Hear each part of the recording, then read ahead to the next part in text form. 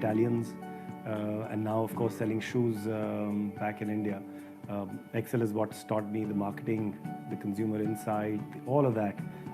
Completely, the credit goes to Excel. Associated with it from 1983 to 85, and it has helped me think about the society a lot more every day of my work and every day of my life. Excel gave me the experience for 2 years in a community living, and I benefited a lot. I made some of my best friends there. Secondly, it instilled in me the values that XLRI stands for, but above all, integrity. And finally, it gave me the aspiration and ambition, together with the determination that has probably helped me get where I am today.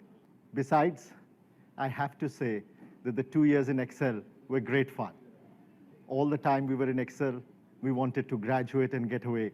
And ever since, we've wanted to reminiscence about the 2 years there. It is a great experience. Fly Excel, fly high.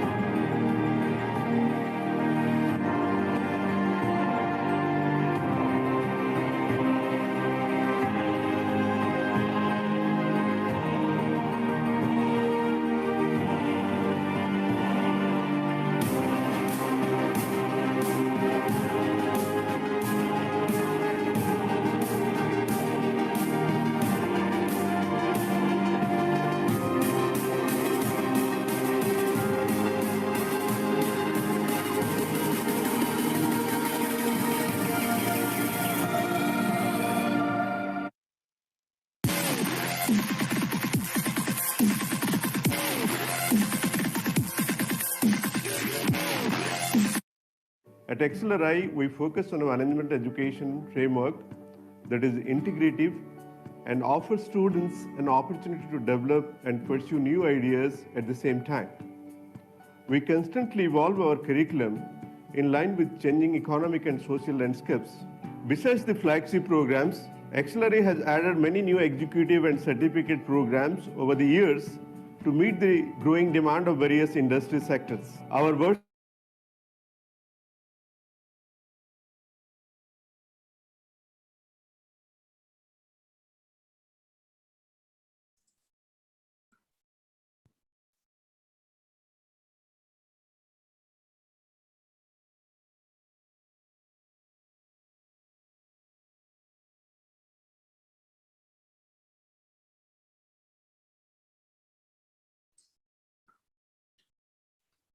So good morning to one and all present here.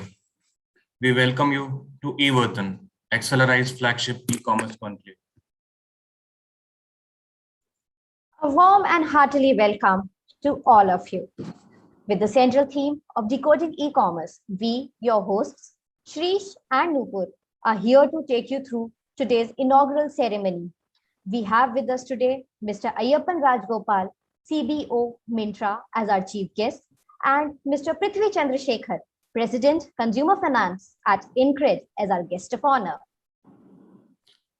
Who would be a better person for the welcome address than an academician who himself is an esteemed alumnus? We invite Dr. Pranabis Ray for the inaugural address.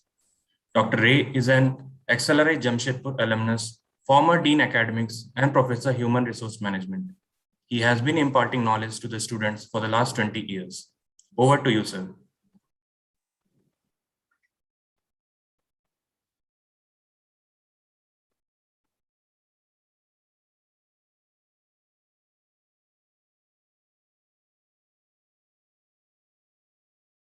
So are you unable to unmute yourself?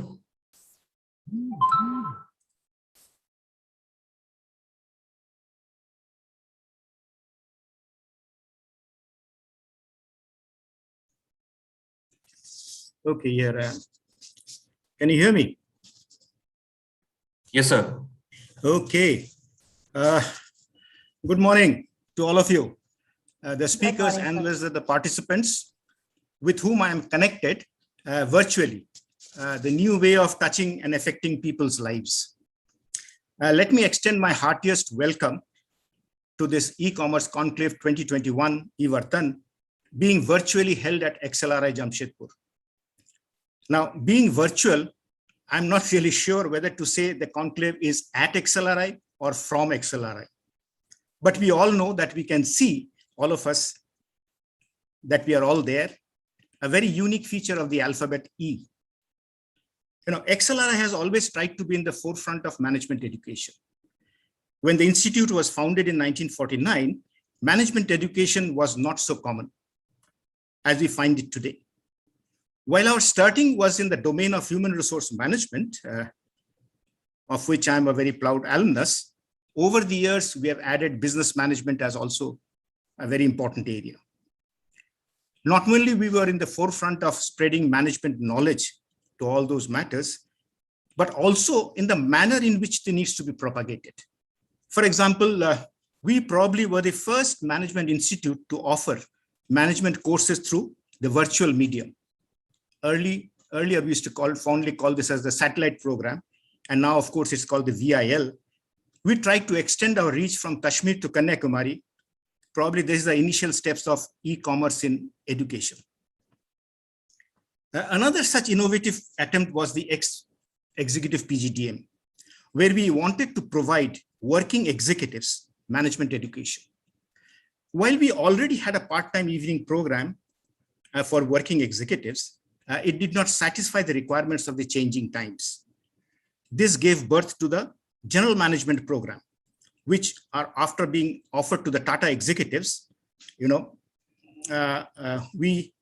it finally changed or metamorphosized into the Executive PGDM, a program where working executives who had missed the bus, that's management education, could return to the classroom to hone their knowledge and skills, to be ready once again to serve the corporate with increased speed, but tempered with keen insights and holistic, mature outlook.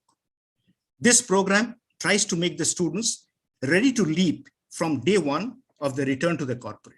So that is what our Executive PGD program is, for which they have working so hard. This conclave has been organized by the Conclave Committee of the Executive PGD program of XLRI on the theme of decoding e-commerce, right? It will host very luminaries in this field, and they will spend the rest of the day in throwing lights on several topics, covering all industries touched with technology and digital transformation. Now, amidst all of the experts and of course the participants, I really feel myself as odd man out. However, in one way, I think my presence has some significance. As the Lakshman's proverbial common man who is directly or indirectly affected by e-commerce. Finally, at the end of the day, it is people like me who will be the focus of all that will be discussed today. By all the assembled pundits, whatever you're discussing, it will be the focus will be us like common man. After all, e-commerce to me is an innovative process by which we are connecting the goods and service providers with the receivers and the users. That's what it is ultimately. More so, when the receiver of the common man is someone who is transiting from the rotary phone to the smartphone. I don't know, many of you may not have seen the rotary phone, but we are all from that age and we are graduating like that. And added to this, we are missing the touch and feel experience that is what we are accustomed to, you know. While the common man feels the uneasiness of the new methods of buying and selling, he also feels thrilled with its instantaneousness, everything at the touch of the button. And as someone said, dunya muthi mein. All this must be kept in mind while adapting such methods. While the above picture may represent the early generation like us, you know, I must agree that there has been a growing acceptability amongst the millennium. The common man has graduated and is comfortable with the smartphone now. Moreover, factors like accelerating internet access, staggering penetration of mobile phones, and robust investments that have been projecting India to be in the route to becoming the world's fastest growing e-commerce market. It is really the most appropriate time to deliberate on e-commerce. I am glad that today's discussion will try and look into e-commerce holistically. And I am also hoping that amidst the bright picture which e-commerce always projects, we should not forget that just like all other innovative ways of doing business, there are quite a few dangers always lurking in the background. Some old, as in our brick and mortar days, and some new, evolving with digitalization. Added to this, human ingenuity will always find ways and means to aggravate the effect, good or bad. I'm sure at the end of the day, all of us will be very enriched with this powerful discussion which is going on. And we will feel more confident with dealings in e-commerce. On a lighter note, we cannot forget that in spite of the cloud kitchen, Zomato, Swiggy, providing any food at any time, at any place, we quite often miss mummy ka magic, those who are unmarried still, or wife ka tarka, for those who are married, in our dishes.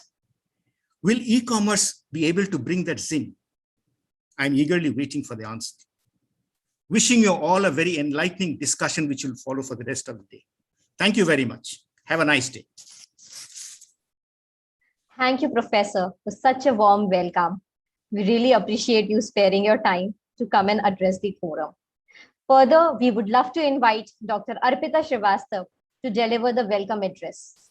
Dr. Arpita is an assistant professor in the marketing area at XLRI Jamshedpur, where she has been a faculty member since 2012. She has obtained her fellowship in marketing from MDI Gurgaon.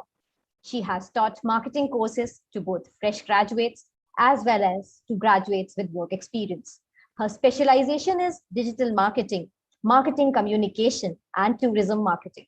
Her elective, internet marketing, is subscribed every year by the MBA students and quite popular among them. Dr. Arpita has taught both online as well as offline and also has taught students from different nationalities. Welcome, ma'am. Thank you for such a wonderful welcome, actually. And I'm happy to be a part of this.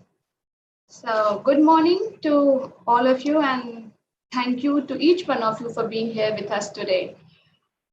Before I give the welcome address, I would like to begin with these famous lines by Charles Dickens in The Tale of Two Cities. It was the best of times. It was the worst of times. It was the age of wisdom. It was the age of foolishness. It was the epoch of belief. It was the epoch of incredulity. It was the season of light. It was the season of darkness. It was the spring of hope. It was the winter of despair. And I believe these lines are quite apt today in what we are going through with the pandemic on one hand and the digital transformation that is happening on the other hand. COVID-19 is the great disruptor that we have seen. Initially, we were easing into the digital platforms with gradually things coming up, but COVID-19 just forced us into it. It accelerated, it gave us the fourth gear to move into the digital landscape. And it has transformed everything, whether it is B2C or it is B2B. And it has created new ways for customer interaction. It has given new business models which never existed even before COVID-19. I would like to give one example, such as elderly people who were staying alone without their kids were probably in other countries and they couldn't travel because of the COVID restrictions. When these elderly people fell sick, they had COVID. Business models such as providing home cooked food for the COVID patient, home delivered, hygienically packed. Even my parents, when they had COVID and they were alone in their hometown, we got service of somebody like this. And pre-COVID, nobody would have thought about this. So this is another example of how a new business model has been created because of COVID. And it will sustain because not just limited to COVID patients, there are other patients who are staying by themselves and need specifically cooked food for their specific illness. So that is one example. And this e-Vartan has come at the exactly very appropriate time with the central theme of decoding e-commerce, because as I just mentioned, there's so many different new business models that are coming up and we have to understand how they work. So decoding them. And so good that our XLRI Executive PGDM class of 21-22 has organized this. Starting with the chief guest address, we have Mr. Ayappan, who will be taking us to the e-commerce ecosystem, which is prevalent in India. We're so glad to have him. After that, with the change in business landscape, because once the landscape is changing, we also need somebody from the financial side to support that. So we have, we'll be talking about fintech. And for that, we have got our guest of honor, Mr. Prithvi Chandrasekhar, who will be sharing his thoughts on this. Throughout the day, we have intriguing panel sessions lined up for all of you. So there are 3 panel sessions which are lined up for the participants, and the panel discussions are on broad areas of e-commerce. So first, we'll be discussing on how to build a collaborative strategy for various stakeholders, such as their brands, logistics, consumers, so many people, they're coming together to give a final product which arrives at your house. So how is these stakeholders impacted and how do we bring them together? Then after that, we have second panel discussion on the future of payments. You know, we have to talk about the money part also, because a lot of it is happening in digital payments. Has COVID accelerated the inclination to a cashless society? Is everybody moving towards cashless society? Or there are still people who want to stick with the traditional method? And the third panel discussion is on customer experience in the post-Amazon world. Everybody is impacted by Amazon. I'm sure everybody, if you look around, you'll find one Amazon box in your house. So how things will change with post-Amazon world.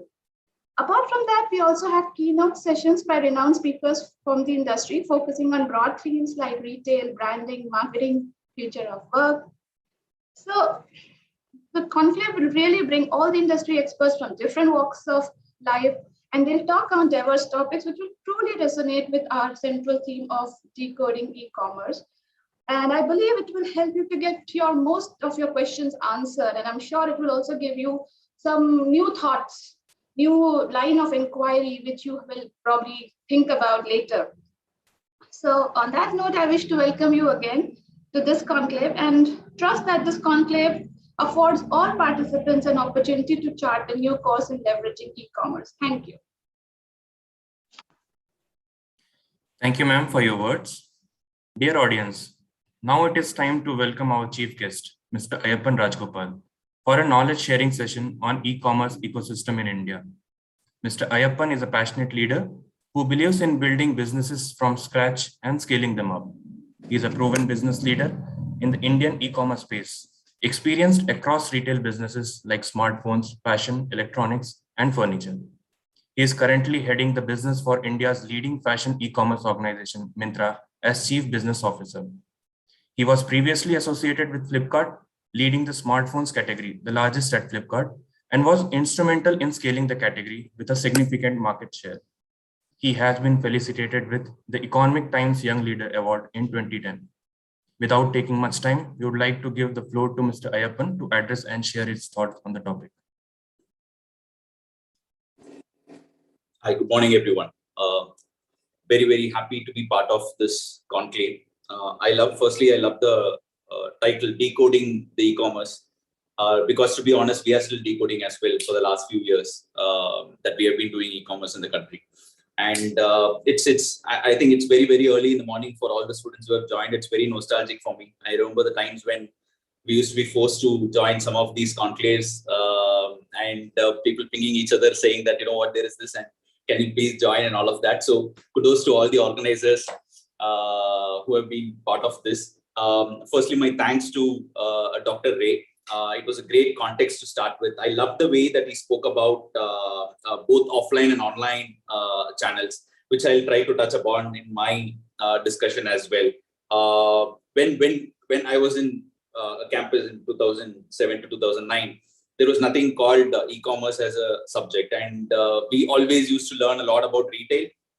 We had a lot of guest lectures and electives around retail and modern retail, what happens in the FMCG world, in the B2B and all of that, but never anything about e-commerce because it was very, very nascent, and we never knew like how it was going to evolve.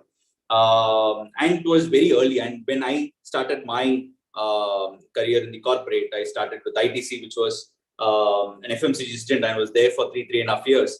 So when I connected back from now to what I used to do in ITC to what I used to learn in Excel, I never knew at that point of time, whatever I used to do at that point of time, that will come in handy now. So my only request is like, probably a lot of times you would feel that, is this relevant? What I'm learning, is this relevant when it comes to even a few electives which I'm like forced to take, or maybe I feel it's completely disconnected. You never know how it will come handy.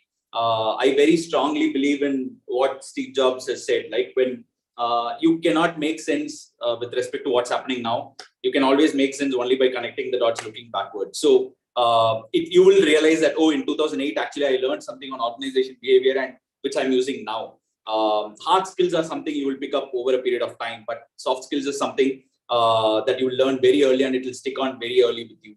So from that point of view, I'm thankful to all the professors and the great faculty who I have been blessed to have spent time with in those wonderful 2 years. Coming back to e-commerce, so I'll not bore a lot of you with the data and hard facts and stuff, while I will comment on a few, but I'll just broadly cover 3 aspects. One, in my view, from what I have seen, how e-commerce has evolved over the last 12 to 13 years in the country. Yes, it started way back. I think, if I'm not wrong, the very, very early ones, the segment which started getting disrupted through online was travel, with Make My Trips, Clear Trips, and Yatras of the world, who were the pioneers actually in bringing the consumers into online as a mode. Then it started with Rediff Shopping, Yahoo Shopping, I think India Plaza, those kind of platforms. But I think true disruption started 2007, 2008, when there were like several platforms, including Flipkart. I've been very happy to be associated with Flipkart since the year 2013. That was a watershed year for Indian e-commerce because of 2 reasons. One, Flipkart launched its true marketplace in the year 2013, and I joined that particular team. And Amazon started in India in 2013. So it was like 2 great moments that happened in 2013, and I've been very fortunate to join e-commerce in that year. So starting with the evolution, right? In offline, you will keep hearing about a few things which has always helped the offline brands to do well, or offline ecosystem to do well, right? If I connect back to ITC again, I'll speak about it. The 3 things that we keep speaking about in the FMCG world is availability, visibility, and freshness. So the products need to be available, basically, or in stock, and visibility, it needs to be available on the counter, whether it's a general trade or it's modern trade, and its freshness. When consumers step into the outlet, they need to see the most fresh products. And these were the fulcrum of the offline or the sales and distribution when it comes to offline. When I move into e-commerce, the way we look at it, the similar 3 fulcrums are selection, pricing, and service, right? So when you speak about selection, it's about the gamut of products that you have, the number of products, the sheer selection that you have for the customers, because typically in offline, you don't get access to that kind of selection. Even if you step into a modern trade, you won't be able to see even more than 10% of what a single organization is able to stock. So from that perspective, what e-commerce opened its doors was actually starting with selection. The second thing, absolutely, yes, there is no debate on it. And that's what e-commerce is being kept talked about, which is on the pricing and the discounting and all of that. Because there is an ability to actually break all the channels in between, right? You're able to connect directly from the manufacturer to to the consumer. So the e-commerce is able to actually remove every single channel that is built in between. So because of that, the ability to give the pricing, and also because of the fact that the scale of operations, retail is always about scale. The moment you start leveraging your fixed cost, you'll be able to actually turn profitable in a much, much faster way. And hence, e-commerce is always about like operating at thin margins. And it's not just e-commerce, right? I think what DMart has been able to do, what Walmart has been able to do globally, what Amazon has been able to do in US, all of these models are again hinged on one particular thing, which is basically scale. And that gives you a lot of cost advantage, and in turn gives the pricing advantage to the consumers. And the third important element being service, the speed of delivery, right? Great customer experience. The one difference that Indian ecosystem has always had when compared to the other developed countries was, unlike the Western countries, India never had a great modern trade. The penetration of modern trade, the large format retail stores, was very, very less. It was never more than 10%. But when you take US or China, the modern trade penetration was much, much higher. So because of that, people were used to actually very good experience, which you typically don't get in offline. But nevertheless, I'm not discounting the role of mom and pop stores. I think they are the hands and legs of the entire retail distribution. There is no debate on that. But when it comes to experience, there are of course limitations. And that's what, when e-commerce came in, it was able to give. And the kind of disruptions that happened to give that sort of service, right? Whether it was cash on delivery, otherwise it was unheard of. Like nobody thought that, you know what, you could actually order a product and go to the customer's doorstep, and then you can pick it up, and then you can actually pay. So these were important elements in actually driving trust, and several innovations that happened around it. Because in India, the distribution network was pretty limited when it came to any courier system. The largest distribution system that was there was Indian Post Office, right? And of course, the Indian Post Office cannot be used for the typical consumer reaching distribution. And hence, there was a role which e-commerce had to play in building its own courier system. So when Flipkart launched its own e-cart, which is our own logistics network, today that's the single largest delivery network in the country. And likewise, every other logistics player has started as well. Today, there are like specialized logistics players like Delivery, who has been able to actually disrupt the space completely with respect to the way they are able to reach even the tier 3 and tier 4 in every nook and corner of the pin code. And there are these other innovations which has also helped, because again, unlike Western countries, the penetration of the debit card or the credit card in Indian ecosystem is very, very less. Because of that, there need to be innovations done with respect to other modes of transaction as well. So today, if you look at it, there are no-cost EMI programs which are built even not just on credit card and debit card, but even without that. So there are these Bajaj Finserv sort of players who have come into the market, who have been able to actually offer a great service basis the kind of loan books they have been able to build upon, right? And these were like some of the early innovations that we were able to see. So today, if you look at it, right, to quote some of the numbers, Indian internet user base is somewhere around 700 million. And definitely thanks to some of the innovations that starting with Reliance and Airtel and what other players have been able to do. And the 700 million is because of the 650 plus smartphone penetration that has happened in the country. And because of two reasons, yes, one is the telecom players with their lower ARPU rates and all of that, they've been able to give this, and also very low cost smartphones that have been able to come into the country. So because of these two, the Indian internet penetration is like very, very high. And we still believe there is a long way to go when it comes to converting this internet user base to actually the product transactors, which I'll touch upon how the funnel works out as well, right? So online shopper base, if you look at it today, it's around 140 million. So out of 650 million smartphone users, there are still only 140 million actually Indians who are still shopping, right? In spite of that, the industry is 40 billion, right? And that shows the kind of potential and the headspace that exists, how it's going to pan out. And this journey was not easy, of course. Earlier, there were like a lot of resistance, both from offline channels. The brand used to see it as, yeah, e-commerce is like a necessary evil. We can't live without it. Either you be present, or anyway, they'll be buying it from through other means, whether direct imports or something. So what do we do to work with them? That's when the seriousness started in. So only from 2015 or 2016, the brand started thinking about, okay, e-commerce is a channel now that we need to actually have our own strategy on. That's when the digital team started getting built in all these teams as well. Because when you look at other countries, they are far ahead. They are like much far ahead. Like US and China, it's like if what we are doing in 2021, they did that in 2009 and 2010. And the kind of scale that happened in those countries, we are trying to catch up on. And that also gives a lot of hope, because in the next 10 years, that's what is exactly going to happen in India.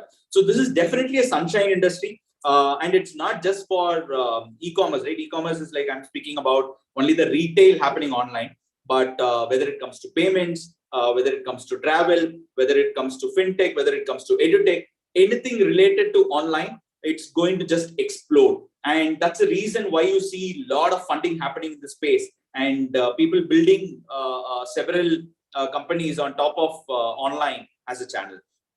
And initially, there was only metro-led disruption. They were the early adopters, the 20 to 30 age group. They shopped a lot. And then the other ones, like starting with the 30 plus, the office goers, they started joining the bandwagon. So earlier, like 3-4 years back, the entire e-commerce used to be like 70-80% metro customers. Today, if you look at it, it's not more than 40-50%. Again, shows the kind of jump the tier 2, tier 3 markets have been able to have in this category. When it comes to commerce, the way internally e-commerce companies refers to the category strategy, or how do we look at categories, right? There are broadly 3 categories. One are head categories, then there are these torso categories, then there are these long tail categories. So what are these head categories? Head categories are categories like smartphones, large appliances, TVs, refrigerator, electronics, where consumers shop by name of the model itself, name of the SKU itself. You know that the Pareto exists in a very, very steep way. 10% of SKUs contribute to 80% of the sale. All of these are head categories. So for example, iPhone, Samsung, Redmi Note, all these 3 or 4 models will contribute to 70-80% of the entire smartphone sale. And hence these are head categories. The torso categories are more like a combination, or probably let me cover long tail. The explanation of torso will be easier. The long tail are one where the Pareto is very, very steep. Here, like 50% of SKUs will be contributing to 70% of the sales. There is no one SKU, hero SKU, which is contributing to like 20% of the contribution or 30% of the sales contribution. Typically FMCG, general merchandise, beauty and personal care, consumables, all these categories fall, or mobile accessories, because nobody bothers about what brand of case or a cover or a screen guard that you put on a smartphone. These are typically the long tail categories. The categories which are in between, which cannot be categorized as head, which cannot be categorized as tail, are typically the torso categories. Typically furniture kind of products, home kind of products, some of them can be categorized into this bucket.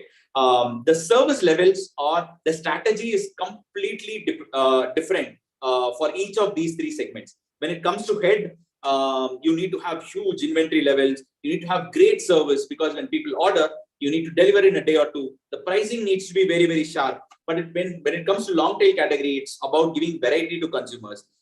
Even like fashion, right? You need to have several models, several styles, several SKUs, several varieties, several sizes, several colors, right? And hence distributing in a very, very scientific way gets very tricky. So the speed of the service gets discounted, because people also don't bother about it. It's not like I need this denim trouser within a day. It's about like, I need my size denim. That's what will be the focus, rather than actually going for the speed of the delivery, right? So that's how these products are different. And when we build the internal strategy as well, that's how we look at these categories.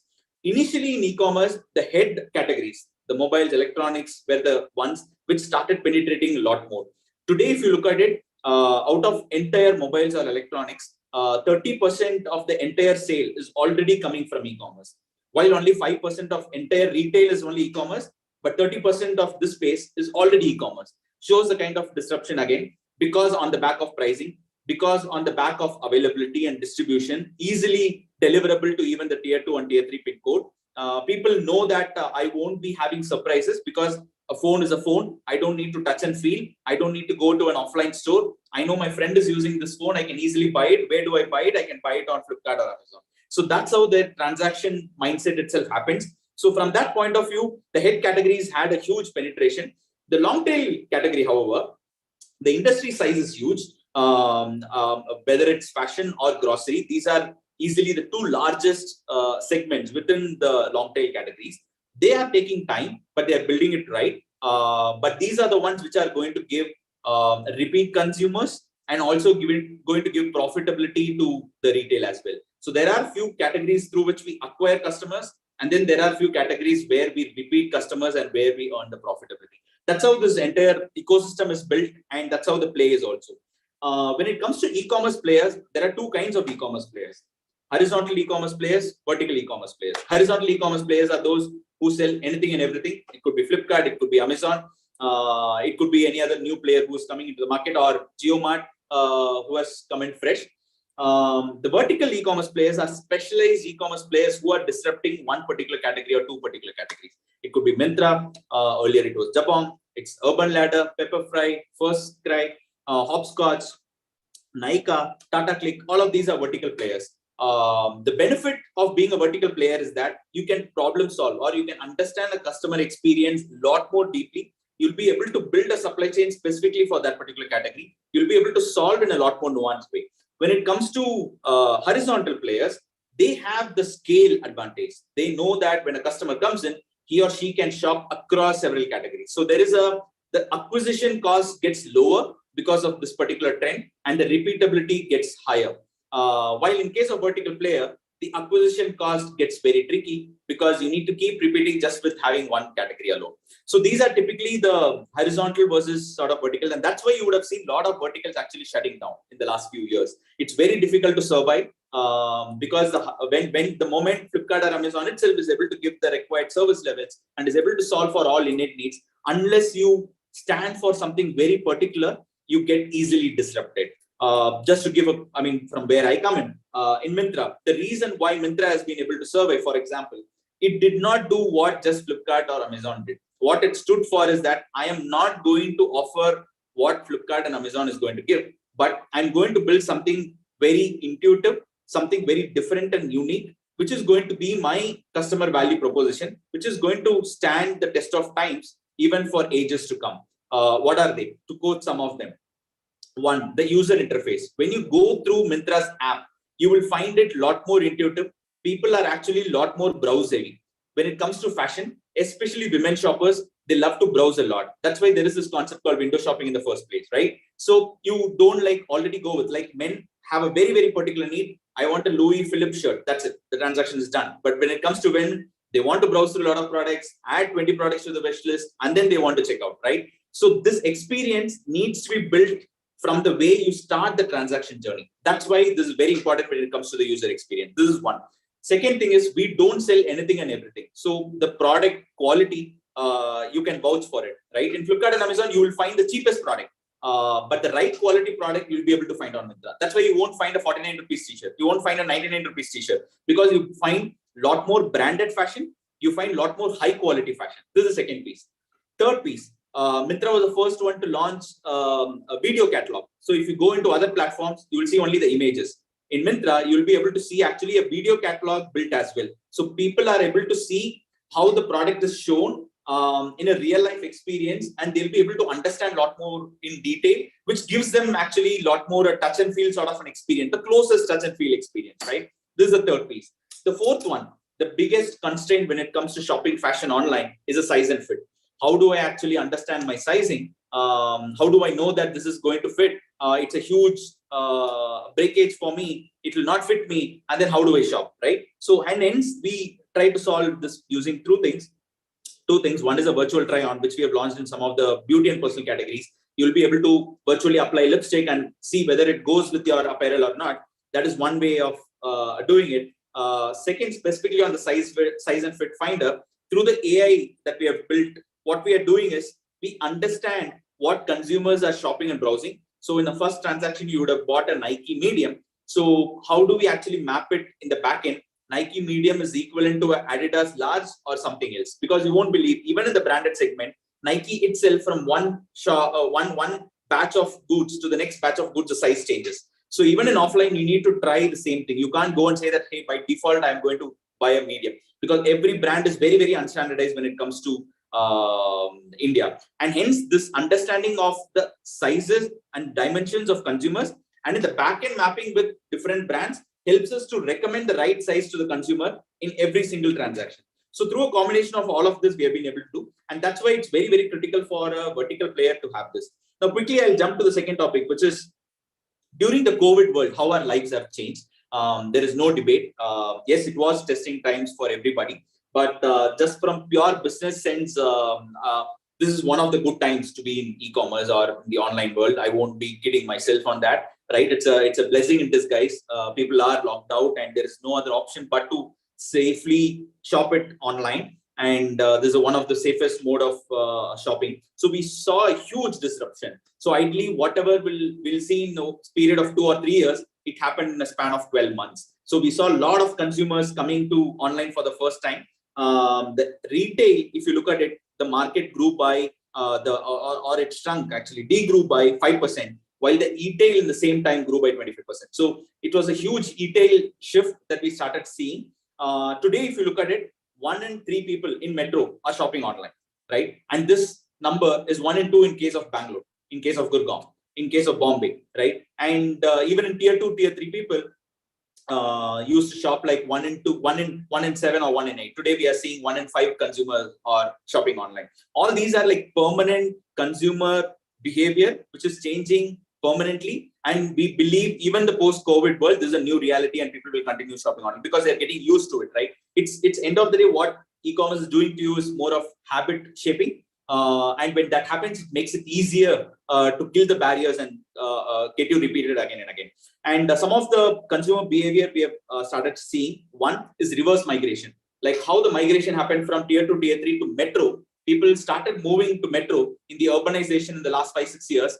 Now, in the last 12 to 18 months, you won't believe the customers who used to get the same customer who was delivering to the pin codes in Bangalore and Bombay now are doing from Nasik and Meerut, right? The same customers have gone back to their hometowns. There is no barrier. And this again helps us a lot because when those customers, they are going to tier 2, tier 3, they don't have their branded showrooms. They don't have places to shop from. So it makes them a lot more stickier to actually shop from online. So this is another behavior we started seeing.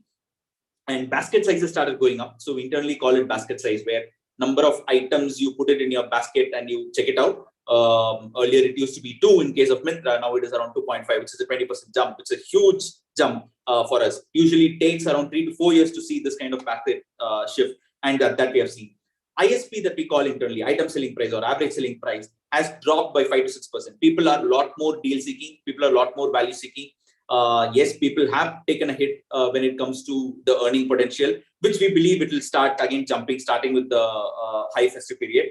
Yes, I'm hoping all of you will shop as well. In a week's time is the single largest festive period is starting across all e-commerce platforms. So it's the best time to shop all the love products that you have. So during this period alone, you see a very high spike in e-commerce demand. So just to give some numbers, $8 billion was the money spent in the last year festive period in 30 days, right? That's a massive, massive number. And this year, we believe that number will be between 10 to $12 billion, right? That's again a massive period. And it's not the 1/12 of a year that's getting spent in 30 days, but it's actually close to 20% of the entire year's spending happening in just that 1 month. So that's about what's happening during COVID. And to touch upon other things, the ecosystem as well, right? The sellers have started understanding as well. People know that earlier they knew that offline was a very different channel, online was a different channel.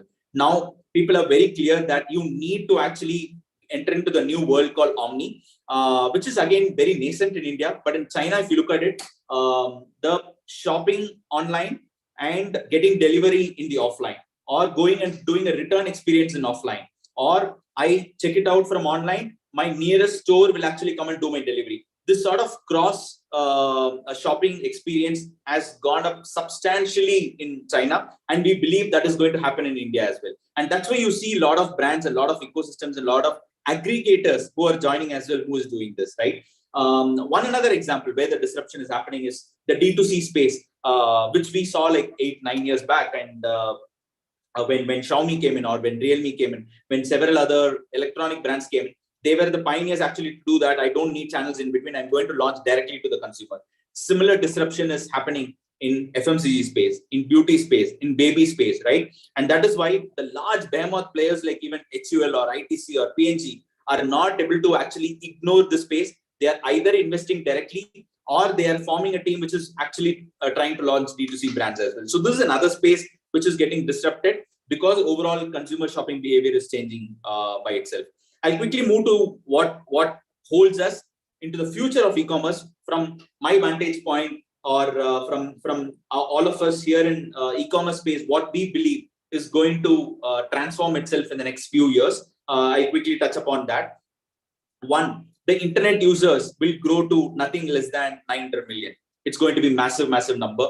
900 million is easily the largest sort of internet user base that is going to exist in the world. And hence you see a lot of players, whether it's in the VC space or in the PE space or in the branded space, everybody wants to come to India because of this captive audience, which is 900 million, right? And out of that, the first adoption will always be on the chatting and the social media, where we believe around 750 to 800 million consumers will move into the space. Then the next set of customers who will adopt is going to be the video content or video consumers, who will be somewhere around 550 to 600 millions. And from there, we believe the next biggest adoption will be the service transactors, right? When I say service transactors, it could be on the payment space, it could be your phone pay, Google Pay, and all of these fintech. It could be your ticket booking, whether in train, whether in travel, flight, hotel booking. These will be the service transactors. So that we believe is going to be around 500 million. Next come the product transactors, where from today's 140 million, it's going to jump to 400 million in just 5 years' time, right? And this is like an unbelievable number, and the kind of potential it has is amazing, because with the current number of 40 billion e-commerce numbers, right? The e-commerce today industry is 40 billion out of the entire offline retail of 850 billion. This number is going to cross 150 billion by 2025 or 2026. So that will be the year where e-commerce will officially take over modern trade, and we will be crossing the modern trade as a channel. So that will be definitely a watershed year. So the next 3 to 4 years is going to be a huge leap, a jump in that space. And the reason why I keep quoting about the Western countries and what's happening there is, just to quote, like I was talking about 5% or 4% e-commerce penetration in India. Guess the number in China or US. In China, it's already 33%, right? In US, it's already 20%. And still they're continuing to grow faster, right? So it has a huge potential. There is definitely that sort of space that exists. And some of the nuances we believe, which is going to make this happen. One, the Indian language users on online is going to explode, right? Today, most of these shoppers, 80% of these 130, 140 million are shopping on English. This number is going to be around 500 million plus. Everybody is going to start their transaction for the first time by using the regional content, whether it's Hindi or it's the local content like Tamil, Telugu, and all of that, right? The second point being the tier 2, tier 3 will play even bigger role. So you need to build your logistics, you need to build your supply chain to cater to this one. Your payment needs to be even more seamless. People need to be given that sort of trust. That's going to play a very, very critical role.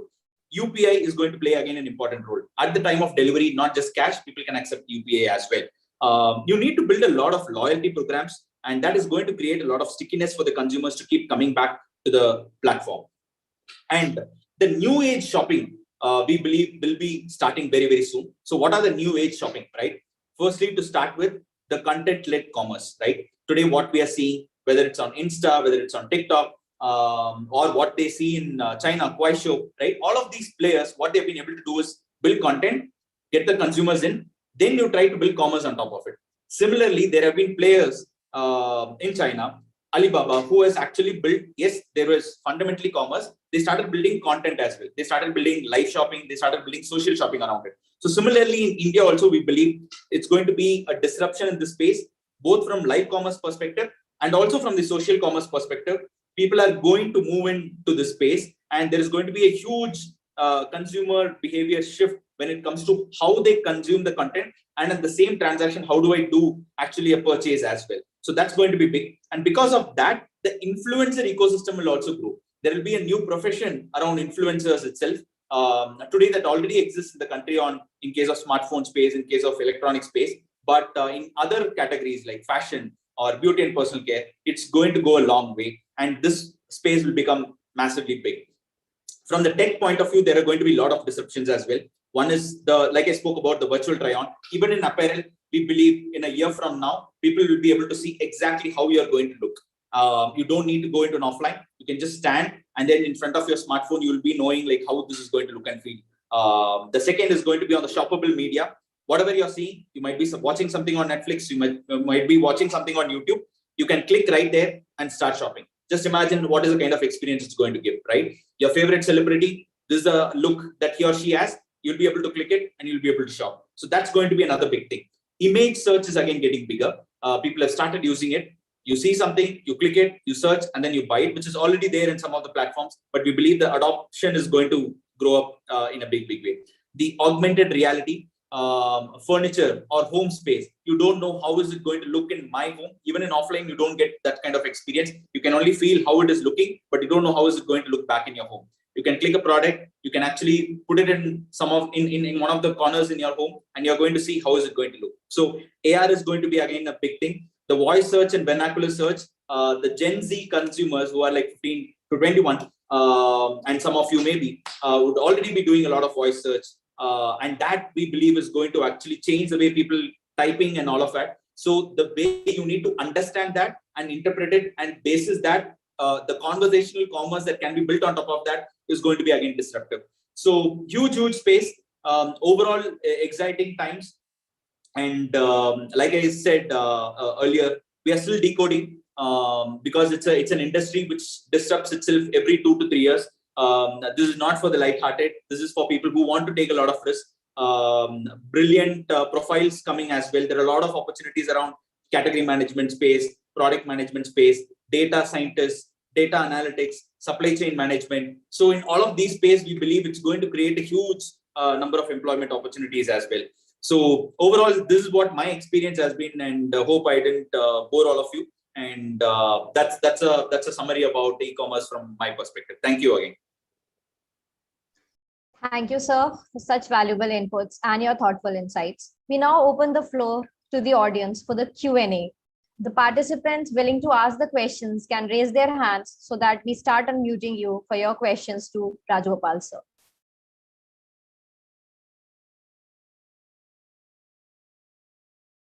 The first question we have is from Ankita. Ankita, your question, please. Hello, sir. Good morning. So I have two questions for you. First would be how difficult it is for new ventures to come on board with the e-commerce ecosystem. If I heard you right, how do the new vendors get onboarded into e-commerce? Yeah, if it's a new business, how well, what is the difficulties for them to enter the ecosystem? Got it. Okay. Yeah. Firstly, please don't call me sir. Please call me Ayyappan. Only the professors here needs to be called sir, not me.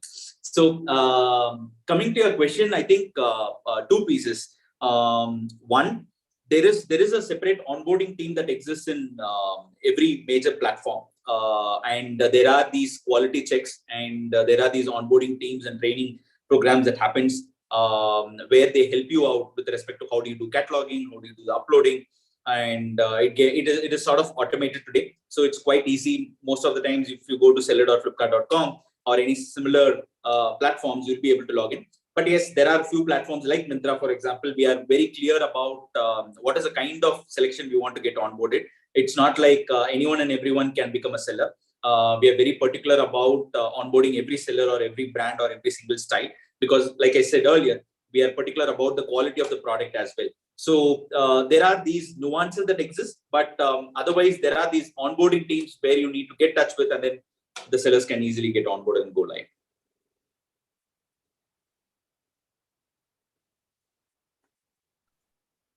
Okay, now I shall call upon Kaushik for his question.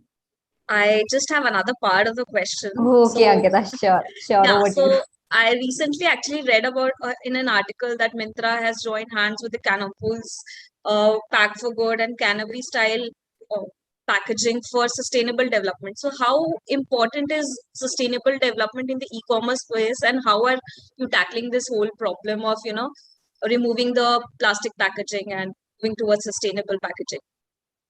Yeah, a good question. So I think there are two parts, right? One is just to put it in the PR and say that, hey, you know what, I'm also being part of this sustainable sort of an exercise and all of it. Second is truly living for it and ensuring that whatever bit you can give back to the Mother Earth. So from that perspective, we are internally very, very particular. That's why we have taken a few decisions. Typically, you would not see e-commerce taking any decision which is going to increase your cost. But in our case, we have taken several decisions when it comes to being sustainable. One of that is being the packaging, because packaging material, when it comes to it, with respect to damage, with respect to returns and all of that, it's always better to use a plastic cover. But we know that that's not a sustainable one, and hence we started experimenting with this, and there have been great results. And we are also learning over the process. So packaging is something that we want to completely move. So between paper packaging and the bamboo lead packaging or the other canopy lead thing, we believe that most of the packaging will move into a sustainable packaging in 2 to 3 years time. This is one. Second is selling the material which are sustainable as well. So internally in Myntra, we have a store called Myntra for Earth, where you will find out a lot of products which are absolutely sustainable, which are made from the material and the fabric which are sustainable. This is the second piece. Third, all our warehouses, all our FCs are completely solar panel enabled. So we have started using our own generated sort of energy, which is again reducing the consumption of non-renewable. The fourth part being, we've started using electric scooters and electric vehicles for the last mile deliveries as well. So as a combination of all of this, we believe we have been able to actually make a genuine effort towards sustainability, and there is a long way to go.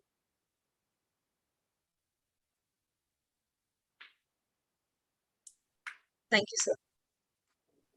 Next, we have Kaushik for the Q&A. Over to you, Kaushik. Thank you. Thank you. Very good morning. So my question is, so basically e-commerce penetration is quite less in B2B as compared to B2C. So like, how do you think will e-commerce for B2B evolve, and what crucial domains are there where you perceive there could be tremendous growth in this particular? Yeah. So there are few spaces. B2B doesn't exist only in commerce, right? B2B exists in several spaces. So SaaS kind of environments are all doing really, really well when it comes to B2B. So when it comes to e-commerce in particular, I would say B2B is still very nascent, while there are a lot of players, whether it's Udaan, even Flipkart has Flipkart Wholesale, Amazon has Amazon Wholesale. I would say it's very nascent because the value proposition is still not clear yet.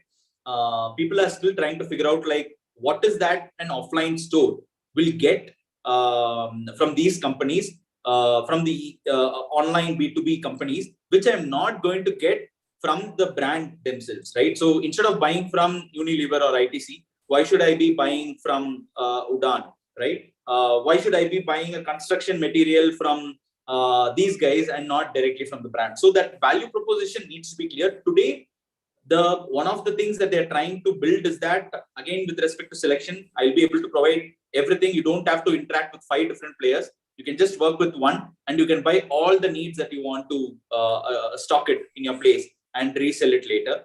The second being the credit that is being offered to these players. And in turn, working capital is one of the key aspects when it comes to the business, when it comes to trade or wholesalers for anyone.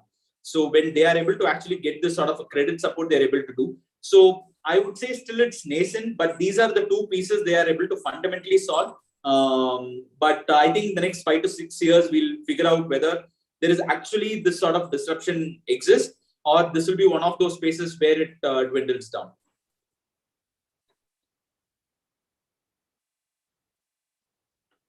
Next, we have Archita for the Q&A. Hello, sir. Good morning. So my question is revolving around the return policy. So how do Myntra deal with the returns, the losses, or how it goes on? Is there a loss that Myntra incurs because of the return policy, and how does it tackle that process? Yeah, good question. That's one of the pain points that exists always for all e-commerce players, including Myntra. So there are 2 kinds of return that exist. One return is where the product never got opened at the customer place, and then it just got returned because you are not able to locate the customer. The customer did not want the product. Due to any of these reasons, it just gets returned. This is fairly easy to handle. because you can just restock it and then resell it again. You don't have to worry about it. The second set of return is the RVP, we call it internally, which is a reverse pickup, where customer has used the product or at least opened and seen the product. Now the seal is broken. What do we do? So there are like 2 or 3 things that we do internally. Firstly, the best way to do this is to reduce the return fundamentally, to understand why the customer is returning. Is it because bought a wrong product, because of the size and fit issues, which I was speaking about, where we try to recommend the right size and fit so that the return never happens in the first place. Second, is it because the look and feel I never understood, and hence when I wear it, I didn't like the fit, I didn't like the look that it gives me. So whether through virtual try-on and through other means, I can actually give the closest look and feel the customer will get. That's the second part. But yes, still, if the return happens, what do? We try to refurbish, we try to get it to the brand actually gets it back to the original shape, and then we try to resell. But if nothing works out, then we absolutely salvage it, where we sell it to players who internally sell the used products. And these are some of the things that we do for reducing our returns cost. Thank you, Archita, for your question. One question I have from my side, when specifically Myntra caters to people at tier 2, tier 3 cities, they are looking for certain affordable range. So how does that consumer behavior affect Myntra's operations? Because we have, being a regular shopper at Myntra, I know there is a segment of high end, there is a segment of low end. So how do you strike that critical balance? Yeah, it's yeah, it's a live problem that we have. It is never easy because while we speak a lot about personalization, but at the ground level, it is never easy, because you need a lot of data about like how the consumer shops or browses, and that happens over a period of time. It doesn't happen like in the first transaction or second transaction. So we do a lot of things to understand over a period of time before the true personalization kicks in, and where we can actually start recommending the products. But until then, I would say it's a lot more hit and sort of a miss for the first few transactions. We try to show what most of the customers love to shop. The second piece that we use is the PIN code through which the consumer is actually using. Because unlike desktop, the good part about mobile app usage is that we know several information when a consumer starts the journey itself. For example, the model of the handset, right? The brand, the handset, whether it's Android or iOS. Basis these things, these are also the inputs that go into understand whether he or she is a branded consumer or unbranded, whether it's a low ASP consumer or high ASP consumer. Second, because of the PIN code, because of the location accuracy that we are able to get, we know where you are coming from. So basis this, again, we are able to showcase the merchandise that is being shopped by people around your geography. So these are some of the things that we do. Also, one more thing that we use also is that from where did you land? Whether did you land directly from the app, or when you're landing on the M site, mobile site, we call it internally mobile web. You would have been seeing an ad in one of the browsing sites. You would have been watching some YouTube content. There was an ad, and then you clicked it, right? And what content you were watching, or from which site you came and landed on Myntra. These also serve as signals, which in turn helps us in understanding the consumers and hence recommend or suggest products accordingly. Thanks a lot, Mr. Rajagopalan. Now we have Nikhil to ask this question. Good morning, sir. So my question is regarding credit support. I have read about few credit support programs of Flipkart and Amazon, through which sellers are provided financial assistance. But direct credit support from commercial banks is still very low, I mean, to the sellers. So what should be done to change this scenario so that these sellers get direct financial assistance from banks? So firstly, for these brands, it doesn't matter where they get it from. There is a reason why even the banking segment is getting disrupted, right? The whole objective of fintech being disrupted is because it's a very, very traditional thinking when it comes to banks. Banks either need a collateral, or they need some book to value your credit score, and then basis that you want to give. And most of the times this information is very, very limited, either if you don't have such kind of transaction. So for a retail consumer in that parlance, right? If you have not used a credit card in the past, you don't know how this customer has browsed or shopped. So this person, this bank thinks a lot whether I should be offering a credit card in the first place or not, right? So it gets very, very tricky for these consumers.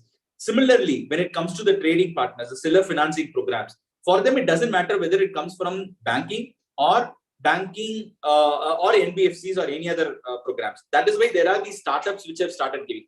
You won't believe that, in fact, to the extent of today, if you look at it, there are players who have come into the space who are even offering credit similar to the loans. And these are even to the startups, right? Even to players like, for example, if you look at a Club, there is an app called Club. There is a startup called Club. What they do is they are able to actually offer credit. It's more like revenue-based financing. So there are these new age models which have come in. So for players, it doesn't matter unless otherwise your cost of borrowing, cost of capital is high. People are happy to get anywhere and everywhere. So I don't think banks will be the ones to disrupt. It is going to be these new age fintech players, peer-to-peer lending, the startups which are going to enable the lending to these sellers because they understand them a lot more deeply through data more than actually banks.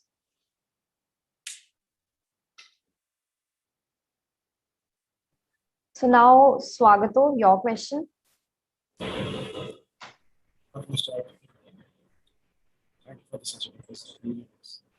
Something that you discussed heavily upon was the growth trajectory of e-commerce.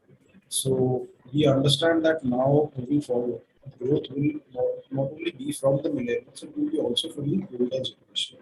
So while it's easier to educate the younger generation on e-commerce, how do you plan to educate the older people, by older I mean above 40, 35, 40, who are not that tech savvy or not that comfortable with apps and understanding, navigating the whole interface and getting to their choice of products. So how does that happen? Okay, the audio clarity wasn't good. I'll just repeat if I understood the question. I can repeat myself. No worry, I'll just repeat if you can just tell me if I have interpreted correctly. How will the older generation of consumers be hand-holded to get into e-commerce, right? Yeah. So firstly, right, yes, the sweet spot when it comes to e-commerce or people who are shopping online is 30 to 40, and of course the Gen Zs who are coming in. So these consumers, when they keep getting older, the problem is solved. That is one. Second, most of the times, the people in the family, the first entrant in the family or the first shopper in the family, what we have seen is that actually it's kids. That's why kids categories or toys and books and games and all of that are becoming a huge first time acquiring category. So what in turn is happening is it is actually these kids or these customers who are actually then pushing their parents or their grandparents to actually start shopping, right? So first it's about the trust part. I think learning, I'll come to it later. First, it's about the trust part that, you know what, you don't need to worry. It's not just because that generation is just wants that instant gratification. That's what they're used to when it comes to shopping. They need to go to a shop, give the money, get the product, open it. I'm happy. It doesn't matter whether I'm getting 100 rupees costlier or not. I need to get this product right now, right? So similarly, when it comes to these customers, that's a sort of trust building that happens over a period of time. They see in their community a lot of people shopping and all of that. The second part being like from the technology perspective, how do we actually make it easier? And that's where I think the voice search or the image search or making like the two-touch shopping, right? So you don't need to worry about anything. Can you just make it as simple as like click a product and just buy now?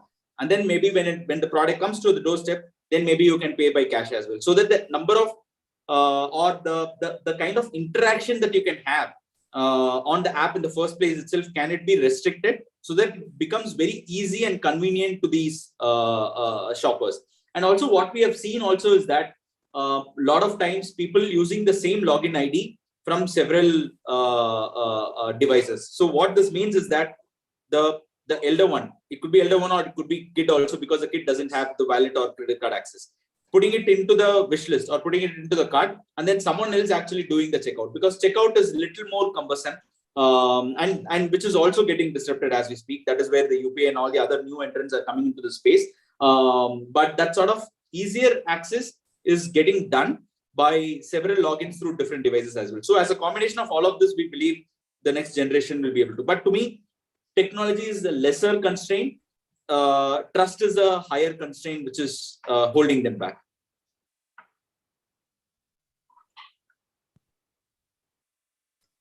I guess, Swagato, any more questions from your side? Thank you, sir. Okay, so Udit, we welcome your question now. Yeah, good morning, sir. Artificial intelligence is transforming every sector. So what role artificial intelligence is playing in giving enhanced experience to the customers now? Yeah, so like I spoke about earlier as well, right? I think the first biggest thing that happens using AI and what we have been able to see is that when it comes to personalization, personalization is a huge gamut. You can put it in a smaller bucket saying that I understand the consumer and then I recommend, but it's not that simple because the number of signals that you can take and then you can learn out of it and then actually basis that you develop the output. This is one way of AI. Second, when it comes to buying itself, like how do we understand it, especially when in case of categories like fashion, where the season keeps changing, where the trends keep changing, how do we understand that the consumer shopping behavior is going to change as well? Because end of the day, retail is all about managing the inventory in the right way. If you are buying wrong, then you will go terribly wrong. And you're stuck in your inventory levels with respect to holding wrong merchandise. And this in terms impacts your working capital and your business goes downward spiral. So how do we predict earlier that whether my consumer is actually going to love what I'm going to buy from my brands and going to stock it? So this is another place where AI is helping us. Before even buying, we go and tell the brands saying that, hey, you know what, these are the trends, these are the patterns. You know what, this person loves gray t-shirt. So even if you like a new pattern, maybe it has to come with the stripes instead of checks because usually he or she browses a lot more on stripe than check. So these are some of the signals that go in actually understanding what needs to be bought on the merchandise as well. The third part, like I said earlier about understanding the size and fit, that's another piece where we believe it's going to help as well. One of the pieces where it's going to actually help a lot in future, it's going to be in the way we understand how consumers are consuming the content as well. If and this is one of the technologies I read, it's being tested out in Japan, where consumer is actually watching some video. When he or she was watching the video, the eyeball was actually going towards one particular character in that content, which means that maybe he or she loves that particular merchandise, and hence my next referral, the ad that he or she is going to see has to be that particular merchandise, right? So this is again the kind of learning that is going to come in, all built on the basis of data, which is going to ensure that both from the ecosystem point of view and also from the consumer point of view, it's going to help. Thank you, sir, for the answer. I think we have time for one last question. Jagan, your question. Yeah, very good morning, sir. Sir, at the e-commerce platforms, customers crave for social proofs. They always look forward to read customer reviews before buying a product, especially for the product that involves higher customer involvement. However, customers mostly provide reviews when they feel very frustrated rather than at the times they feel satisfied. So as a e-commerce platform, how will you promote customers to go for customer reviews? And also, what are the KPIs involved for also the machine learning? Sorry, I missed your second question, Jagan. Also, what are the KPIs, key performance indicators that you require for for the inventory management in futures or in artificial intelligence? Okay, got it. The first question on the customer review. Firstly, when customer review happens itself, again, that's another place where AI is helping us. We know that whether it's a product-based review or service-based review, most of the times the bad feedback that comes in is because the service was bad, but the product feedback will be genuine. So that's why if you go and look at the product, there will be like, if you take, for example, an apparel, there will be a rating for quality, there will be a rating for delivery speed, there will be a rating for the size and fit of the product. So different parameters exist. So because of this, we are able to clearly understand whether the review was bad because of product or service, and hence people don't shy away. Just to answer your question, it's not that people come and write reviews only if it's bad. People write a lot of reviews when it's good as well. And it's just that the usual human tendency is to complain, and that's when you want to write. You want to speak a lot more about bad things than about good things, and we all love to do that, whether it comes to social media or on e-commerce shopping platforms. So, but leaving that aside, there is a good enough mechanism to understand and split this between product and service, and because of that, we are able to get the right reviews. The second part is also we have started incentivizing the customers who are writing reviews as well. So we have internally started building programs which are going to help customers, and other customers can come and upvote your review or rating as well. So this sort of becomes like a social acceptance when it comes to writing reviews. So because this, people write a lot of reviews, and also in fashion, like for example in Myntra, there are a lot of video reviews or photo image reviews as well. So people want to actually be associated with this particular product because they want to put it as like, you know what, there's another place where I can put, and maybe strangers can come and like the look and feel I'm giving for this product, right? So that's again another sort of validation that you can have for yourself. So reviews, we have enough and more places to get the reviews from, so that's not a big problem. When it comes to KPIs, in case of inventory, one is we measure the inventory health, whether you have the right number of days. Second, whether the stock turns are right. We internally call it STRs, where like how many turns you are able to do for the kind of inventory you have bought, whether you are able to rotate twice in a year or thrice in a year. This again shows how you are using your working capital. Third, by the age of inventory as well, whether you are whatever you bought, is it getting sold in 3 months or 6 months? How much of what percentage of inventory that is lying in your warehouse is 6 months old or 9 months old or 10 months old? So this is another place which again helps. So all of this again in turn goes back and informs the brands and the seller partners as well, saying that, hey, you know what, this particular item that you bought did not sell, so maybe don't buy it now and buy something which is actually faster selling, which you don't even have. Some other brand is trying to sell this type. Would you want to stock it up and actually sell? So these are some of the things that we use internally to measure the inventory health and also help the brand partners. Clear, sir. Thanks for wonderful answers, sir.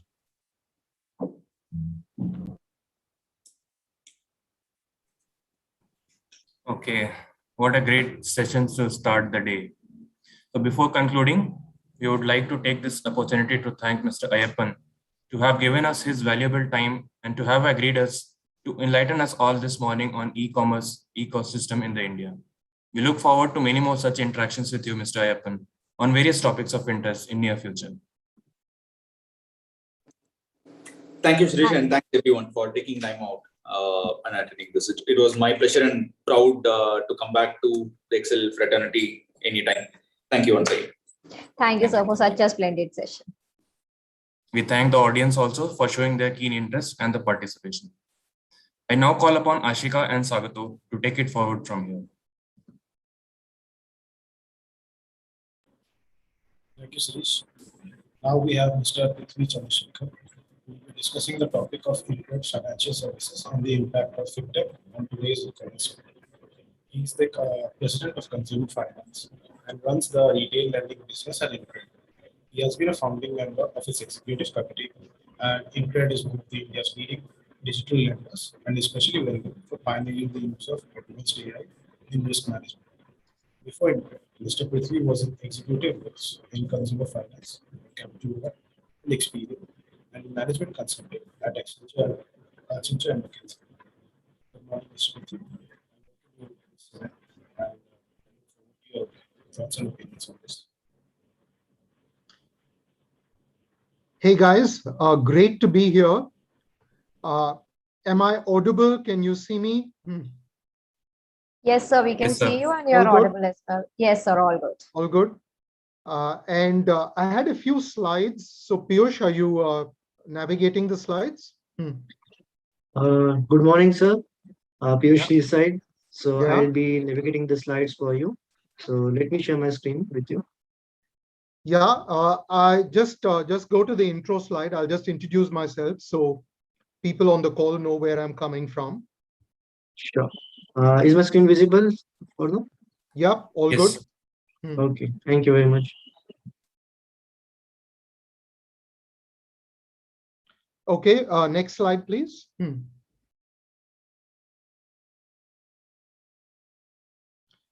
Yeah, so quick introduction to myself. I'm an Exceller too. And I was delighted to see Professor Ray on the call. He was a teacher in Excel when I was there way back in 1990 to 92. My grounding in business, I was in the business management program. I was also on the marketing committee, what was called at that time the Maxi committee. I did not qualify for what was then the OMAXI committee, but those guys remain some of my closest friends. The marketing faculty, I saw Arpita on the call when we were inaugurating the session. The marketing faculty who got me into marketing as a profession were Professor Sharad Sareen, ML Agarwal, Mukesh Chaturvedi. These were some of the faculty members at Excel that I worked with. And very interestingly, I mean, some of the things that have stayed with me for now almost 30 years after I left Excel, some of the behavioral and the softer skills that I learned at Excel. So a couple of the most memorable classes that I still, share with my children and my family members are a class I did with Father Prabhu on transactional analysis, a class I'd done with Madhukar Shukla and his wife Geeta, whom I was fortunate to have been taught by, on organizational behavior. And through my career, when I look back on the stuff that's really stayed with me, what's interesting is that a lot of the on-campus experiences, a lot of the friendships, a lot of the, the horizontal learning across many domains, not just in my core discipline, some of the things that I found most valuable and some of the things that I most associate with my time at Excel. So before I get into the content of what we're doing at Incred nowadays, or what's happening with e-commerce or with fintech, which Ayyappan talked to as well, I would like to point that out and say I'm both happy and proud to be back as an Exceller, and would really encourage all of you there to take advantage of the broader life experience that Excel gives over and above the education and the job placements, which are of course great. Right. So as I mentioned, I was on the marketing committee. I majored in marketing and finance at Excel, and my father worked in consumer products as well. He was with Unilever at one time. And so I did not join HLL. I joined the arch enemy, which was Procter & Gamble. And I was a summer intern at P&G in brand management. And then I went on to join P&G after receiving a pre-placement offer, as it was called then, and worked in the early 90s, in fact, at P&G in India, in Bombay. I'm still based in Bombay. I still call it Bombay, and I moved here first with P&G. This was a time when a lot of multinationals were coming into India. Mine was the first batch of post-Manmohan Singh MBAs. I think you saw a couple of my batchmates on the video in advance. Debarati Sen, Leena Menon, Sandeep Kataria was a year my junior. And we were really fortunate in timing in our life to be in India, in business at that time, when the country was really opening up. And I wanted to be a part of that story, not just for one company, which I was doing at P&G, but for many companies at that time. Literally dozens of companies were coming in every week, every month, looking at how to navigate this massive opportunity in India. So I spent a few years after that at Accenture, what at that time was called Anderson Consulting, really helping companies understand India and develop market entry strategies on how to play in India. So I'd worked with the George Soros Group. I'd worked with Park Davis, Warner Lambert. I'd worked with a couple of divisions of GE. And as things evolved, I'd worked with Brown Forman and Company, a liquor company, which I was very proud to help as a OMAXI affiliate. And as things evolved, I actually started serving a lot of Indian organizations where my background in P&G came into useful. So I worked for Marico, for a few public sector organizations, for Godrej, for the MRF group, in developing sales and marketing strategies for their business for really immediate, meaning within 1 year, bottom line impact, right? And so if I look back now on my career, maybe the first part of my career was essentially about sales and marketing and business strategy related to growth and market entry at P&G and then at Accenture. And that was in a way a very broad foundation, right? And one framework that I've learned to, like is something actually that comes from Unilever, which is at the early part of your career, they like you to be broad-based. Like a management trainee goes through 6 different departments in the first year. And then in the middle part of your career, they like you to go really deep and become an expert in one particular area. And in the senior most parts of your career, they really like you to go back to being broad.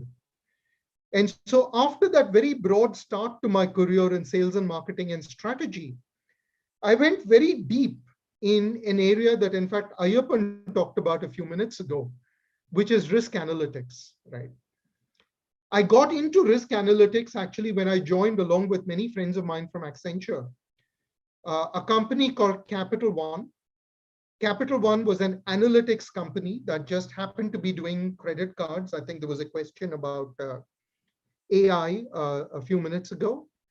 And this was in the late 90s, early 20s, when George Bush Jr. was the American president. And I got to work for Capital One at that time in their credit card division in using analytics to facilitate consumer lending, right? And that actually sustained me for almost the next 15 years in terms of going deep and becoming a, I'd like to say, internationally relevant expert in a particular area. In that particular area, that discipline which I learned at Capital One was risk analytics. What nowadays is learning about AI and ML to control credit risk when you're giving out small ticket consumer loans. After Capital One, I moved to Experian, which is a global credit bureau, where I was the worldwide head of analytics. This was when I was based in London. And I moved from there to set up McKinsey Analytics to basically bring the good stuff that I had learned at Capital One to a much broader world that McKinsey was a part of, with more emerging market clients, with clients in more verticals, a much bigger impact. And I then got to know Naushir Kaka, who was the country head of McKinsey India then, who wanted to bring analytics to Indian clients, and he convinced me to come back to India. I then met my current boss, Bhupi Singh, who was also at Deutsche in London and was also coming back to India. And he convinced me to join INCRED. INCRED as in Incredible India, as in India Credit, and set up a company that's as great as Capital One, a company I still think of as an alma mater, right here at home in India, right? And it's been a great journey. Piyush, next slide, please. And so I joined INCRED in 2016, which was shortly after I returned to India. My children are at my wife's old school in Bombay. And so we are really happy to be here for family reasons. And INCRED is giving me a very good reason to be here for professional achievement as well, right? Which is I joined INCRED in 2016 with very much the intent of doing what this conference is all about, which is using new technologies. E-commerce is I think, kind of an aspect of that, but AI, user experience design, A/B testing, fraud control technologies, which I care a lot about, payments, all of these are a part of the technology suite that we use. SaaS was again something Ayyappan mentioned that we big into. And the intent was to set up InCred as one of the disruptors of financial services in India. And not just to disrupt the status quo, but to be one of the end game winners, right? Because at the time when we were setting up in 2016, there may have been over 250 fintech startups in India, right? There were probably 200 that I personally met in various capacities, right? Of whom less than 10% are still alive, right? So the interesting thing about innovation is that the death rate is very high, right? But from the get-go, InCred was very clear that we are going to be one of the end game winners. We're not here to raise some money, try something out, and maybe either sell or fold up. We're here to be one of the pillars of our industry and thinking a bit more grandly of the country, we would hope, in the longer term future. And that's really what I hope we're building. And that's really what I hope to come back to Excel to hire Excellers to be a part of that future too, right? That's something that's very much on my agenda. So I will not read out everything on the slide. I think you can see that. In InCred, we have broadly 3 sets of customers, consumers or households, small businesses, and the education sector, which is largely students or schools. And I head up the consumer lending vertical, right? And kind of this brings together 2 of the previous aspects of my life, which was consumer product sales and marketing, which I learned at a place like P&G, and the risk analytics that I learned at Capital One. Both of them kind of come together in the role I'm playing, creating a consumer lending vertical here at InCred, right? The consumer lending vertical is about 300 out of our 600 employees, and pretty much all of our, now about 6 lakh customers. And by the end of the year, I expect to be well over 1.5 million customers, about 15 lakh customers, as we are coming out of the COVID lockdowns with a very, very strong growth agenda, right? So that's a little bit about who I am. That's a little bit about who InCred is. I know that we've planned question and answers at the end of the session, but if anybody has any questions, I'm happy to take them or answer them as we are moving forward. And I will now pick up the pace and kind of move through a few slides more quickly. And I hope I will keep a lot more time for interaction. I think when I'd spoken to Piyush, he mentioned maybe 20 minutes, but I'll target maybe 15 minutes or so of content and would be happy to take questions and reflections after that. So before I move forward, any other questions about my background and what I'm trying to do now at InCred?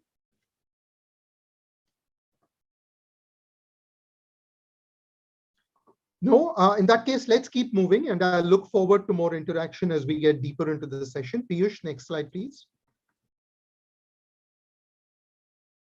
So, quick point, this is a slide. A lot of the slides I'm going to use today are my former companies, McKinsey company for, and a company that I work with very closely nowadays, which is Sibyl. I also work with the other bureaus like Experian quite closely. But some of the content that I'm presenting today is from Sibyl. So I would like to thank both McKinsey and Sibyl for contributing to this, right?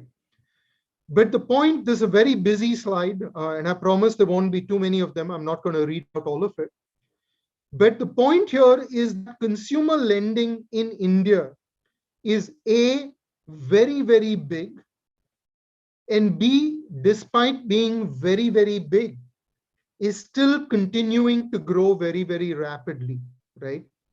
So 2.5 to 3 lakh crores, right, is just our segment, which is the non-bank segment of the market.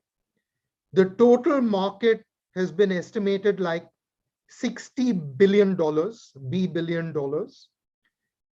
And of that very, very big base, we are still growing at 18 to 20%, right?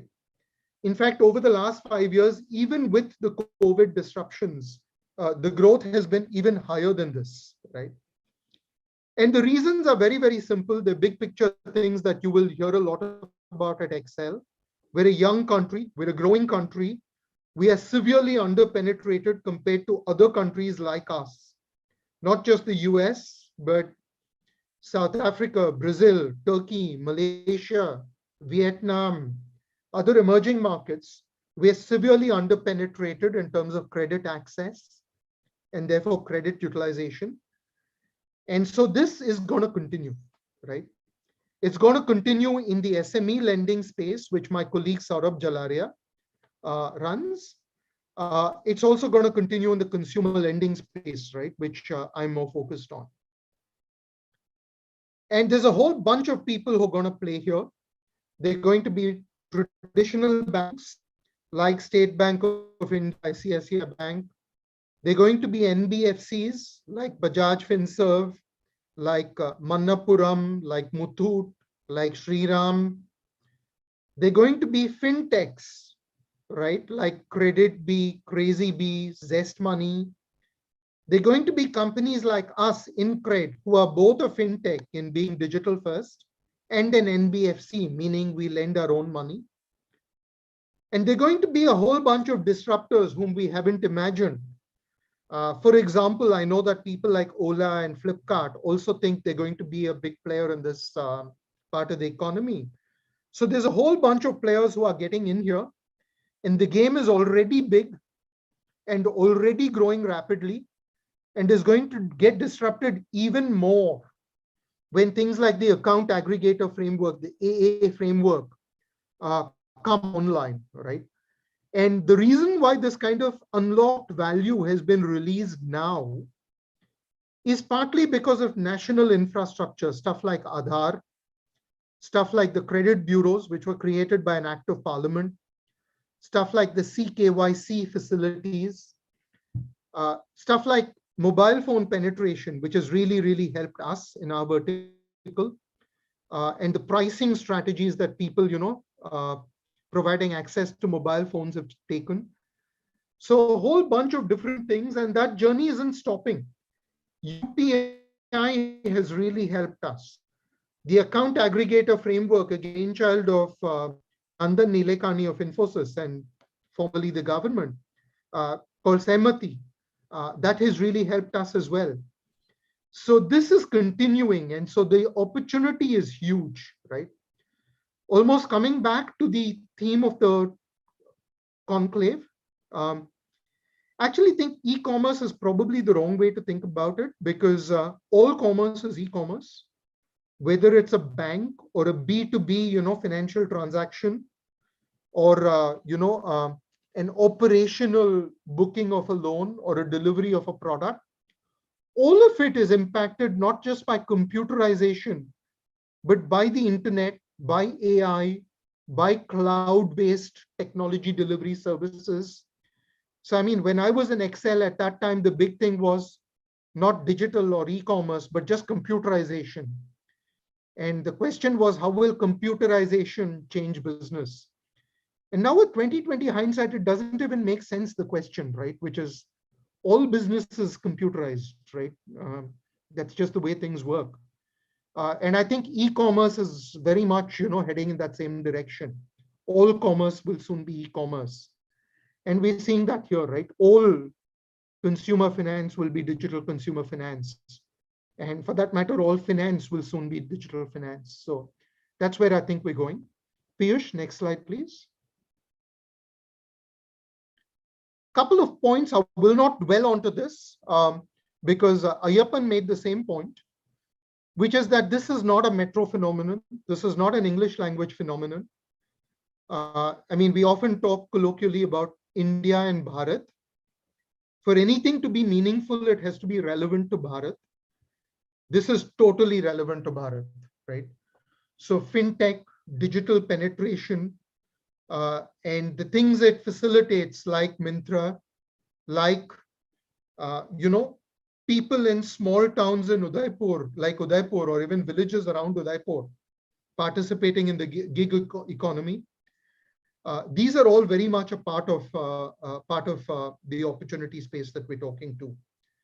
Now, if you look at the things that people are using credit for, personal products, retail purchases, what's nowadays called BNPL, consumer durables, pretty much, well over, I'd say 60% of home finance today is digitally facilitated. This is physical bricks and mortar homes, both, researched online and financed online, even if the home is brick and mortar, or automotive, right? Whether it's commercial vehicles, two-wheelers, household vehicles, it's all basically online, right? And it's everywhere, right? So it's whether it's Northeast, Punjab, Tamil Nadu of India's, in every population stratum, this is relevant, right? You can also see here on the panel on the right, actually the growth rate now fast is. I would digitization is making a much bigger difference there. A bit like to Ayyappan's point, the kind of clothes you got on Myntra were not earlier available in financial products. So I would say even wealth management products that Incred provides that earlier were available to foreign bank customers in Bombay and Delhi. We're now distributing nationally, digitally. And nationally means including, Ujjain and Nagarkoil. And that is a revolution in those markets, right? So the story, while it's been going on for 10 plus years, is still just starting, right? So huge amount of disruption left to come. Piyush, next slide, please. Right. Now, a big obstacle that we ran into was COVID. And what you can see is that the unemployment rate spiked at about 20% plus middle of last year. It went back up to double digits during the COVID lockdown. We think it's now back down to the sub 5% long-term trend, right? The point I want to make here is that the direction of travel isn't going to change because of disruptions like COVID.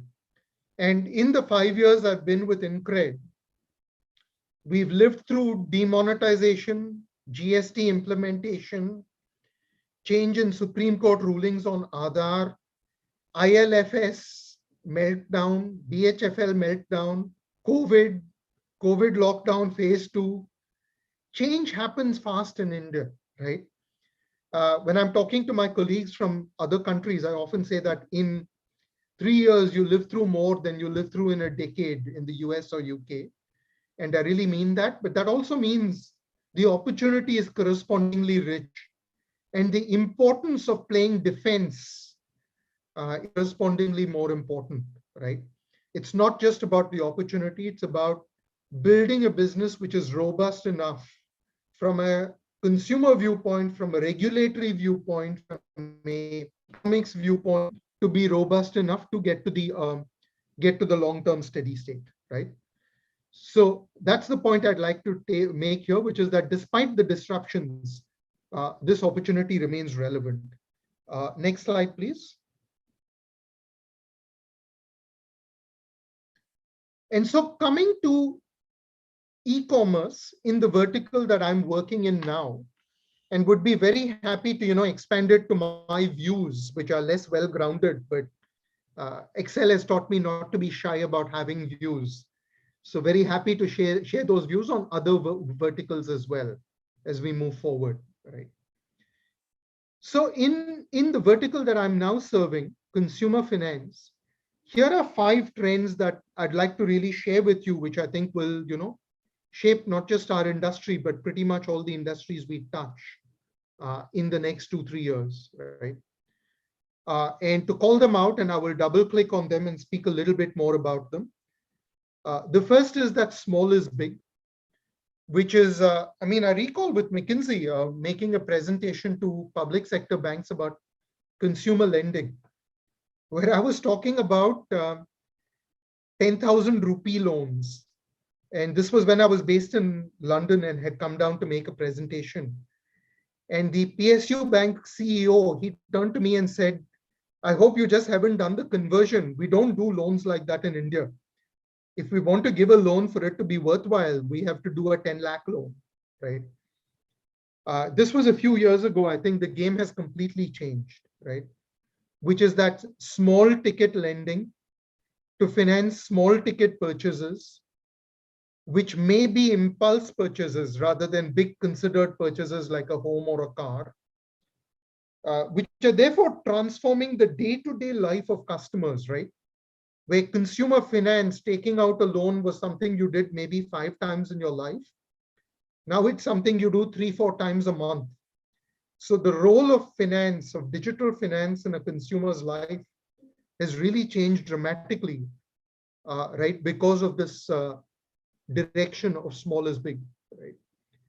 The way I think about it is that finance, digitally delivered retail finance, is now a utility which is as much a part of the consumer's life as buying tickets on Make My Trip or buying clothes on Myntra.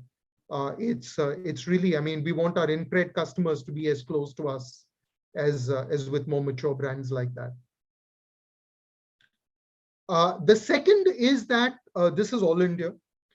I mean, my current expansion cities, so in Tamil Nadu, to go beyond Chennai to Coimbatore, Madurai, Trichy, and beyond Coimbatore, Madurai, Trichy to Erode, Salem, Kanchipuram, Chengalpet, and subsequently to Virupuram, Nagarkoil, to the lower population strata, right?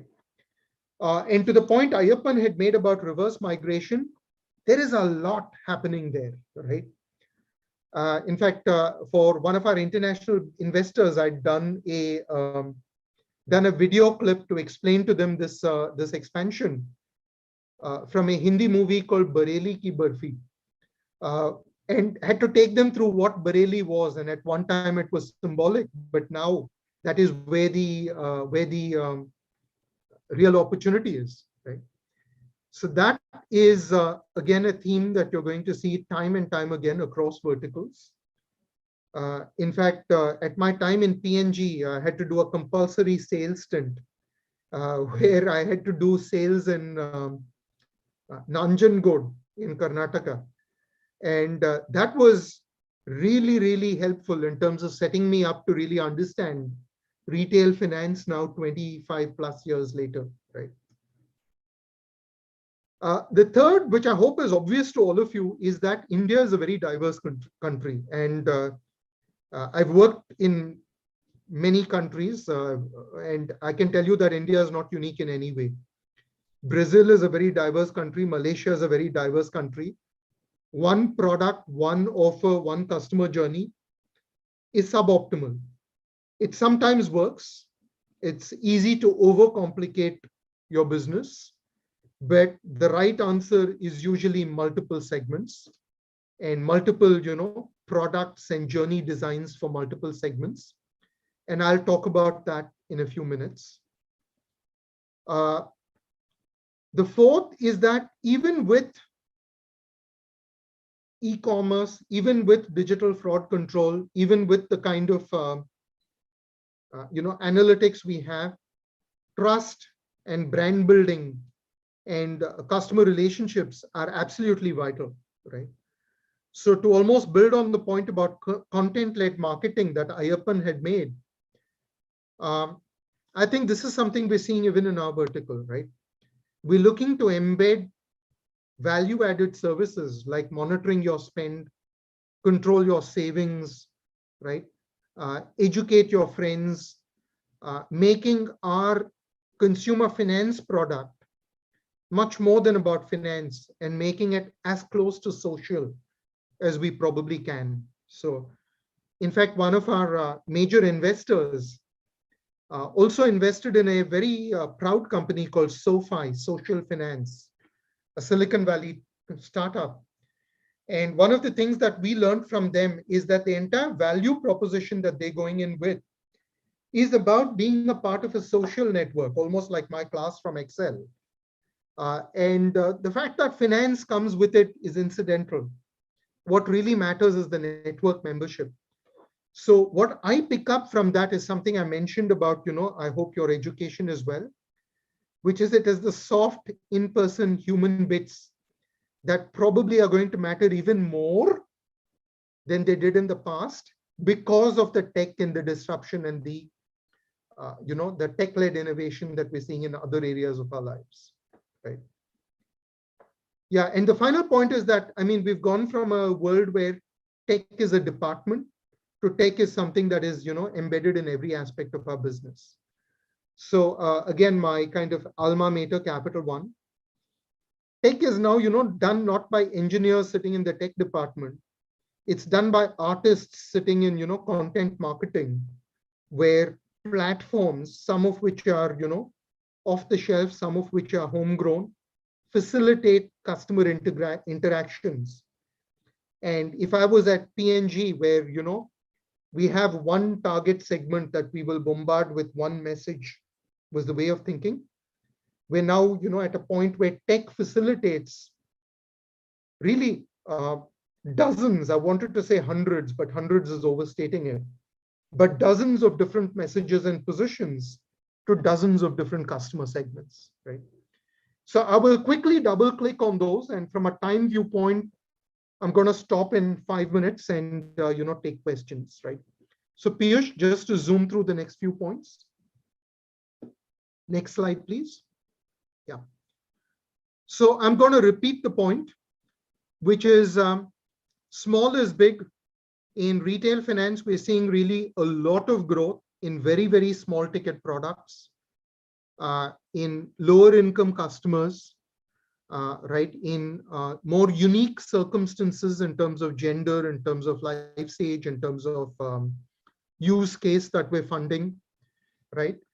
And given that small is the way forward, a key is actually, having a perfectly digital process, because any physical touch point is friction that really, really hurts, right?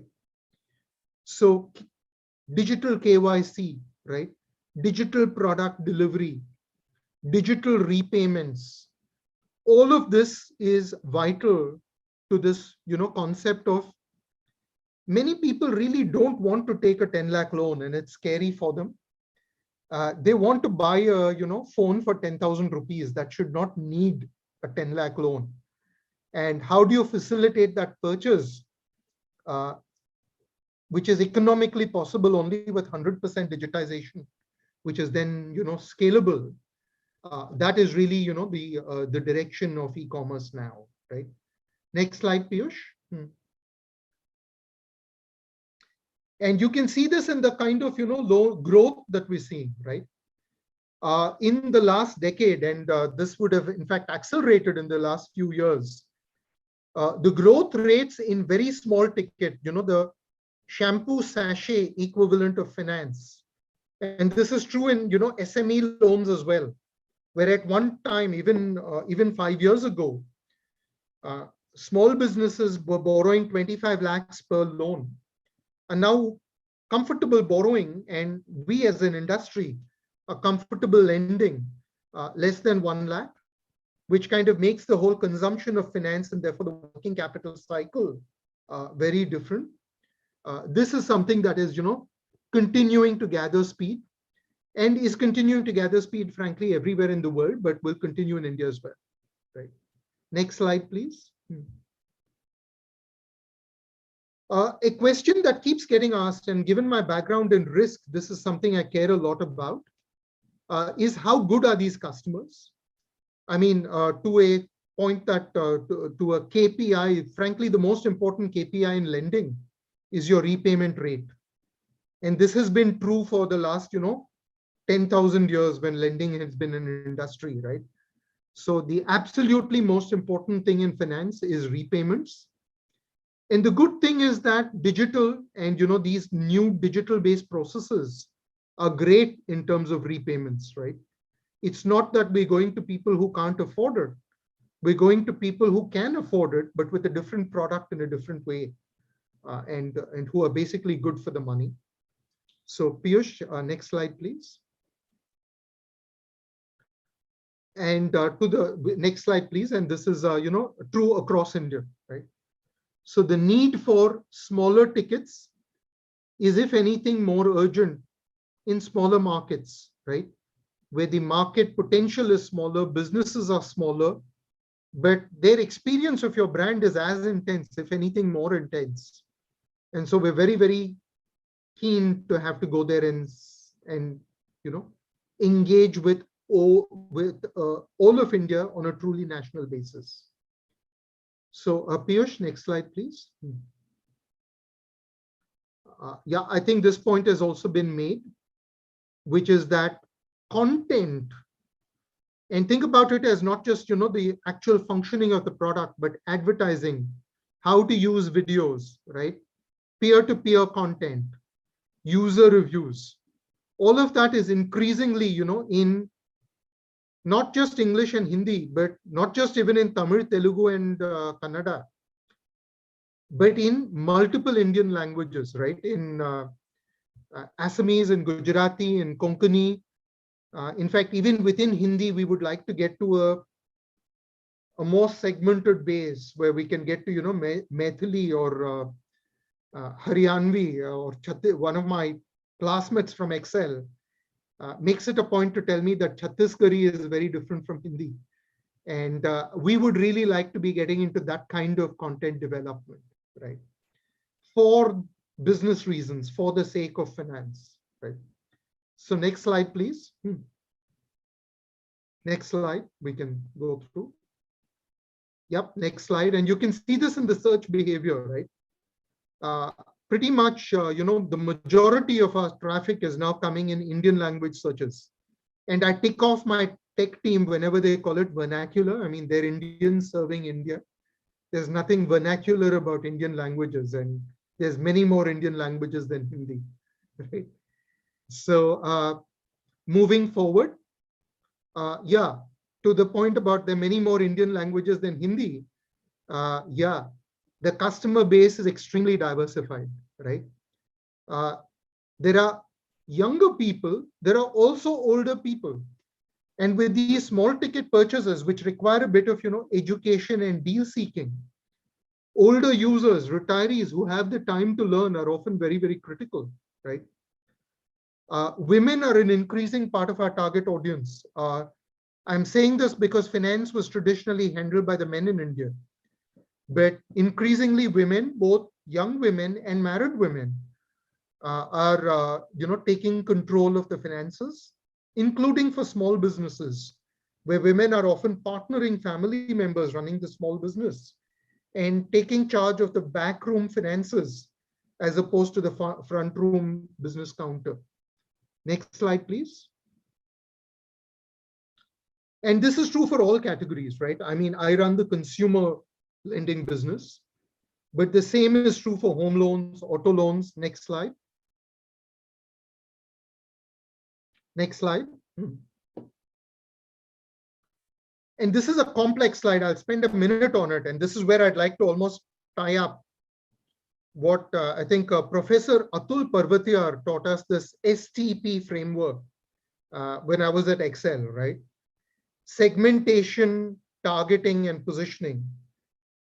And the prevailing belief at that time in the 90s was you pick a segment, you pick a target, and you then pick a position, a singular position.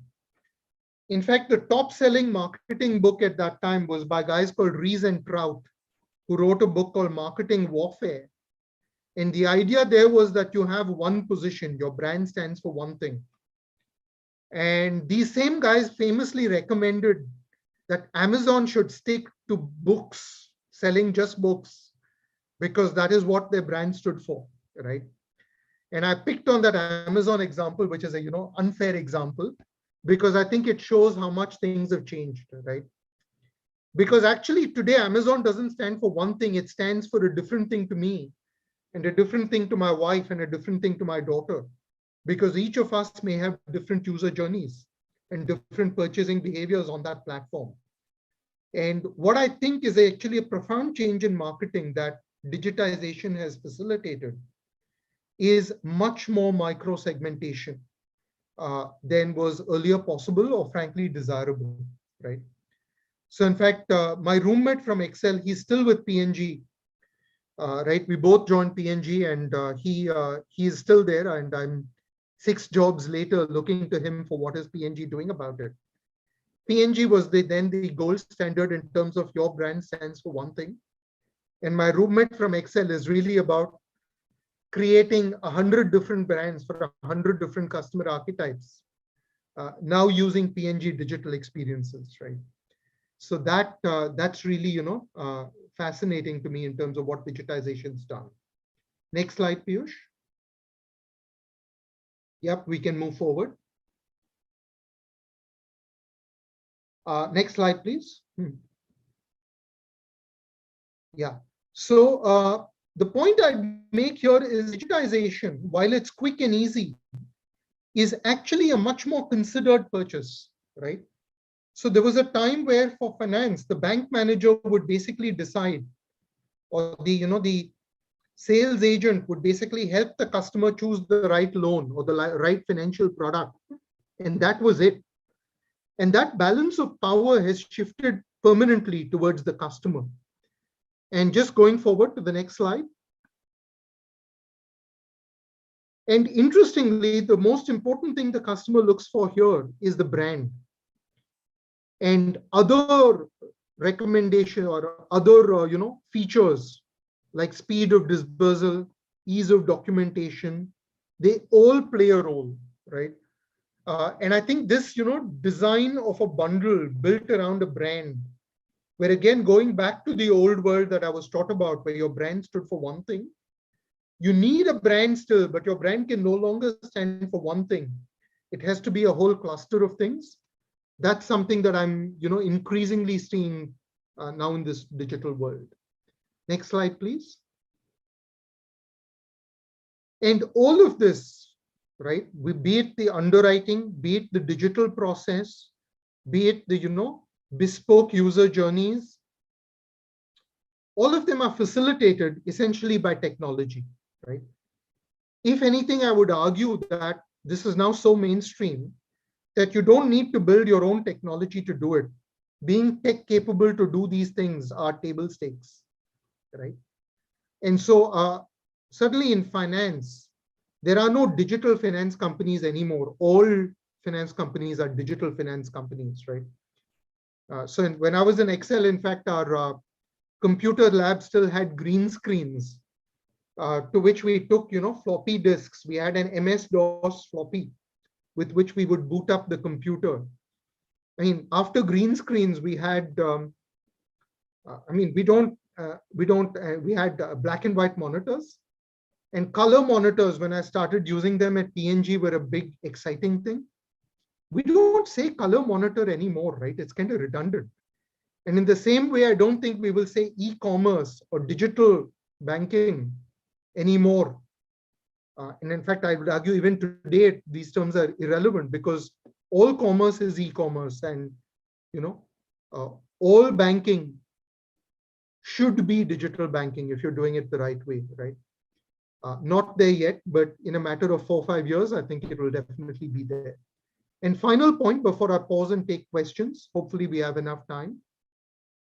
Piyush, move forward, please. Yep, we can skip this. The thought here is that people sometimes think that technology is about the front end, about the skin of the product that you see on your computer screen or on your Android app. No, it's actually across the life cycle. Even our field collections for retail loans is something that we now back with technology, both for fraud control as well as to control customer experience. So when you think about e-commerce, do not think it's the skin of the customer experience. It's every aspect of the service delivered to the customer. So next, please. Yep, next. And so let me pause there. Those are the 5 things I would highlight to you. something I'm seeing close at hand in retail finance, given the work I'm doing at InCred.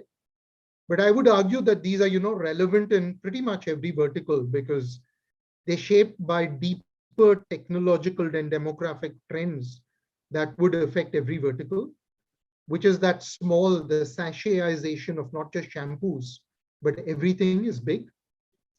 That Bharat is the real market, not India.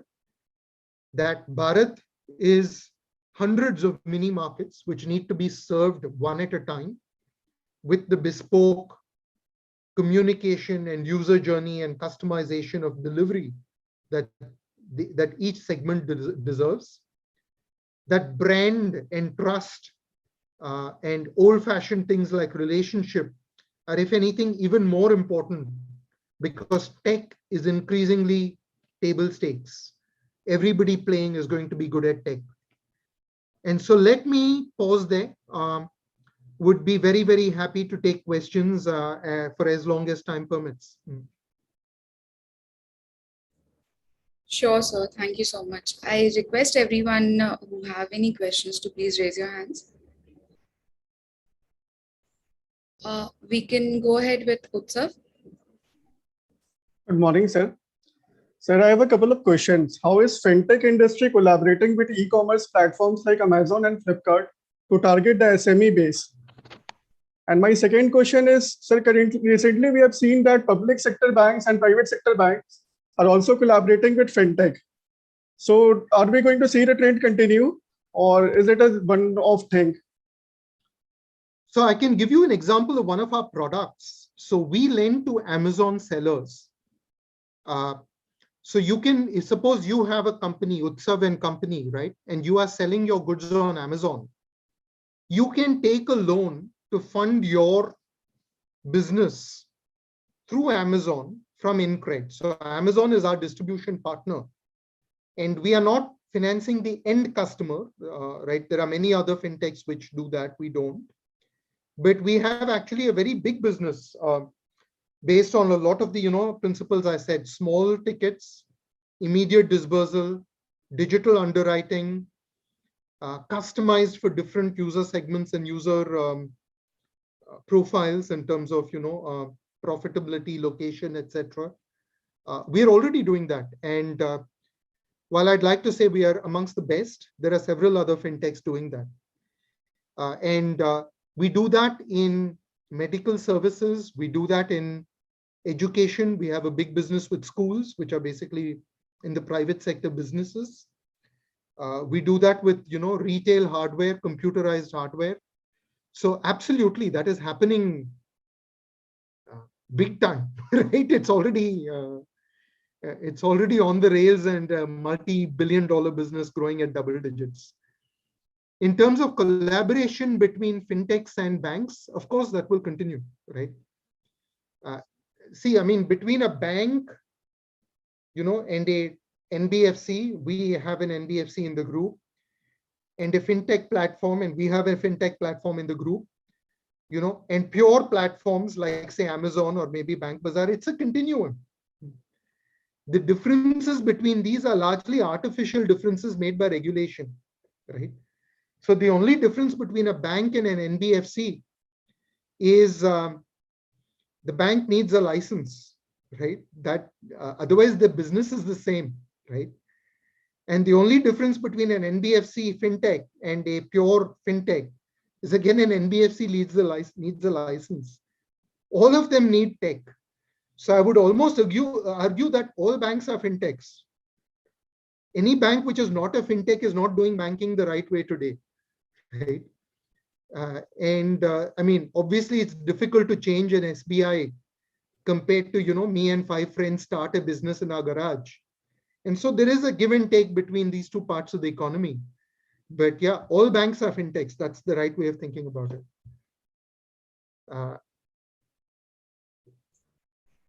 Go ahead. Yeah. Go ahead, please.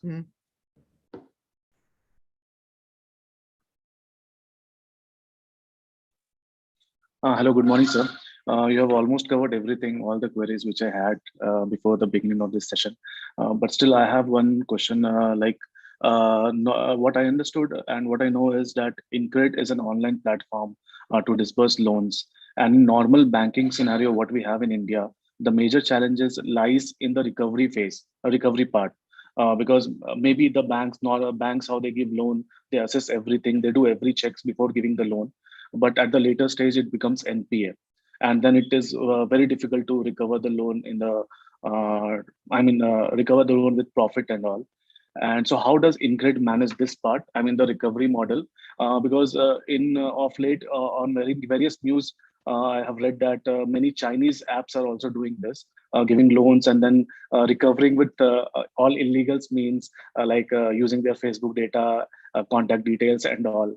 So, I mean, how InCred has a mechanism to do the recovery part in all this system? So I will not answer that question fully because I can spend I can do a 3-month class in XLRI on how to do recoveries properly, right? So, and I think it's value added. I'll make 2-3 points. First, you're absolutely right. Giving people money is easy, right? Getting it back is the hard part, right? And by far the most important thing is to make sure that you lend to the customer who will give you the money back. And I think that is where our digital platform comes in, because we want to offer a service that attracts good customers. And that's where our risk underwriting comes in, which is we want to give our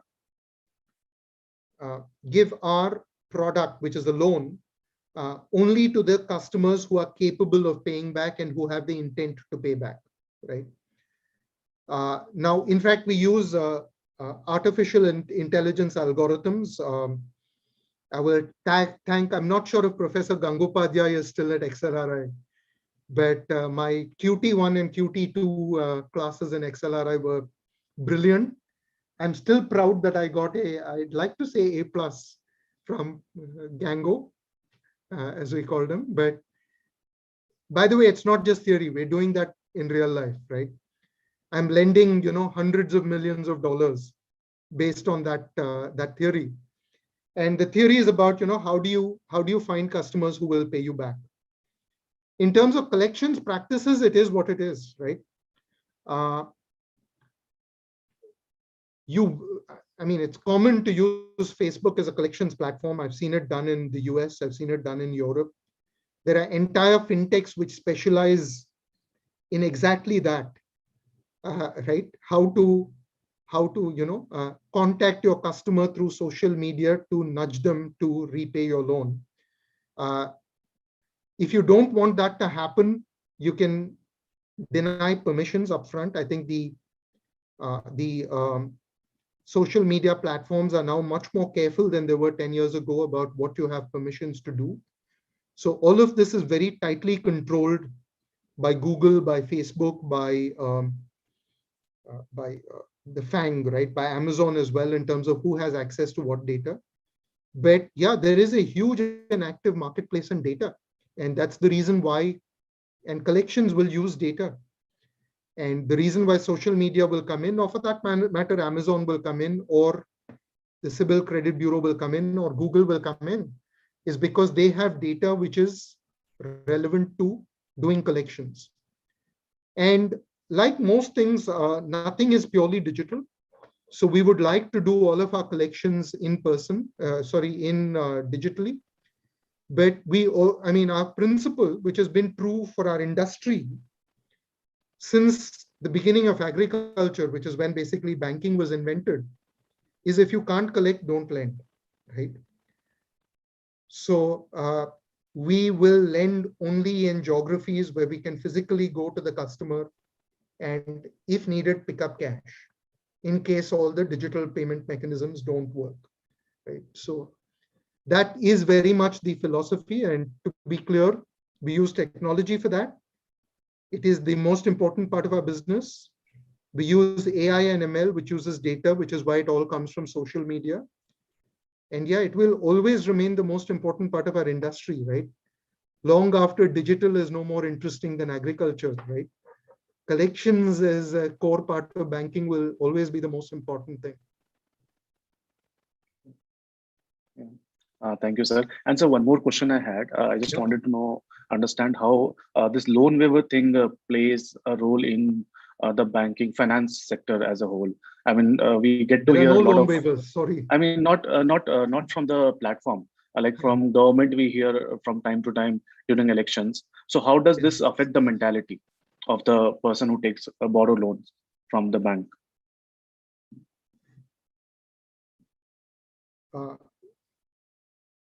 It's a very important question, right? Okay.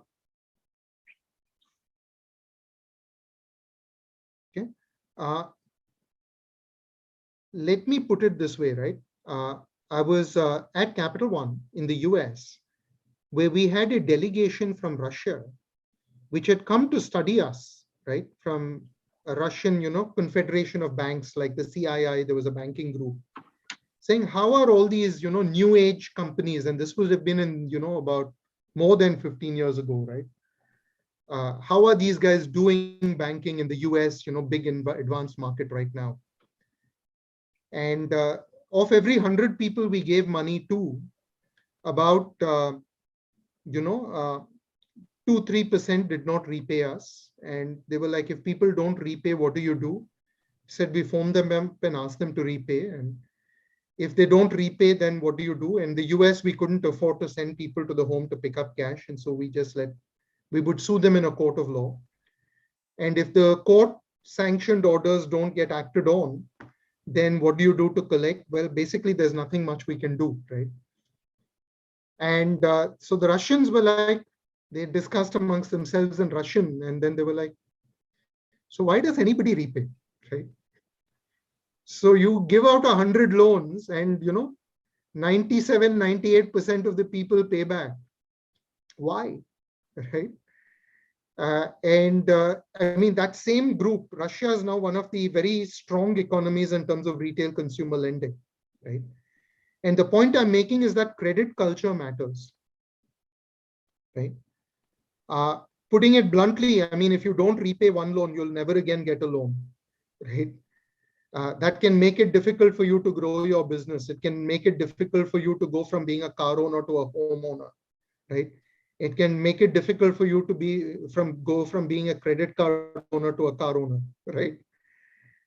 It can spoil your family because, I mean, if your wife defaults on a loan, you won't get a loan either, right?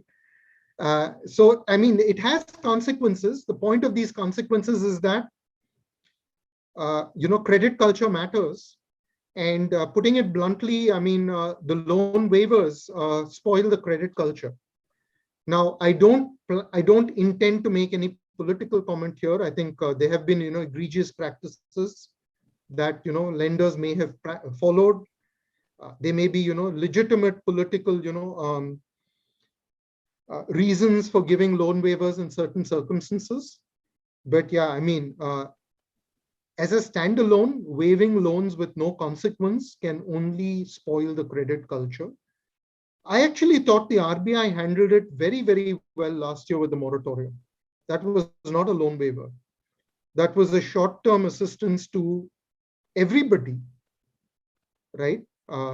Those who could pay as well as those who couldn't, to help all of us, whether it's a lender or a fintech or a borrower or a farmer or an industrialist or a car owner or whoever, right? Everybody, right? Come through a difficult time in our economy together and stronger. And we have come through together and stronger, right? So I thought the RBI handled it beautifully last year. But loan waivers in general, I think, is a more complex question than that. There are sometimes good reasons, but overdone, when it starts getting taken for granted, it can spoil the credit culture, which can have deep negative long-term consequences. So let me pause there. Thank you. Thank you very much, sir, for this elaborative answer. Thank you. Good day. Shivangi, please go next. Hello, sir. Thank you for the insightful session. We are really happy to have you here today. My question to you is, does the company like Incred or the similar platform, similar companies, do they provide any platform for third-party lenders, or maybe if they do not provide them right now, what are the chances of having such third-party lenders in the future? So the yes/no answer is yes. We do originate loans that are then booked by other parties, but that's a small part of our business. So third-party lenders, do we do third-party lending? Yes. Is it a big part of our business? No. Do we want it to be a big part of our business? No. Why? Because we are in the business of lending. There are other companies, for example, like Bank Bazaar or Paisa Bazaar, which are not in the business of lending. They actually are in the business of loan origination, right? Pretty much all of their loans are booked on, third parties like us, right? So I think there are actually two different verticals. There is, almost like to the previous discussion, there is, Myntra, which is a shop. And then there is, I'm wearing a Columbia shirt or, or a Manyavar, wedding brands, or Raymond's as a, garment provider. There are people who provide the stuff that is sold in the shop. The Bank Bazaar, Paisa Bazaar, etc., the shops, and we provide the thing that is sold in the shop, which is the finance, right? So do the two overlap? To my previous point about there's a continuum, yes, they do overlap, right?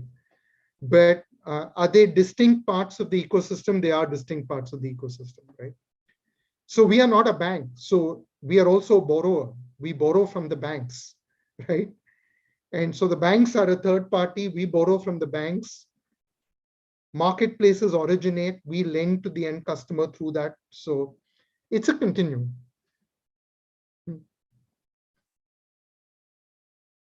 I hope that answers your question. Yes, sir. Yes. Yeah. Thank Okay. you so much. Yeah.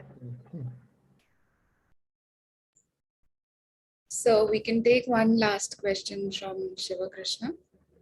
Shiva, please unmute yourself. Thank you. Good morning, sir. My question would be around the user experience. I would like to know how user experience has evolved over the years, and also I would like to know what are the how adaptive is Incred to the changes in the technology. So the second question is very easy, and the answer is we are very adaptive to changes in technology. We like to think that we are at the cutting edge of the technology, right? The only caveat I would put in there is there's no such thing as the technology. There are hundreds of technologies, right? So there are emerging technologies in artificial intelligence, there are emerging technologies in cloud computing, in database management, in mobile telephony, and every aspect of our business, there are emerging technologies, and we will always seek to be at the leading edge, filtered, of course, for business relevance, right? We are not an R&D company, right? For instance, an area that I do a lot of work in over the years has been in analytics, and I've been involved in the evolution of that technology from ANOVA tables, which I first learned in Professor Gangopadhyay's class in Excel, to regression modeling, to random forests and neural networks, to now techniques like ensemblers and XGBoost, with technologies like NLP or natural language processing. It's not a big deal, right? I'm saying it. The fact that this change is happening is great. But for a company like ours, being at the forefront of the technology is table stakes. I mean, we compete with State Bank of India because we are better at adapting to that technology than State Bank of India can be. Right? No disrespect, but they're our bank. We borrow from them, but we are able to serve the market in ways that they don't because we are adopting the technologies. To the point about UX, I think that is the most important change I would observe, which is during my career, At the beginning of my career, user experience, I mean, it basically meant aesthetics, right? Now it's a science, right? I now optimize my user experience to maximize my conversion rate, right?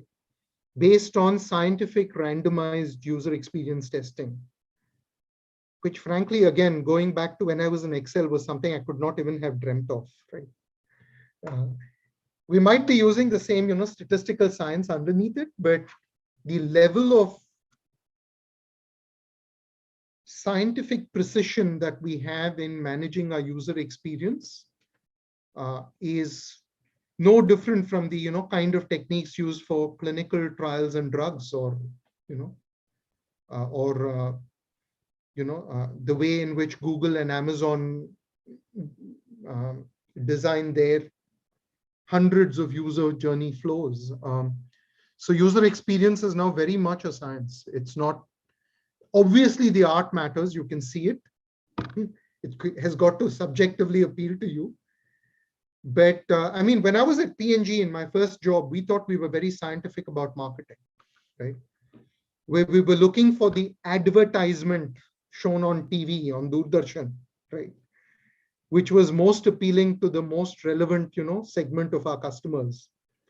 And that was something we deeply researched using market research techniques, which even with 2020 hindsight was really good, right? But today you don't have one P&G commercial. You've got, one commercial on TV, you've got others on YouTube, you've got others in app, you've got content being delivered bespoke, right? You've got community groups, you've got social media pages, all of those tied together into one, single user experience. And the science and the kind of the connectivity needed to make that happen is frankly a lot of fun. I mean, I think it's great. It's also very valuable in terms of rupees, but yeah, that's what I'd leave you with, right? It's no longer an art. Good. I am done. I have time. If you guys have time for another question, I will leave it to the group and to the moderators. Yes, do we have any other questions? Okay.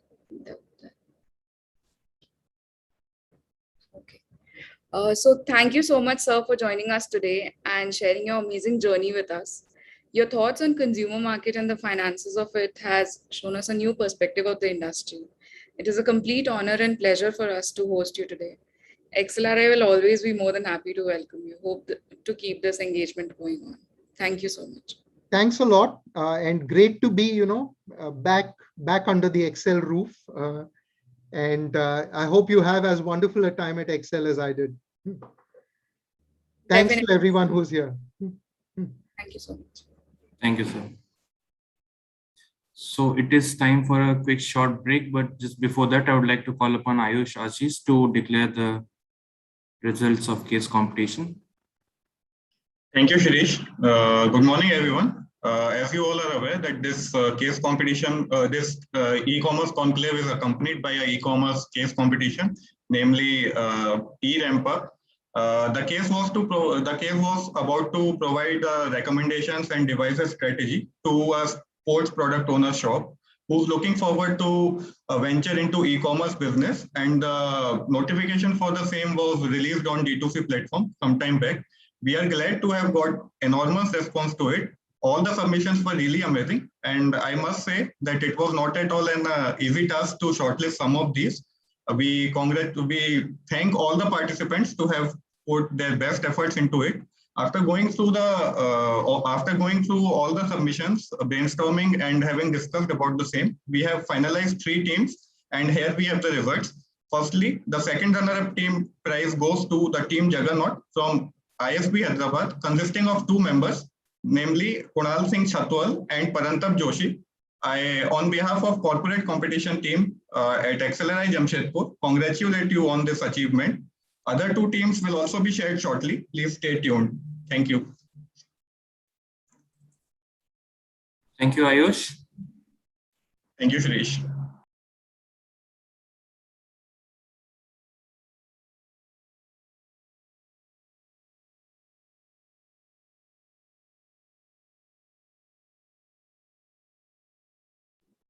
So we'll be starting our next session in just 2 minutes time.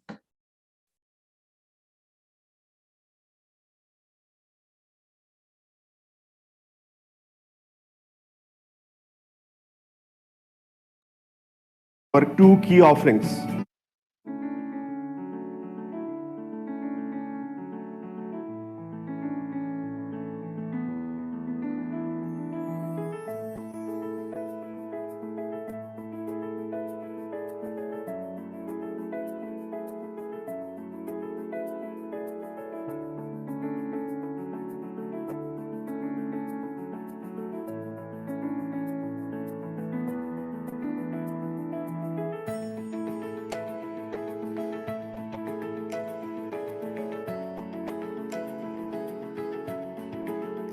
Learning at XLRI is different from the way learning happens elsewhere. One reason is because of the use of cases. We use cases to relate academic concepts with industry application. Hi everyone. I'm really excited to be part of the e-commerce conclave of XLRI Jamshedpur this year. We'll be discussing the e-commerce evolution in India and also what to expect next. See you all there. Hello everyone. I'm really excited to be part of the e-commerce conclave of XLRI Jamshedpur. We are going to cover the collaborate to win in an e-commerce ecosystem. See you there. Hey everyone. I'm excited to be a part of the e-commerce conclave at XLRI Jamshedpur this year. Along with other esteemed panelists, I will be talking about how to collaborate to win in an e-commerce ecosystem. I'm looking forward to having this conversation and hope to see you all there.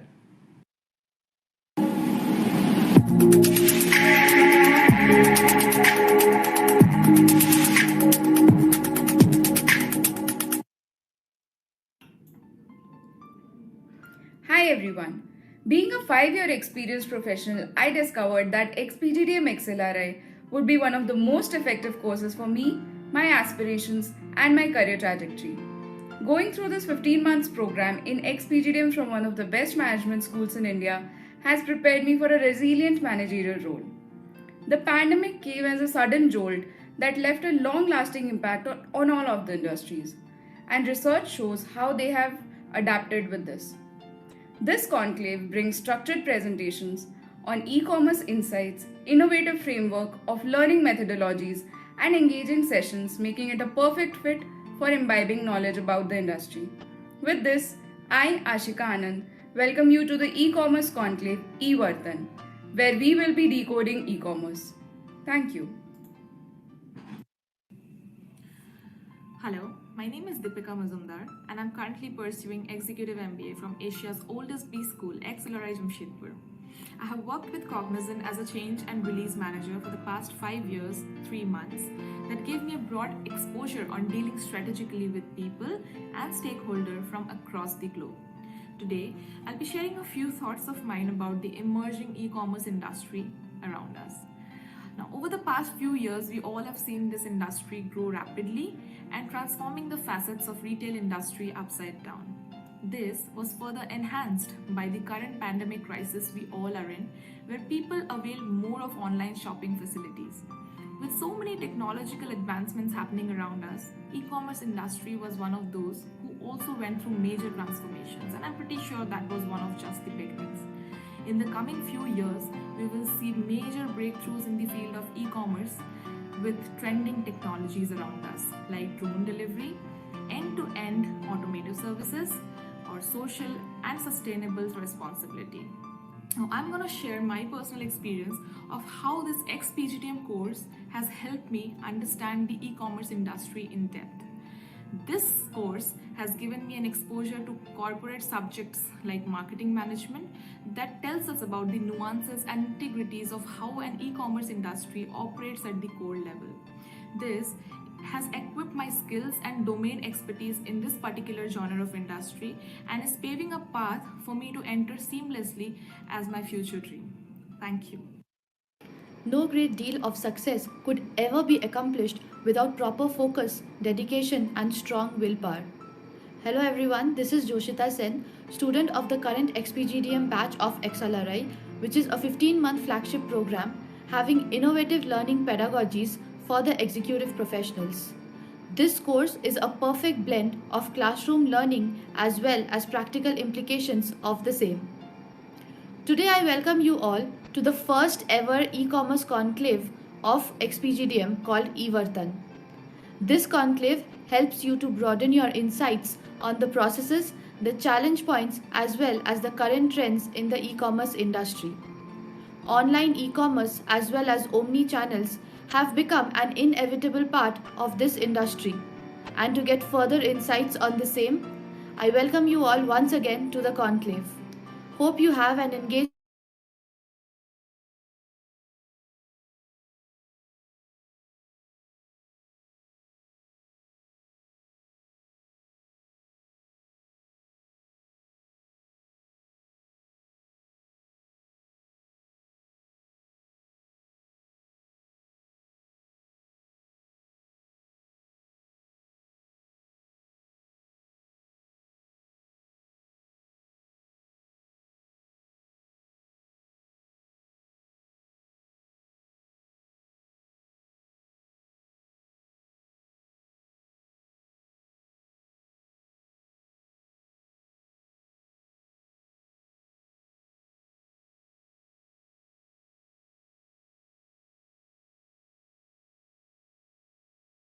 Good morning, everyone. We hope you all are back for yet another interesting session. We are now live for the town hall with leaders on the topic Collate to Win.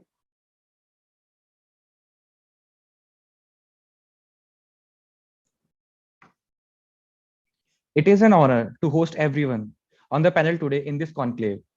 And I welcome our first panel members on behalf of XPGDM 2021-22. And I'm sure this is going to be an immersive and an interactive session with lots of takeaways for our cohort. First things first, let us introduce our panel members. So our first member is Mr. Anurag Jain, who is the co-founder of Milk Basket that has disrupted the e-commerce grocery. Prior to this, he served Indian Army in Corps of Engineers and retired as a major in 2006. He has also served retail industry for 6 years. He, being an ex-army man, holds one attribute very important to him. I hope you can sense it. Yes, it is discipline. And just to add to your note, Archita, to keep the distractions at bay, we request all the attendees to keep your phone aside, as the success of this event is directly proportional to the silence of your mobile phones.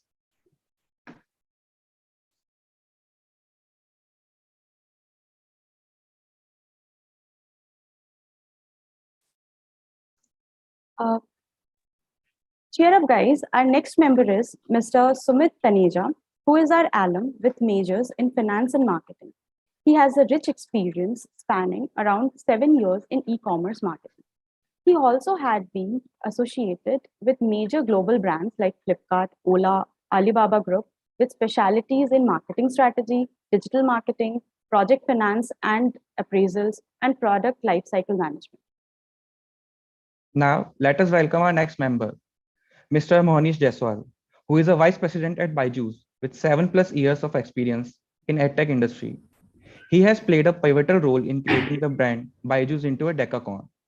He is an expert in strategic and tactical decision-making, cross-functional and team management, and implementing digital processes as new business initiatives.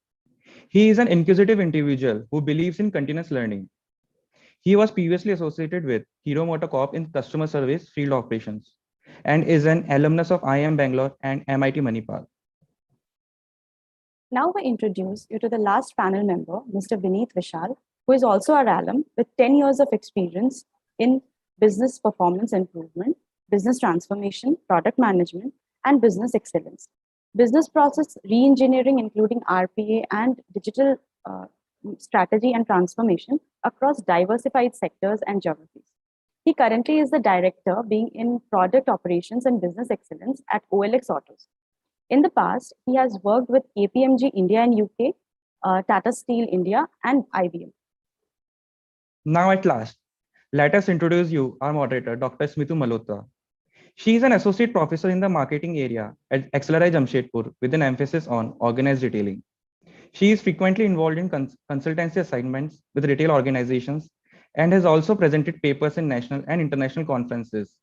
Her other areas of interest include sustainability in retail, green marketing, rural retailing, and globalization issues. It is rightly said that collaborating divides the task and multiplies the success. With that mantra in mind, we hand over the platform to Professor Smithu Malhotra to take it forward for the panel discussion. Thank you, Archita, and thank you, Gaurang. Really happy to be here to be a part of this conclave on a very relevant topic of e-commerce. So good morning to all our panelists, students, and all the viewers that are there. Today, in this COVIDian era, the rate of adoption of e-commerce has accelerated manifold. All of us have an experience with buying something or the other on the net, whether it is milk, grocery, automobiles, or even services like education. Yeah, you name it. And the first thing we do is go on the net, research, and then come out from it, right? So in today's session, we would try to understand the various business models spanning across these verticals, right? So we have Mr. Anurag, who handles Milk Basket. We have Monish, who is into education services from Byju's. We have Sumit, who is in the with Lazada and just recently taken over by Alibaba. And we also have Vineet, who is from OLX Autos. So such a varied panel we have. And I think we would really like to begin with understanding something about each of your respective business models and who are the stakeholders. So Anurag, let's begin with you to understand, how you co-founded Milk Basket and what's that business model and who are all the stakeholders. Thank you, ma'am. Thank you for this opportunity to interact with all of you guys today. To begin, I would say Milk Basket is an online grocery delivery platform which supplies all your daily needs at your doorstep. Founded in 2015, when online grocery delivery was in its nascent stage, I think we have come up a long way in our journey. This is also a result of certain key differentiators or the USPs that our business model had inbuilt from the very start. We were the first ones in India to roll out no checkout feature, thereby ensuring that you don't have to type in or provide your card details every time that you place an order with us. To sweeten the deal, we were also the first ones in India to do contactless delivery in 2015, which incidentally now has become a much hyped attribute. For the customer, the basic USP was order till midnight and get delivery before 7 a.m. I think we also made sure that making of a shopping list becomes redundant while you order on Milk Basket. Thereby, you had the comfort of ordering on the go, and you could also modify the order placed till the cutoff time of that particular SKU. We started with just 20 SKUs, and now you can order more than 8,000 SKUs from the platform. The basic SKU sold on the platform, as the name suggests, was milk. However, we were not the manufacturers of any product. We were only the logistics partner who was making it more convenient for the customers to shop for their daily needs. We believe that buying groceries is such a mundane task that you would not like to spend good 2 hours on a Sunday afternoon jostling through your shopping lines to buy your grocery needs. So if given a choice, everyone will want a better solution. And that's where we were, with the solution that ensured that you get your daily supplies day after day with just one click of a button. The stakeholders that I routinely interact with are both internal stakeholders as well as external stakeholders. In internal stakeholders, these are the employees from various functions and especially the core team management, which drives the business forward. In external stakeholders, I think you have your customers, your investors, your vendors, your suppliers, and your business partners to interact with on a regular basis.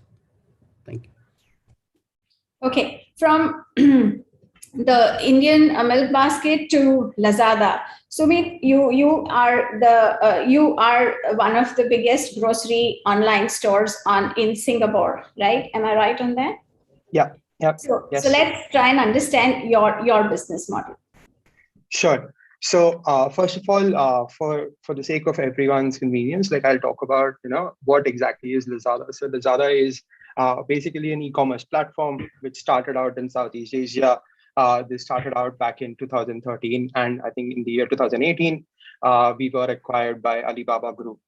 Now, I'm based out of Singapore, and I basically a part of a regional team. And as Smithu ma'am called out, like groceries is something which is one of the biggest markets for us in Singapore, right?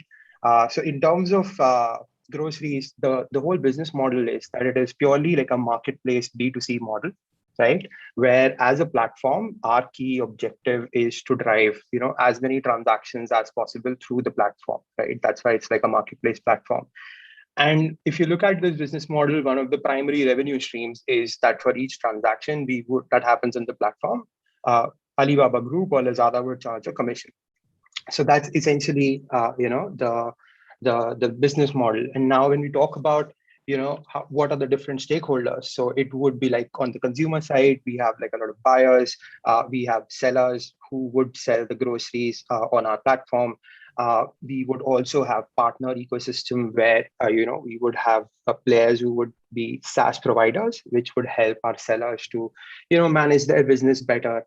And as a platform, again, another goal that we would have is how do we make sure that we have better capabilities, to empower each of these stakeholders. So whether those are buyers, right? To kind of take an example on the buyer side, a capability would be how do we deliver goods, let's say, within one day, or like specifically in terms of groceries within 30 minutes or like within 1 hour, right? Like those kind of things. And on the seller side, right? Like how do we build capabilities that they have access to proper tools that they can run their business, right? So these kind of capabilities are either developed in-house or we look at collaboration, we look at partners to build up those capabilities, right? So again, another example would be to build up logistics capabilities in terms of enabling those deliveries on the consumer side, right? So these capabilities, if done through a partner or build house, would lead to kind of an ancillary revenue stream for the business, which again goes back and feeds into the platform business or the marketplace business. So yeah. Okay. Thank you. So I'm moving from lower involvement products to high involvement products. So coming to automobiles. So Vineet, over to you to understand how you sell used cars on the platform of OLX. Thanks, ma'am. Hello, everyone, and pleasure to be here. Thanks, and hope all of you are doing well. So I think almost everyone would have kind of heard about OLX. I think OLX is synonymous with being a digital online classifieds platform where you can buy and sell any commodity. I think what OLX Autos is, just to first talk about it, OLX Autos is like a wholly owned brand or an entity of OLX Group, which operates in 30 odd markets across all major continents. So it's a market leader in most of the markets that it operates in. I think traditionally OLX has always been in the online classifieds platform where businesses or consumers, end consumers, can go and buy or sell used products, whether it is cars, jobs, real estate, or any other category of product. However, I think autos as a category has always been the largest category of OLX, and therefore, as a strategic decision, OLX Group kind of thought of how do we grow the auto space, and especially in certain emerging markets where there is a significant potential to grow this category. So if you look at, I mean, just to give this audience a view of Indian market space, right? So Indian used car market space is close to 4.4 million, and which is double the size of the new car market. And with the current impact of COVID and personal hygiene and self-mobility, this space is expected to grow even faster. So this entire used car space is very unorganized at the moment. I think there have been certain players which have started organizing the segment, and OLX Autos is one of them, along with Cars 24 and Car Dekho and few other players as well. So the advantage that OLX Autos has is it kind of leverages on the traditional OLX digital classifieds platform, which already has the 4th largest active user base. So if you look at our, if you try downloading the OLX app, it has close to 300 million active user base, which is like 4th after these major social media giants.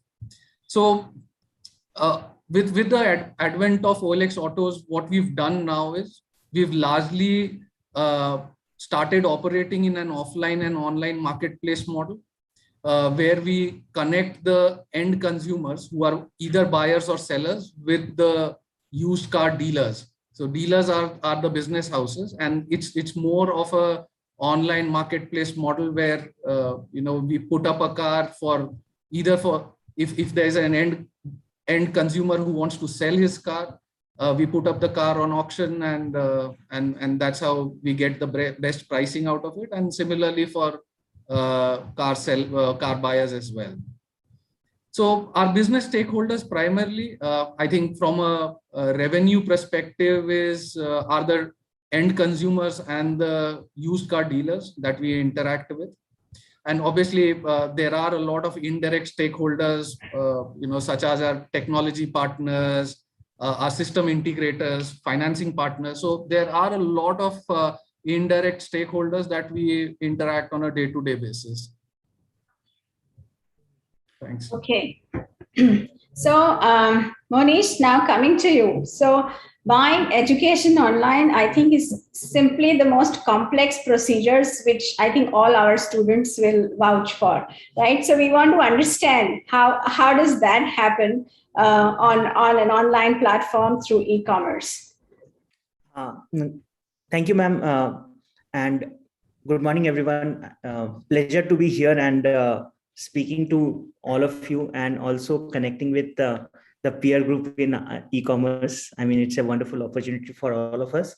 So quickly, introducing Byju's. So Byju's is an edtech platform, or now we can call ourselves as a platform.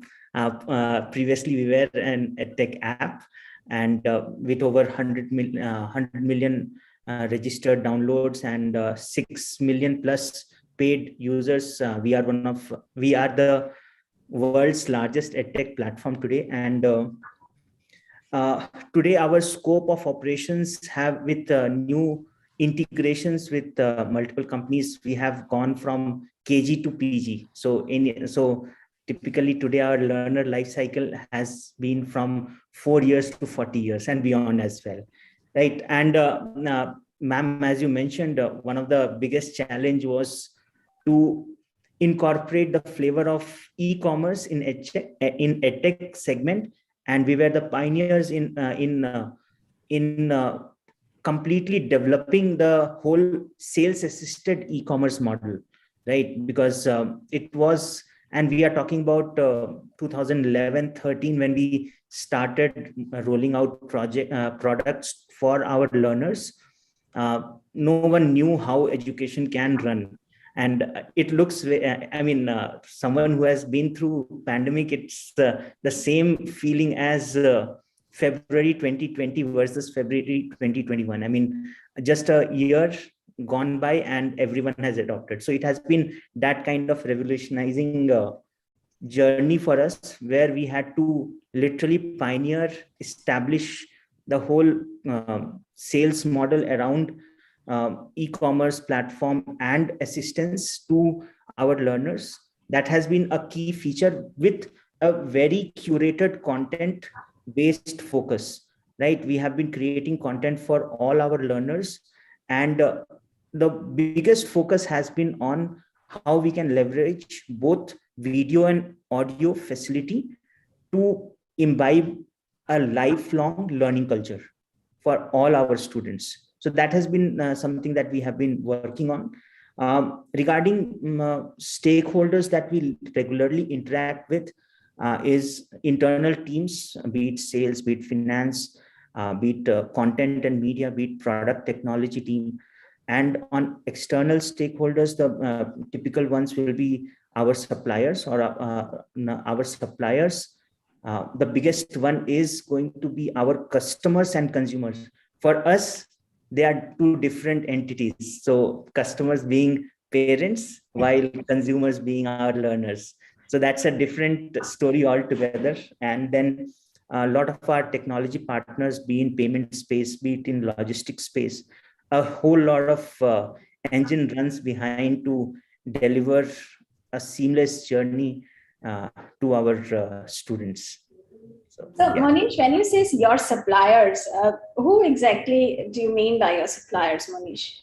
So when I say suppliers, so we provide our content in an offline mode as well, with SD cards, and in certain cases even tablets, which we purchase from multiple brands.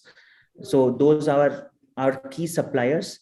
But as we go ahead with a lot more integration with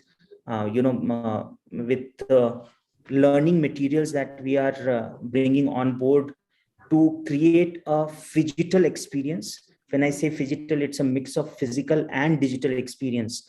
That's where a lot more suppliers are coming in terms of redefining the delivery mechanism, redefining the way those tablets can be used, or those SD cards can be used.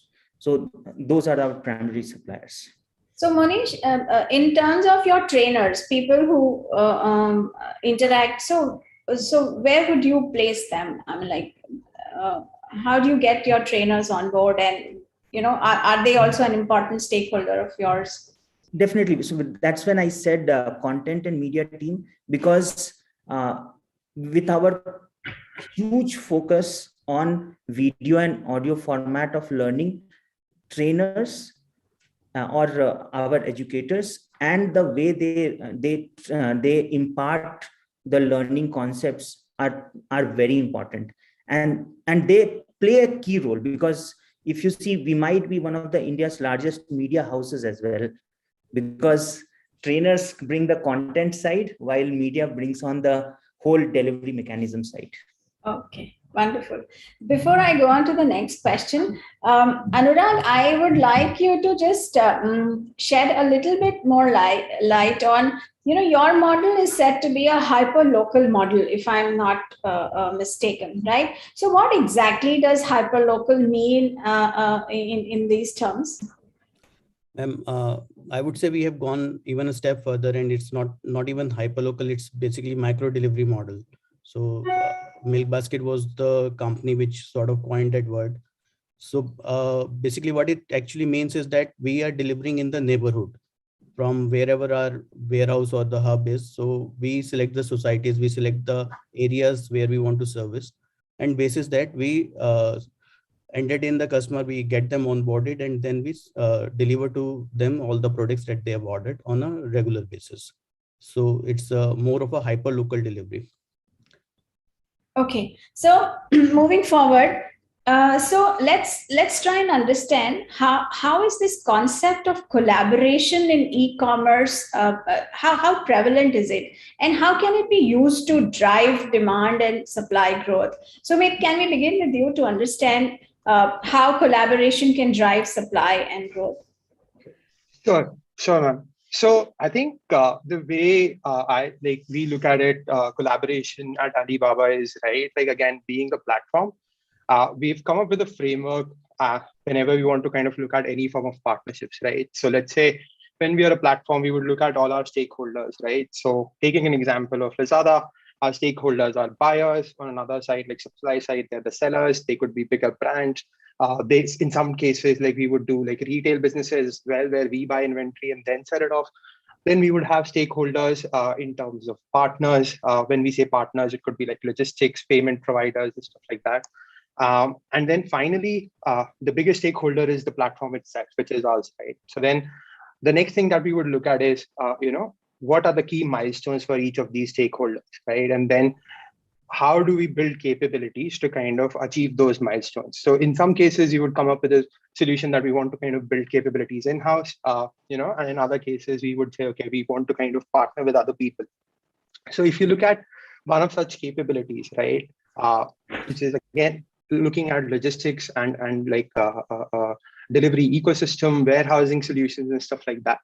Now in Southeast Asia, the market dynamics are very different because each of the countries, right, in Southeast Asia is very small. It's like Indonesia is the biggest country, which would be like 1/4 of India, like in terms of size. And then there are challenges in terms of, accessibility to the far-flung regions in Indonesia itself, because it's an archipelago, like a lot of islands are there. So now in such a scenario, what we do is, right, like for logistics and warehousing capabilities, we said like, it is not like kind of it won't be a good solution where we develop this in-house, because we would have to reach like certain economies of scale to kind of, make that work. So it's better to kind of partner with, the players who already exist in the market, and then build capabilities with that partnership. Now, this is on the consumer side, right? So once you've taken that decision, a lot of factors come into play, like cross-border e-commerce, because you would have sellers from Indonesia selling into Singapore, selling into Malaysia, sellers from Singapore selling into Malaysia, selling into Indonesia, and even sellers from China selling into Southeast Asia, right? So I think that's how we look at it in terms of partnerships.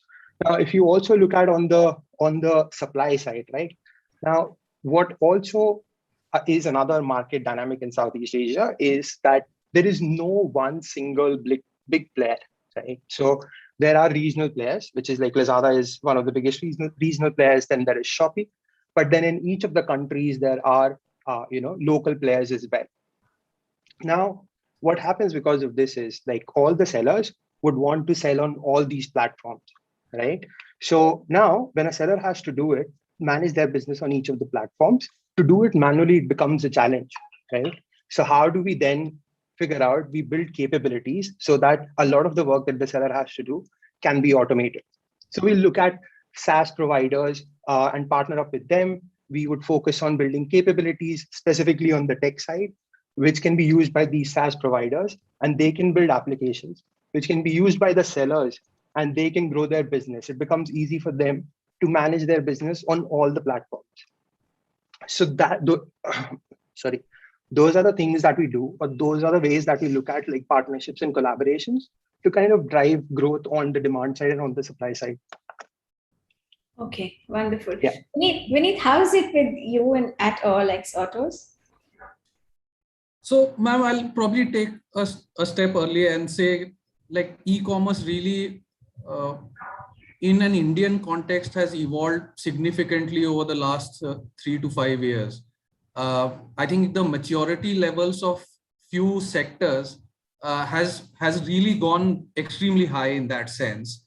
So look at I would probably, again, the way we consider our traditional sectors, right? I would also now start categorizing e-commerce and start reporting sectors within e-commerce as well, right? So there are likes of Amazon, Flipkart, who traditionally deal in FMCG in an e-commerce environment. Then we have EdTech, food tech companies. OLX Autos is in automotive e-commerce space. So, the entire e-commerce space is also getting structured by sectors as well. And there is a significant collaboration amongst these sectors. So for example, if I talk about OLX, right? So if you kind of go on OLX app, you would have banners of almost all new products or new companies that are coming up. So whether it is Licious, Swiggy, Amazon, any new car brands that BMW or Mercedes is coming up with. So all of those banners really are there on OLX, and that's the same with Facebook or Insta or anywhere, right? You do a search, and that's the next thing that you kind of see everywhere. So the collaboration has really zoomed in that sense, where all of these players are leveraging each other already to kind of grow their demand and supply. And I think it becomes impossible if you do not have like your search engine optimizers or the marketing tools in place to maintain your sales pipeline, leads pipeline, or even your your customers in that sense.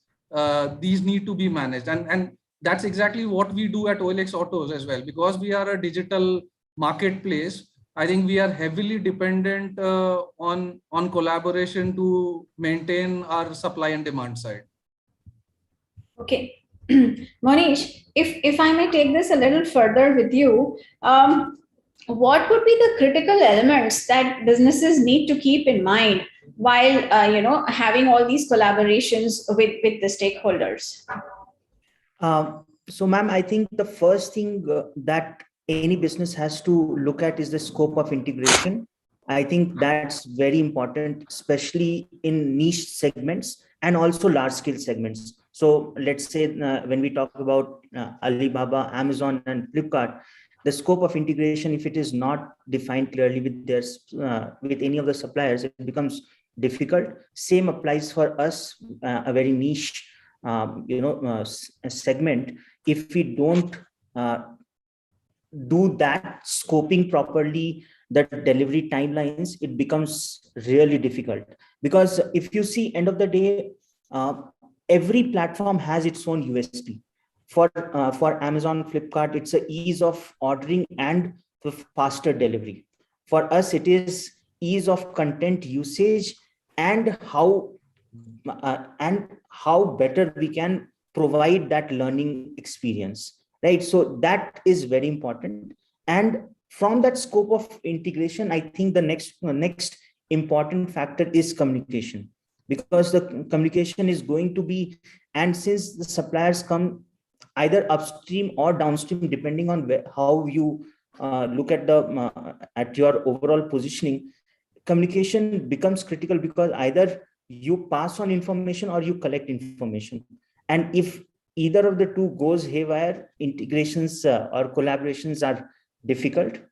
And with today, I mean, and especially for a sensitive sector like us, I think one of the biggest critical element today is data security, right? And that is one level of digital paranoia that everyone has. I mean, everyone has to always think of on that pieces. So I think these are broadly that I can discuss about.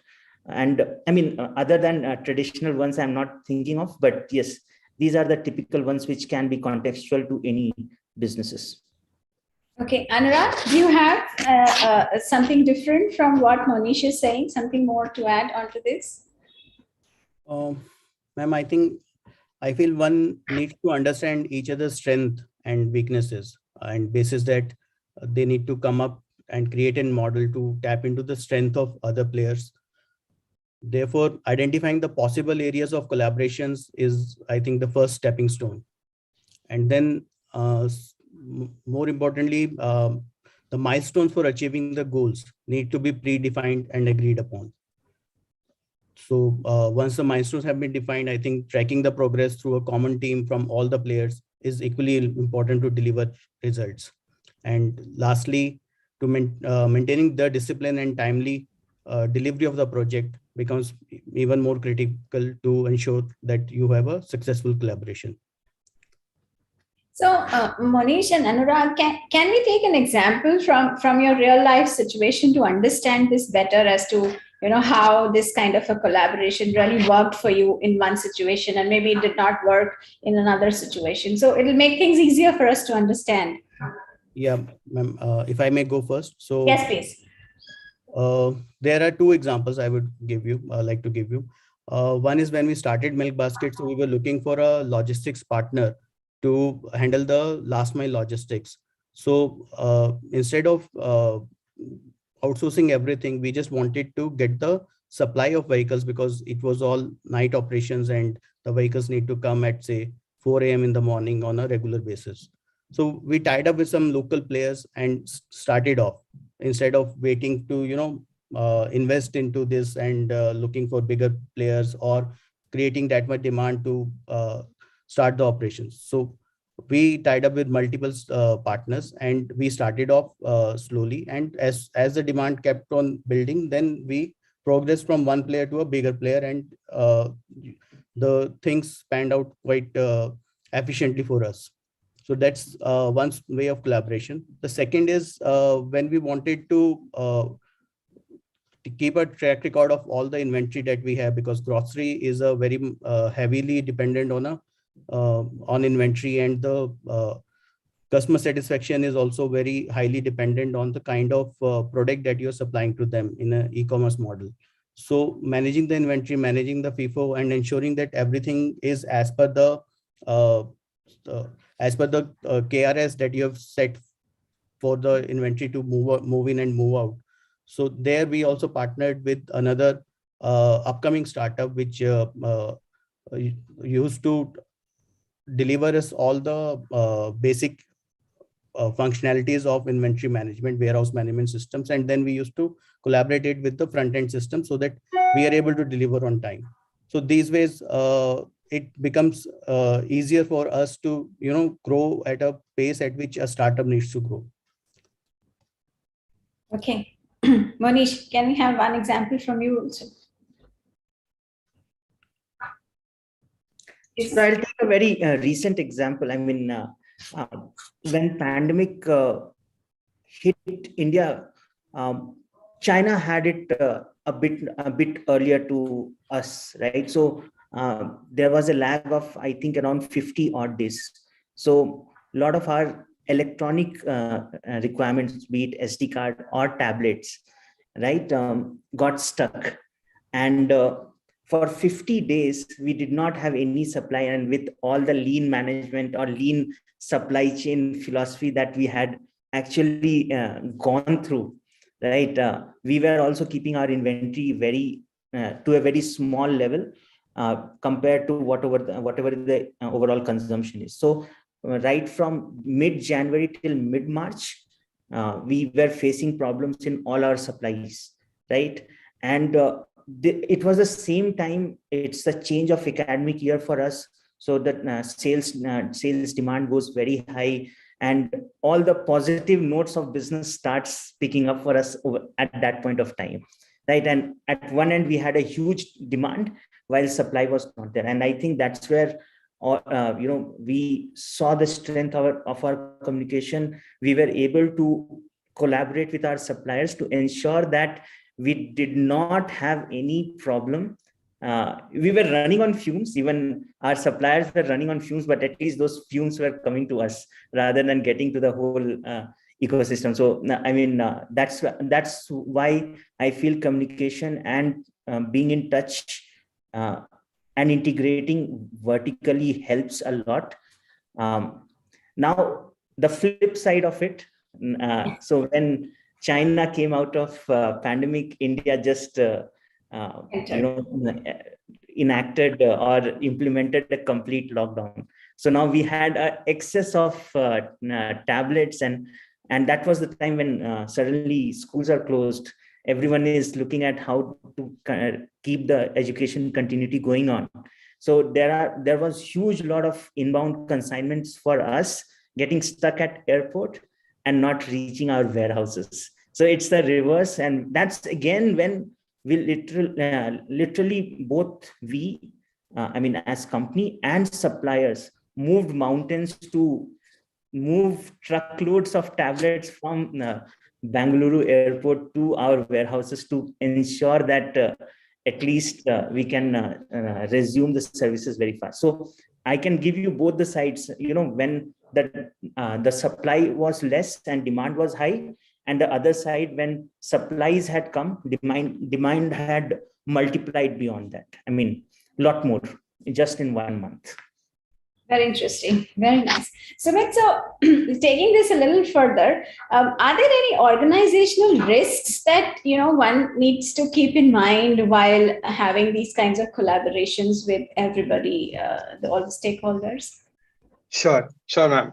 I think as Manish called out, I think the way I look at it is one of the biggest risk or the biggest challenge is around like data security and data privacy, right? Like if you look at any form of partnership today, like it would be some form of data sharing. It could be as simple as sharing data on an Excel file, or there would be a complex set of technical APIs where you have like different systems calling each other and data being exchanged between different partners. So I think data security is one of the key things. Like at Lazada itself, like we have a team which focuses on data security, cybersecurity, like a team of like more than 100 people. And this is just across Southeast Asia. If we factor in China, this would be like, thousands of people just focusing on data security. So that is definitely one of the key risks. Another risk that I also foresee is that sometimes, with e-commerce platforms, today, a lot of these players are trying to become, kind of a super app. Now, this concept again started from China, right? So you would see, let's say, an Amazon in India getting into food delivery as well, and Amazon in India getting into pharmacy business as well. So in those cases, what could happen is that, it could go against, like some of your existing partnerships could go against your, strategic business initiatives and stuff like that, right? To share another example, so Lazada used to actively partner with platforms like Google, platforms like Facebook, platforms like TikTok, right, to acquire customers and to acquire sellers as well, right? As Vineet was earlier talking about, like you have traffic diverted from one platform to another. So there is awareness campaigns, digital marketing campaigns, those kind of stuff. And then 6 months back, what TikTok did, that TikTok also got into e-commerce business, right? So that's again a big challenge for Lazada as well. Okay, like, what do we do now? Like, do we continue with the partnership? Do we like kind of put it on hold? So those kind of things are another risk like that you have to kind of tackle on a day-to-day basis. So yeah, those two are the key risks that I would kind of foresee in any partnership. Yeah. Vineet, does your business has something, a different kind of risk apart from what Sumit has mentioned on this? No, I think I largely agree. And I think data and information sharing, vision sharing, excess of information collaboration is also a risk, is a pretty high risk, especially when there is a significant overlap in the e-commerce world, right? Most companies as a diversification strategy are getting parallelly into multiple streams in e-commerce. So that's definitely a risk. The other one that I see is, also which I've experienced firsthand, is kind of an over dependence on a single partner. Like especially for tech companies, right? E-commerce is largely driven by the product tech data capabilities that we have. And very recently, what we experienced was our systems partner, right? Who has been managing our internal ops products. They got acquired by one of the big 4 companies. And because the big 4 was our audit partner, they had to discontinue operations, and that happened all in a state of 3 months. Now we were left dangling in terms of how do we kind of transition from our existing partner who's kind of extremely pivotal to our business ops and continuity to a new partner. And that's where I think as a risk mitigation strategy, we've now kind of diversified our internal ops maintenance and support to at least 2 partners now to avoid similar situation happening. So that's one I think learning that or a risk that I would want to share. The other one, I think, given the extreme collaboration, right, the entire value chain is only as stronger as the weakest component, right, in the link. So one weakest component in your entire value chain can kind of very quickly have a significant impact on the brand name. So it is very important that, all the partners share a very shared vision in that sense of how to drive day-to-day operations and scale the operations going forward. So I think some few movements that I've seen, I think there is a lack in what the parent organization wants to do versus, the suppliers and the collaborators. So yeah, that's another thing that I would want to call out. Yeah.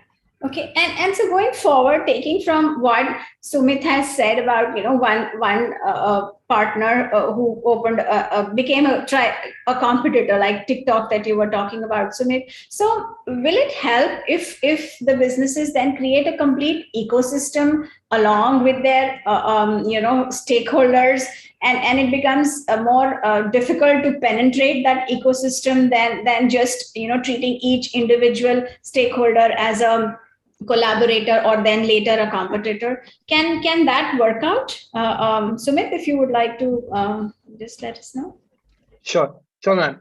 Yeah, actually, that would work out, but then it also depends on a lot of factors, right? So if the exact scenario that you were talking about, like this is massively playing out in China, right? Because again, like over the years, the way the whole internet economy has developed in China, it has led to like two big players. So one is Alibaba and another is Tencent. And what you see is that if you are a part of the Alibaba ecosystem, it is very hard. Like there is like literally like kind of a Chinese wall to kind of go into, the Tencent ecosystem. And if you're a part of the Tencent ecosystem, you can't kind of move ahead. And that has worked well in certain ways for businesses who are a part of a particular ecosystem. To kind of share an example, right? Like here, so Tencent has this messaging app, which is called WeChat. Now, WeChat started out as a messaging app, but in today's time, it is basically an operating system for your mobile device. Why do I say that? Because let's say if you want to use any other application that you have, so if let's say if you have like a Chinese version of Facebook or a YouTube or anything like that, WeChat has developed something called mini programs where you can access all these apps within WeChat. So you don't need to download separately these apps, right? Now, what it has done is that it has basically created a massive delivery platform for Tencent. So any new business that grows or like comes up in China, Tencent goes in, becomes a strategic partner or like, a strategic shareholder. And then that particular business would get this access to this massive delivery platform, which is not accessible to a lot of other players, or even if it is, then it is accessible in very limited capabilities. So that has definitely helped a lot of businesses grow. So Meituan is another example, which is in the food tech space, right? So Tencent was a big, investor in Meituan. They have grown significantly, and all the competition has been wiped out. Pinduoduo is another example. They started the whole concept of group buying, right? Although it is e-commerce, but they are one of the biggest competitors of Alibaba right now. So even JD, which has been in the market for a very long time, it's not that big a competition as Pinduoduo, because again, they have access to that particular delivery network through WeChat.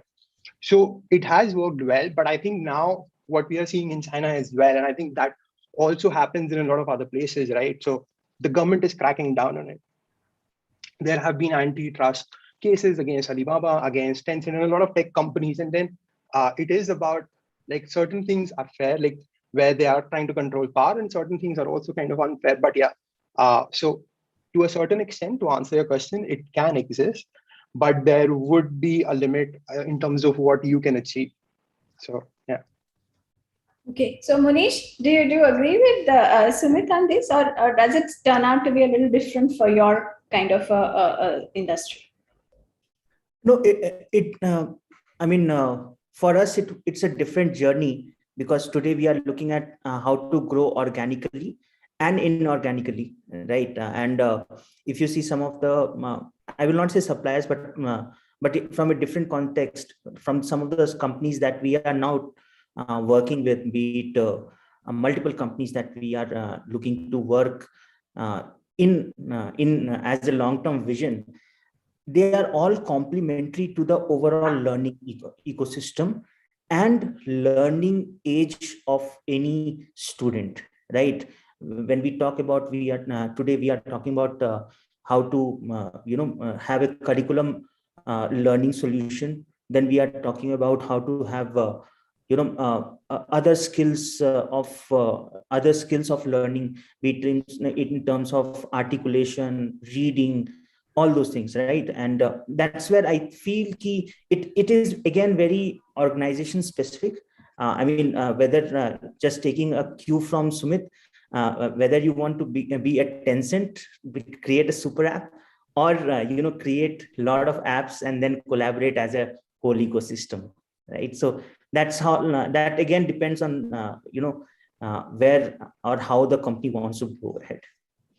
Okay. I think just yes, please go ahead. Just to add to that, I think, yeah, I agree with it. Like, and again, to give another example, right? If you look at like Facebook, right, it is developing those multiple apps and then kind of bringing them together. So there is Facebook, there is WhatsApp, there is Instagram. And then although within each of these, they are somehow trying to kind of become of a super app, but not that successful. But yeah, like agree with what Vinny said. So there can be different approaches to, achieving the final outcome. But again, as we know, like China is very different from what like a lot of other markets would be. So that definitely plays out. So Vinny, in your space, how does this ecosystem, do you think it's a beneficial thing for your kind of a space, or or how does it work out for you in your auto space? Yeah, I mean, ma'am, I think it's a niche area to be while it has been organized in a non-e-commerce world. I mean, if you ever had to buy or sell a car, you would always go to the local car dealers. Really, I mean, with the advent of all of the major players like Maruti has a True Value now, which is their pre-owned channel. Mahindra has a First Choice, and then obviously with OLX and Cars24 getting there, we're trying to organize a largely unorganized sector. Obviously, there is bound to be a competition in that sense, where we are also partnering with the used car dealers, but also in a sense competing against them, right? So, I mean, it's important for our partners to understand that how is the long term, what is the long term vision that we have, right? We do not want to end up as being one of their competitors to hinder their demand or supply. We've to bring more trust in this ecosystem, we've started opening franchisee offerings of OLX. So at the moment, we've kind of 300 odd franchisee stores across India. And that's a partnership that we've had with premium used car dealers across the country, where we've said that we, rather than competing against you, we would jointly grow together. And we kind of shared a vision with them that, together over the next 5 years or 10 years roadmap, while we aspire to grow 5x or at a certain rate, we would also help you scale your existing operations in a particular city, and also kind of grow you to beyond the certain markets as well. So that kind of shared vision definitely helps manage your partners. Otherwise, I think it becomes really at times difficult to work with the host of partners that we have. Okay, so Anurag, putting a different perspective to this, so while we are collaborating with all our stakeholders and trying to maybe create a system along with them and have a win-win situation, where does sustainability fit into this whole system that is there? So can we bring that also in, because in today's world, that's also an important aspect every business has to look into.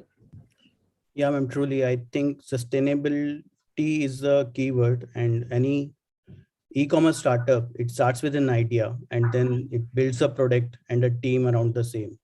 So to develop the product market fit in itself, it's a challenge. And on top of it, to ensure that the services or the delivery of the product, it sustains the test of the time, is even a bigger challenge. I think therefore the sustainable development can be achieved through effective collaboration in e-commerce by leveraging the available technology and the resources that are at disposal. So therefore, I don't think that it is necessary to build a mammoth organization by crafting all its pieces together from scratch. Rather, it helps if you can get a head start with certain pieces and now can focus on the remaining ones in a much more efficient manner.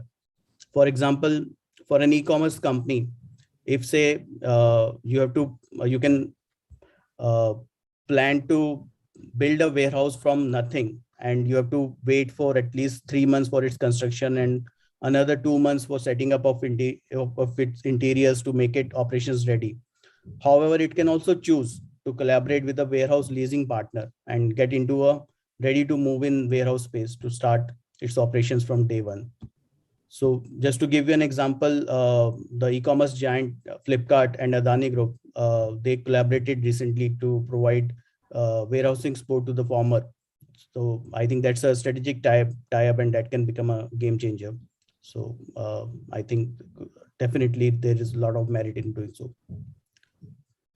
Okay, so wait, you have the experience of, I think, working in India as well as in Singapore, right? So how is this the Indian and the Southeast Asian market one different amongst themselves, and are these also very different from the mature markets that we talk about of the developed world? And if so, then what are the main points on which they differ? Yeah.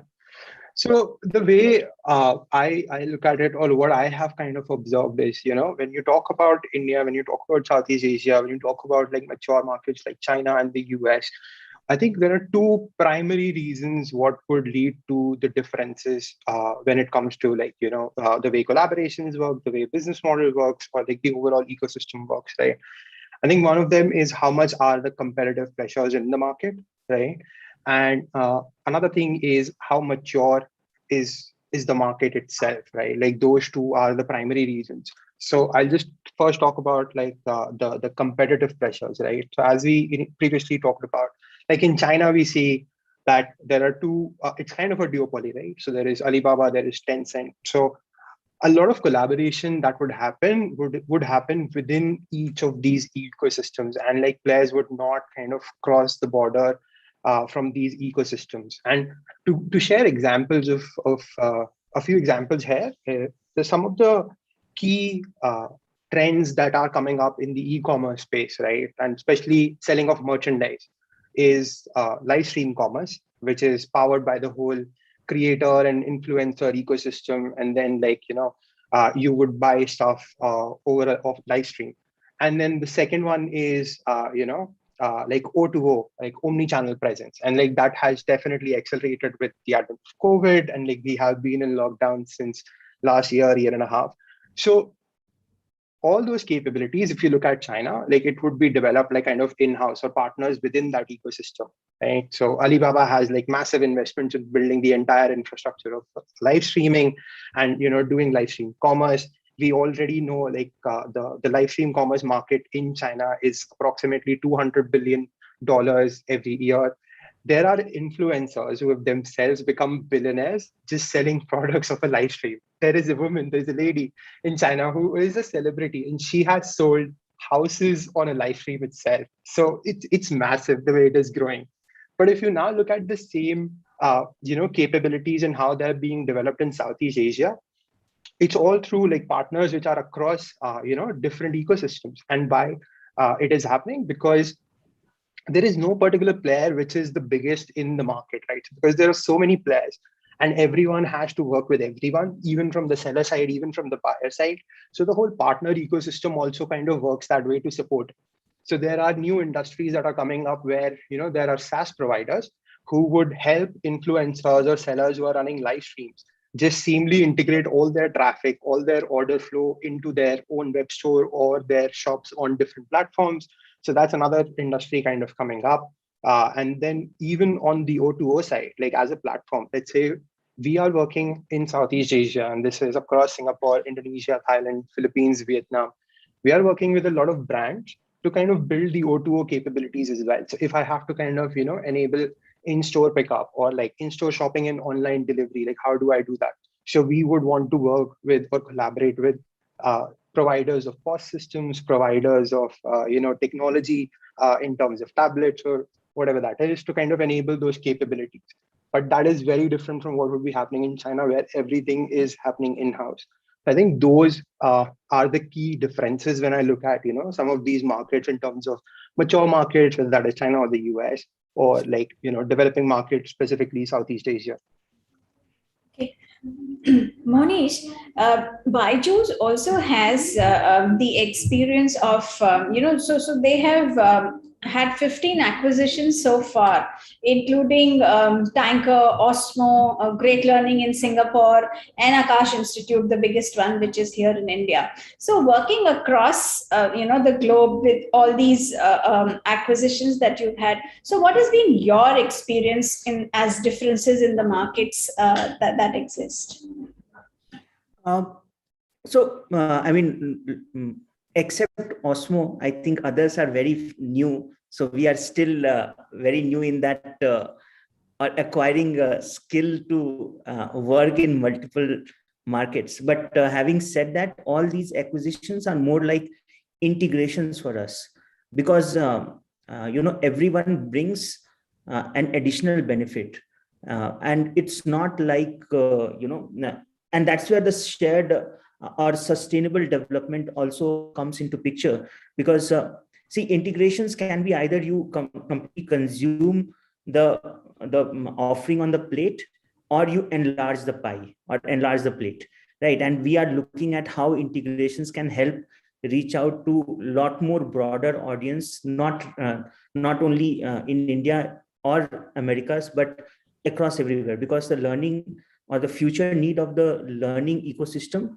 will continue to evolve. There is nothing going to be static anymore, because now it's going to be a lot more, the knowledge sharing will be a lot faster than ever before in the history, right? And when I say shared sustainability, I think one of the aspects that we have to look at now is how can we achieve shared economies of scale rather than the traditional mindset of economies of scale, which used to be always I first approach, rather than it will become we first approach, and achieve a huge economies of scale by collaborating and sharing the same resources. Secondly, one of the biggest advantages of sustainable, or the biggest byproduct of a sustainable development and shared development, will be basically the maturing of the sector, right? Because now if I take even EdTech as a sector, it has got much more maturity and much more acceptability, because this sector looks like a lot of things can be developed even at niche level. So that's one thing. Another sector that I can think of is logistics. Because of the e-com boom, we now have, or at least we can think of logistic tech unicorns, and a lot of people, a lot of companies are in process of rolling out IPOs. I mean, that was unheard of, because logistics or the supply chain was never sexy enough, I can only say, or lucrative enough, or it does not bring that panache to the whole business ecosystem.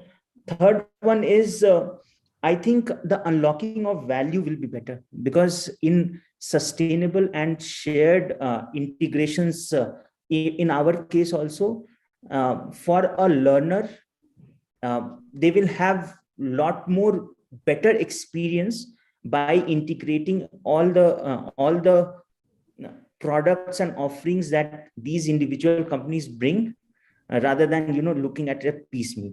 And that's where I feel sustainable development by collaboration will definitely be there for even us. Okay, Vineet and Anurag, then one last piece from our side. So when we are talking about sustainability as in environment, keeping the environmental sustainability aspect in our minds, how can the e-commerce company kind of bring that environment sustainability into the whole structure? Vineet, is it possible with resale and sale of automobiles, and in what way is your organization looking at that piece also? Yeah, so absolutely, I think there is, and probably I'll take an example, right? Especially in larger cities that we operate in, there is, and government regulations is now forcing a lot of old vehicles to be scrapped, right? So earlier, something which was allowed to run on roads for 20 years, a car which was allowed to run on Delhi for 20 years, as per latest norms, it's now been reduced to 15, and it's very likely that the turnaround would change to 10 years. So especially for diesel and HMV vehicles. Now, what we are doing in that space really is, we are tying up with a lot of registered government entities who kind of scrap and dispose the automobile parts in a more eco-friendly or environment-friendly manner. What used to happen is a lot of illegal dumping of these cars, which kind of had a significant environment impact by taking up landfills and destroying the land space. That's where most of players in the organized automobile segment are creating an impact by having regulatory tie-ups to manage the last leg of the entire automobile life cycle. So how do we dispose, scrap, recycle, the entire manufacturing process is all being, we kind of collaborating with a host of players to define the roadmap on that side. So that's one key example that I would like. And I think the space is enormous for all players in the ecosystem to create environmental impact, so as to say. I mean, we kind of had an internal brainstorming session in that sense, because a lot of e-commerce sector is still not regulated in that sense by government. When the regulations, and that it's definitely going to catch up. So when the regulations become a little more tighter or stricter, I think it is important that companies start thinking now and define a roadmap in terms of how they will be maintaining this part of their process. Anurag, I would like to know how far on the same sustainability, eco-sustainability front, how far is the Indian consumer willing to go ahead with products with giving slightly higher prices or something which which is more eco-friendly in the food and grocery front, and how cooperative they are as your main stakeholder on this front? Can we get some insights onto that? Yeah, I'm sure. But ma'am, just to give you some examples where as an e-commerce grocery delivery platform, what things you can do to ensure sustainable eco-development. And, so there's a lot of talk, I think about a year back about the plastic bags and the ban on plastic bags and everything. So generally all the e-commerce industry is using the delivery bags as the plastic bags, but a lot of focus is now being given on transferring those plastic bags to a biodegradable plastic bags. And there are many companies which are coming up to make a not just eco-friendly, but also a pocket-friendly version of the biodegradable bags, because they can easily replace the single-use plastic. So that's one part where I think a lot of work is going on. And the second part is the delivery mechanism, because we are again from a logistics sector. So what happens is that when you are using a diesel vehicle to deliver stuff, instead of that, if you start using an electric vehicle, then definitely you are going to save a lot of sustainability for the environment. Now, coming on to the customer willingness to sort of support this in these initiatives. Yes, customers, we have seen a lot of time they also make a hue and cry on our platform as well. Whenever say they see a plastic bag coming up, or something which they don't like, which is say not associated with being eco-friendly. So definitely there is sensitivity in the customers. But if you ask them to pay for it, I don't think the customer has matured that much enough to, take that extra burden. Unless like if we do a survey, then probably 10 to 15% of the customers will be willing to pay for it.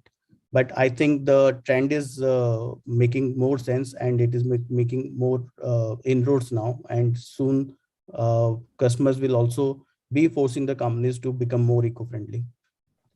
Sumit, how is it in Singapore? Your experience must be very different from here in India, I'm sure. Yeah, no, I think like the acceptance on the consumer side is higher, like in terms of willingness to pay. And like even the use of materials that goes into packaging and stuff, right? Like you would see more biodegradable options or more environmental friendly options being used, whether it's through like Lazada or like other marketplace platforms. So that's definitely happening. But another point which I also want to highlight, right? So I was reading this a report which was done by Google and BCG, and this was as we are coming out of COVID, right? Like things are reopening, and how do kind of businesses move to digital, or get more digitized in terms of whether that is small retail business or brands. One of the points which was highlighted by that report was, across the globe, close to 40% customers have highlighted that most of the times they would get products delivered before they even expect them. And most of the times this would happen in product categories like fashion, like electronics, stuff like that. So I think another thing that as a business, we also need to realize that we have had like major progress in terms of how quick can the delivery times be, and like can we actually do like 30-minute delivery or 1 hour delivery or 2 hour delivery and stuff like that.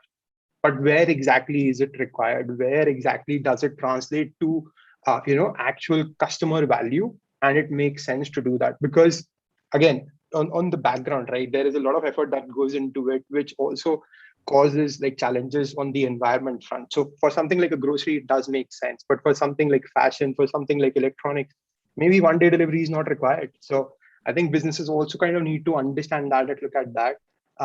And like at Lazada, we are trying to we have certain initiatives which are looking at this as well, that even though we want to kind of deliver goods as quickly as possible, but which categories are the ones where it actually makes sense. So yeah. Okay, I think we are just on time doing that. So quickly, Monish, any last thoughts on this kind of structure with you at Byju's? Yeah, ma'am. So in fact, for last 1 year, we have been consciously trying to reduce a lot of single-use items in our packaging as well, and also relooking at things if it can be altered with a eco-friendly solution, be it in terms of ink on the books or some of the printed materials that we are today consuming for our students. We have gone to eco-friendly ink or I mean, it has costed us a smaller margin, but it is something that we would be really proud of, because that's where we also want to create a lasting impact, because we want to walk the talk on that piece. So we are exploring continuously. I mean, some of the teams have taken it up as their long-term vision as well, to reduce the impact as much as possible. But yes, it is now growing. And interestingly, for our students, especially for younger age student, since the older generation has realized, and now they are at least talking about it, younger generation is picking it up. So it makes a lot more relevance for them today to ask those questions. So we want to be at least ready for them. Yeah, I think going to the older generation through the younger one is an easier way. You kind of influence the kids and then they force their parents to do it. That's the easier way to go by, right? So thank you so much. We had a wonderful session. Sumit, Monish, Vineet, Anurag, thank you so much for your time. And we really enjoyed, learned a lot about your businesses, your business models, stakeholders, and how the whole ecosystem possibilities that exist with e-commerce. So thank you once again, and over to you, Archita and Piyush, for taking this further. Thank you so much, sir. Hope every one of us could accumulate knowledge, insights, experiences on various online cultures and a wide range of products that we have been talking about. Now we open the platform to everyone to come forward with their question. Please raise your hand so that we can allow you to go ahead with your question.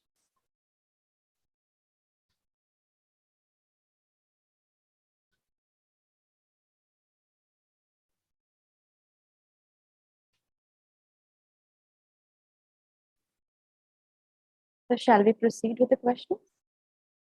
Yes, please, go ahead. Hello, everyone. Am I audible? Yes, you are. Go ahead. Okay. Yeah. So my question is for Anurag and Munish. I wanted to understand from the competition point of view, like how is competition in your respective industries, and what value proposition is offered by the different players that give them a comparative advantage? Okay, so I will go first. So Swasmita. Okay, so basically I would say the competition in industry is something which keeps coming up and which keeps catching up with you at times, but it's the basic model that actually delivers the promise, and that's where your sustainability comes in, whether you're able to make it so operationally viable and efficient that the competition, even if it comes, then it's not able to sort of overtake you or dethrone you.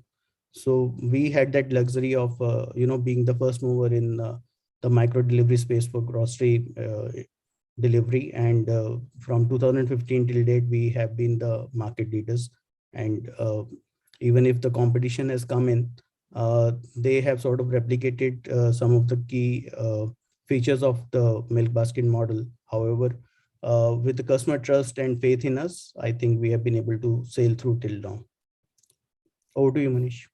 Yeah. So, I mean, I would maybe on certain aspect, maybe repeat what Anurag said. I mean, for us at Byju's also, it has been a similar journey. I mean, same as milk basket, I mean, education and the services around it was very unfragmented. Very fragmented and had a lot of players in it. So when we came in, we definitely had, I wouldn't say first mover advantage, but preliminary movers advantage. So we could consolidate and we could think it through. And the biggest focus has been on staying true to our vision, which is content-based edtech. So we have always been pivoting around this primary concept. And if you see competition in this space can be either it is basically derived on what exactly is your USP going to be. Is it going to be content, or are you trying to create a platform for the same? And that's where I think lies, I mean, our strength has been that we have always stuck to our roots, where we understand how the learning should be imbibed, and how it can hence stay with anyone for long. I mean, even till life.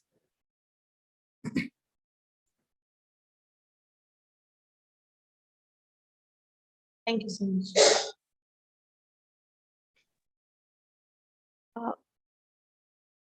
Before we go for the next question, I have a question from my end. So what is it that you do when there is not a cart fulfillment? Let's say the customer is going till the cart, like they're keeping it in the cart, but it is not getting achieved. Like the engagement is not achieved at the end. So how do you deal with those situations? Archita, who would you like to answer this question to, address to? Sumit or Anurag? Because cards would be there only, right? Yes. So I want to know for both kind of products. So anyone is fine for me. Yes, Sumit, please go ahead. I will take it up later. Cool. So, okay, just so that I understand your question correctly, Archita. So you're saying, let's say a consumer goes into your app, selects a product, adds the product into the cart, but then the transaction doesn't happen. So what do we do for that particular scenario, right? Okay, cool. So there are different things that can be done, right? I think so. Certain times you have to understand it. Like I'll go into a bit of technical details so that you kind of I give clarity to you. So when you're buying any product, right, in terms of availability, like there are 2-3 things that happen, right? So availability first, occurrence of that happens when you go to a product page and it shows that, okay, it is available, right?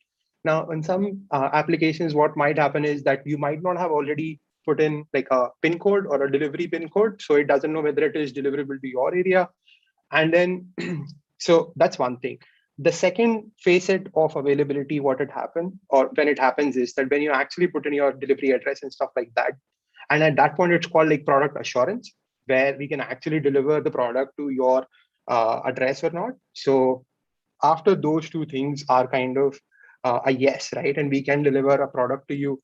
And let's say then in a scenario where the transaction has not gone through, so what generally business would do is that we would have like reactivation campaigns, right? And these are like all automated campaigns, which are like part of, multiple CRM tools that you can buy off the shelf, build on your own, anything you could do, right? So reactivation campaign, what it does is that, okay, hey, the system would identify, like as a consumer, you have a certain product which is lying in your cart, let's say for 1 day, 2 day, 3 days, and like there would be certain thresholds.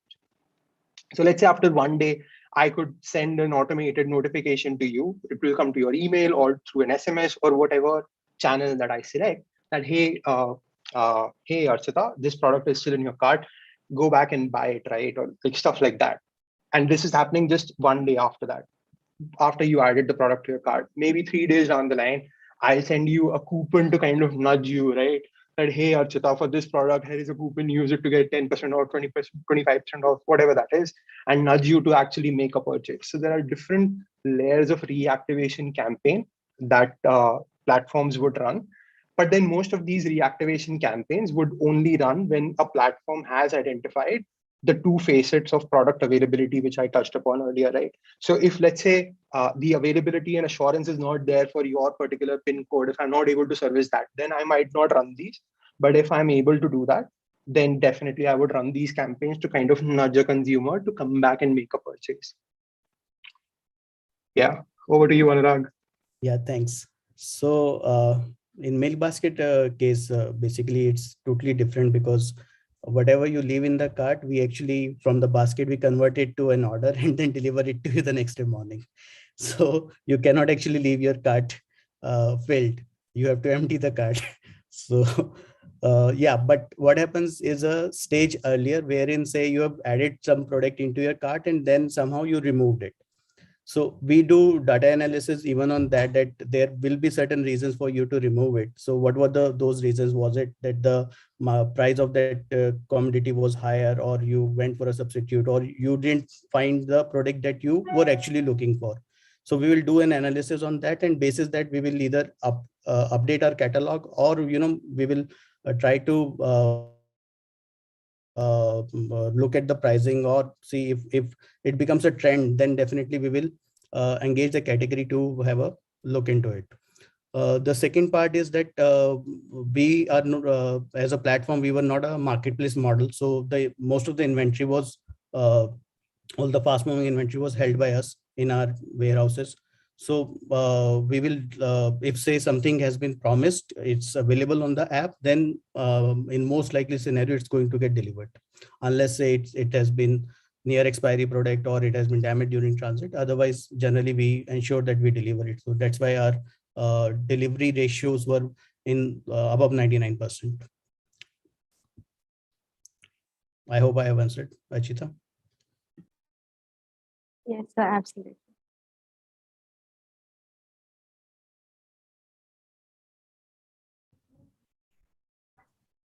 Okay, I guess we don't have any more questions. So we have come to the end of the session. And I think in today's world, it is right to say that it's hard to find things that won't be available online. So this was even highlighted in the thoughts of the panel members today. And before wrapping this up, some of my key takeaways I would like to discuss with you, that in COVID-19 really helped us in pioneering new techniques and leverage all the available facilities on the platform. And power of live stream commerce was also highlighted in the session. Second, this need of the hour has made one thing clear, that content and media creators are the most important stakeholders in the industry today. And this in turn has opened a lot of opportunities out there. Thirdly, the most important one, the importance of sustainability in the e-commerce business. It was even highlighted, and how it can be developed with collaboration with technology, unlocking values of learner and integrating the offerings through various platforms can boost the growth in this sector. So it was an immense pleasure to host you all, and I'm sure the batch has soaked in as much insights as was delivered. Thank you all for being a part of this conclave and sharing your thoughts with us. We would also like to extend our gratitude to Dr. Smritu Malhotra for keeping the sessions alive. Thank you all. Thank you, everyone. Thank you. Thanks everyone for having us. Nice Thank to you, see ma'am. Thank you. Bye. Have a great day. Bye. Yeah. Have a great day.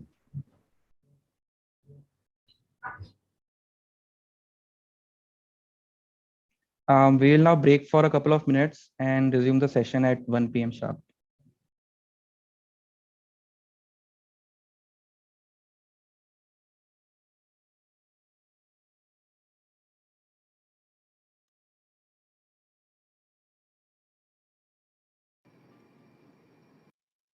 Two dimensions that I would talk about: sustainability of our leadership, our journey in our leadership, sustainability of our careers is dependent on ethics and how we live a high ethics, high integrity life. Back in the days, before any of the other institutes started doing it, we had business ethics as a compulsory course. For me, that consonance of my own ethical framework with the institute, and now my own ethical framework with my company, that served me immensely. So today when I stand and talk about ethics, it comes from this core of me. And Excel helped frame this and helped give it shape even before I knew what this was all about. And now it's who I am. It's the core of who I am. Gave me confidence. Excel gave me purpose. And Excel gave me a lot of confidence to try different things. That's a huge set of experiences I had.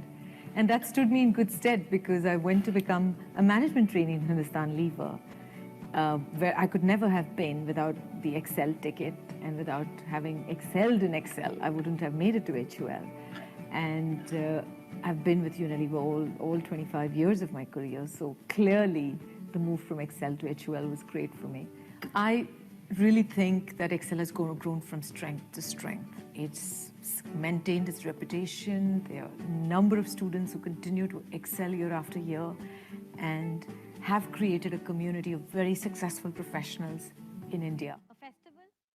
I've gone on to sell disposable diapers to Indians who don't even throw away the wrappers, forget about throwing expensive diapers, selling pizzas to Italians, and now, of course, selling shoes back in India. Excel is what's taught me the marketing, the consumer insight, all of that. Completely, the credit goes to Excel. Associated with it from 1983 to 85, and it has helped me think about the society a lot more every day of my work and every day of my life. Excel gave me the experience for 2 years in a community living, and I benefited a lot. I made some of my best friends there. Secondly, it instilled in me the values that XLRI stands for, but above all, integrity. And finally, it gave me the aspiration and ambition, together with the determination, that has probably helped me get where I am today. Besides, I have to say that the 2 years in Excel were great fun. All the time we were in Excel, we wanted to graduate and get away. And ever since, we've wanted to reminiscence about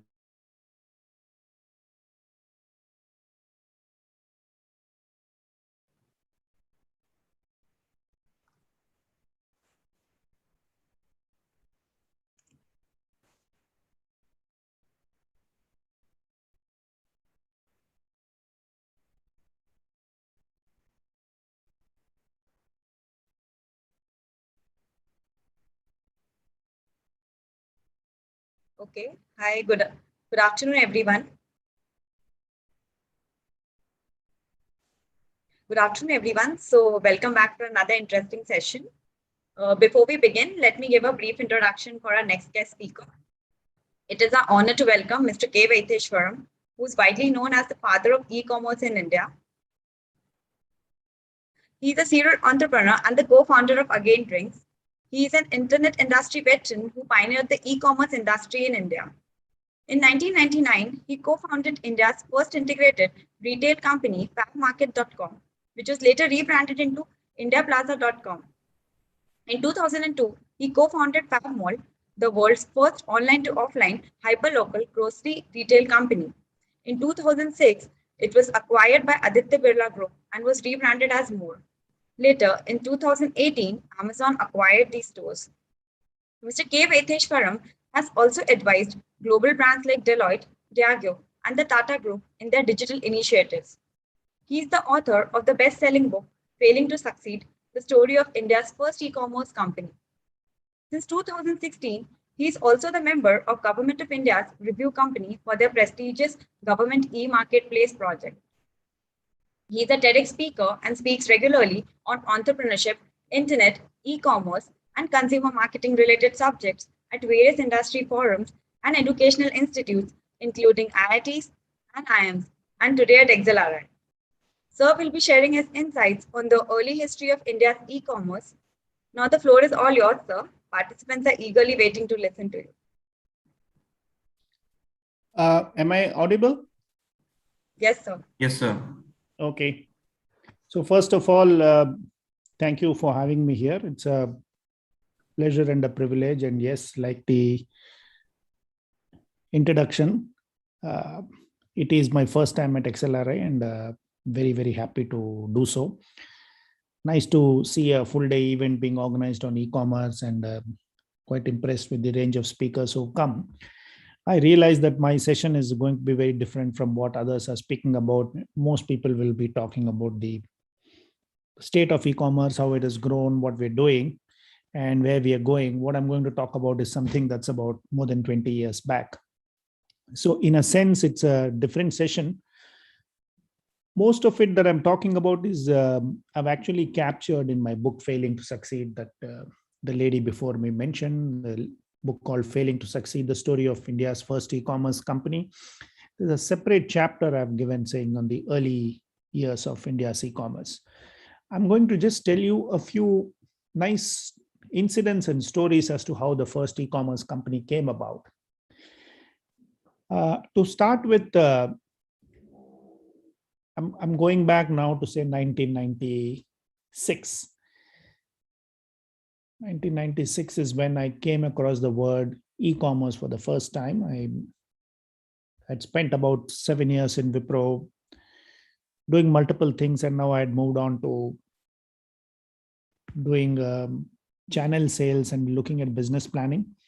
And while I was doing business planning, I came across this, Wipro had just formed a new team called the e-commerce division.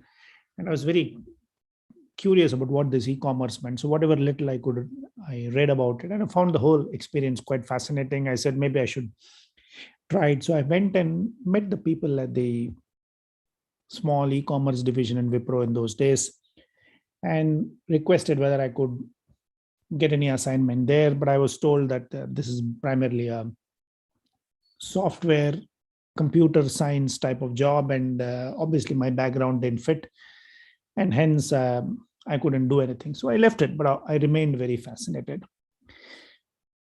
About same time at about 97, I'll tell you the incident that drove me to get into e-commerce. 97, as part of my business planning assignment, I was supposed to catch up and do a project by reaching out to a set of IT hardware vendors who were in different parts of the world.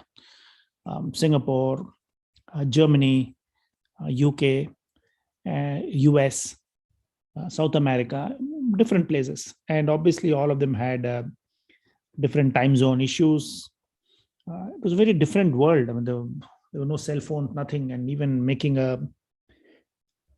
forget a local ISD call, even making an STD call was a huge process. So to call people at different parts in different parts of the world using landlines from the office meant staying up late, trying to fix up appointments. And to fix up appointments, you have to call outside India, you needed approvals, written approvals. It was quite crazy. And as I was struggling with this entire process, somebody in Wipro told me saying, why don't you get yourself an email ID? And I said, what's an email ID? I know many of you will probably laugh at this, but the reality is in 97, when this happened, my first question is, what is an email ID? And this person said, well, an email ID allows you to communicate with another person using your computer. And it's not that all of us had our own computers. Most people didn't have their own computers, and desktops were shared among divisions. So he said you have to log in separately and send a message to people. And my first worry was because the costs of making an international phone call were quite prohibitive. So my first question was, how expensive is an email? He said, forget expensive, it's actually free. And that's when I got very fascinated. So I said, okay. So this person stayed up late and helped me create my first email ID. It was a Hotmail ID in those days, which I used for quite a long time before I moved to Gmail. So after I created that email ID, obviously used that and started communicating with people, and my project proceeded whatever in some manner. But when I look back, and I've captured this incident quite vividly in my book, I've written a specific section on it. I call it the click that changed my life. It happened this way. I was using Hotmail, sending mails, receiving mails. And in Hotmail, there used to be ads that used to appear, like ads appear in Gmail now. And one of the ads said, buy books. And I was very curious in what is buy books, because I've always been quite interested in reading. So I clicked on that ad and landed up on this website, which I'd never visited before. And I've never heard of this. It was called Amazon.com. So I landed up there, and suddenly I forgot all about my project, and because it just opened up a whole new world for me, a world that I'd never seen before. And I spent hours and hours together just browsing, looking at all the books, looking at titles, looking at the information. And it was very, very primitive. The Amazon website, I must tell you, 97 was nothing compared to what it is today.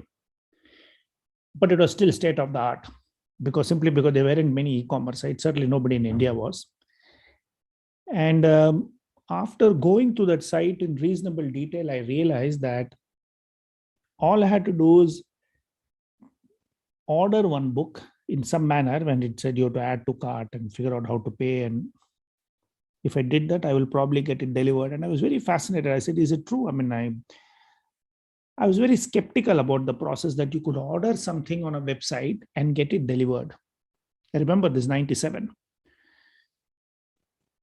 Finally, after several days of browsing, I managed to get the courage to test it, but I still was very skeptical about any delivery. So I said, I'm not going to buy a book that I want. I'm going to buy the cheapest book that is available. So after 2-3 days of searching, I found a book that I have no idea about. I still don't know what the title was, but it was very cheap, probably less than 100 rupees or something. That's what it costed. So I didn't care. I wasn't interested in reading the book. I just want to know what is this process all about. So I took that book and placed an order, and I had a credit card with me. So I used that and paid. And because it was a small amount, I promptly forgot all about it and moved on with my life. About 3 weeks later, in the normal post, I got a packet, and I opened it, very curious in what is this packet. And then I realized, oh, I had ordered a book on this site. I forgot the name. By the time it came, I had forgotten the name of the site also. Inside, I found this packet called Amazon.com, and there was a bookmark, and there was a book. And my mind, my world then just changed. I was just blown over. You know, in India in those days, mid-90s, we had all been brought up with a very healthy suspicion and skepticism about shopkeepers. The idea was that the shopkeeper is trying to cheat the customer. The idea was that the shopkeeper is trying to take the customers for a ride, and you have to be very careful, otherwise you'll get cheated. I mean, that's the background in which all of us came. And suddenly here's this thing that I'm now buying a product from a shopkeeper that he's in a different part of the world. I searched around and realized that these people were actually in Seattle, which is not only in the US, but in the other side of US, sitting in Bangalore on the other side of US, so far away, but it reached. And I said, wow, this is great. So I got curious, and just after some time, next time I got the courage to place an order for a book that I wanted to read, and again forgot all about it and landed up. And like that, I read 3-4 times, and every time book came, and I said, wow, this is great. This just makes so much of sense to imagine that you could buy a book. And the most fascinating thing to me that ever happened is that it is now possible for a customer to buy stuff from a shopkeeper without ever meeting face to face. And I can tell you that 22 years later, it is the essence of e-commerce that continues to fascinate me. That you could do business with a customer as a shopkeeper without meeting her. And as a customer, I can buy from a shopkeeper without meeting the owner of the shop, and make such a great, and suddenly the whole world shrunk in terms of buying and selling. So that was the background. And a few years later, when maybe it was, I think in 99, for multiple reasons, I had spent 10 years in Wipro and I got quite bored doing the same thing. So I ran what is, again, it's something that I've captured in my book. I did a strange test. I wanted to find out what exactly am I doing here. I've spent 10 years in the company. How important is this role that I'm playing in this company? So I did this test, and I call it the weekday test. It was a Tuesday, Wednesday, Thursday are typically very high activity weeks. I just didn't go to office. I just stayed at home. I didn't tell anybody. Normally you tell somebody that you're not coming for whatever reason, tell your colleagues, tell your boss, tell your supervisor, tell everybody. I just didn't tell everybody. I didn't go. I didn't call in, nothing. Then Wednesday also, I did the same thing. I just didn't go to office for 2 days, just kept quiet. Then Thursday, I landed up at office, went and sat at my place and started working as if nothing had happened. And I was waiting for somebody to come and tell me during the day, saying, hey, where were you last 2 days? We were looking at you. Hey, what happened? Your desk was empty. Hey, what's up? Is everything fine? How come you're not in office? Nothing like that happened. Nobody came, nobody asked anything.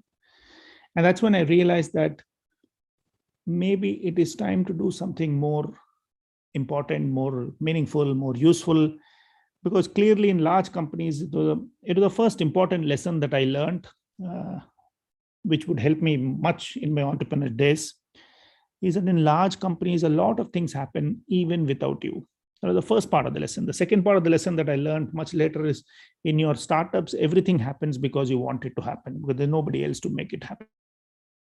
So I then decided that, look, maybe it's time to do something. Strangely, due to a series of incidents, I managed to get together with a group of friends, and we, after multiple options, decided let's do e-commerce. So really, that's how I put myself in a situation where with a group of friends, we co-founded India's first e-commerce company. We're still talking 1999, the previous century. That's how old e-commerce is. Now, when we decided to start, we started a company, we raised funding, and I'm not going to get into all those stories because that takes too much of time and not relevant here. But let me focus on the e-commerce part. Just to tell you how different e-commerce is in 99 when we were starting FabMart, or we're trying to launch FabMart, which was the first e-commerce company in India, compared to today in 2021, which is about 22 years later. Today, we have about maybe around 500 million internet users, 75 million e-commerce shoppers. Compare this in 99, we had less than 3 million people on the internet. We've got 500 million now. That's the difference. About a little over 150 to 200 times different. Let's look at the e-commerce buyers. Today we have maybe about 50 million, 75 million. Some people say 100 million. In those days, and there weren't any relevant estimates or any reliable estimates, but whatever little data we had suggested that there were less than 20,000 people who bought something on the internet. And all of them bought on Amazon.com because there was no site in India. So they would buy books or music, whatever, and then forget all about it. And 3 weeks later, it would land up in post. That's how they started. And that was the market size. So 3 million Today, 500 million, 20,000 shoppers, today 100 million. That's how the difference is. If you had to connect to the internet, you use what is called a dial-up modem at home. Offices used lease lines, but they had dial-up modems at homes. And those dial-up modems, I'm not sure any of you on this call or on this session know what is a dial-up modem, but just to tell you, it was just a device that you would use the computer to connect to the internet. And all I remember is that it would make very strange noises when it connected. All sorts of whistling and wheezing noises it would make before it connect to the internet. And the strangest thing that none of you would have ever heard of is that it also had something called a shell account. A shell account means you could, because it was cheaper, you could log on to the internet without audio, without video, without images, only text. Can you imagine the internet without audio, without video, without images, without pictures, pure text? But we had something called a shell account. So that was the background. It is a completely different world. And to think that we use that as the infrastructure to launch e-commerce. But we said anyway, so we'll go ahead. And instantly we came together, 6 of us, and started building India's first e-commerce company. Some of the interesting things that we first is we wanted to build a site. Challenge number 1, nobody in India knew how to build a site. Or even if they knew how to build a site, we didn't know who they were. And obviously nobody knew that we were building a site. So it was a big struggle. And after several weeks of thinking about, we managed to, through our contacts, because we all came from an IT industry background, connect with somebody who ran a software company in the US with a development center in Bangalore, building software systems for international clients, including e-commerce sites. So we went them and we told them we need to build an e-commerce site for customers in India. And the first thing they wanted to know is, sure, we can do that for you. Give us the specifications. And we were clueless. We said, what specification? We said, tell us what you want. And we said, we want an e-commerce site. He said, okay, what are the features you want? And we had no idea what features we want. So after thinking, we went back to him and we opened Amazon.com and we said, we want a site like this. And he said, okay, but that's the front end. At the back end, what do you want? We said, we have no idea. We want a site like this. So finally they said, fine, what do you want to sell? We said, we want to sell music. And I'll tell you one interesting story. Why did we pick music as the first item to be sold on the internet in India? The story is the reason is very simple. The only site we knew in the world that was doing e-commerce was Amazon.com. And Amazon was selling books. So we said, we have to be different. So we said, we'll sell music. That's all. There was no rational or logic. We just said music. Again, 1999 in India, the music industry was very different. Today, all music is digital, downloaded, free. Those days, the music, about 85% of music in India was on cassettes, not even CDs. CDs was less than 20%. 85% of the music industry labels used to sell cassettes. And we had to sell cassettes. So we agreed to sell music cassettes. Each of them were 25 rupees. And we went to these people and said, okay, help us build a site. So the next challenge was, and they said, okay, we'll give you the site. It'll take us about 8 weeks or 10 weeks, something they said. We said, okay, and whatever it takes, let it take. The next is that we went, and every day our job was to really go to the Amazon site and find out what, and we realized that if you have to sell music, like they have details about the book, we have to have details about the music. And where do you get? We have to get from the music label. So we went and started reaching out to music labels. We went and met some of the top music labels, and most of them were in Bombay, some of them were in Chennai. And as we met all of them, we realized that explaining to them what we wanted was a big challenge. We told them that we are setting up a retail store to sell music. And they said, no problem, we'll supply. These are the commercial terms and all that. No. But when we started explaining we're going to sell on the internet, some of them were quite perplexed. They said, how do you sell on the internet? We said, no, we sell online. It's e-commerce. And nobody knew what we were talking about. We said, we want content details about the product. And said, we don't know all that. If you want, you give us order, we'll supply. But we said, no, we want details about all the cassettes and CDs that you have in your catalog. And they came up with this strange answer saying, okay, we can't do all that. Why don't you do one thing? You buy one cassette or one CD each. Then you note down whatever content from it you want. And obviously, we didn't want to buy one cassette. I mean, each of them had thousands and thousands. Why would be one of them? So we didn't want to buy. And after a lot of discussion, we stumbled upon this idea that we don't need to buy the cassette or the CD. All we have to do is open the jewel case and pull the content sheet out. But obviously, to pull the content sheet out, we still had to buy the cassette. So we tried convincing them. And finally, if I remember right, I think Sony Music was the first large music label who agreed. They said, okay, don't worry. You don't have to buy. We will go to our warehouse or factory or wherever, and we will have many of those jackets. We'll give you one jacket each for free. You can take the content and return it. And we said, fine, that's all we want.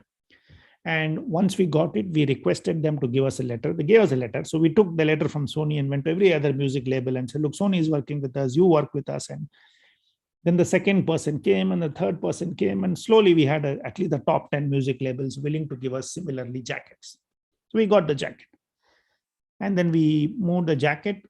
Just to tell you as a comparison, today what happens is you can launch a music or a book site or any site instantly because you get what is called digital metadata. So if you go to a book publisher and say, I want to upload that your titles, and they have, let's say, 2 million books, the entire process will take 10 minutes because they have digital metadata. You take that, upload the file, click, and it goes up. In those days, there was nothing like that, or at least nothing like that existed in India. So we, after a lot of several weeks of work, we managed to get empty cassette jackets and CD jackets from these music labels. And we brought all of them from Bombay and Chennai to Bangalore. The next step is how do we upload the content? We started creating Excel sheets to enter the content. We were told by this e-commerce company who were building the site for us saying, you capture whatever data you want about the music on Excel sheet. So we started capturing, and we didn't know it was not available. So, and we didn't have an office. We worked out of a business center. So the next thing we did is in Bangalore, we have these wedding halls. So we hired a large wedding hall. Then we went to places where they have customer service companies, and we hired 20 agents, telling them it's a customer service job, whereas it wasn't a customer service job. And then we brought them and put them there, and we bought bed sheets. So we put bed sheets, we hired computers, we connected computers on rent, and then we gave each of them one desktop computer, and we gave each of them hundreds and hundreds of these labels, gave them the Excel sheet and say, enter. And they entered, and weeks later, it took us several weeks later, we realized that we had only about 1,200 cassettes. That's how slow the process was because nobody knew how to do. I want to keep reminding you of that the entire process of uploading millions of books today takes 10 minutes. They have to upload 1,000 music cassettes. It took us several weeks where the data didn't exist. But we managed to do that, and several weeks later, we uploaded that, or at least we got the content ready and waiting to upload. The next set, we got the first version of the site, and we said, okay, this is how the content is going to be in this. And the first version, and I logged in to the previous session just a few minutes before it ended, and the gentleman before me was explaining about how products are. It's available on the app and subject to shipment damages or losses. Everything that's available is available and can be delivered anywhere in India. In those days, when we created the first e-commerce site in India, it looks so stupid today, but the first version of the site that we got, you could add only one music cassette to the cart, only one. So if you wanted to buy 2 different music titles, you had to play 2 different orders. And if you wanted to buy a music cassette, you could typically buy one because the auto select was only one. It was frozen to one. And if you wanted to buy another one of the same thing, not that many people did that, you had to place another order because it was not easy to change quantity. I know it sounds stupid. You may even think that I'm exaggerating, but that's the reality. The first version of the India's e-commerce site, you could order only one item and you could order only one quantity. It took us several weeks before we went to the second version where you could add more than one title and more than one quantity. That's how e-commerce has evolved. So after we got all of that, we moved and multiple testing, we got the site. We said, okay, whatever is the version, it's the version. We can keep making improvements. Then we move to the next. We have a website getting ready. We've got some content getting ready. We've got the category, which is music, ready. We had two more things. We now realize how would a customer pay for it? And there was no payment gateways available. Nobody could pay anything. Credit cards themselves were not very popular. And we never thought about it. We never realized that it's a challenge because we were doing something that is a greenfield pioneering work. It's not that we could learn from others' experience. We were creating the experience for others to learn from. That's the exciting part of being a pioneer. It's also a challenge and a disadvantage of being a pioneer. In my book, I have covered that under a section called First Mover Disadvantage. All of you would have heard of the first mover advantage. We were experiencing what is called the first mover disadvantage. We just didn't know what to do. And we were spending too much of time and effort and money learning. And anybody who came after that would simply learn from us, and it's much more faster. So it's always the first mover disadvantage. So anyway, to do the payment gateway, we suddenly realized that, okay, we've got the site, we've got the product, and we've got an e-commerce engine so people can buy, but how will they pay for it? And these are customers that are not going to be next door to us. They could be anywhere in India. So how will they pay for it? And then we realized that we needed a mechanism for them to pay. And we learned another new word, which today everybody knows, called the payment gateway. And like most things in those days, the payment gateway didn't exist. As we were trying to solve the problem, a lucky thing happened. We attended an IT event because we thought we could learn something and see what was going on. It was held in multiple hotels in Bangalore. It was called, it was an annual event of the IT industry, and we went.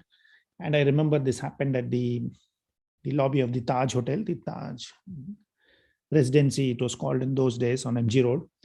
And after going around the stalls, we were sitting in the lobby chatting with some old friends.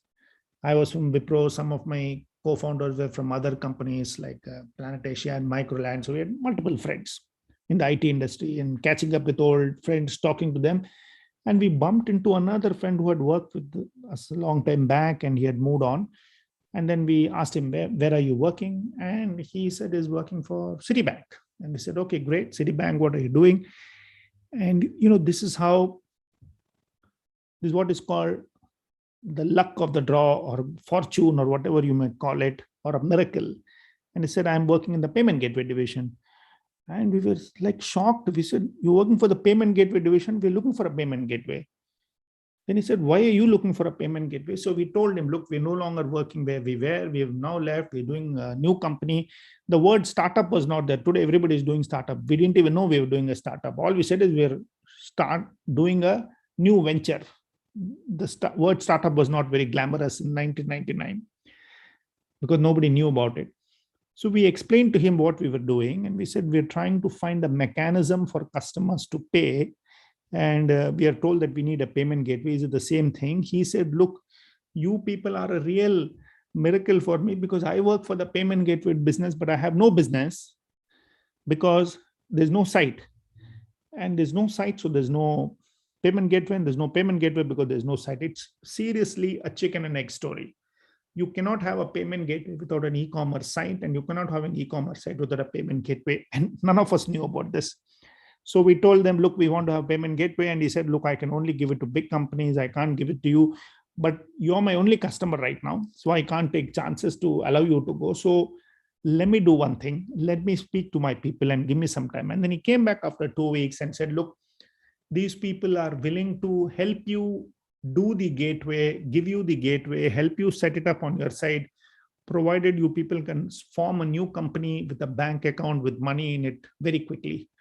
And that's when we rapidly, at that time, we had no company. We were just doing something. We quickly went, registered a company, opened a bank account.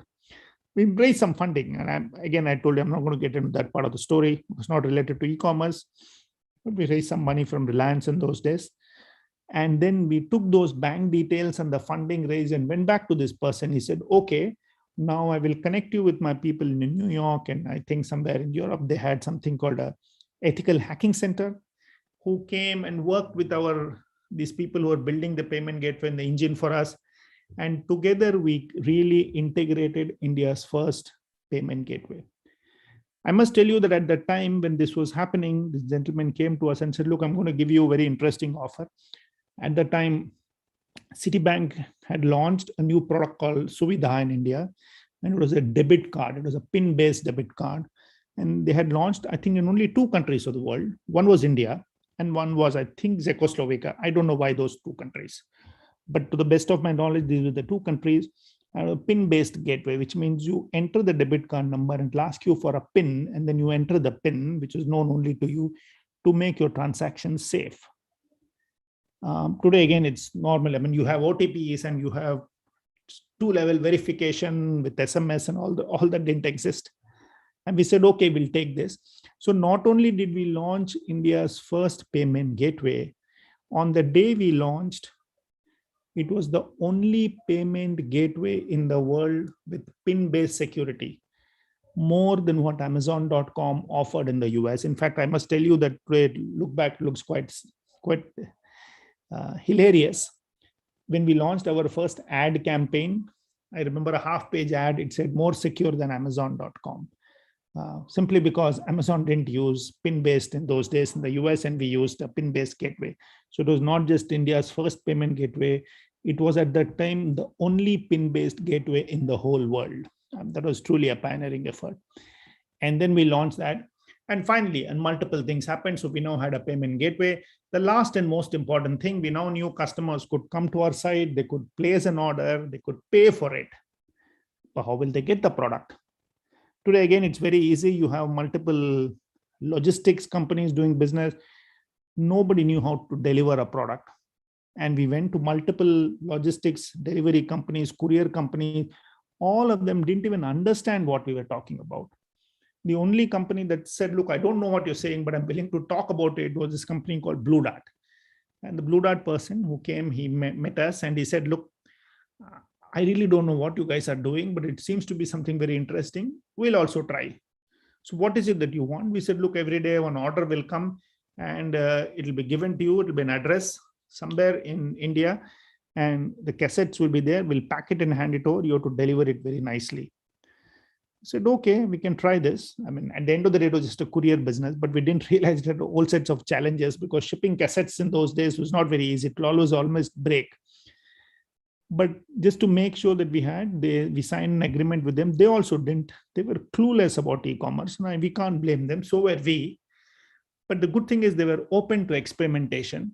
So over the next 2 weeks, every day at random, we would pick 10 of our friends or relatives all over India, with just 6 co-founders, and ship them cassettes and CDs that we would buy. We go to the local store in the market, buy some 10 cassettes and 10 CDs, some very nice music.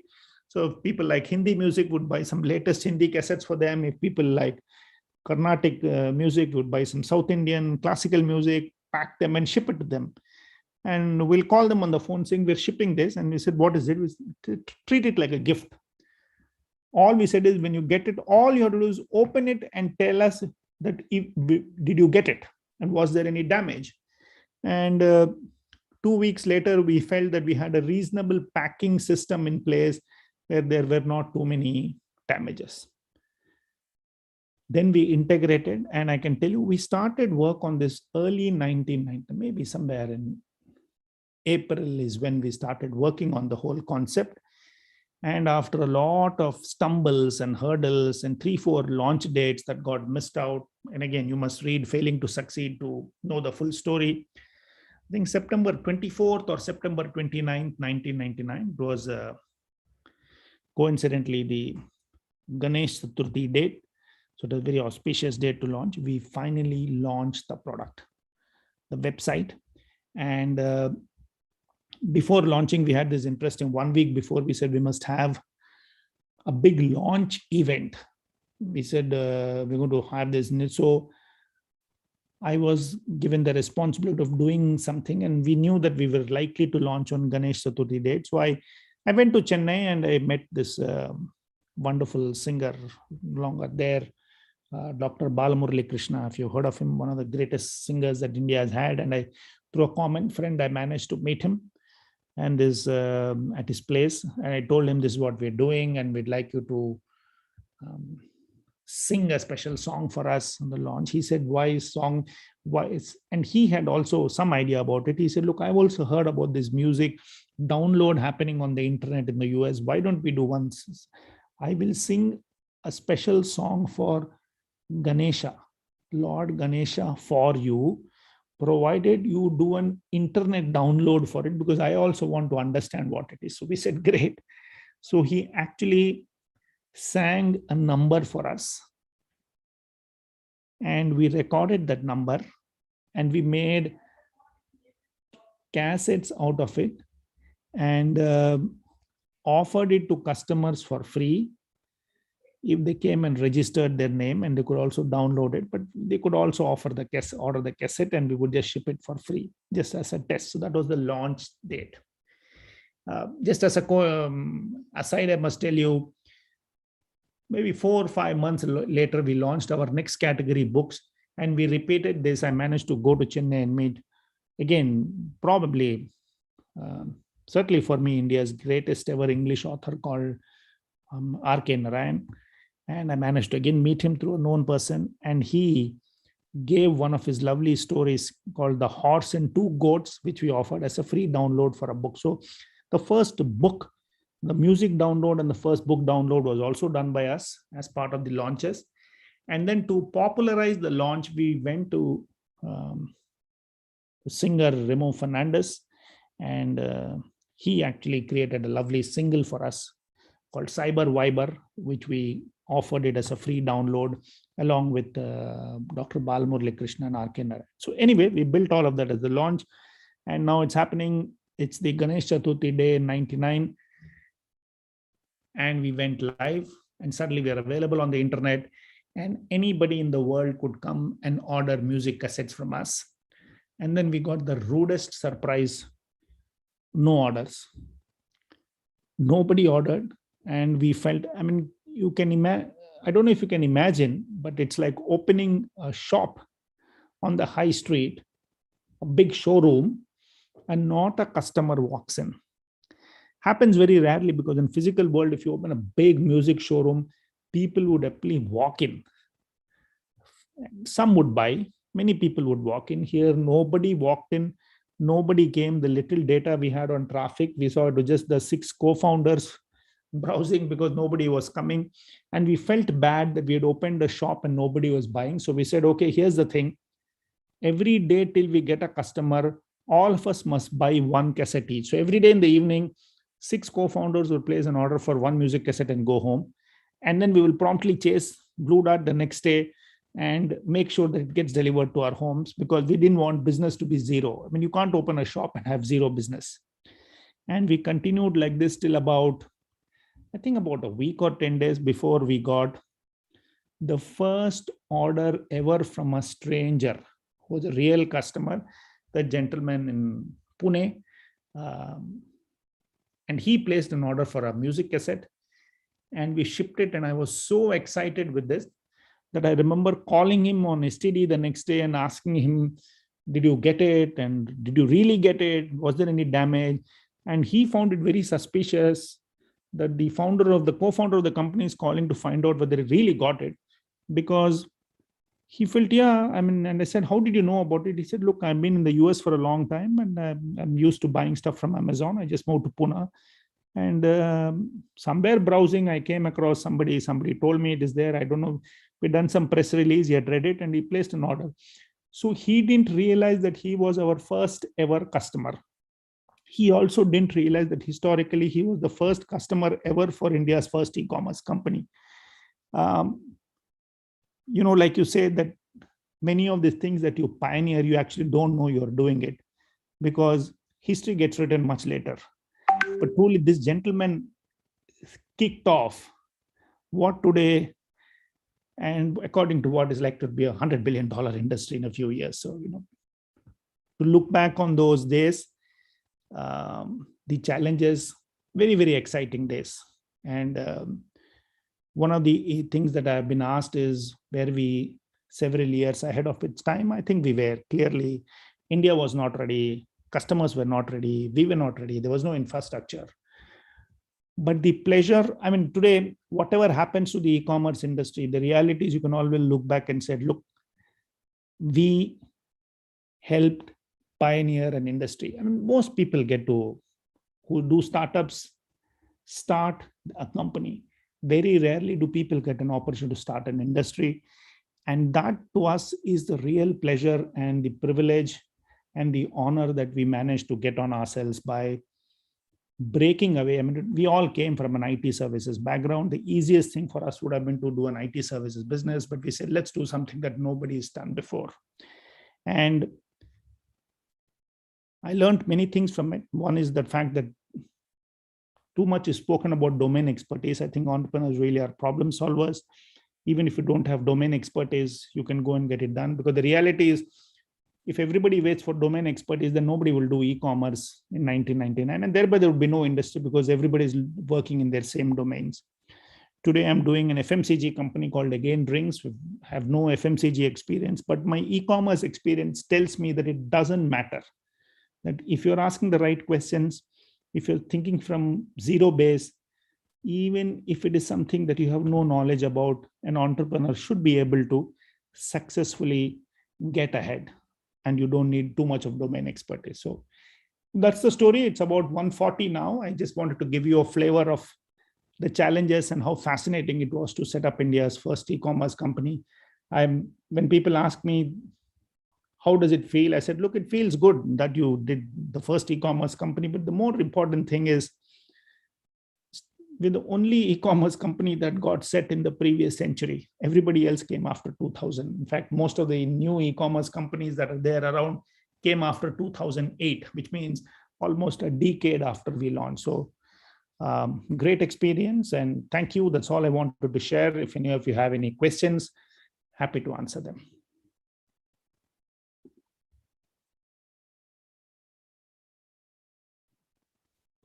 Thank you, sir, for giving us an insight on your journey. So I guess the platform is open for everyone to ask the question. And we have got Yash, who has raised his hand.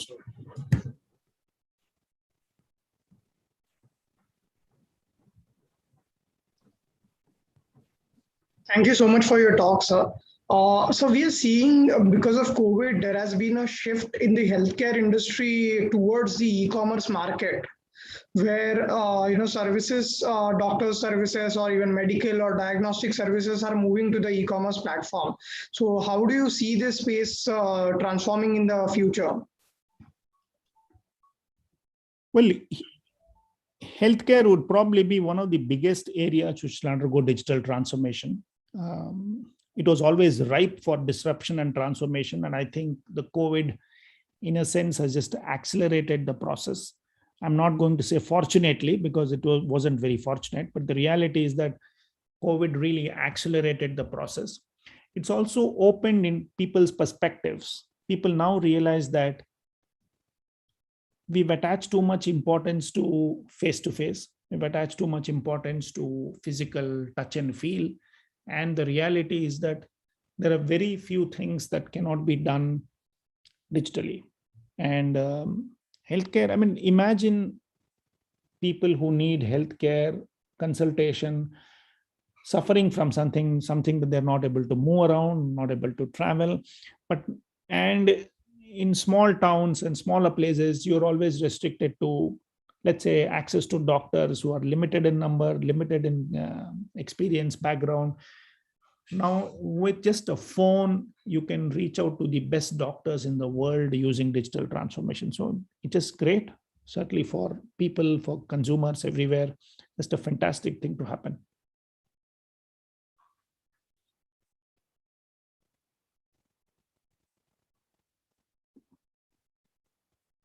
I hope I answered that. Yes, sir. Thank you so much. So just to continue the question, do you see a price war coming in future in terms of e-commerce with so many competitors coming into the space? Where do you see pricing or the product life cycle for e-commerce overall as an industry? I think price is the fulcrum on which e-commerce is built. I'm not saying it's correct, but it is the reality. And the reason I'll tell you, see, and I go back again to my experience in say late 90s and early 2000, when I was really going around telling customers in India that you can shop online. And, I'm going to tell you this very interesting incident. I remember talking about e-commerce at one of the premier management institutes in India. And I was talking about our website. I was telling them, you can buy books from us. We've got music from us. We've got millions of them. And people said, why should we buy from you? And I was telling them, look, the reason you should buy books from us is because we've got 1 million titles. The reason you should buy books from us is because we are open 24 hours a day. So if you want, you can shop at 2 a.m. in the morning. If you want, you can buy. Now, the reality is that e-commerce offers more selection and content than any physical store. E-commerce is open 24 hours a day and physical stores cannot be open 24 hours a day. So a customer should be coming and shopping online because of better selection, 24 hours, which means it's convenient, get it delivered at home, which is a great convenience. Yet, certainly in those days and even today, slowly people are changing. People are still not realizing that the true benefits of e-commerce are great selection, 24-hour availability, and convenience. So traditionally, including from the days of Amazon and eBay, because e-commerce companies have not been successful in communicating the real strengths of an e-commerce site, have chosen the easy way out, saying, you come and buy a book from me because it is 40% off. Now, that is a very powerful thing. And I go back to this discussion I had at this management institute, because I remember this lady who got up, a student who got up and said, but why should I buy books from you? I said, look, imagine we are open at 24 hours. You could buy a book from us at 2 a.m. in the morning. And she said, but sir, at 2 a.m. I'm sleeping. Why would I buy a book? And that's the essence of e-commerce. The essence of e-commerce, which is great selection, great content, 24-hour availability, dawns on customers much later. Nobody went to an e-commerce site because you could shop at 2 a.m. in the morning. Now you go to Amazon, I'll give you another example about selection. Just go and search for men white socks. You'll probably get 100,000 numbers. No. A men white socks is a men white socks, right? Imagine getting 100,000 offers. What will you choose? You want one pair, white color. And hence, because at some stage, huge selection is not necessarily a convenience. Shopping at 2 a.m. in the morning is not necessarily convenience. E-commerce companies said, buy from me because my men's socks, I'm giving you 30% discount, which nobody will give. Buy a book from me because I'll deliver it to home for free and give you 50% discount. On that foundation, e-commerce has grown worldwide. And today our association with e-commerce is that it is cheaper to buy online than offline. And hence, you'll always keep getting price wars because the consumers now expect it. Consumers now shop and online. Nobody shops at 2 a.m. They still shop at civilized hours only. They shop at 11 a.m. or 4 p.m. Right? Nobody goes into major selection. It's a unique category. But what would you say? Men's white socks, there's nothing to choose, right? So you just buy whatever comes. That first one you buy, saying, okay, 40% discount, you close it. The price continues to be the biggest attraction, which is why the great Indian shopping festival from Amazon is essentially a price deal. They still don't come and say the great Amazon shopping festival, this festive season, you buy from 10 million products. You still say 50% off. Hence, price wars, there is no choice.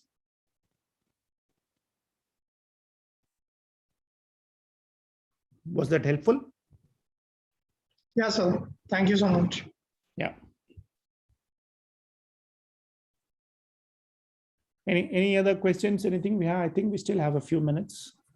So we have the next question. Sure. Shashank, you can go ahead. Thank you, Shikhar. Thank you, sir, for such an insightful session. So my question would be, so what do you think would be the factors that allowed e-commerce players to flourish in the 90s and the 20s, but which are not relevant anymore today? And then continuing to that, what is the impact of the translation over the time? Just wanted some insights on this. You're saying what is it that would have helped e-commerce companies to thrive in the 90s that can't thrive today? Yeah, yes. Well, I'm going to really flip the question, because the one big thing that people today have going for them is a large market.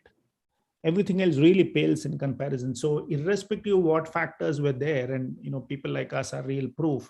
One of the reasons you couldn't really scale the business is the market was not there, the market was not ready.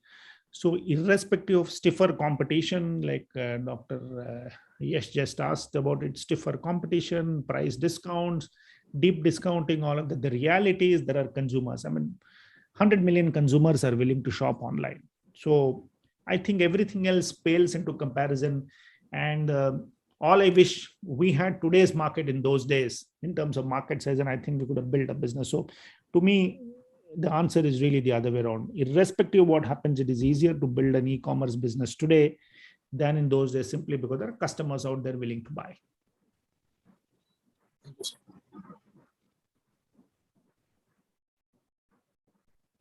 Yeah, anything else? So we have the next question coming from Shivam Jindal. So sure. Hello, sir.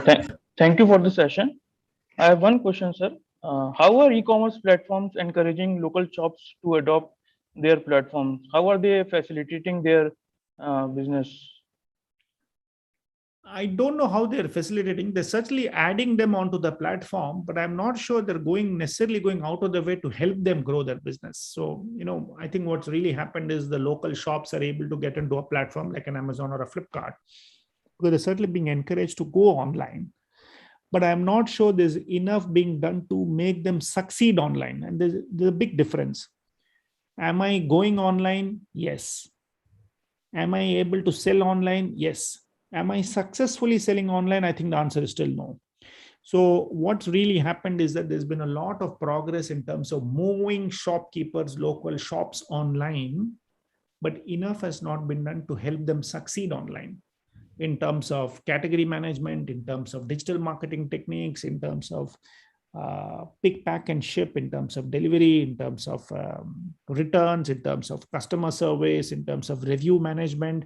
I think these are all areas that still are not being done enough. So to me, getting a shop online in India today may not be a big challenge. I think enough scale has been achieved. The bigger challenge is how can these people, the platforms, the people, the Amazons and the Flipkarts of the world, help these people who are already online successfully scale and develop their business. That would require more effort, because it's not as easy as just adding them online. You have to really teach them techniques of digital marketing and help them win. That's going to take some doing. I think it's a lot of work is required. Thank you, sir.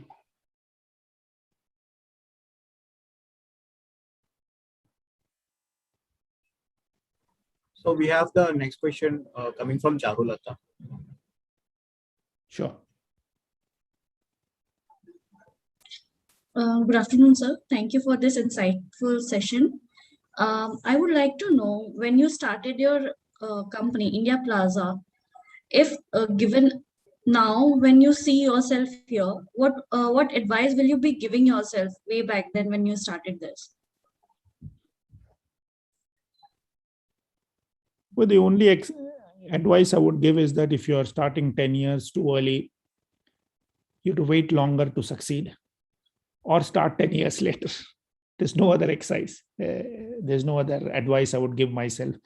But, on a more serious note, if you're saying, would I change anything? No, I wouldn't change anything, because irrespective of whether a business succeeds or not, the one trivia or record or whatever you say that can't be taken away from you is the fact that you still did something as a pioneer many, many years in advance. So in a sense, I wouldn't trade it. It ended the way it ended, but it was just a fascinating journey. And given a chance, I wouldn't change anything. I would just go do it exactly the same thing without necessarily saying, okay, now that I've learned, I would do it differently.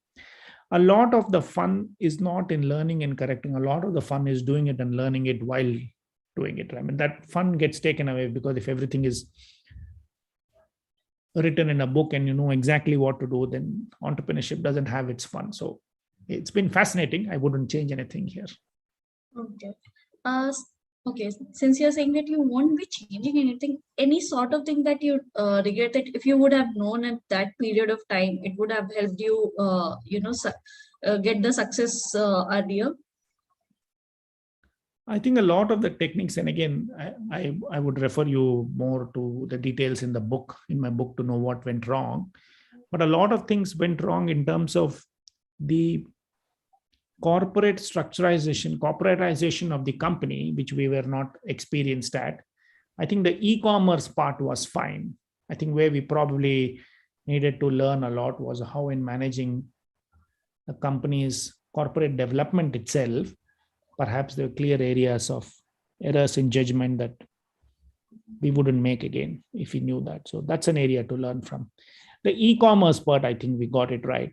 Surprisingly, the part that we didn't have any clue about, which is e-commerce, we did well.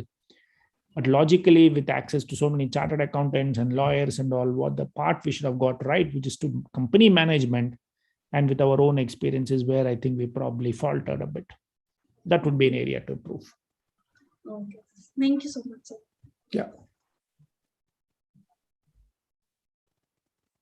Hello, sir. So my question is, sir, we still have that consumer behavior that they're not ready to do e-commerce transactions online in tier 2 and 3 cities. So how do you think that gap will be fulfilled? So I'm not sure that's fully true, because the reality is if you have 100 million people shopping, a large part of it must be coming in tier 2 and tier 3 towns. I mean, all of them can't be coming in metros and tier 1 cities. So I think they're certainly growing. Is enough being done? No, but the fact is we're a 1.3 billion population company, right? So 500 million is still, 100 million is still less than 10%. So there's so much penetration left. So what can do? I think enough is being done. I mean, there's no reason for a tier 2 shopper to not buy. Even in tier 2, I think everybody now knows somebody in the country who either buys or knows somebody who buys. In a sense, it was like the peak of the pandemic where everybody knew somebody who got infected. I think now everybody knows somebody who's buying online regularly. So enough is being done. Payments are far more comfortable now. You can do it on the phone, plus payment systems, cash on deliveries are available, apps are available. There is really nothing slowing down. I get just an inhibition. But don't be too surprised. Even in America, despite all of this, offline retail continues to be 90%. So it's not as if in America everybody is shifted. Offline retail continues to be a major part of the retail industry. So I guess we'll reach a stage where e-commerce will reach a number, maybe 10, 15, 20%, but unlikely to become 80%, 90%. Continue to be a smaller percentage, certainly in the next decade or so. And offline retail will continue to be, not that people are uncomfortable. I think customers are doing both, and all of us do. I mean, it's not that I'm an e-commerce person. Do I buy 100% of my stuff online? No, the answer is no. Still, there are times when we go, and all of us, all of you who are on this session, I'm sure buy online, but I'm sure there's nobody here who buys 100% online everything. I'm sure the stuff you buy offline. So I guess it will reach an equilibrium and stop. Okay, I think we're at 2 o'clock. So there are no other questions. Yes, sir. So with this, we have come to an end for the session. Thank you a lot, sir, for giving us an insight about your journey as well as the early challenges that you had faced while setting up your startup and all. So thank you, sir. Thanks a lot. Thank you for having me here. For others, you can join us back at 14:30 hours, as we have the lunch time right now. So thank you all.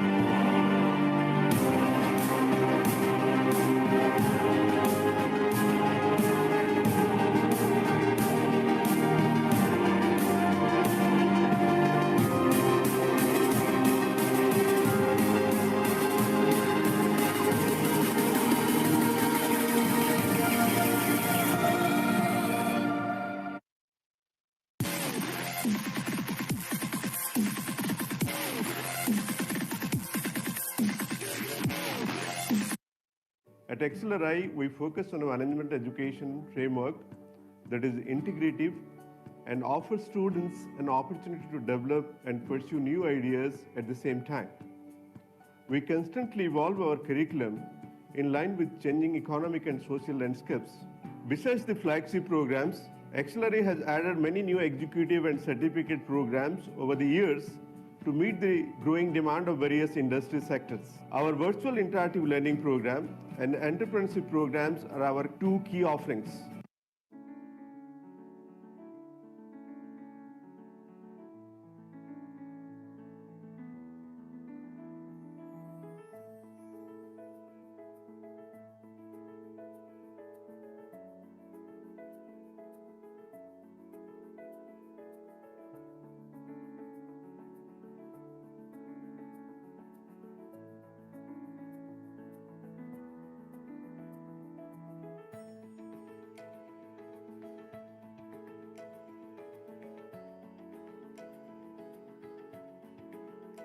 Learning at XLRI is different from the way learning happens elsewhere. One reason is because of the use of cases. We use cases to relate academic concepts with industry application. Hi everyone. I'm really excited to be part of the e-commerce conclave of XLRI Jamshedpur this year. We'll be discussing the e-commerce evolution in India and also what to expect next. See you all there. Hello everyone. I'm really excited to be part of the e-commerce conclave of XLRI Jamshedpur. We are going to cover the collaborate to win in an e-commerce ecosystem. See you there. Hey everyone. I'm excited to be a part of the e-commerce conclave at XLRI Jamshedpur this year. Along with other esteemed panelists, I will be talking about how to collaborate to win in an e-commerce ecosystem. I'm looking forward to having this conversation and hope to see you all there.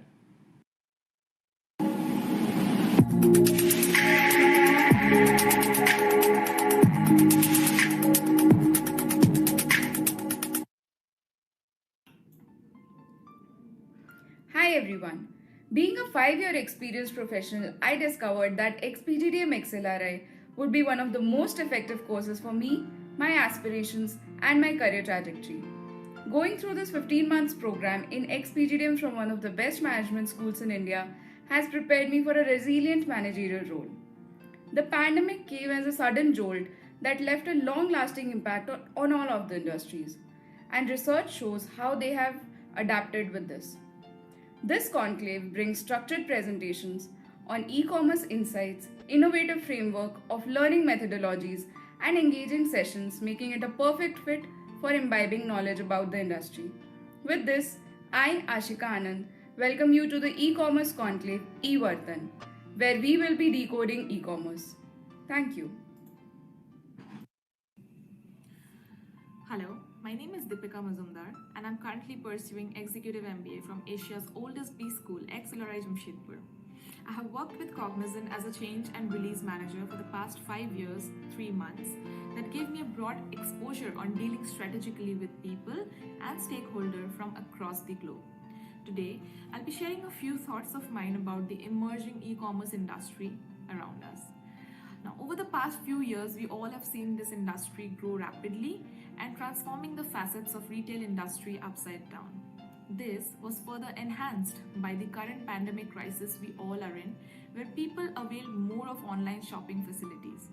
With so many technological advancements happening around us, e-commerce industry was one of those who also went through major transformations, and I'm pretty sure that was one of just the beginnings. In the coming few years, we will see major breakthroughs in the field of e-commerce with trending technologies around us, like drone delivery, end-to-end automated services, or social and sustainable responsibility.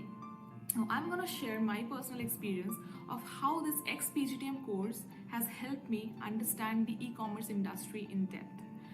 This course has given me an exposure to corporate subjects like marketing management that tells us about the nuances and integrities of how an e-commerce industry operates at the core level. This has equipped my skills and domain expertise in this particular genre of industry and is paving a path for me to enter seamlessly as my future dream. Thank you. No great deal of success could ever be accomplished without proper focus, dedication, and strong willpower. Hello everyone, this is Joshita Sen, student of the current ExPGDM batch of XLRI, which is a 15-month flagship program having innovative learning pedagogies for the executive professionals. This course is a perfect blend of classroom learning as well as practical implications of the same. Today I welcome you all to the first ever e-commerce conclave of ExPGDM called e-Vartan. This conclave helps you to broaden your insights on the processes, the challenge points as well as the current trends in the e-commerce industry. Online e-commerce as well as omni-channels have become an inevitable part of this industry. And to get further insights on the same, I welcome you all once again to the conclave. Hope you have an engaging and insightful session. Thank you.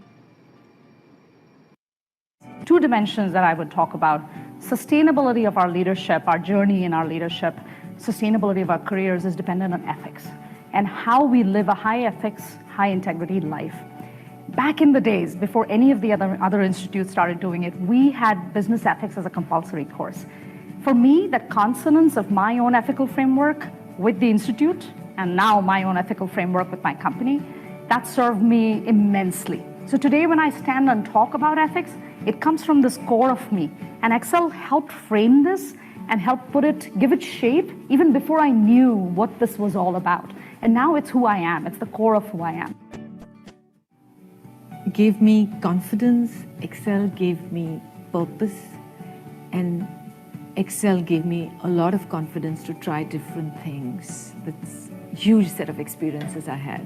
And that stood me in good stead because I went to become a management trainee in Hindustan Lever, where I could never have been without the Excel ticket, and without having excelled in Excel, I wouldn't have made it to HUL. And I've been with Unilever all 25 years of my career, so clearly the move from Excel to HUL was great for me. I really think that Excel has grown from strength to strength. It's maintained its reputation. There are a number of students who continue to excel year after year and have created a community of very successful professionals in India. I've gone on to sell disposable diapers to Indians who don't even throw away the wrappers, forget about throwing expensive diapers, selling pizzas to Italians, and now, of course, selling shoes back in India. Excel is what's taught me the marketing, the consumer insight, all of that. Completely, the credit goes to Excel. Associated with it from 1983 to 85, and it has helped me think about the society a lot more every day of my work and every day of my life. Excel gave me the experience for 2 years in a community living, and I benefited a lot. I made some of my best friends there. Secondly, it instilled in me the values that XLRI stands for, but above all, integrity. And finally, it gave me the aspiration and ambition, together with the determination that has probably helped me get where I am today. Besides, I have to say that the 2 years in Excel were great fun. All the time we were in Excel, we wanted to graduate and get away. And ever since, we've wanted to reminiscence about the 2 years there. It is a great experience. Fly Excel, fly high.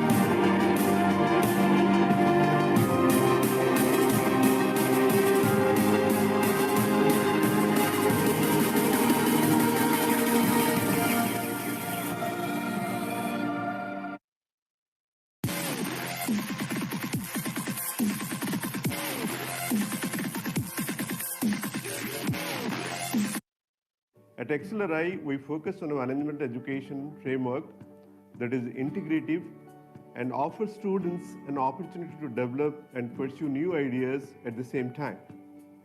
We constantly evolve our curriculum in line with changing economic and social landscapes. Besides the flagship programs, XLRI has added many new executive and certificate programs over the years to meet the growing demand of various industry sectors. Our virtual interactive learning program and entrepreneurship programs are our two key offerings.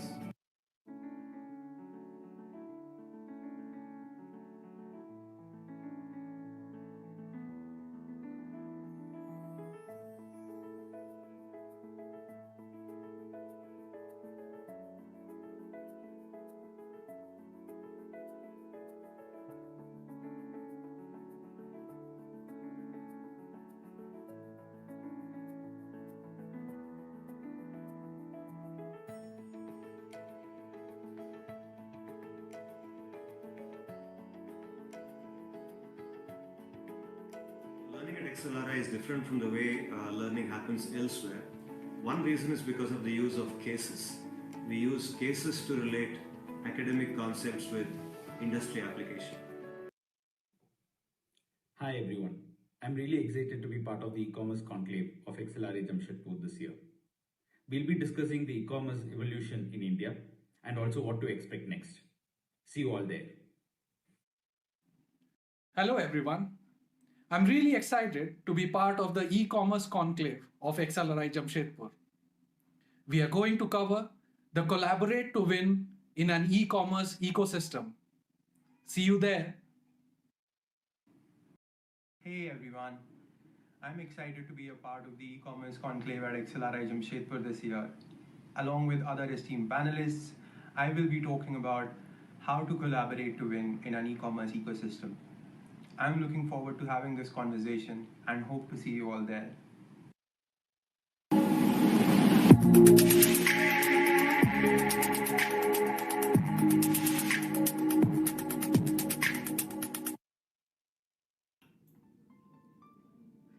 Hi everyone. Being a 5-year experienced professional, I discovered that ExPGDM XLRI would be one of the most effective courses for me, my aspirations, and my career trajectory. Going through this 15 months program in XPGDM from one of the best management schools in India has prepared me for a resilient managerial role. The pandemic came as a sudden jolt that left a long-lasting impact on all of the industries, and research shows how they have adapted with this. This conclave brings structured presentations on e-commerce insights, innovative framework of learning methodologies, and engaging sessions, making it a perfect fit for imbibing knowledge about the industry. With this, I, Ashika Anand, welcome you to the e-commerce conclave e-Vartan, where we will be decoding e-commerce. Thank you. Hello, my name is Deepika Mazumdar and I'm currently pursuing Executive MBA from Asia's oldest B school, XLRI Jamshedpur. I have worked with Cognizant as a change and release manager for the past 5 years, 3 months. That gave me a broad exposure on dealing strategically with people and stakeholders from across the globe. Today, I'll be sharing a few thoughts of mine about the emerging e-commerce industry around us. Now, over the past few years, we all have seen this industry grow rapidly and transforming the facets of retail industry upside down. This was further enhanced by the current pandemic crisis we all are in, where people avail more of online shopping facilities. With so many technological advancements happening around us, e-commerce industry was one of those who also went through major transformations, and I'm pretty sure that was one of just the beginnings. In the coming few years, we will see major breakthroughs in the field of e-commerce with trending technologies around us like drone delivery, end-to-end automated services, or social and sustainable responsibility. Now, I'm going to share my personal experience of how this XPGDM course has helped me understand the e-commerce industry in depth. This course has given me an exposure to corporate subjects like marketing management that tells us about the nuances and integrities of how an e-commerce industry operates at the core level. This has equipped my skills and domain expertise in this particular genre of industry and is paving a path for me to enter seamlessly as my future dream. Thank you.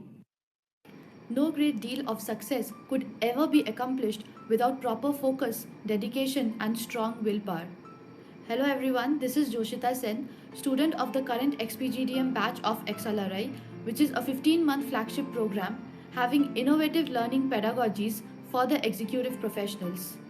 This course is a perfect blend of classroom learning as well as practical implications of the same.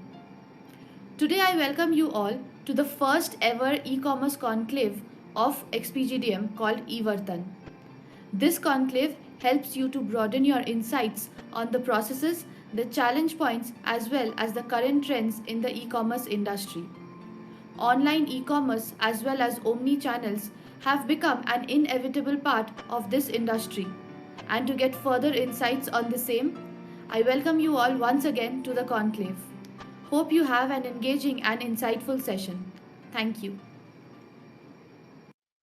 Two dimensions that I would talk about: sustainability of our leadership, our journey in our leadership, sustainability of our careers is dependent on ethics and how we live a high ethics, high integrity life.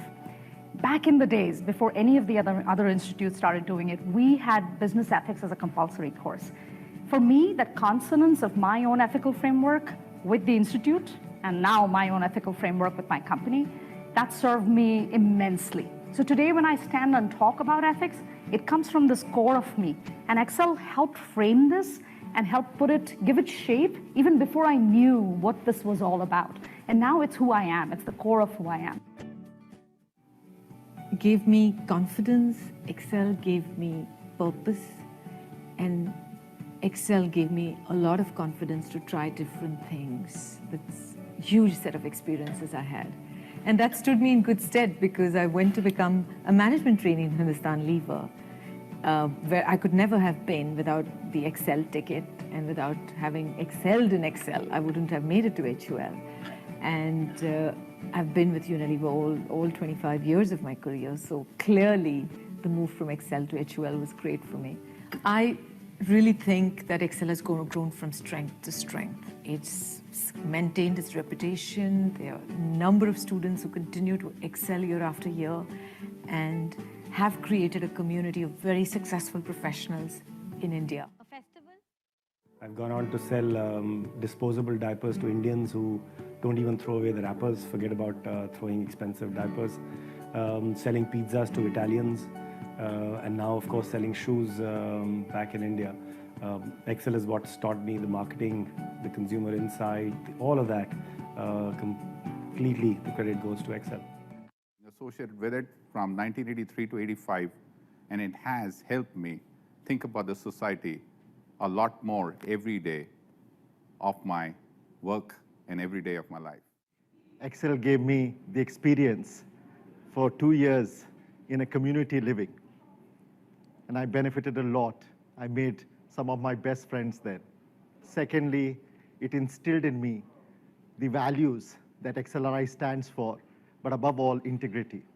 And finally, it gave me the aspiration and ambition, together with the determination that has probably helped me get where I am today.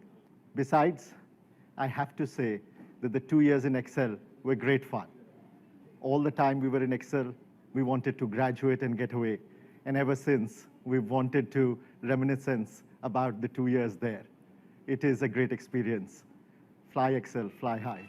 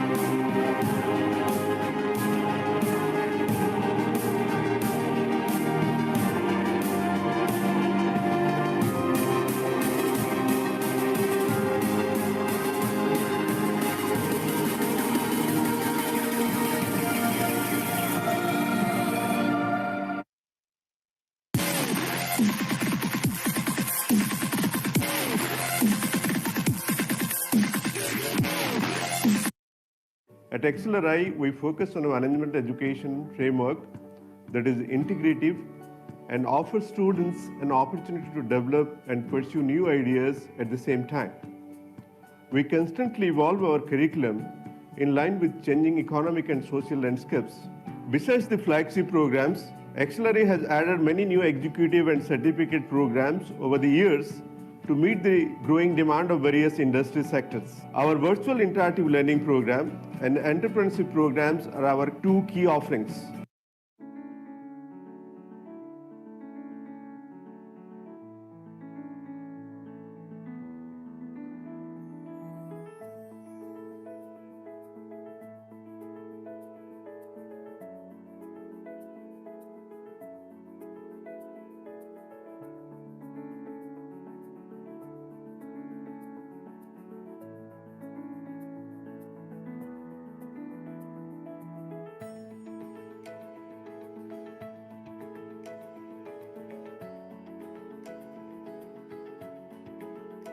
Learning at XLRI is different from the way learning happens elsewhere. One reason is because of the use of cases. We use cases to relate academic concepts with industry application. Hi everyone. I'm really excited to be part of the e-commerce conclave of XLRI Jamshedpur this year. We'll be discussing the e-commerce evolution in India and also what to expect next. See you all there. Hello everyone. I'm really excited to be part of the e-commerce conclave of XLRI Jamshedpur. We are going to cover the collaborate to win in an e-commerce ecosystem. See you there. Hey everyone. I'm excited to be a part of the e-commerce conclave at XLRI Jamshedpur this year. Along with other esteemed panelists, I will be talking about how to collaborate to win in an e-commerce ecosystem. I'm looking forward to having this conversation and hope to see you all there.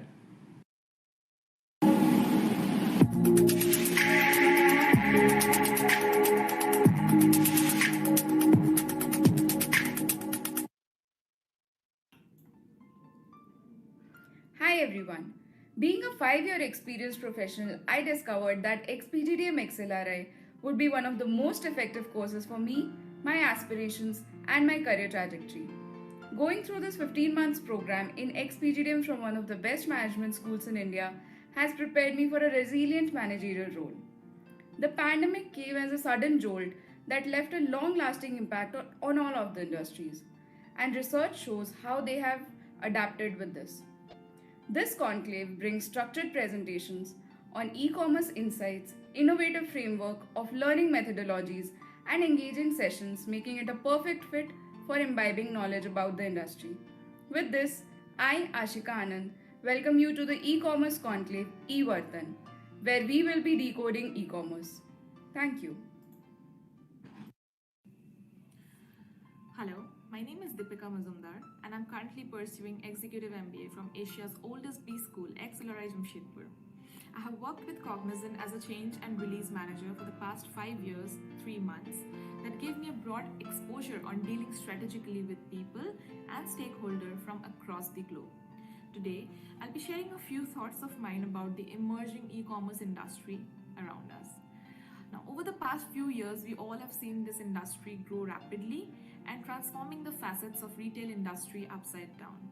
This was further enhanced by the current pandemic crisis we all are in, where people avail more of online shopping facilities. With so many technological advancements happening around us, e-commerce industry was one of those who also went through major transformations, and I'm pretty sure that was one of just the beginnings. In the coming few years, we will see major breakthroughs in the field of e-commerce with trending technologies around us like drone delivery, end-to-end automated services, or social and sustainable responsibility. Now, I'm going to share my personal experience of how this XPGDM course has helped me understand the e-commerce industry in depth. This course has given me an exposure to corporate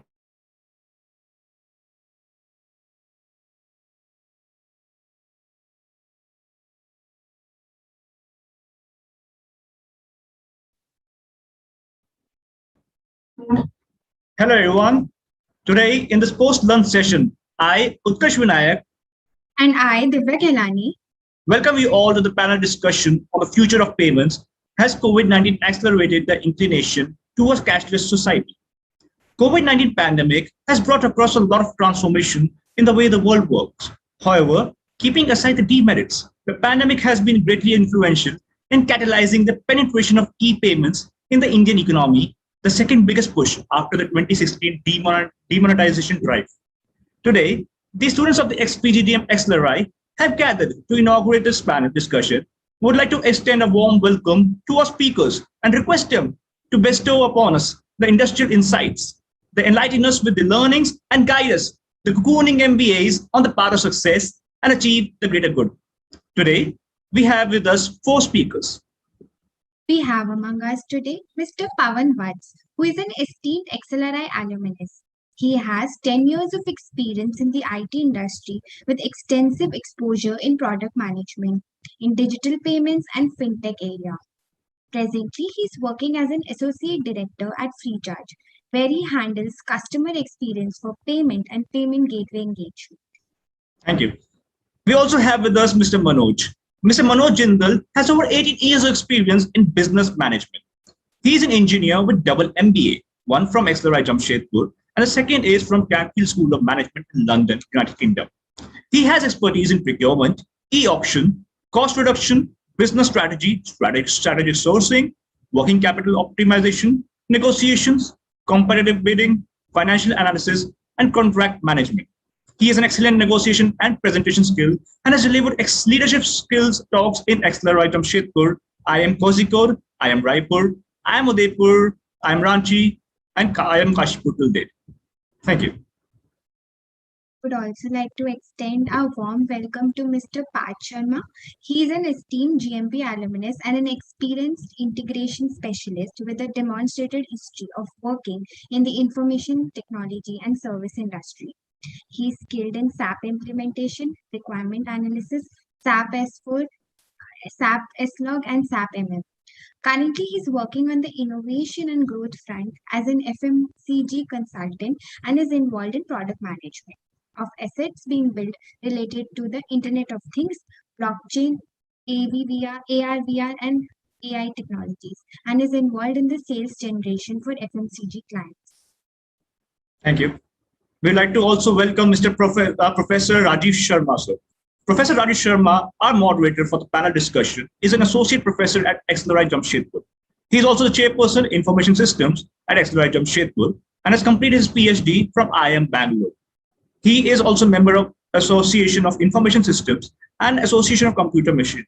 We welcome you all to this panel discussion and thank you all for being part of it.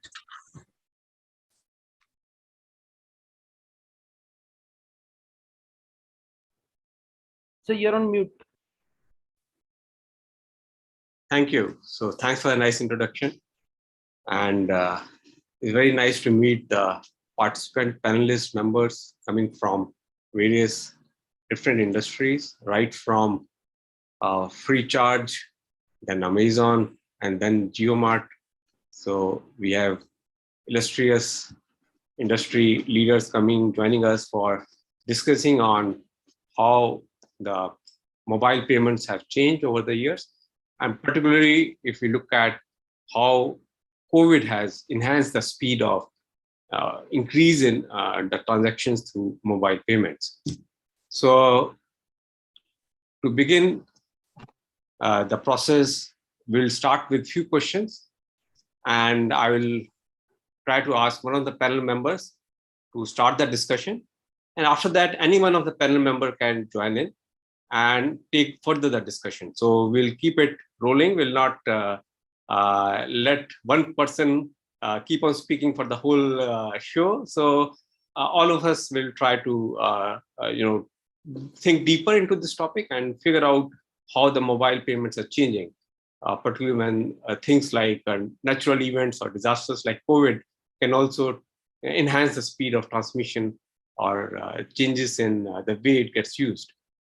So my first question is directly linked to the topic, and I will be asking Mr. Pawan Vats to share his experience on how this particular epidemic or pandemic has changed or has kind of increased the spread of digital payment systems in our country. And what is his experience in terms of not just using smartphones and computers and laptops, but how else has this taken place in the country? So if he can share his insights from free charge and what else he has seen in the industry, we'll be obliged to hear all the insights that come from his side. Sure. Thank you, sir. It's really nice to connect with everybody here. It's a great opportunity. Thanks for the batch to organize such an event. Coming to the question, COVID has definitely, changed the way we do things, not just with payments, with everything else. With payments, yes, there is a huge surge in the number of payments that we see. Almost everybody has, joined the digital payments bandwagon, right from payers to the sellers. I mean, from the largest of the payments, B2B payments, to a small payment for a kirana shop, everybody is accepting digital payments now. But then when we say growth of the industry, growth of the payments, things are not really black and white. We saw a surge in the period of demonetization, and we have seen a surge now. But then something which is worth exploring is whether this is a permanent growth or this is a temporary phase. So yes, people have started using digital payments, and why they've started using is because people want to transit into a contactless payment mechanism because of the untouchable or contactless transition that COVID has brought in. But once this phase goes out, will people still use digital payments? Will people still stick to the same mode of making payment, or go back to paying through cash? Well, yeah. So the real challenge here is how many people are going to stick to it, or to gauge actually how people are going to behave once the situation goes out. And being part of the ecosystem for a long time, what I believe is that it is not a phase like COVID that should be driving our growth. Rather should be innovation, convenience, and ease of payment that we can provide to the customers or to the users. So when Mr. Pawan was telling about whether it will be a permanent phase or not, as far as we've experienced in the last 2 years, with since the launch of JioMart into the market, what we've been experiencing is people are trying digital payments, and they're also sticking to it because it is reducing a lot of cash handling problems that we were facing early on in the time. Now, because of less cash handling, because the kiranas as well, so JioMart working with, we are trying to incorporate the entire ecosystem. Kiranas is a backbone of the entire business plan that we have there. So they are also using digital payments because it is easing up their life as well. The cash handling is reducing. There's no problem of giving out change or any of those things. So I believe that it will stick. It might not be as strong as it is today. In the future, it might reduce, but it is still going to stick, is what I believe in this particular sense. Pawan, nice introduction. As per me, I believe that digital payments are here to stay. The reason is, once you become habitual of something which is for better good of you, better good of society, so those things normally stays. If I take the case of e-commerce, so in e-commerce, even though the Amazon, Flipkart, they both were loss making for 15 years, 20 years, but they still have belief once the people will be habitual of like online shopping, then they will be profitable, which actually eventually turns up. So I believe once the people are habitual of digital payment, it is going to stay. One reason which I can tell even on the personal experiences, nowadays people have completely stopped taking cash with them. So they just take their probably mobile, or maybe not even the cards. So nowadays there is wallet and mobile card which you can link to your debit card or credit card. So forget about the cash. People has even reduced taking credit cards with them or debit cards with them. So it's completely based on the mobile. So I believe it's going to stay with us because of convenience.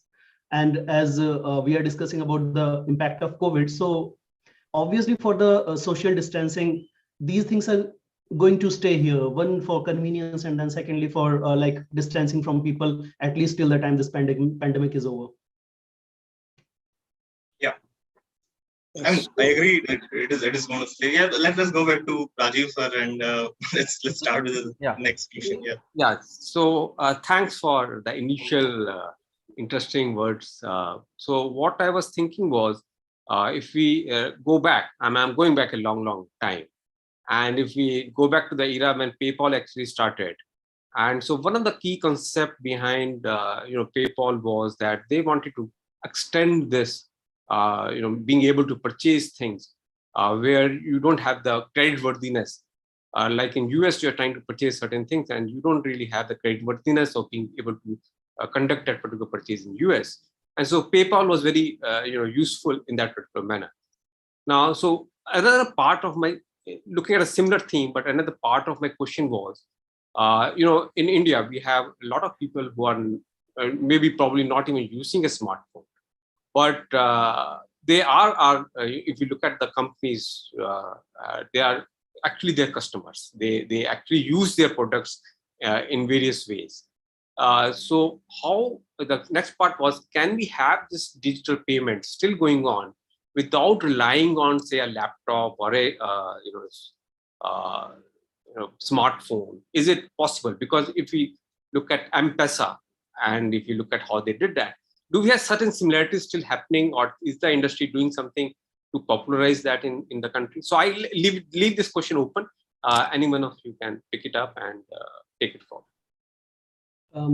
Rajiv, I would like to take this up because recently I was reading one article from Reserve Bank of India regarding the mobile payment, even if you don't have the smartphone.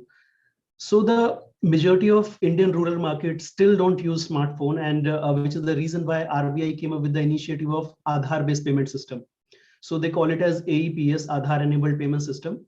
So what they have done in that is you just need to link your mobile phone number with your Aadhaar, and the same number should be linked to your bank account. So what will happen is, even with a simple message, you can complete your payment. So yes, without smartphone also, it will be easy for you to pay your bills or pay your online transaction.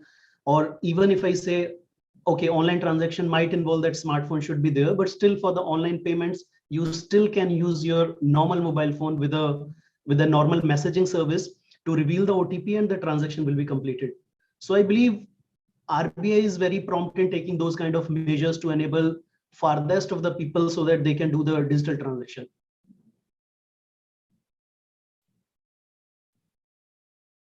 Yeah. So, yeah, Mr. Pawan, please continue. So, when we talk about digital payments, we actually have come a long way from a time when digital payment actually meant only a card payment, and you actually had to carry your card to make a payment wherever you had to. That has gone past. The cards have changed to a contactless card. Now you don't even need a card. You can make a payment through smartphone.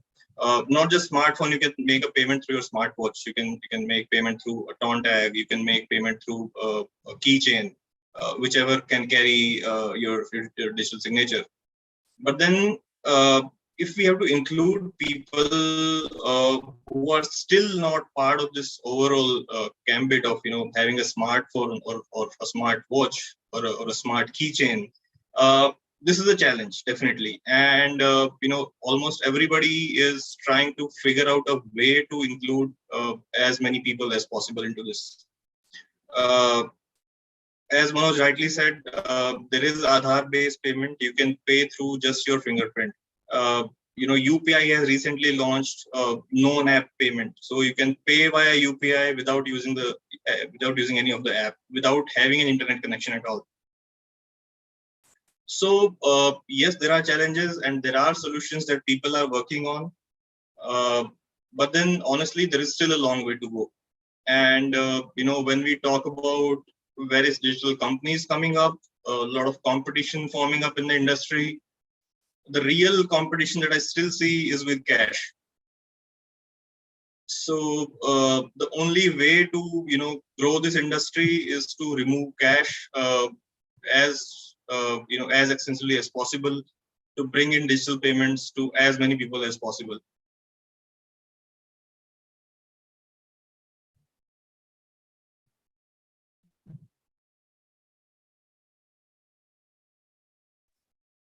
Thank you, Mr. Pawan. So the thing that we need to kind of also try to explore is, as Mr. Manoj was mentioning, that RBI has brought in these guidelines. So there's a role of NCPI in this industry, and mobile payments and mobile wallets and all these transactions at some point in time are getting regulated by RBI and these bodies. So what is the industry's or the corporate's take on this? What kind of regulations they are looking for, or what kind of changes they believe will enhance the speed or spread of mobile payments? So what are the things that corporates are looking for? So please share your views on that.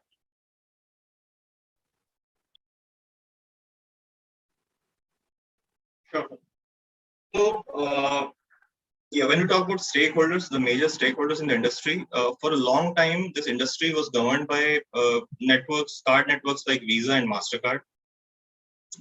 They defined the entire protocol of how payment is going to flow, how the money is going to flow, who should be able to accept payments, who should be able to make a payment. Although there was a definite collaboration with the banks, but then these entities, they defined everything when it came to payments. And then came RBI with the intent of bringing this under their own regulation, and it came the launch of NPCI, which launched its own card network, RuPay. And not just RuPay, NPCI came up with some brilliant products, one of which almost everybody know, UPI, which is actually revolutionized how the payments are made. And UPI is something which is not just used in India. People across world are looking at a solution like UPI and adopting it. So when it comes to regulation, yes, it has changed.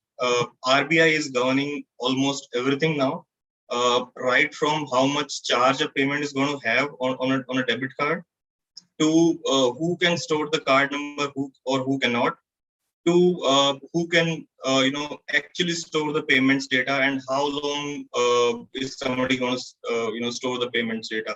One recent example being RBI imposing a ban on MasterCard for issuing any new cards, just because the data was stored outside India. And although there is a restriction that it has put in, there is definitely a hurdle when something is so much regulated. But then it has definitely benefited the entire industry, because the confidence that RBI brings into the digital payment space now, bringing all the security measures, is definitely helping everybody in this space. Rajiv, to your question, RBI used to come up with the different measures to support digital payment and prevention of fraud. So RBI has recently set up a innovation hub, which they call it as a Reserve Bank Innovation Hub. So they started it in August 2020, and which is led by Mr. Chris Gopalakrishnan, co-founder of Infosys. So that initiative is basically to protect users for the fraudulent activities, plus take some measures which can, I should say, support the digital payment. So what RBI has done recently was they have removed the charge, although it was very less, but they have removed the charge on the NEFT, RTGS, and IMPS transactions. So this is waived off now more than 1.5 years to support the digital payments. Secondly, what RBI recently done was, earlier RTGS payments were not supported throughout the day. So now they have made it 24/7. So you can do any RTGS transaction throughout the day without waiting for, normally it was morning 9 to 6 p.m. or something like that. So they constantly came up with the new measures to support digitalization. Moreover, to see that users will not be like fraudulently charged, or their money should not be lost to the hackers and something. So I believe they are well aware about that like industry or people are going to be cashless in coming days as well. So they are pretty optimistic and futuristic about it. They are coming up with new solutions, a dedicated hub for innovations. So I believe they are taking right steps in this direction. So when we look at the policies that the government is making, there is one particular thing which is a big hindrance in the digital adaptability space, is why a shopkeeper would not want to swipe a card or take UPI payment. It's because there's a charge, there's an MDR charge that they have to pay. There is still a discussion going on that whether that charge should be reduced or should be brought down to zero, because if that happens, adaptability would increase. If the shopkeeper is agreeing to take digital payments, so the customers would be able to. In cash, they get the 100% amount. In the MDR payment, they get 97.5% of the amount, and the rest is deducted. So that is one policy where there are still discussions going on, but it is still existing. That charge is still existing right now, which is a bit of a hindrance in acceptability at the merchant's end. So if you look at RBI and National Payment Corporation of India's role in whole of this, so beyond regulation, so what has also happened is in terms of data, they're being told to keep the data inside the country. Some of the bigger players involved were told to do that.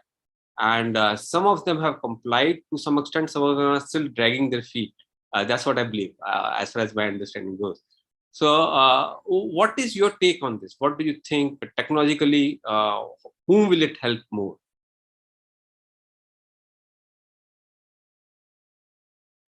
Is it the Bheem UPI interface going to be a, because if you look at the number of transactions of Bheem UPI and compare that with some of the big credit card players, the numbers are very, remarkable. So that if you put those numbers in front of you and then say what is really happening in this industry, what is your take on that?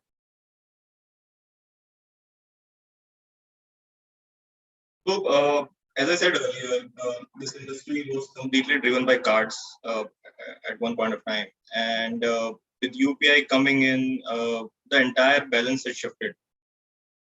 Because cards having their own complexity, you need to remember the PIN. If you're making an online payment, you either have a saved card or you have to enter a 16-digit card number. You can't remember that card number for sure. Now with this complexity, when something like UPI comes in, wherein you just have to enter your mobile number and make a payment, this has actually changed the entire game. And with so many regulations coming in, it is really difficult to do something different in the card payment space. With the recent guideline of RBI saying you can't even store the card number.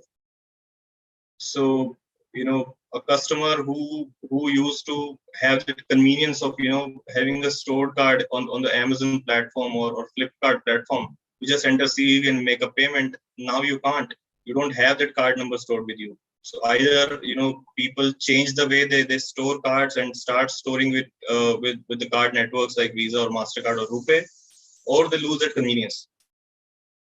But then a payment option like UPI removes any of that hurdle. You just have to have a VPA in your name attached to your account number. You can accept money from anyone. You can pay to anyone. And why this is so popular is not just the convenience; it is the interoperability as well. So a wallet user used to be able to pay only to a specific wallet user. So as a Paytm user, I could only pay to somebody who has a Paytm account. But with UPI, anybody can pay to anyone. And building on what, building on what Pawan is saying, like interoperability of UPI. Now RBI has mandated all the these fintechs and UPI players that the QR code will also be interoperable. So by 31st March 2022, RBI has mandated that QR code will also not be limited to a particular service provider. So suppose a QR code is related to Paytm, the person can scan it and pay to Google Pay or Phone Pay or whatever it is. So one part is like UPI is unified and it's interoperable. But for the people who are doing, say, physical shopping to a grocery store or a nearby store in their residential area, they can also use this kind of feature by interoperability of this QR code. So that is another step in the same direction. Apologies for interrupting speakers. I'd like to introduce Mr. Prabhakar Tiwari, who has just joined. So, Mr. Prabhakar Tiwari is a Chief Growth Officer at Angel One. In his role, he holds the baton of sales, marketing, and digital transformation at the digital broker firm. Under his leadership, Angel Broking has seen rapid improvements in its digital maturity matrix and market share gains with strong focus on customer-centric KPIs and a slew of new initiatives. He has been pivotal in the brand's emergence as the fourth largest brokerage firm in India. He has made it possible via several awards-winning campaigns, including Aage Badhne Ka Smart Soda, Shagun Ke Shares, and Ek Nayi Shuruaat, to name a few. In professional terms, he is an entrepreneurial business leader with a proven ability to add values to many business contexts in Indian and MNC organizations. The core of his professional expertise is built around leading digital and tech-oriented organizations, driving customer innovation, and ensuring disciplined execution. He dons multiple hats as a business thought leader and a new age storyteller with a growth hacking mindset. He is highly networked in the CXO peer group firms, including AIMA, IAMAI, AdLove, RMAI, and DMAI. He regularly contributes to the business fraternity in many roles as jury members, panelist, and keynote speaker. We welcome you, sir, Mr. Prabhakar Tiwari. Thank you very much. Yeah, thanks, Utkarsh, and sorry to fellow panelists. I was traveling and my flight got delayed. I thought I had to kind of, let go of this, but I could join you late. I'm sorry about that. Yeah, thank you. Nice to have you on board. So it's great to have you. And I think we were discussing about how UPI or NPCI has changed the way the credit card companies were dealing with the consumers in our country, or are changing. And so even share transactions are not very far from our customers when we look at digital payments. So your take on how digital payments are going to affect the share transactions, any ideas on that? Is it getting used there, or is it still too nascent? See, I was lucky that when digital payment was really taking off in India, I was Chief Marketing Officer with PayU. And we were competing with Paytm at that point of time. And a lot of our focus was how to get wallet use case go mainstream. And when I see now, after like 5-6 years, I mean, the game has completely changed. We are the largest digital payment country in the world. Okay, I mean, so that's amazing. I mean, in some cases, we are ahead of China also. And in my view, this solves an amazing problem. A lot of friction in our daily transaction, commercial transaction happens because of the payment issues. I mean, let me tell you what will happen because of the UPI and payment. We'll all stop using ATM. I don't know how many times you use ATM now, but I don't recall. I mean, if I need to go to ATM anymore. So this is an amazing thing which has happened to our economy and to our digital e-commerce and other transactions. And I am very, very bullish about it in future as well. Thank you. Yeah, so one of the interesting point which Mr. Parth was talking about was about the payment that business person gets. So that's only 97.5% of what the actual transaction is. So coming back to the cost of completing a particular transaction. So how cost effective or how beneficial it is for the corporate vis-a-vis how beneficial it is for the customers. For customers, it may be giving them great choice.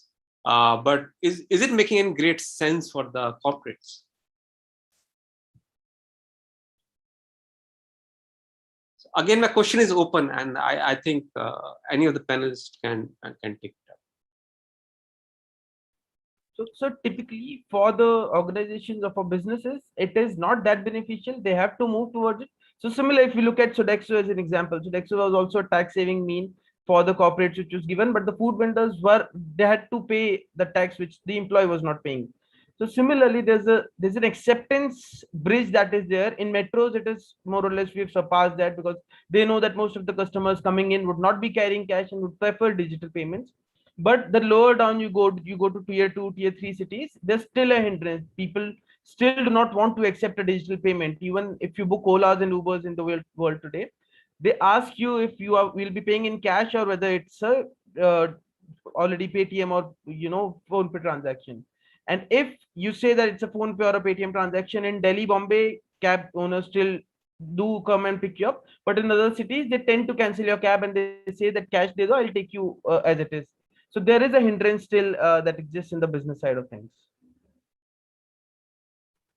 Yeah, definitely, Parth. So, when it comes to margins or when it comes to a payment charge, definitely there is a hindrance.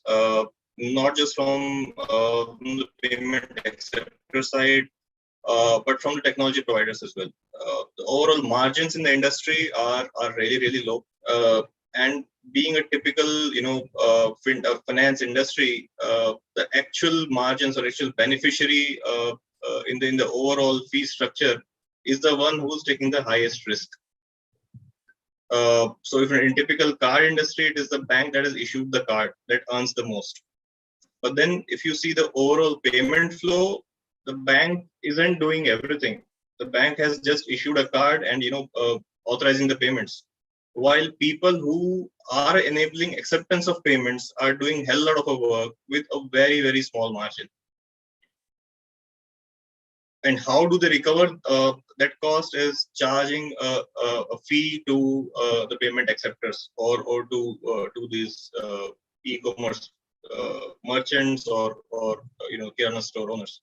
Now, if we reduce that margin, definitely the incentive goes out for the technology service providers. If we increase that margin, that hindrance comes in. So there's a delicate balance that runs in, and there's definitely a tension in that space on who can give a payment service at a lower margin and who doesn't have a cost-effective solution. Now with this, again, UPI is something which has no payment fee. Most of the players offer a UPI payment free of cost. And that is, again, one more reason why UPI is growing at a pace it is growing. And also, so one ethical point also comes in, because when you have a digital transaction, there's a record. So the smaller players, they have to pay tax on that amount that they've received, which was earlier not the case. There was a lot of cash that was being handled, which went into black and white in that particular sort. There's a lot of gray area in that. But now when it's a digital payment, it is all on track. It is all kept record of, and you have to pay tax. You have to pay GST on those amounts, which earlier businesses were able to escape that bit as well. And talking about margins, one more point is, most of the payment service providers have started charging a convenience fee.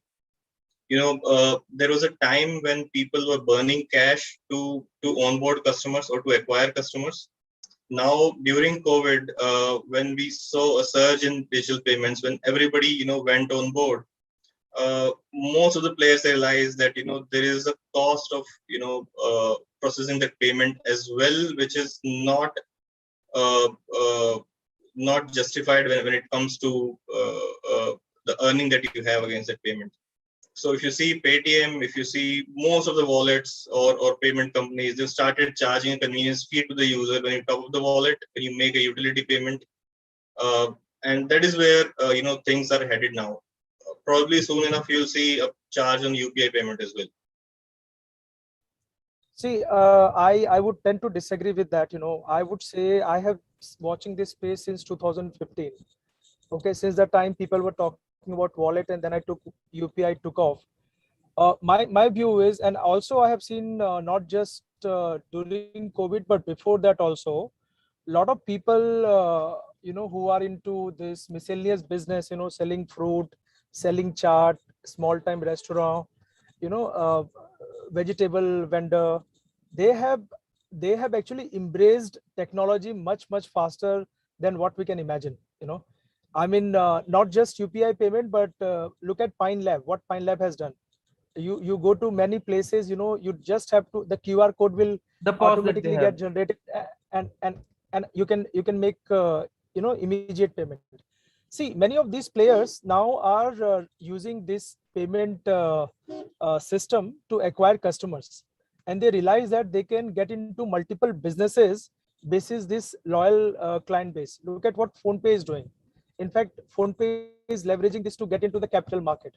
So we should look at it more from the angle of a super app. Eventually these payment players will have an opportunity to play in other areas of financial markets or financial services, and that will be very interesting to watch. So interestingly, what Prabhakar sir was talking about Pine Labs and the POS that they came out with, typically, so be it Paytm, be it Pine Labs, be it JioMart, we've all come out with POS, which has the capability of taking UPI transactions, card, dip, card, swipe, tap and pay, all the capabilities all rolled into one to ease the kiranas or the any business owners per se. But we're also charging them for those services as well. We are charging them to use those services. So that's what we've been talking about, that this charge which is causing the hindrance in the acceptability. If there's a huge population in a metro or in a bigger city which is which is preferring these kind of payment solutions, the people have to adopt, the businesses have to adopt. But in smaller places where the count is not that high, they are still resisting and not letting these players come in. Yeah, Parth, thanks for making that comment, because that's a traditional academic argument, that who will actually pay for the services that are being given. So Raju sir, I just want to make a small comment with your kind permission. Yeah, please go ahead. See, it's always a network effect. Okay, network effect is either you win on the merchant side or you win on the consumer side. Okay, so I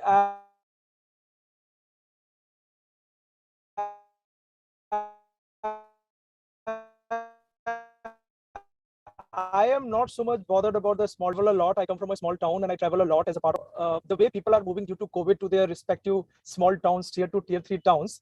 As more and more number of consumers will start, asking for it, merchants will have no choice but to go for it, and they will also realize the benefit out of that.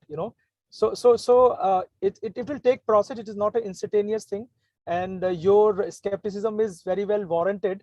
But this will happen for sure, and in small towns it will happen not because of the merchants, but it will happen because of the customers and consumers out there. Right. So the argument is on the similar lines. Thanks for making that point.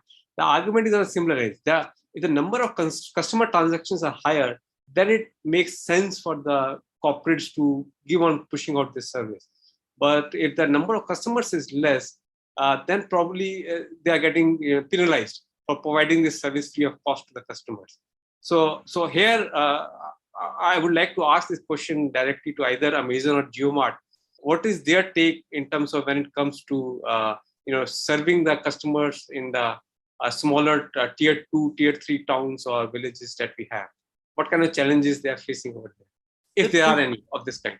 To be honest, at JioMart, what we started off back in 2019 when we started rolling it out, we took that hit upon us. So any card transaction or any UPI payment or anything done on our platform, the merchant will be getting the full payment and we were taking the hit on us. But within 3 months, we realized that the hit is increasing because more and more customers they had a preferred JioMart partner to go to because they did not have to carry cash. They were ordering online using all the services that we have.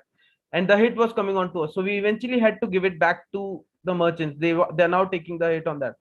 So yes, it has been very difficult entering into tier 2, tier 3 cities. We are still trying to penetrate cities like Indore, Bhopal. We're still trying to penetrate them properly, and it is difficult for us to get into those communities. What we've also done is, when we started off, our ordering mechanism, so if the merchant is buying from us, he'll also be buying digital. He'll also be making a digital payment, which eventually reduced because he had to pay from his bank account. That means he had to deposit money into his bank account if he's not accepting digital payments initially. So we had to move to a cash on delivery or format to accommodate those people, to get them on board. So that is how and now from 1st of October, there's a new RBI thing coming in that for every invoice that we send out, we have to give a UPI, that we have to give a QR code. So even on cash on delivery, they can scan and pay. So that is to increase security. People are not willing to pay online, but they don't carry cash, so they can do that instead.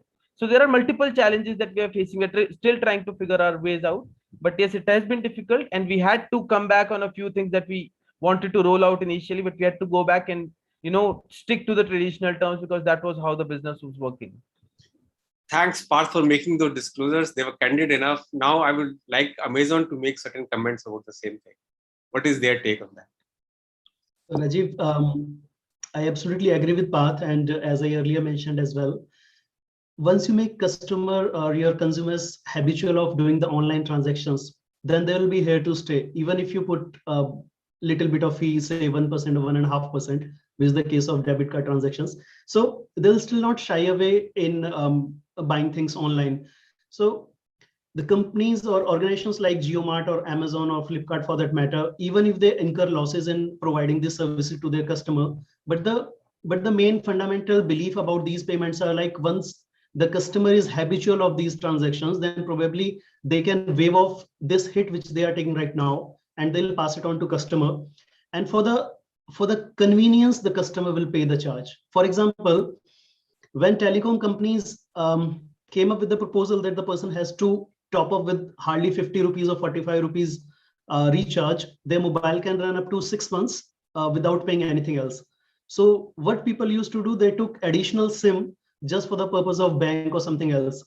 But then these telecom companies suffered a huge loss, and then they rolled back this plan, and they came up with like some 45 rupees per month or 50 rupees per month of minimum recharge. But still, because people became habitual of using the two SIMs or two mobile connections, they didn't bother to pay 50 rupees a month just to keep the connection alive.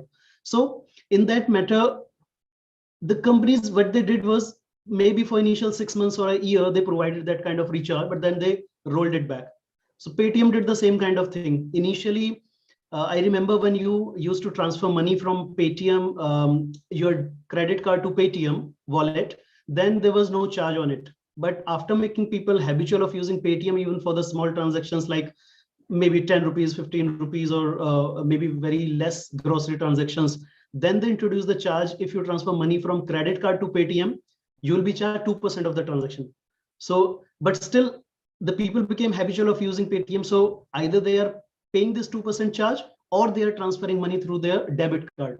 So the whole game is of providing convenience to people and making them habitual. So that's what I believe, and Parth can correct me if I'm wrong. So JioMart might be having in future the plans like they can roll back this benefit which they are now passing to their customers, just to make their losses narrower and let consumer pay for their convenience.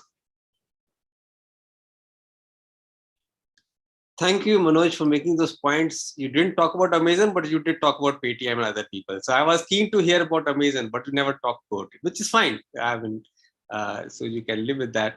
But now, what is more interesting, which I think Mr. Prabhakar talked about, was investment in stocks. And so, what is your company's take on this? How the mobile payment? I mean, how will you facilitate even the small customers who may not have that kind of a financial wherewithal to invest in securities using digital payments? Is there some kind of a product which companies have in their mind, or is there something out which we can hear about?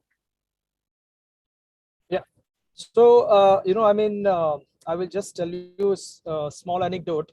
So we had our CEO, new CEO joining us from Silicon Valley, California. He's an ex-Google, ex-Uber. And we have our new technology officer, CTO, coming from Walmart Labs kind of organization. So fundamentally, we are moving from being a digital broker to a fintech company, and now we are working towards being a deep tech company. And we are reimagining our product. So these people came on board, and they in a way audited our app and our desktop application. And their first comment was, I mean, your fund addition feature is amazing. I mean, out of the world. I mean, you just press a couple of buttons and the journey is so simple, and immediately the fund comes to the account from where you can actually invest it, and and buy stuff in trading account. So of course, digital payment has helped us a lot, particularly in tier 2, tier 3 towns, where I mean, we are kind of getting 90% of our customer from tier 2, tier 3 towns. And people were talking here, and let me give this as an example, that people were talking about how difficult it is to kind of sell these payment solution in tier 2, tier 3. But let me tell you, those youngsters, millennials and Gen Z, which are in large number in those towns, and which are having a very kind of, what should I say, sizable disposable income, they are actually buying and selling stocks on apps like ours. We are a top 3 broker, and we acquire 4.5 lakh customers on a monthly basis. We are number 2 in that. These are the kind of things which are happening. So I am very bullish about the future of payments and fund transfer, which helps our kind of business as well. Prabhakar sir, I just have 2 questions from you. One, how much has the growth on the trading platform been during COVID? Because as far as I've read, there've been more than 20 million new users who started trading in India during COVID. Second, the millennials or the Gen Z people you're talking about who have sizable disposable income, are they in the tier 2, tier 3 cities originally, natively, or they're there because of COVID and would come back to their original cities where they work? Because in the native cities, there's not too much of a working opportunity. So would that shift also happen? See, I will tell you. So we have been watching this space prior to COVID also. And not only the percentage has gone for the favor of tier 2, tier 3 to the tune of, so it was 75-80% earlier. Post COVID, it has increased to 90%.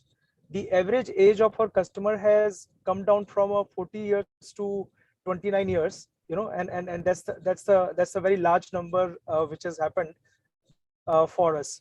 So I wouldn't give it too much to that people have gone to their native places, and because of which it is those number will be minuscule. Please also understand that thanks to our newfound wealth and lot of government schemes, and great connectivity between villages and the nearby cities, people are not traveling to nearby cities and are gainfully employed.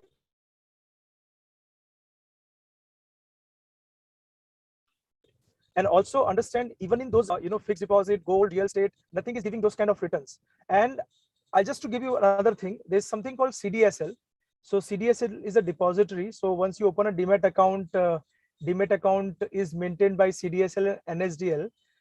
Prior to COVID, the CDSL used to open monthly accounts of 4 lakhs. Now the numbers have gone up to 24 lakhs to 26 lakhs per month. So that's the kind of number we are talking about. And our current client base is around 6.3 million. That's the kind of number increase we have seen, and we are in top 3. And of course, other players have also seen such large number increase. So I would say COVID has accelerated digitization. COVID has accelerated financialization of the investments. COVID has actually increased the saved on the cost of commuting and socializing, and many people have kind of transferred that money, routed that account to trading. Yeah, that's what has happened. Yeah. So now I would like Mr. Pawan to share some insights on this, because normally what happens is the banks end up taking the penalty of sharing the bearing the burden of the cost. So is it going to happen in this case also? Is the banks going to bear the burden, or? As you know, definitely not bear the burden. The cost of acquisition of a transaction, either it would go to the payer, or it goes to the merchant or the service provider. Definitely there is a cost, and I don't see a reduction in near future. Most of these, the spike that we see in the COVID times, keeping UPI apart, there's a huge spike in people paying through credit cards. You get a 45 days credit when you make a payment, and you get your reward points. A user doesn't spend a penny, paying through a credit card extra. And when somebody pays through credit card, the overall payment flow, the cost increases. And somebody is paying that cost. Today it is either the merchant or the service provider. Tomorrow probably that cost might shift to the customers. So if you look at it, probably the cost appears to be that of authentication, that the person is actually worthy of making that payment. So it is somebody having the trust in the customer.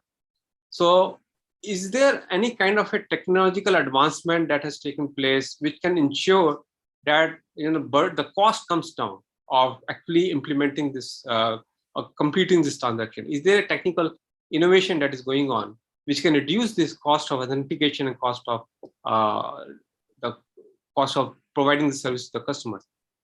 So is your company is trying to do something around that, or is still in the labs and still hasn't come out?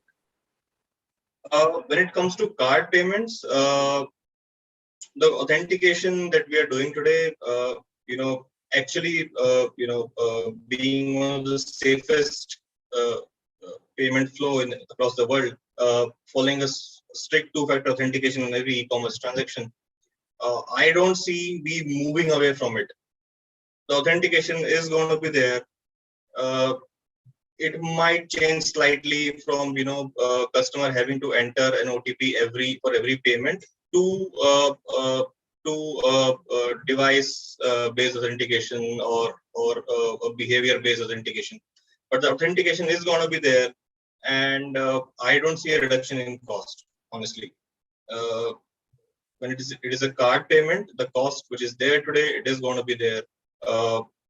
It can increase. I don't see technology reducing that cost at all. So there's a lot of talk of say cryptocurrencies and blockchain-based currencies, digital currencies being used to make this process even more faster and probably also helping in bringing down the costs.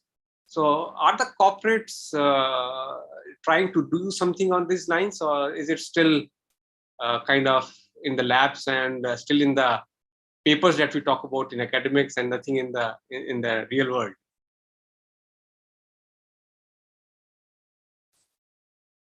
A lot of people are working. Yeah. So real world applications are happening. So I recently concluded one executive education on fintech from University of Berkeley, California, and University of Berkeley, California, they have one incubation come accelerator center called Skydeck. And some of the problem they are solving with blockchain is how do people pay for their coffee, using blockchain or using Bitcoin. Okay, so these are the kind of issues which are getting sorted. In fact, and this is something which is under development, and I read it as old as like 2 years back. It is about how can we bring down the cost of how can we reduce piracy in music. Okay, now thankfully Apple Music has been able to kind of make music more accessible, where you can pay for a single track, which was not available earlier. But even outside Apple platform, they are coming out with a blockchain solution where even paying a 5 cent, 10 cent, 15 cent kind of amount would not be so difficult, because the cost of authentication and the cost of fund transfer will be much lower in such platforms. So a lot of interesting things are happening in that area. So Pawan, you were trying to say something. Have we lost him, or?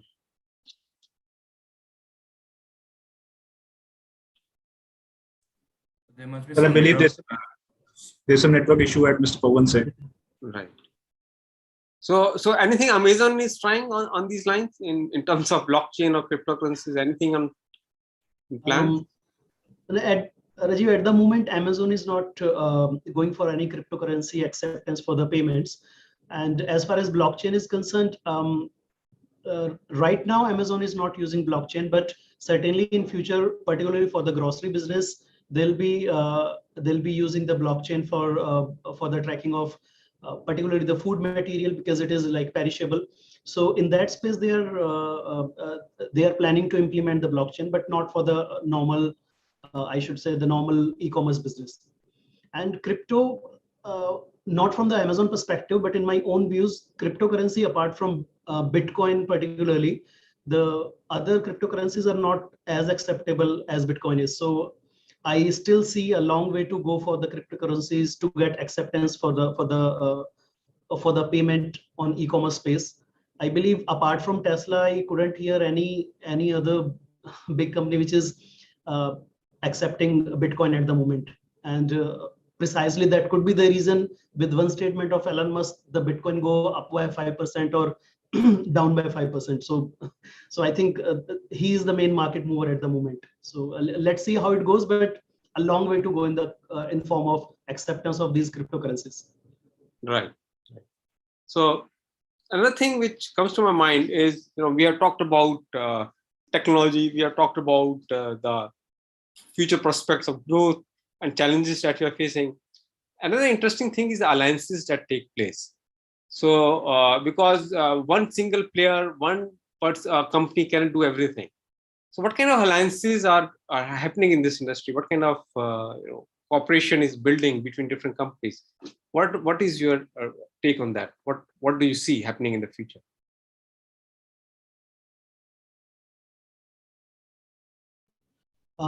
Raju, alliance you are talking about particularly in form of cryptocurrencies? No. It's just in terms of financial transactions. Like you have co-branded cards in case of Amazon. So similar kind of alliances in terms of digital payments. Is there something on that is being looked at? Is there something that you're exploring? I believe this alliance is from many years. Like British Airways has alliance with American Express, and in India also American Express has alliance with different airlines. So airlines, e-commerce, these have alliance with different banks. Particularly if I remember, Amazon has alliance with ICICI, and they give discount on the transaction if you are using ICICI and Amazon co-branded card for the transactions. So the main use is like they increase the bank transactions. Vis-a-vis, they have their own points which they are crediting to Amazon Pay balance for the user. So it works in both ways. For bank, their transactions are increased, and for Amazon, their sales are increased. So this is here to stay. I don't know if it will go farther and multiple banks will be like co-branded with some particular e-commerce or airlines. But at the moment, yes, coalition of two partners is very common, even in India as well as in abroad.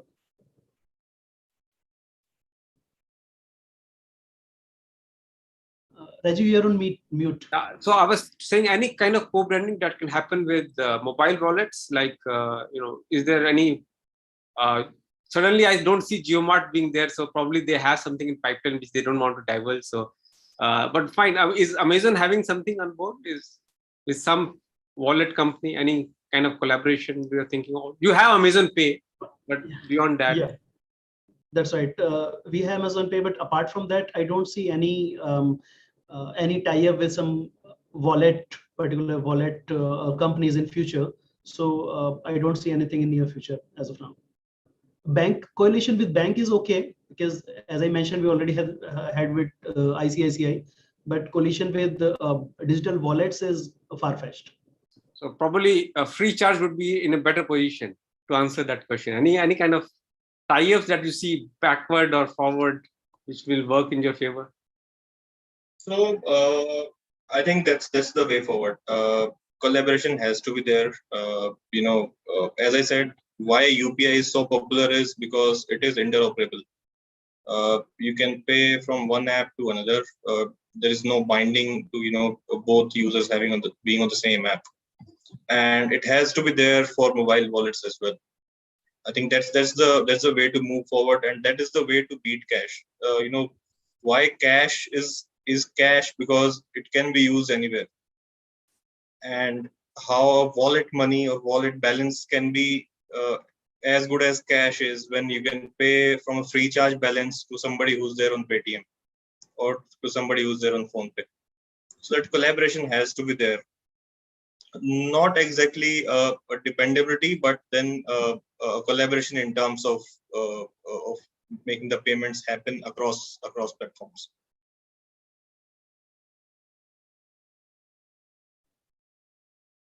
Parth, we missed you for a couple of minutes. I think Apologies, I got a call from office. Right. Still getting them. So we are just in the, I think, last couple of minutes of this particular discussion. So from our discussion, then the question answer section will come in. So one of the last question which I was raising was in terms of alliances. And so my question was, is JioMart entering into any kind of alliance for providing better service to the customers? I think we have again lost Parth. So it's fine. I mean, the discussion should keep on happening. So that is the way it should proceed. So today we looked at various aspects of the mobile wallet industry and how it is grown in the last year or so, and how technology has advanced, how regulatory authority like NPCI and RBI have played their role, Bhim UPI has played a role, how customers are getting benefit, the kind of costs that are being incurred, and also how it is influencing the stock purchase in the tier 2, tier 3 cities of our country. So we have looked at all of these interesting things coming across to us. So if you have any last comments to make, please go ahead.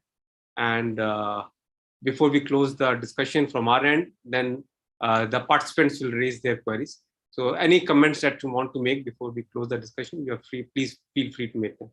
I'd like to make one comment, sir. Because I get asked a lot of questions on cryptocurrency, digital currency, and all of that. My view is that India will play a large role on cryptocurrency going mainstream or not going mainstream. And my belief comes from the fact that we have got the best infrastructure on digital payment anywhere in the world. And RBI has taken very firm steps with that kind of digital currency, and given the size of our economy, and we are in top 5 in terms of GDP, top 5, top 6, also in terms of the stock market, in terms of the future growth prospect. Our success in payment may result into the most successful digital currency and cryptocurrency coming out of our country. So I mean, that's my statement. Thank you. Pawan, would you like to say something? Yeah. So as Professor said, when it comes to crypto, India is going to be leading the way. One reason, definitely RBI having a great framework for digital payments. Two is the acceptability of newer payment options or newer systems in India. I mean, there was a time when people were scared of using a card for an online purchase. Now we are at a position that you throw anything at people. If they see convenience, they'll start using it. Thank you. Any comment from your side, Manoj? The comment from my side again is on the same lines. Even for India, I see cryptocurrency acceptance will take longer than expected. Reason is still people have a lot of doubt in their minds regarding cryptocurrencies because they don't inherit any value as such. So if you see the derived value of cryptocurrency, it's nothing. Any day it could be washed away. And they are particularly not backed up by any government authority or anybody who can vouch for their valuation or the value of any cryptocurrency for that matter. So I believe till the time there should be some government support on cryptocurrencies, I don't think they will be successful in for the mass users basically. Because could be controversial, but I should say that cryptocurrencies are used for other purposes as well, which is not in favor of mankind. So in fact, as per the reports, cryptocurrency are majorly used for illegal kind of transactions. So I believe till the time that kind of notion is removed from the minds of people, till the time there is government backing for cryptocurrencies, I think they will not pick up the pace. Even for even the government of India or any country's government, particularly if I talk about India, they always say to the user, stay away from cryptocurrencies. So till the time those kind of statements are there, I really see a tough future for cryptocurrencies. Sir, I'd like to a little bit disagree with what Manoj sir has been saying. Because India is a young economy, people are experimental, people are trying to get into different things. So a lot of my friends, my colleagues, in my own circle, I see a lot of people trying to trade into different cryptocurrencies, trying to understand how it works and what it works with. And the other thing was, when the price is the most volatile factor of it, but when you look at it, cryptocurrency is blockchain based, so it is an immutable ledger. You have to have 51% of the people vote to make any changes in that. So that way it is still controlled. If you have it, you have it. So I believe with the ease in transaction coming in, with few more companies coming in, WazirX type, CoinX type, who are enabling people to trade in cryptos, I believe the acceptance will come in. And eventually what I look at in the future, cryptocurrency would be the only universal currency that would survive. I don't know how, and I don't know by when it will happen, but that is what I believe will happen, that all the other national currencies would eventually disappear and it will be a cryptocurrency that will run the entire universe as such. Parth, only one point on your comment about your friends are going towards cryptocurrency. Not me yet. I'm still yeah, that's right. So when you are not yourself using it, then it's very hard to support the views of others. That's one thing. Secondly, cryptocurrencies, people are looking only for the investment perspective, not for like paying somebody. So that's the difference which I was trying to make, particularly to the question Rajiv has asked. So the question was basically acceptance of crypto as a mode of payment. So I disagree to that, but I don't disagree to the fact that people are investing in cryptocurrency. And I think the main reason for that is making some good handsome returns on the investment. So that's the major purpose of people who are investing in that. Second, in the media, cryptocurrencies are, I should say, publicized a lot, mentioning that highlighted a lot, millionaire and billionaire. So there is a wave in people that they want to just fetch the good returns on their investment, but not for crypto as a mode of payment. So I mean, that's the conclusion from my side. Yeah, so crypto as a mode of payment, as you rightly said, apart from Tesla, there's no other company as such which has come out openly and said that they'd accept crypto in that. And there've been 1 or 2 land transactions across the world that has happened on crypto, but otherwise there's nothing as such there. Yeah, thanks for your comments. I know we are leaving it at a controversial stage, but that is the better way of leaving it, because we are not here to find all the solutions. So I think the corporates are working very hard to find the best of solutions that will work in the future. So, but yes, thanks for the interesting discussion. But before we close, I think I will open it for the questions to come. So, and questions can be addressed to a specific panel member if you want, or you can leave it hanging, and anyone comfortable with the question would be able to answer that. So Utkarsh will take over from here, I believe. So thank you very much, sir, and thank you the panelists who have been really giving us the insightful knowledge and session about this finance and cryptocurrency. Regarding the previous discussion, with Mr. Parth and Manoj regarding cryptocurrency, as we are also live on YouTube, we have one specific question related to that. So I'd like to take that first before we proceed with the questions from our audience. The question is precisely from Mr. Prateek B. He says that online transactions have increased so as frauds, as we just discussed. But what is basically, how do we break this correlation, as scammers do leverage the ease of digital payments during pandemic to assure false supplies and steal money?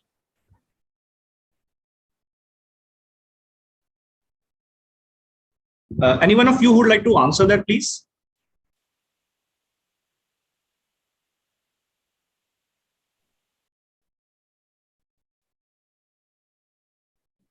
If I understand correctly, Utkarsh, you are saying.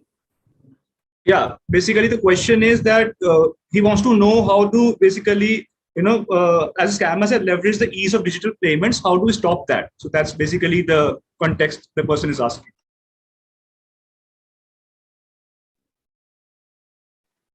Utkarsh, what I can suggest, few ways are, as a lot of these are circulated in media as well, maybe in WhatsApp or emails and all. So one is, you should not reveal your OTP to anyone who's claiming anything to you. Your money is lost or whatever. So recent scam was, the person will make FD from your money, which was circulated on WhatsApp itself, and they'll ask you OTP to return some of that, and people fall prey to that kind of scam. Secondly, opening of unknown link in your email, in your incoming emails or WhatsApp message or normal messages, that is the biggest trap people fall prey to. So I believe that you should not be tempted to open any kind of such links and not sharing your credit card or debit card details to anyone, whatever may be the matter. From my personal experience, I'm telling you, earlier I used to think that hiding your PIN is not a very good practice. It's okay, even if somebody is looking at your PIN when you're doing some transaction at ATM or maybe at the POS in the shopping at the malls. So there also, I believe if you should hide your PIN, then it will be a bit safer as compared to if you are not hiding it. So by a few things, people can save their hard-earned money to become prey to such kind of scamsters. So the answer is awareness. Honestly, the payment framework as such is very secure, very firm. The only way somebody can do a scam or a fraud or a cheat is to a target who's less aware. So I have seen cases wherein people asked for somebody's remote access on the phone, and people give it because somebody says, "I'm from a bank, I need a remote access of your phone." So at a payment industry level, there is not much that we can do today to secure a payment because it is already really secure. It is more of at the user awareness level that we need to work on. Thank you very much. I really believe that, and actually the practice, as Mr. Manoj highlighted, I do that. Even when dialing the PIN in the ATM, we should actually cover hand because they say the CCTV can actually be hacked as well. I really agree with you. I'd like to take the next question from our, my colleague, Mr. Tamiri Arjun. So I'd like to request him to please speak the question. Yeah, thank you so much. Am I audible, Utkarsh? Yes, Arjun, you're audible. Yeah, thank you so much to all the speakers for this interactive session. I just wanted to ask a question from a personal observation. My father is of age 55, so he just recently started using smartphones since last 3 to 4 years. And I tried to teach him how to use these digital payments in the Kirana stores or any other mode of purchase. But I observed that out of some 10 to 20 transactions he make outside, he only just uses some 2 to 3 transactions in digital, but he doesn't change the original purchasing behavior. So just wanted to understand what else the UPI or digital payment interfaces can think about, so that they can try to change their customer purchasing behavior so that this becomes a new normal. Yeah. Should I repeat the question or? Yeah. Shall I repeat the question? Yeah, no, we got the question. Okay. I think the answer to this is innovation and making it convenient. So, your father being 55-year-old might not be very comfortable with, scanning a QR code and making a payment. The solution is innovation. How do we remove that hurdle? How do we remove that hurdle of even scanning the QR code? Can he just walk in with his phone, tap it somewhere and see that payment is made, and still knowing that the payment is secure? He won't be debited a penny extra. And I think that's the only way to move forward. How much we can innovate, how much we can add convenience and ease to every step of making a payment. Arjun, I think the problem is twofold. One, as mentioned by Pawan, is technology. Second, I strongly believe is the mindset. So given the age of your father, I believe there could be his mindset of losing the payment to some fraudsters. That's why he's not using this payment regularly, even if you are saying so. So I think, although I'm not sure how technology it is possible or not, but I think that if digital payments could be stored in bank or UPI for that matter for maybe 24 hours, and then they will be credited to the seller's account, then this could prevent like mindset of a lot of people that they'll lose the money in some fraud or some scam. So from the user, the payment will be deducted immediately, but to the seller's account or to the person who's selling the services or product, to their account, it will be credited only after 24 hours. So there will be a window of 24 hours. The payment will be with UPI provider or bank or whatever, but it will be secure at least for 24 hours. So that if you're feeling that there is some scam or you are a victim of some fraud, then you can go back to bank and ask them, please hold the payment till the time it is resolved that it is genuine. So I think that will help in a big way to the mindset of people that they could be scammed or they could be, prey of a fraud. So I think that should be the second angle of looking at it. Arjun, just one question that I have from you. How often does your father shop online? Does he use card payments in shopping online, or does he do that as well on cash on delivery basis? Or is he not active there at all?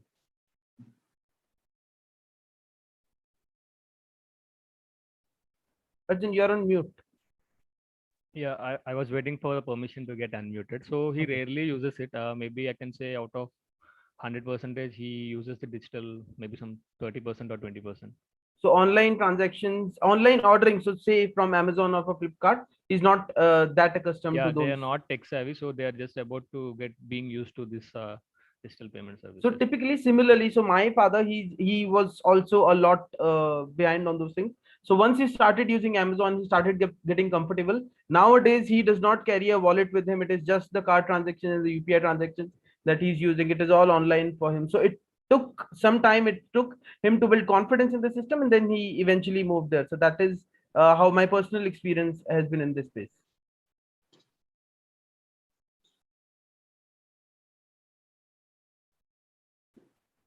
Sure, so thank you, Arjun, for the question. Yeah.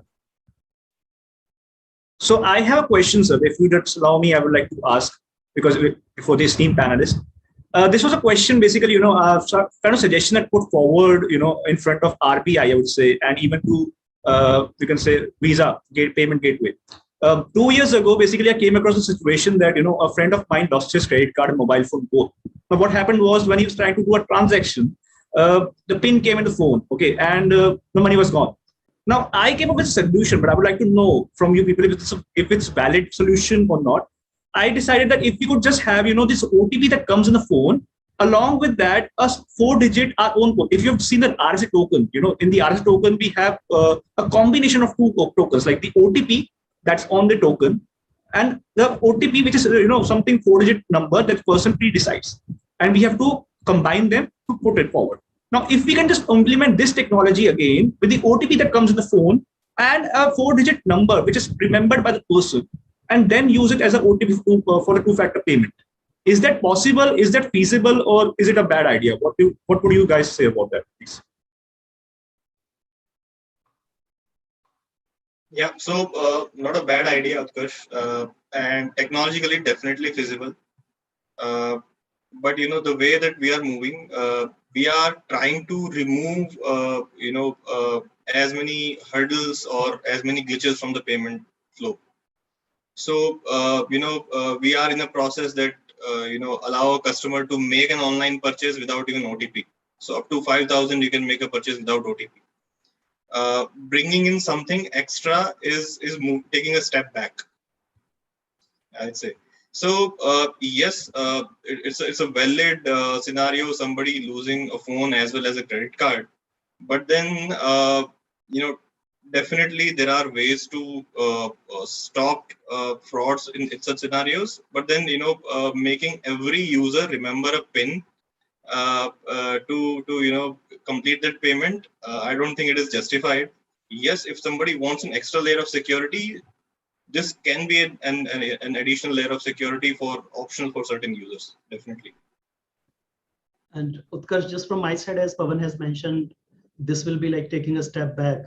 So what you can do is to avoid high value transactions from your account. You can set a daily transaction limit as well as the single transaction limit in your debit card and credit card. So that could be one way to protect you from the from the scams, because if normally we don't do high value transactions on a daily basis. So if you want to do a high value transaction, it will hardly take seconds to change your account setting to allow you for a high value transaction. You change it and you get back to the normal. In fact, I used to do that. Suppose I have set a limit, say for example, 50,000 to my credit card. So any transaction beyond 50,000 will not happen from my credit card unless I'll just go online and make it more than 50,000. So on occasional basis, for a security reason, yes, you can do that. Probably take 5 minutes of yours, but you will feel secure. Thank you very much for your answer. I agree with you definitely. It's a step back because now government is basically liberalizing this OTP thing, because if you go in USA, there's nothing like an OTP system precisely there. I guess this idea is of vaporware, but in case I come across a similar idea which can actually benefit us, so is there a platform that I can approach to send across this idea and maybe help people, not only for only for monetization purposes? You can definitely call me Utkarsh. Actually, there is no platform as such. The industry is really closed. It has started opening up, but then so far there is no platform wherein you can give such suggestions, at least to the regulators. Certainly. I definitely look forward to it. Thank you very much. That's all from my side.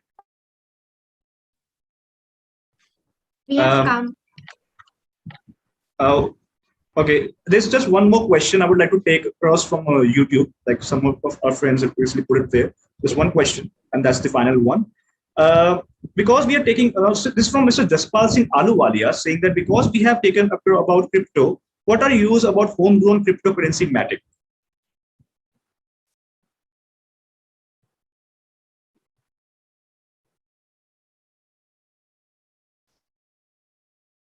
Utkarsh, can you repeat the question? Certainly. The question from Mr. Jaspal Singh Aluwalia is, because we are talking about crypto, what are your views about homegrown cryptocurrency Matic? MATIC, Matic.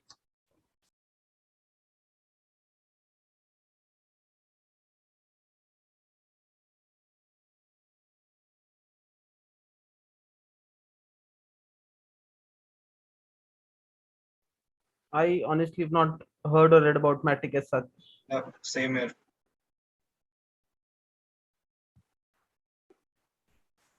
Okay, thank you. So we'd like to proceed with vote of thanks. Divya, please do the honors. Thanks, Utkarsh. So we have come to the end of a fantastic panel discussions. We would like to extend our gratitude to Mr. Pawan Vats, Mr. Manoj Jindal, and Mr. Parth Sharma, and also Mr. Prabhakar Tiwari for joining us today and discussing in detail. We would also like to extend our thank you to Professor Rajiv Sharma for moderating the session well.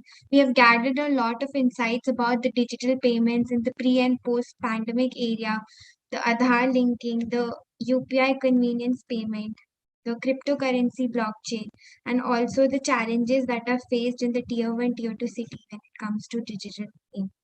With that, once again, I would like to extend our gratitude for spending the time with us today. Thank you. Thank you very much. Thank you, everyone. It was nice. Thank you. Thank you. Thanks to everyone, and thanks to all organizers. Thank you.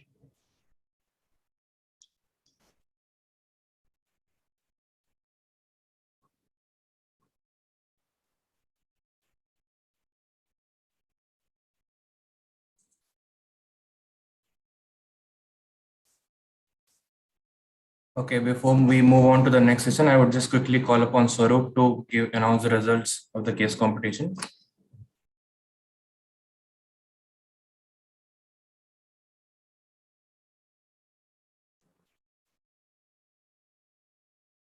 Good afternoon, everyone. It's time to announce the name of the first runner-up for e-Vartan e-commerce case competition. You can start sharing.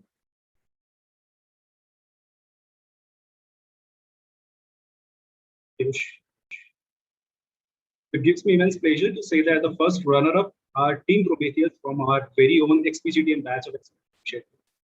Heartiest congratulations to Parang, Deepika, and Pulkit, who have pulled off the job of cracking the competition. Stay tuned, as we will soon be declaring the winners of the round. Thank you. Thank you, Swaroop. We will be starting our next session in just 5 minutes time. Please stay tuned.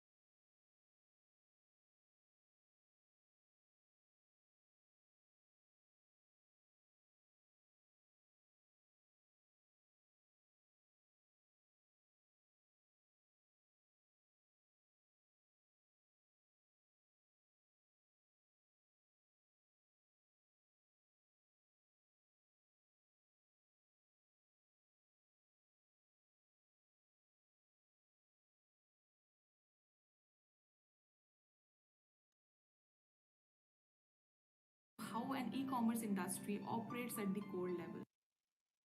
No great deal of success could ever be accomplished without proper focus, dedication, and strong willpower.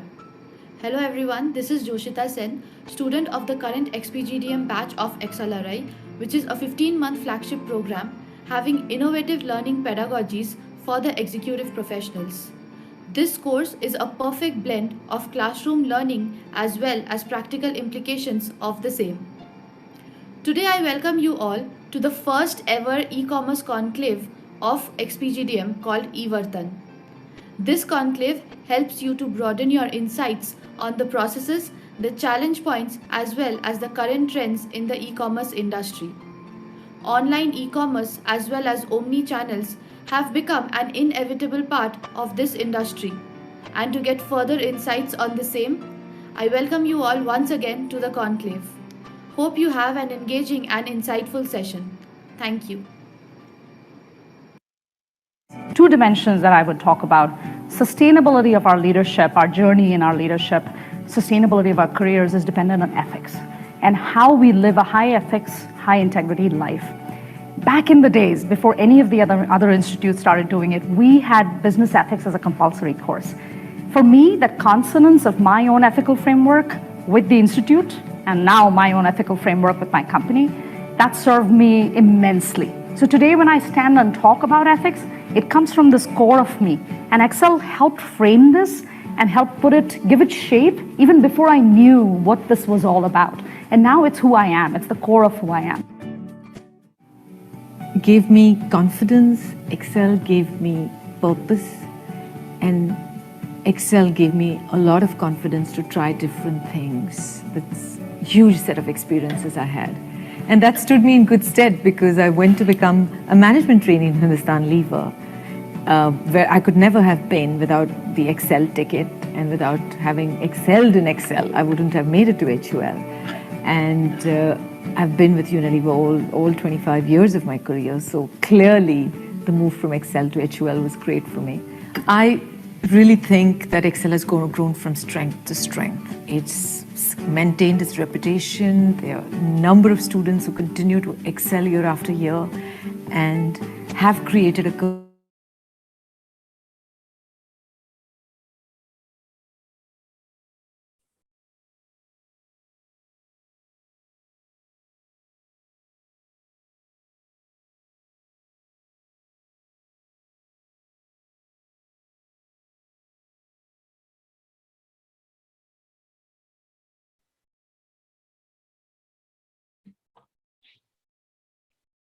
Hello everyone, a very good evening to you.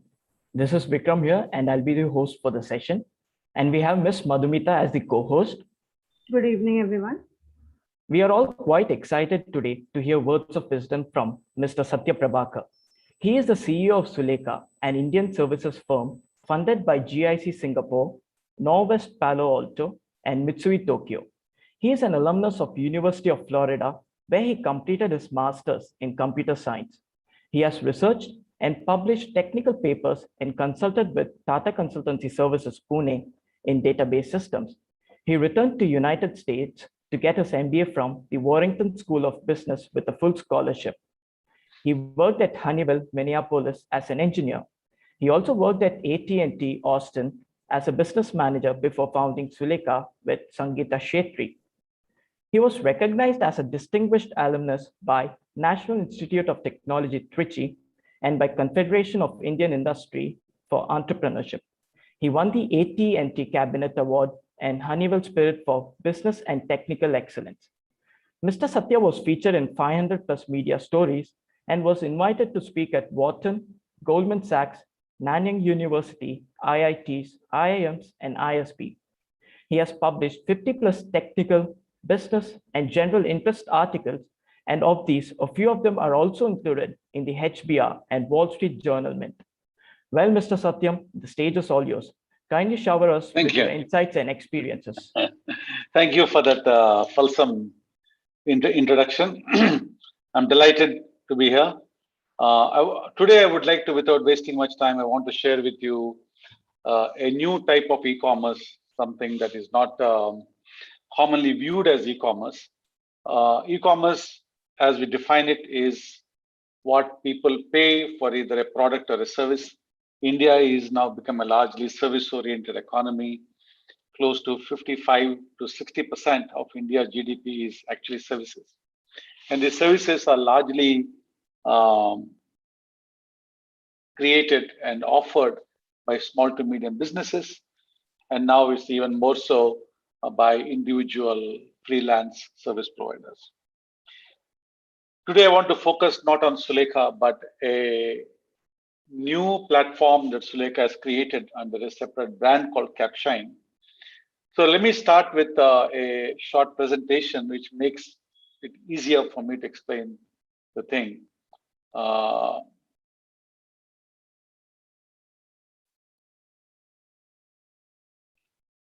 hope you're able to hear me okay and see the slide presentation.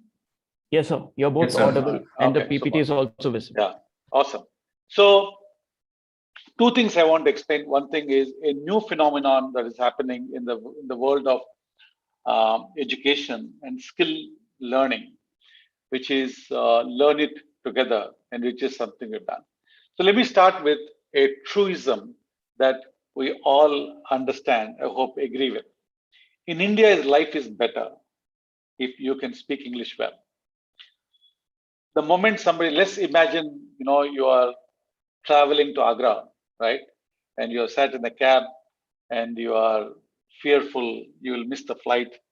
So you tell the cab driver, can you please get me to the airport?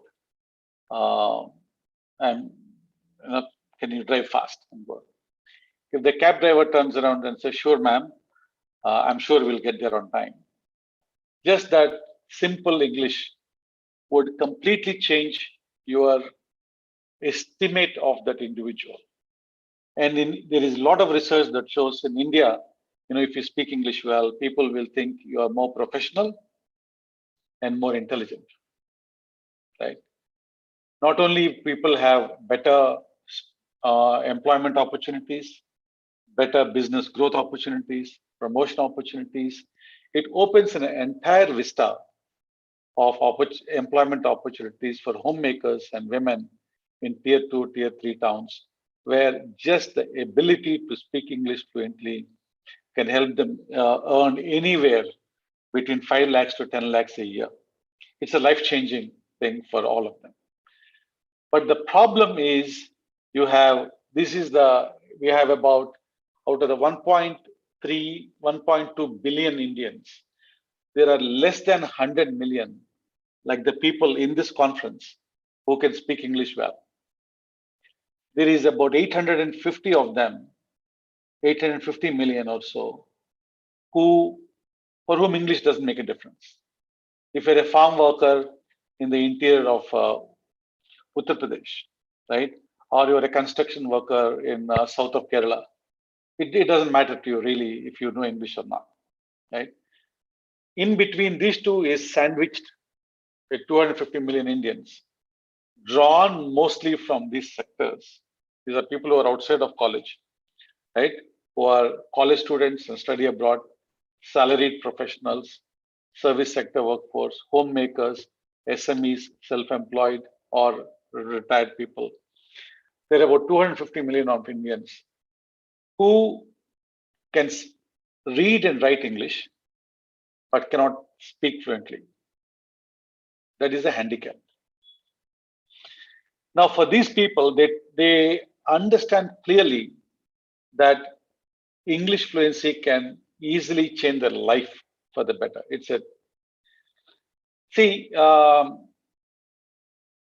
I know to play chess well, right? I know to play actually tennis. I play tennis, I play chess, I like to invest, I like Urdu poetry. But all these are I would call ancillary skills. Because those things don't fundamentally change the way you perceive me. But the moment every interaction of mine requires spoken language, and that is English, and you would quickly come to an assessment of me as an individual based upon how I speak. So the English fluency is core to the ego or the self-image or the way others are esteemed, right?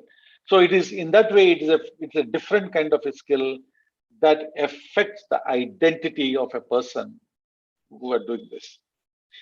So, but there are the impediments are multiple, right? Many of you, and I am from a small town. I was, I guess I can also say I am from a small town in Andhra, where if you randomly record, let us say 1,000 conversations, let us say in colleges or schools or in railway station, bus station, restaurants, you would be hard pressed to find one conversation that's in English. It's just people don't speak in English, right? All conversations are in the local language. So one is people lack the ecosystem for them to develop fluency. One. Second is they lack proper coaches to help them correct their English. And third is it's not affordable. In the sense it's too expensive. An average course for English fluency course is about 5,000 rupees, 6,000 rupees. A lot of people don't have that kind of money.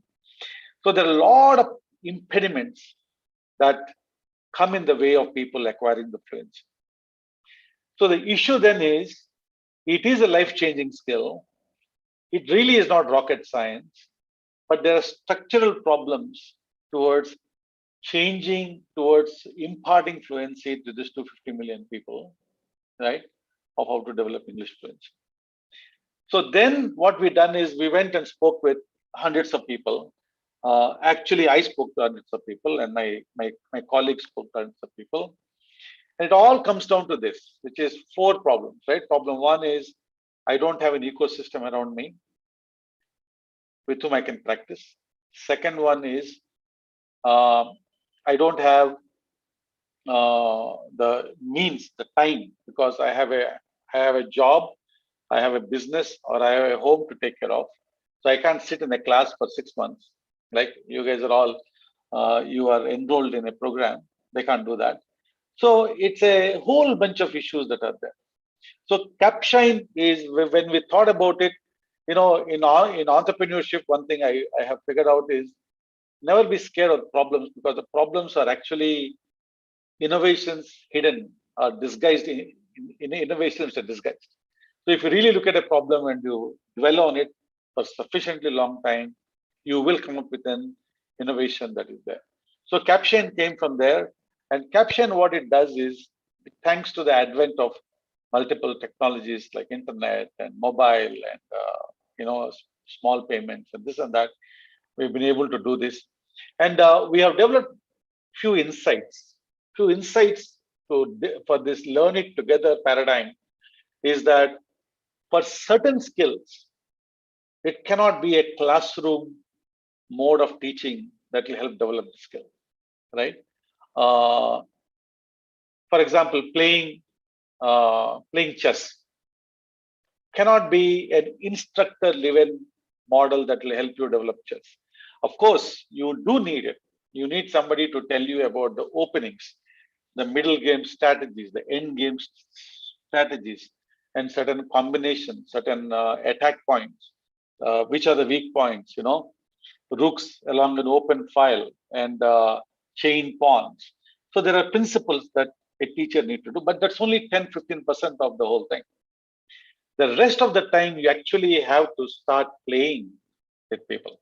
And English is like that, right? English fluency is like that. I cannot cultivate fluency by reading books.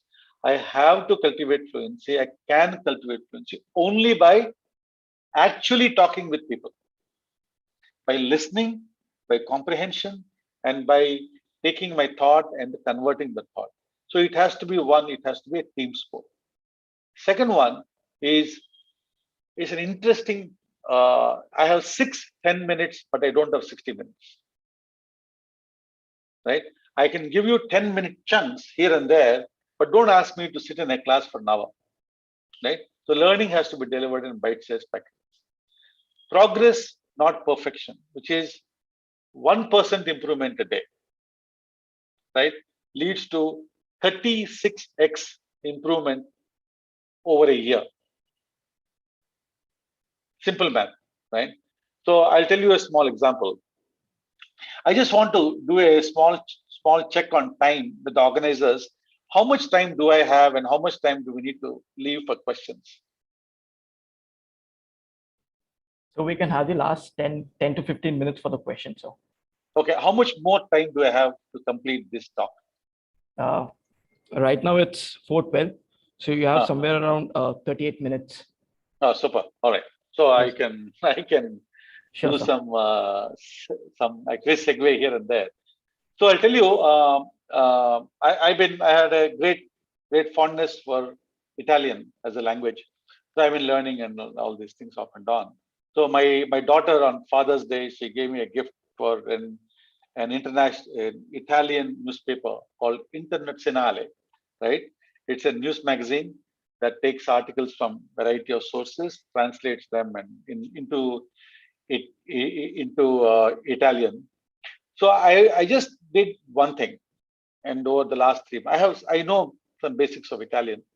So I did one thing, which I said that every day I'm going to spend 15 minutes, and I'm sure all of us can spend 15 minutes, no matter how busy we are. 15 minutes to read one article, and I'm going to do one thing. I'm going to take the words I don't understand, and I'm going to create a Quizlet and write the meanings and expressions, also phrases, and put them in the meanings. And I myself am astonished that in just 3 months, that is 90 days of doing 15 minutes a day of this one, right?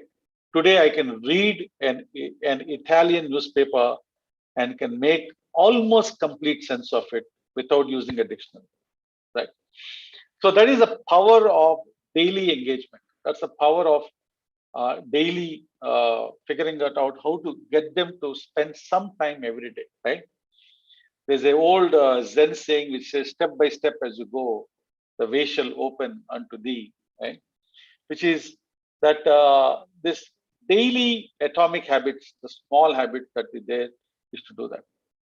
The third one is, as I'm speaking right now to close to 140 people out there, and maybe more on YouTube, that you're able to, most of you, you're able to, one, hear what I'm saying, then process it into words in your mind, because you're only audio signals are going to ear, and from the ear it's going to the brain, and the brain, some part of the brain is converting it into words, and words into sentences, and the sentences is getting translated into meaning, and the meaning is being assimilated in terms of what it actually means to you, and then you're also reacting to it. Reacting to it means in real time you're processing multiple things and arriving at it, right? So there is almost a continuously smooth exchange of semantic from me to you. But let us say, if I talk in Italian or if I talk in Urdu, for example, you won't be able to do that, because even if you know Urdu is 80% Hindi anyway, right? If you know Urdu, even then you have trouble, because you need to correlate that sound with the word, and then you have to translate the word. And when I'm talking, then I am moving on, right, to the next sentence, and you're still struggling with this sentence. So there is an extraordinary amount of cognitive load that that is there on individuals from tier 2, tier 3 cities who know English but have problem comprehending spoken language, right? So any instruction that you give that is in English tends to be fraught, right, with difficulty because of that issue. And finally, learning should be easy, fun. Learning should always be like this, but it is even more so the case in this case, because in a typical college, right, if you are in the second year of your MBA at Excel, boss, you got an exam coming up, you better pass that and do well. There is a gun pointed to your head, right? So you don't need incentives to work hard, because there is a lot at stake, and that lot at stake is coming with a deadline. and the consequences of not doing well are dire, right? So, but in this case, that's not the case. Here, they get it. They understand English fluency is important, but uh, but but there's no deadline. There's no consequence. The consequences are typically felt over time, right? It's a slow burn disaster. So to make them engaged, you got to find ways in which learning is easy, fun, engaging, exciting, enriching, so that they are drawn to it, they're stuck to it, they don't know why, they're stuck to it, and what the hell, they're learning every day, right? And that is what we have figured out is required for these 250 million people. And at the same time, we also looked at how this whole education market is progressing. And here we had MOOCs, which is edX, Udacity, Coursera, then marketplaces like Udemy, where anybody can come and do it. Then you have toolkits where instructors were able to create their own audience. So the problem with many of these things are, it is a pretty, what do you call, a lonely, boring exercise where the rates of drop off are tremendously high, sometimes crossing even 95%. Like only 4% of people complete courses, right? They're all excited, but along the way they lose a sense of purpose and effort, and then they just give up. 95% just give up, right? And in this one, in the toolkits, and there is also now that ecosystem that you guys find in your college program is lacking in an online one. So the new evolution of this is what you call the cohort-based learning, where you pool people together and you create an environment for them to do it. And that's how we create this, right? So what do these people want? Which is, now I'm coming to the e-commerce part of it very quickly, which is, what do these people want, right? They want correctness of speaking, right? If two things can be solved, if I can get Indians to stop saying I can able to do it, right? That would fix about 40% of the errors in India, right? Things like that.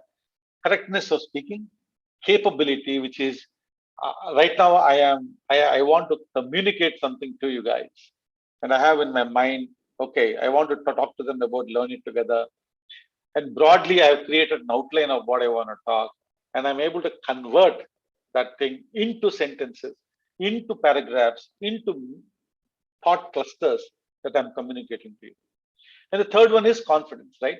You won't believe it. So there is this guy who runs he has got a cab business in Nagpur. Successful guy. I mean, he owns about 6 cars. He employs drivers, and he puts them to work, and he makes money off it, right? And he was in this one, and the reason being, so we get a lot of people from outside of the Hindi belt, and the only way they can communicate is via English. And if only I can improve my English fluency, I can grow my business threefold. Okay. And the first time when we had an interaction with him, I'll tell you how the caption thing, we organized it in terms of groups and clubs of things. He has shut himself into his room. He told his wife, don't open the door, don't look at me, I'm talking, right? And he was literally sweating. And I'm not making it up, right? He was sweating. Because he has never been in that situation of having to speak in front of 20 people in English, right? And you must have heard of this. It's not a joke; it's a fact, in fact, which is that the second biggest fear after death that people have is public speaking. Just the ability to get in front of people, because the brain freezes and you're so afraid of making a fool of yourself that you're afraid of public speaking, right? So The third one has to do with the confidence that yes, I can speak well. Yes, I can convert my thoughts into words. And yes, I can engage my audience, right? Engage my audience. So the design elements of the solution we had for this e-commerce platform that we built is it has to have a community, it has to have low cost, pay as you go, a free trial, a personal coach who provides instruction, flexible learning options, micro learning on demand, right? These are the things. So these are all features that map to the pain points of the demographic that we're trying to target. So what are the things? Sorry, which is capability, correctness, confidence. And if you break down fluency, it has to do with grammar, it has to do with pronunciation, it has to do with vocabulary. Third one is flow. And the last one is the flourish. This is the impact. Impact means varying sentence structure, the inflection, using of stories, using of facts, using of how you can communicate. I mean, one of the things, I don't know if you have watched a video by a guy called Simon Sinek, right? If you're not, you should watch it. He says there is one thing which says, what do customers care for? You know, they don't care what you do, they care why you do it. That's his funda. It's not that what features you have, what is the purpose of your product, why are you doing the product, not what are the features are, right? So it's a refrain. He keeps coming back to that refrain 20 times in this speech. People don't care what you do, they care why you do it. People don't care what you do, they care why you do it, right? So that is impact. How you can make certain drive away, take home points, emphasize it and reinforce it and drill it through your audience head repeatedly is things that go into impact. And this is how we have constructed this Learn It Together. The platform is live. We have over thousands of people who are doing it. In this quarter will have close to about 500,000 people who will sign on to do this. And the most important thing for us, it's a fun platform for them to learn, right?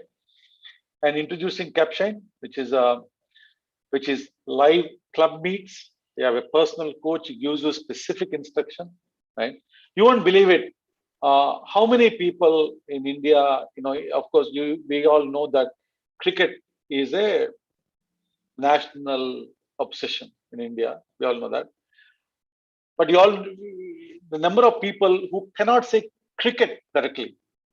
You see a lot of people from the hinterland of India say cricket, right? It's Kirket. That's how they pronounce it. And the unfortunate party, they don't even know they're pronouncing it incorrectly.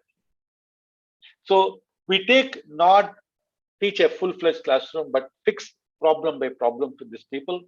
We have daily micro lessons. We have a fluency tracker that gives it. And the subscription model in this one is a monthly subscription that is as low as 400 rupees a month, right? The cost of one Swiggy meal or whatever you call it. And live on-demand courses. And one thing we have done is we have created what we call a whole bunch of YouTube videos that are in vernacular, right?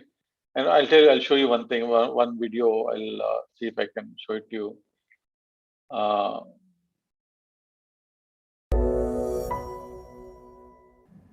ഇന്ന് നമ്മൾ പഠിക്കാൻ പോകുന്നത് 5 സ്റ്റെപ്സിൽ എങ്ങനെ. I just want to ask the organizers, my coordinate, are you able to hear the sound?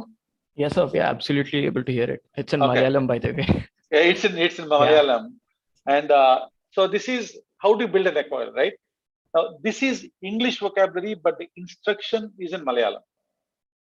And if you look at it, what we've done is we've taken a high quality audio video. We found somebody who comes across to you as a friend, not as a teacher. And it is a casual, short video which communicates these things as to how to build an impressive vocabulary. ഇങ്ങനെ നമുക്ക് നമ്മുടെ vocabulary നന്നാക്കാം? അതായത് vocabulary എന്ന് പറയുമ്പോൾ പദസമ്പത്ത് എന്ന് പറയും മലയാളത്തിൽ.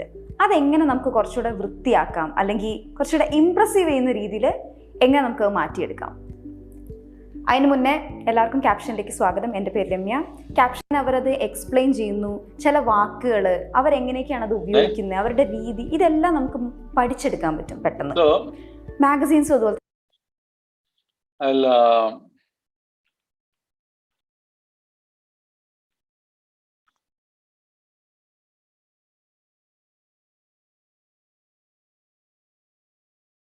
Pension scheme, तो कोई स्कीम होगा तो वहाँ पे सभी लोग एकदम साथ में आके जो भी काम है साथ में आके करना. तो वहाँ पे जो ट्रैक्ट हमारा रूट वर्ड है कि बस खींच के बोलने की कोई ज़रूरत नहीं है, बस बोल के हम ख़त्म कर लेते हैं.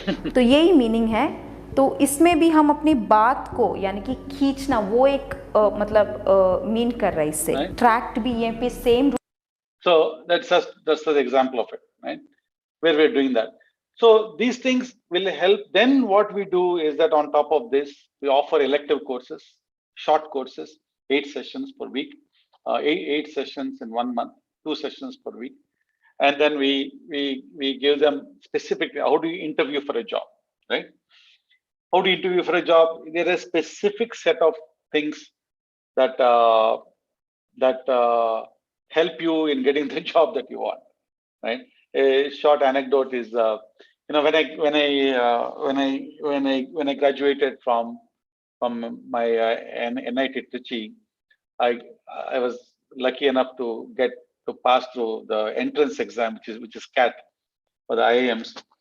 At that time, we had 4 IIMs, which is A, B, C, and L. So I was fortunate enough to take a train ride with my boss's boss at Philips. And in that thing, he is from IIMA. So in that, he gave me a specific set of tips as to how to crack this interview with CAT, right? And one of the things is that he said, everybody is smart who has passed CAT, so you're no big deal. So the thing is, now you need to translate that interview into an admission offer, right? And one of the things that people look for is that you really love them, right? That you love that particular institution. And you can't indicate love by saying, I love you. That you can't tell a girl, I love you. You need to say, I love for your hazel eyes or for auburn hair, whatever it is, right? Specific. The praise need to be specific. For that, you need to really understand the institution in depth and tie every answer that you give to one aspect that is unique about that institution and tell why you like that for that reason, right? So intimate understanding of the institution and to be able to tie your desire to be part of that institution as if that's the only institution in the world, there's nothing else left for you, right? So, I mean, things like that are things that we can add on top of this English fluency thing. But by the way, I used whatever techniques we had. So every one of those interviews I attended, I made sure each of them knew that I only want to come to that university. So the end point is, I was lucky enough, I got admission into all the 4 of them, which is A, B, C, and L. At the time, Lucknow was the 4th one.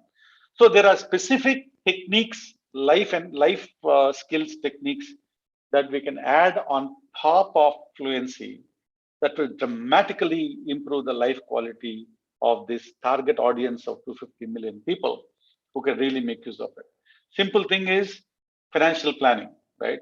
I mean, I am astonished at how many people who graduate with an MBA degree from Excel and ABC and L are profoundly illiterate and unschooled when it comes to the simple thing of managing money, their own personal money. They're fantastic at managing corporate balance sheets and other things, but are terrible at managing. So the basics of life skills are the other things that we can add on top of. And there's also one more thing is at the high level, there are things that you can do about public speaking. One of the things that is enough evidence is whether you are a beginner intermediate or advanced. Improvement in your spoken skills gets you a 25 to 30% increase in your income, irrespective of the level where you are, right? Just the ability for you to communicate effectively to a large audience can be career changing for you, right? And I know it from personal experience because I used to have a pretty bad speech impediment about, let us say, about 35 years ago. And I joined an organization called Toastmasters. And those 2 years in Toastmasters were life-changing for me, right? It just helped me understand how to negotiate and all this. So as part of this, we're creating thousands of short videos to help these people. And over time, once you do that, once you have an audience engagement, you can have multiple ways in which these things can be monetized, to paying as little as 99 rupees per video, 10 rupees per video. These days, micro payments are so much feasible, and people love to do that. And at some point, if they bought 5 videos, then they may say, listen, I'll just pay the subscription of 400 so I can get all of these things for free, right? So these are this is a short presentation I have, and I'll stop sharing, and I'll be delighted to answer any questions anybody may have. But this can be quite impactful, and it can be quite awesome for a large swath of Indians, which are largely invisible to all of us, or these things. So if any of you have got interest in this segment, if you want to be part of the Capshine team, I welcome for you to write to me. My email address is very simple. It's satya@sulekha.com. So I'll just share it here if you don't mind.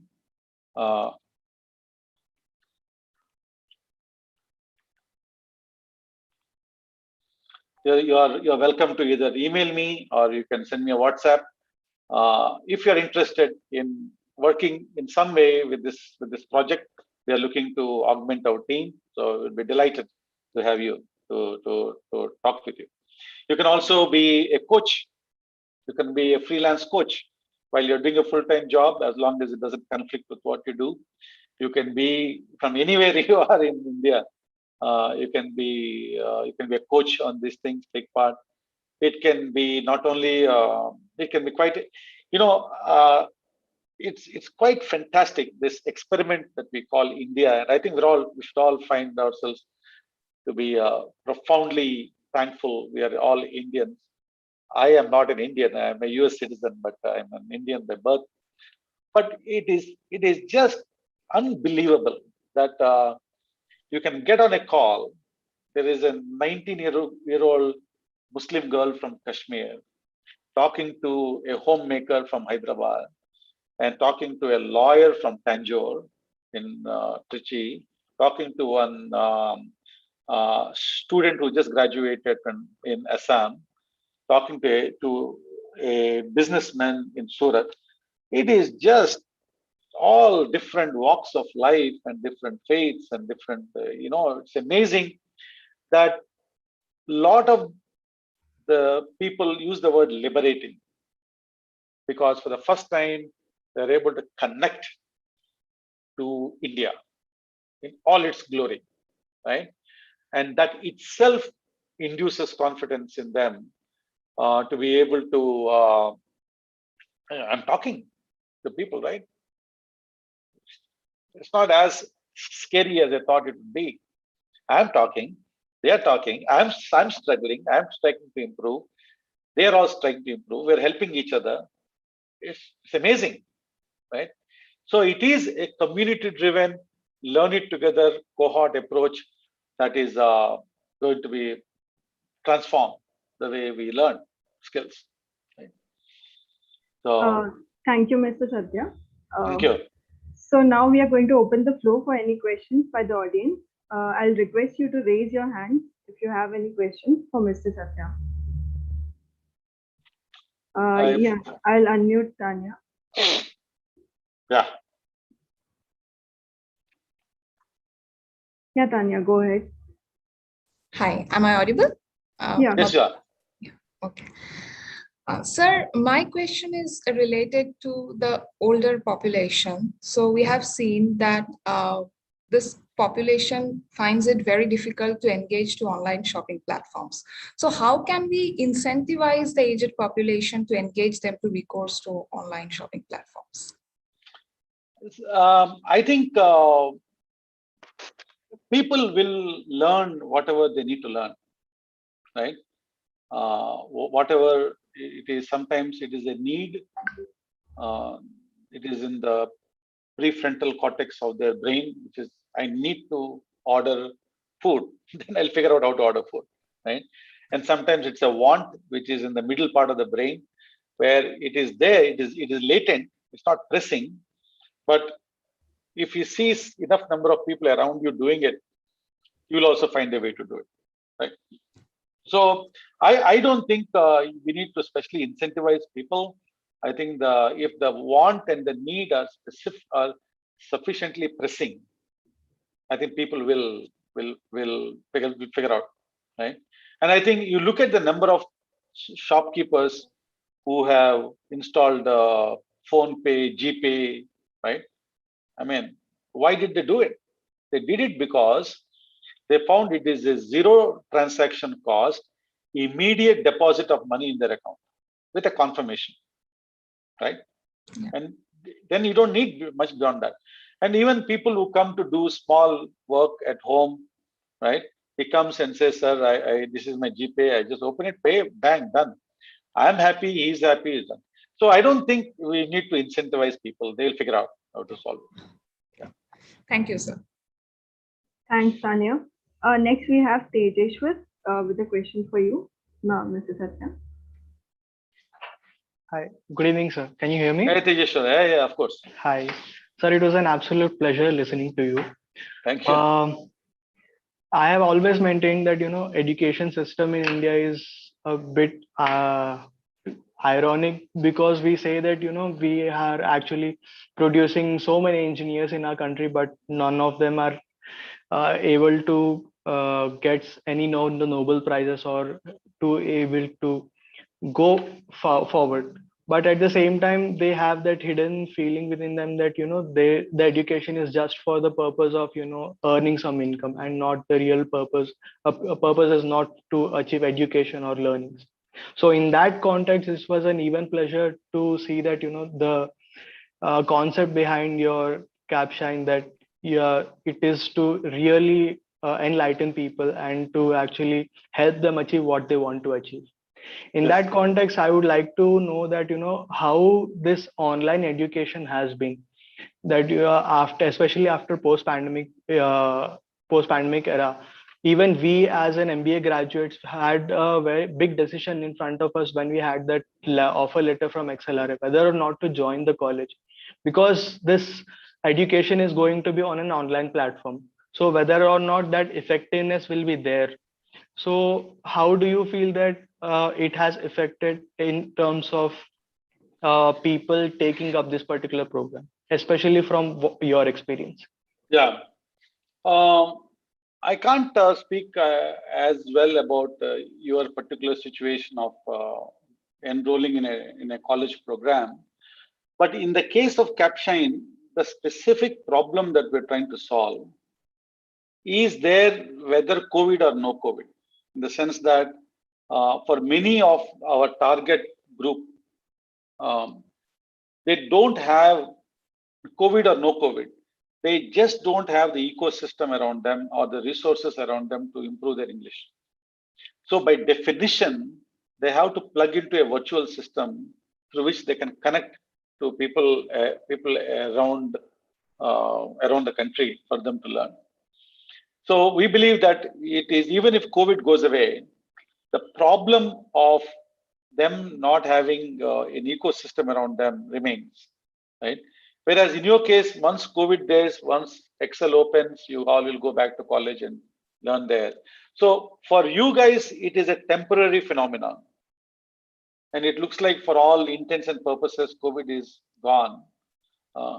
Yeah. How do you, sorry, And how do you facilitate something like a group discussion within an online platform? Effectiveness of a group discussion within online online platform. Yeah, on one-to-one I can understand, but the kind of participation which group discussion requires, I believe that it would be effective only in an offline platform. So how do you feel that has? I don't think so at all, because of course there are small frictions, so to speak, in terms of sometimes your internet speed is not there. People say I can't turn on the video, which I think most of the time is an excuse to not turn it on. It's not the truth. But because the entire caption runs based upon a group, it's not a group discussion, but a group interaction mode online. And what we do is that there are four things that facilitate that. Number one is we publish a priori a particular subject or a topic around which the discussion is. Then we identify a certain set of people, a small set of people, who we invite them to prepare and speak. And then we pick one person from the group to be a host of that in terms of the coordinator, right? And we publish the sequence, and it works out very well. So some part of it is a prepared speech, some part of it is a freewheeling discussion, then there is a summary part of it, and there's a host who will keep things on track. So in fact, I think it works very well because people can share presentations and things like that. Thanks a lot, sir. I hope that you will inspire many more entrepreneurs in education. Thank you. Yeah. I think we'll take the next question from Anand. Anand, you can ask your question. Hi, Anand. Yeah, hi. Hi, Satya. Thank you. I mean, that was a really inspiring story from your end, and what we are doing. I understand you just spoke about online and online as a mode. But then, has there or in the future will there also be is there also a thought about introducing these offline clubs as well? For example, say I have about 10 or 15 learners, say in the city of Nagpur. Right. So has there also been, or is there a possibility of introducing, an offline club as well? Well, the issue with the offline is the logistical complexity of getting people to do it. But I think there is a value in this.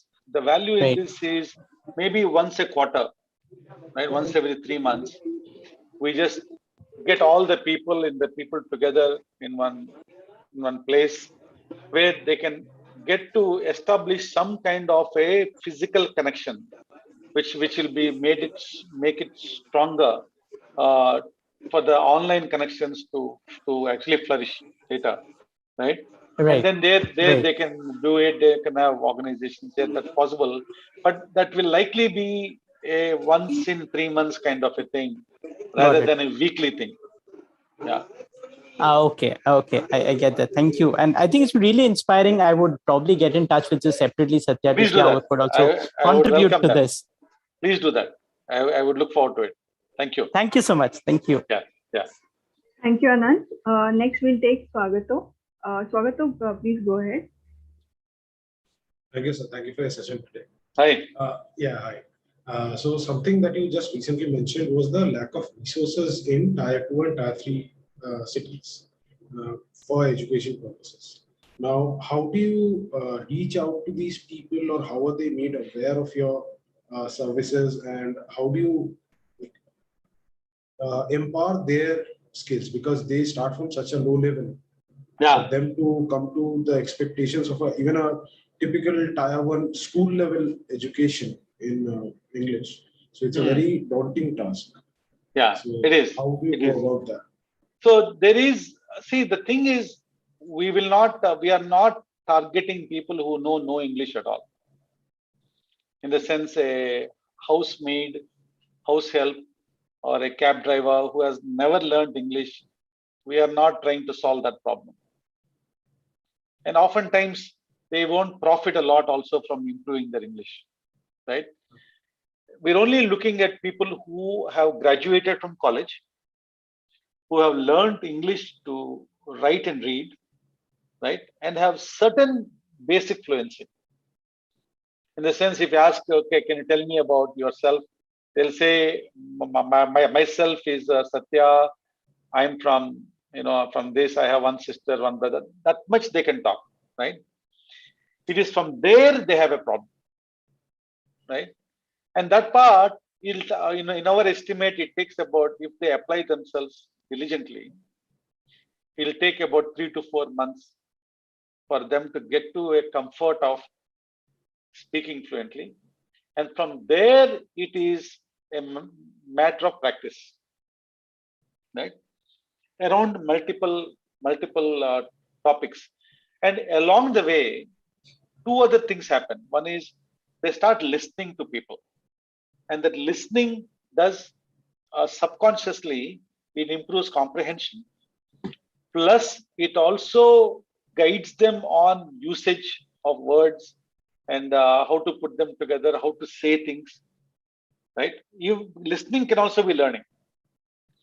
And the other one is they also learn about they also learn about different subjects, right? And the earlier, the person who asked me a question, he was bemoaning the lack of innovation in India. It is the innovation in India lacking is, in my opinion, is primarily has to do with we force students to quickly pick a topic of concentration, right? Okay, choose physics or biology. You can't do both, right? And other arts and humanities quickly are thrown out, and you start focusing math, physics, chemistry, right? At even a young age of 14, 15 years old. That I think is a problem, because the innovation happens when in your mind you entertain multiple mental models, multiple concepts from diverse domains, and they synthesize to solve problems, right? But the only damn thing is physics. It is hard for you to be creative because you don't know what to correlate it with, right? So in this context, when they're part of a group, they're listening to people talk about a variety of subjects. That itself can also be quite inspiring and confidence inducing. So that's how we look to do it. Yeah. So, sir, one thing, speaking English and speaking English in public are 2 very different things. So, there are 2 things, right? One is conversational English. Exactly. Right. Other one is public speaking. Those are public speaking is at the next level beyond conversation. Right. In public speaking, you are a 1-to-N broadcast, right? And that requires for you to know how to engage an audience. From the get-go, I need to hold you by your collar and not let go until my speech is done, right? That takes effort, that takes time, right? One of the things is they say, which I didn't follow in this one, never open a speech by thanking for the opportunity to speak, right? You always open a speech. If you're really giving a public speech, always open a speech with either a story or an astounding fact, right? It's like you are a screenwriter for a film. You have 15 minutes to grab the audience, to hook the audience, right? And to not let them go. So those things are related to public speaking, and those things are they're cultivated once the essential foundation of fluency is built. Thank you, sir. That does answer. Okay. Thank you. Our next question will be from Mr. Rajat. Mr. Rajat, you can ask your question. Hey, Rajat. How are you? Sir. I'm fine, sir. First of all, it was great listening to you in this particular meeting. And there were a few things which you said which I could relate to, completely. You said that some of the people, graduate from one of the top institutions, management institutions in India, and still are not able to, cope up with the basics that is required. And I would say that, you yourself are from Andhra Pradesh. So, I think you can relate to a lot of people who are like Naidus and everyone who are actually not that well educated, but still, make a good career in the field of business. So, I feel that's something that you can relate to. And talking about communication, I would, I had one particular question which I would want you to answer. Today, with a lot of flexibility in jobs, engineers can come in to the field of consultant, become consultants in investment banks and all that, when there's so much flexibility in terms of jobs. How much of a role do you think communication plays there, like in terms of switching career paths, and in terms of how students are getting this diversity in choosing career? What role do you think communication plays over? You're talking about English fluency communication, or in general, which communication? In general, about how they would want to interact with people, whatever it is, because that's not the case. A lot of people are not that well into communication, even if they're pretty well in academics or whatever it is. Communication is not something that they've been trained from the beginning. It's something you can say would come up later in terms of corporate training or something like that. And you mentioned about Toastmasters Club itself. So what role do you think communication should play in choosing a diversified set of jobs from the beginning? Yeah, see, unless you are a brilliant individual contributor in one area which is somewhat arcane, which is let us say software programming or data engineering or big data analysis, where you're just one of a kind.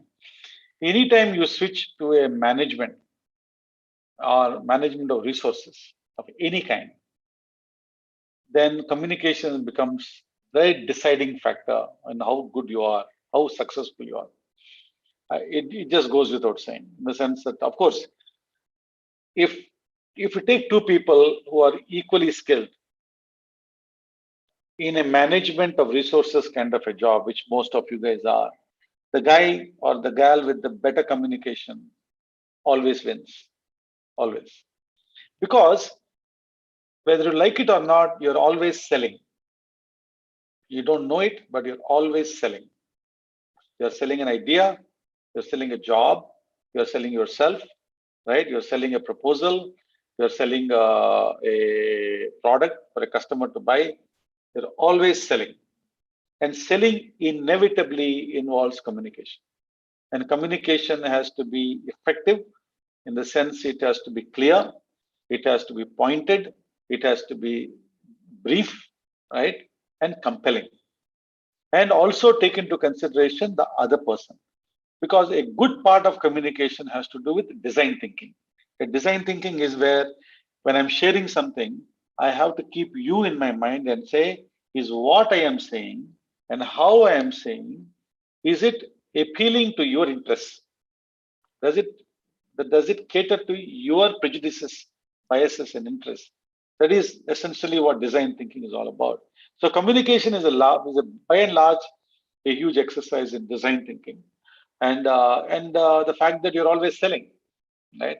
You're always so it's not just a nice thing to have. It's not just a hygiene. It's a must have, right? And it only comes to practice, and it only comes through voracious reading. It comes through putting yourself out there, writing, speaking, right? Taking risks. So oftentimes I think it's the mind. You have to reprogram the mind before you do it. Right? There are a whole lot of guys who are in Capshine, young guys in the age of 25.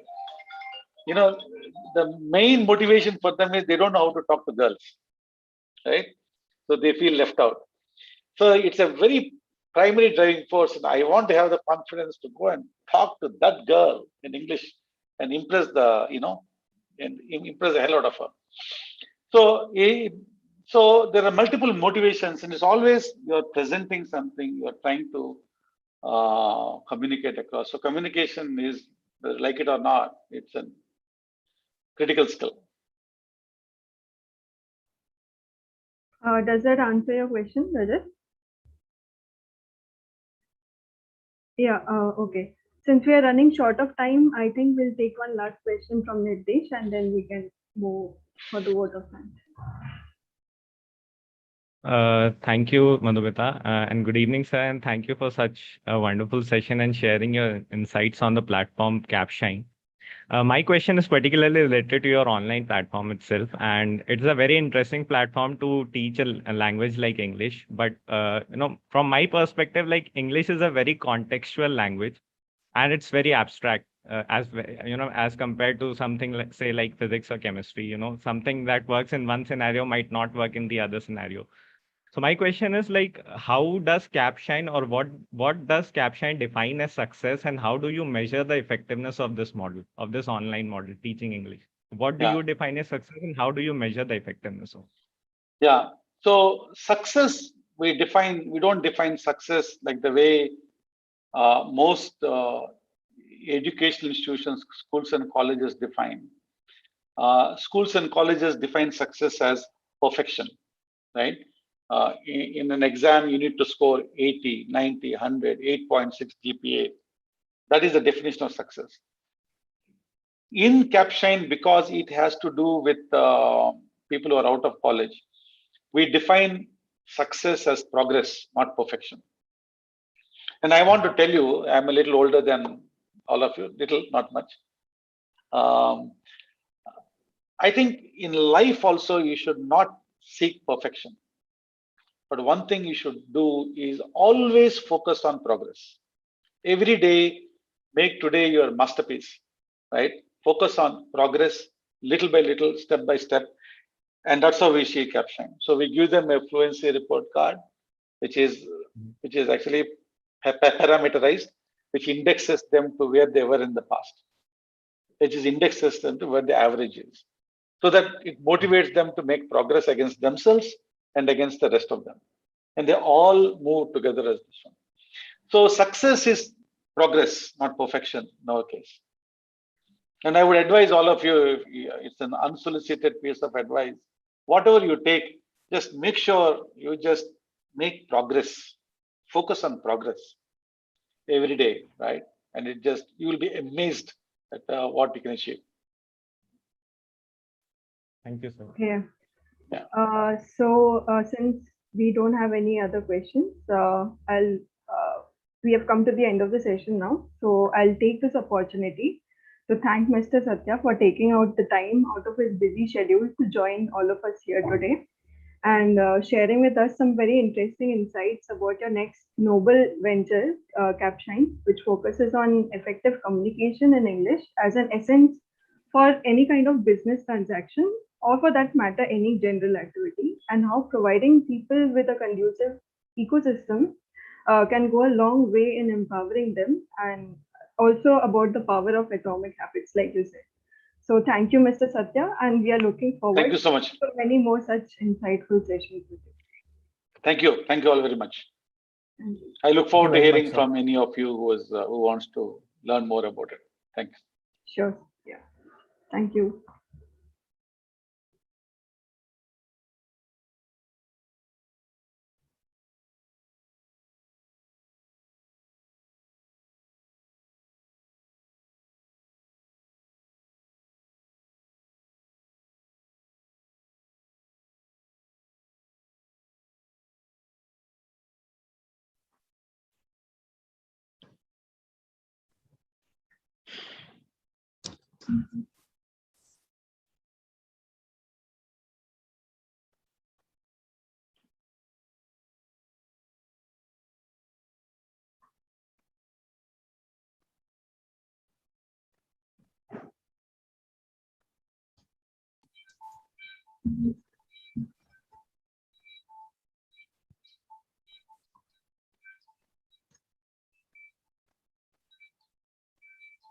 Hello, everyone, and a very good evening to all.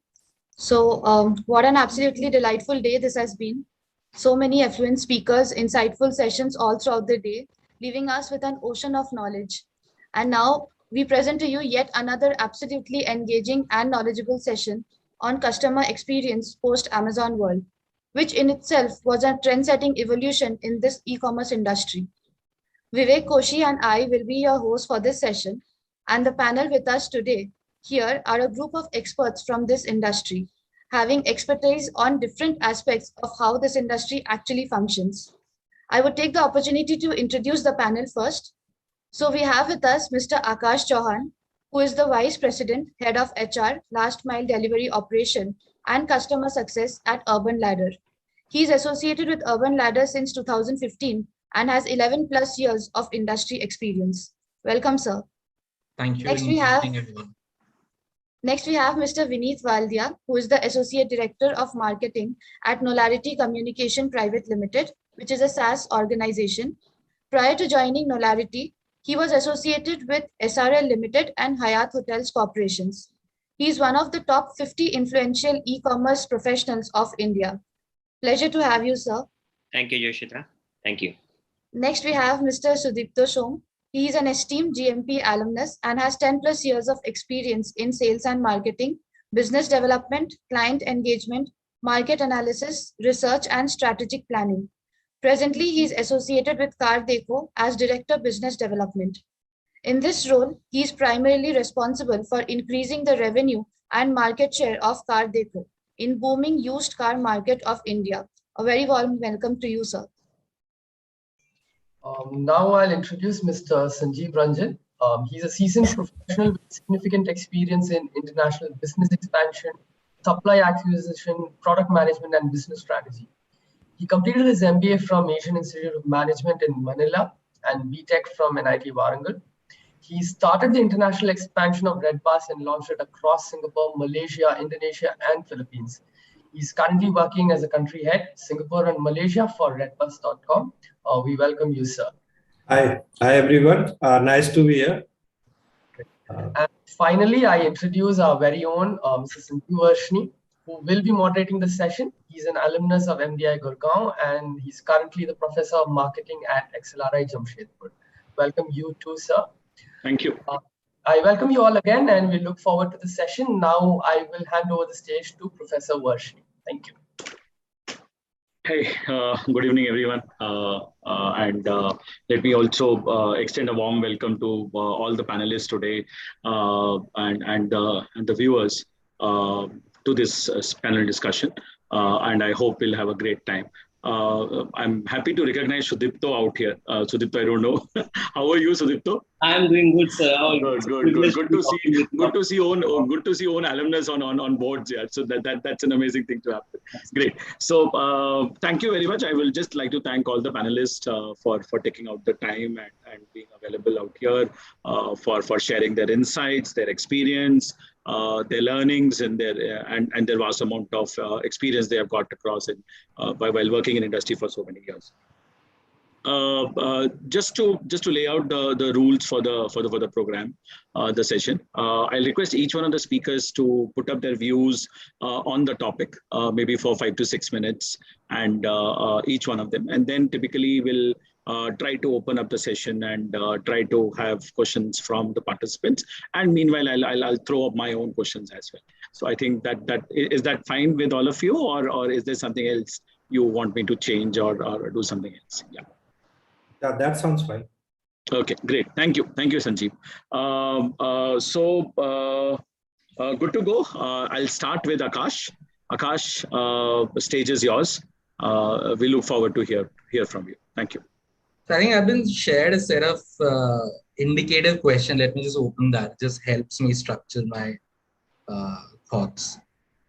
So yeah. So I think few of the indicative points that was sent to me was, I think, challenges in terms of getting new customers, challenges in operation supply chain with regards to reaching out to customers, how to engage with customers and increase share wallet, and how to use technology to improve quality of experience.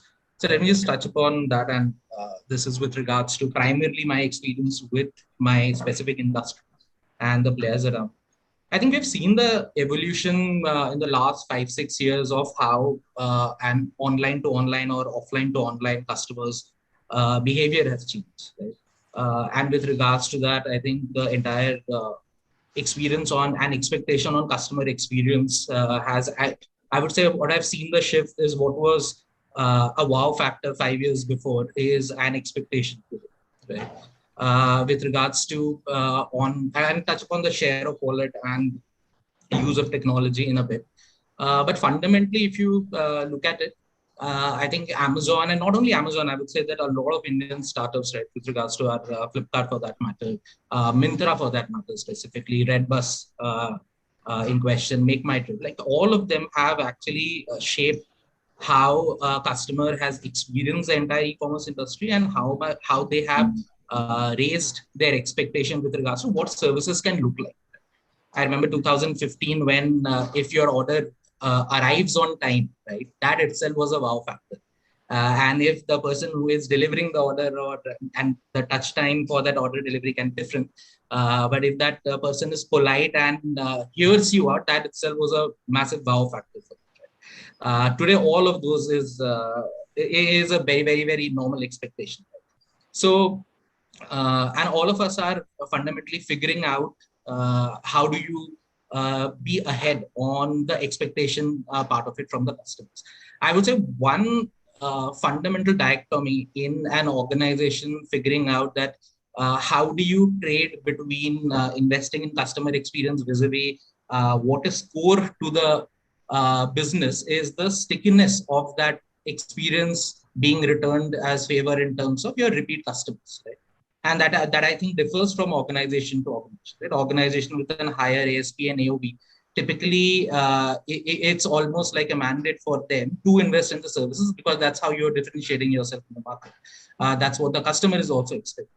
Whereas customer organization with a, I would say, slightly lesser ASP AOV would probably look at timeliness as more of their I would say differentiator in the market than probably experience, right? Not to say that they don't value experience, but the amount of time, energy, effort, and resources that you're investing in order to differentiate yourself in the experience matter, I would say depends on the industry that you're and the product that you're selling. Right? Having said that, I think the interesting trend that we have seen in the last, I would say, few years, and specifically during the Corona time also, is the rise of the tier 2, tier 3 cities. Earlier, at least from our business perspective, we were concentrated with, I would say, the metros. And currently, tier 2, tier 3 cities show a significant amount of uptake on our on the products that you sell, on the interest that is generated on our website, and so on and so forth. Right. However, I think the barrier to cross there continues to be the same, which was in tier 1 city when we in 2014-15 timeline, is the trust factor. If you're ordering something worth 200, 300 rupees, the amount of trust that it takes a second is probably you are okay to take that risk. The moment it crosses a certain amount of money, the trust factors also that the organization needs to invest in building the trust factor that when you're ordering online continues to go up. The decision-making factor, right? Who all are involved in that decision-making also becomes a very, very interesting challenge, right? And that depends from a city to city. Also, for example, in Bangalore, we have seen very significantly that the decision-making participants in the decision-making are relatively smaller set of people. Where in the moment you move to a Delhi or a tier 2, tier 3 city, the number of participants who are involved in making that decision of purchase considerably increase. So the number of people you need to make them believe in the fact that yes, you can order online and this is going to be as seamless and if not more than your neighborhood store continues to increase. So how you reach out to the larger set of people who are involved, part of that decision making is also a significantly interesting challenge for us. And I'm pretty sure our different organizations are also involved in solving the same problem, right? With regards to share of wallet, I think you, as an organization, you need to focus on what you are there, what problem you're solving for the customer. And then fundamentally believe that that problem will ensure that you will have customers come back to you, or you will have a lot of positive word of mouth, which will ensure new customers at least give you a chance. So I don't think the way we are looking at it is fundamentally that how do you increase your share of wallet. Fundamentally what we are looking at is that how do you increase your mind space for a customer, how do you become the part of the consideration set when a customer is looking at making a purchase? And that for us, fundamentally in an online specific environment, is the trust factor. The higher the trust quotient for an organization, the higher the probability that you being a part of consideration set. And eventually it will turn into a purchase or an intent of purchase, and you take it forward from there. So I don't think it is specifically to focus on increasing the share of wallet through any other means apart from increasing the trust quotient with the customers. I think there is one more point around reaching out to the customers and the problems in supply chain. I think the last few years have been challenging for everyone. I don't think there is anything new in that. Supply chain disruption in terms of your global purchase lines, in terms of your vehicle movement, in terms of your freight movement, in terms of availability of people. All of that has continued to be a challenge. And I think it is a time when the entire Indian supply chain system is going through that positive disruption, I would say. And it would take a few years for it to settle down and organizations to come to a conclusion of how they want to manage their supply chain with regards to the business that they're into. So that's my two-bit on to the questions that were shared with me. Happy to take any questions specific to the organization on the industry in general. Thank you, Akash. So we'll come back to you. Great thoughts, great insights, I think, about experience, stickiness, and the kind of points you have been talking about building trust. I think that's one of the key things today in terms of getting repeat businesses from the customers. Okay, so we move on to our next speaker, Mr. Vineet Waldia. Welcome, Vineet, and we look forward to your piece of advice and your piece of wisdom. Okay, so I'll just take one by one point, which starting with how e-commerce has evolved from past to right now. So while I'll not only talk about 2015, I'll just talk about the inception of e-commerce, how e-commerce started. So earlier it was more toward, so people have the tendency to buy from the shops, not from the online medium. Then the online medium started, and the key factor which boosted the online purchases is more toward the COD, having that particular thing that you can get the delivery and then only you have to pay. You do not have to pay online, because at that point of time, again, the trust was the key thing for people to understand that, yes, should we buy on this medium or not? Are we going to get the right product or not? So that was the kind of key thing at that point of time.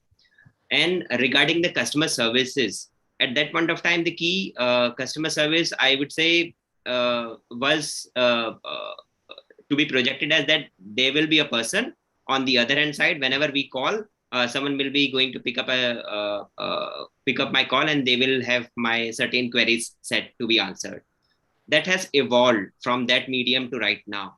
Right now, yes, people do understand, people do pay online, and that's how all the online stores are being focusing, so that they can get the prepay amount, and then obviously they provide some incentivization around it with multiple offers.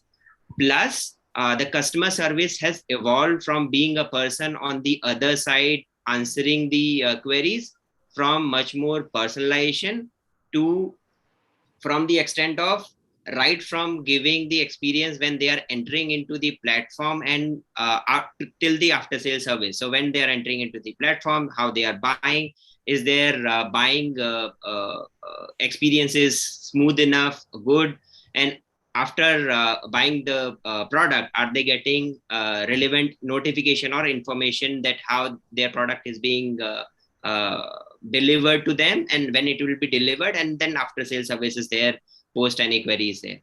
So yeah, so it has improved a bit the way it was earlier. Now regarding there is one more query I had is the one more question which I received is more toward the getting the new customers. So yeah, so it has been challenged, because now more and more players are there in online who are putting their stakes, who are providing their information that come to us and buy the services. But while in e-commerce, everyone is providing the same product. How to get the new customer toward the portal so that they can buy is the key thing. Now pricing is there, which will remain as a main key, but providing the service and providing how they will be getting the treatment and the experience before buying the product and after buying the product is the key, and that is being promoted by each and every player online, and that is how they are putting their marketing campaign on, rather than the product that we do have all the product, and that's how they are going to buy. So getting the new customer is more toward installing how the brand value is, and by associating with that brand, how their complete life cycle will be around buying the product, getting used to it, and after sales thing. So that has to be there if new customer has to be got. Another key, operation in challenges in operation, which relates to supply chain and reaching to the customers.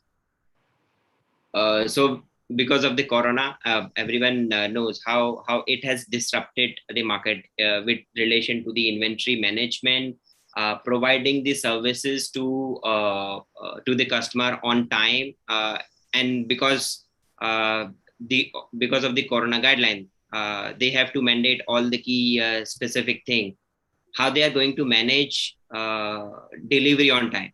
So in relation to that, one thing which is there is how they are managing multiple logistic service provider, because while Blue Dart is there, DHL is there, many logistic service provider are there, but in terms of tier 2 or tier 3 cities, are these the optimum logistic provider you will be having, or you should be optimizing your logistic delivery to the localized delivery partner, so that you can reach your end customer on time. So that has to be seen by most of the e-commerce providers, so that it can be much more optimized to them. Next is how to engage and increase the wallet, so that people can buy more and more. So I'll just share one of my example, which is more related to the after sales support. So I bought some product from Amazon long time ago, and I had one of the key thing that this product is not as per my requirement, and I'm talking about 2013 sort of thing. So at that point of time, they quickly resolved my query, and yes, I inclined toward that platform, that yes, I should be buying from them, because they understand me, they listen me, and they resolve my query.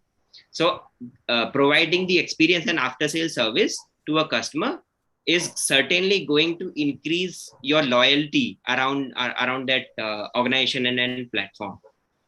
And the second point in the increasing the customer buying thing is forecasting model.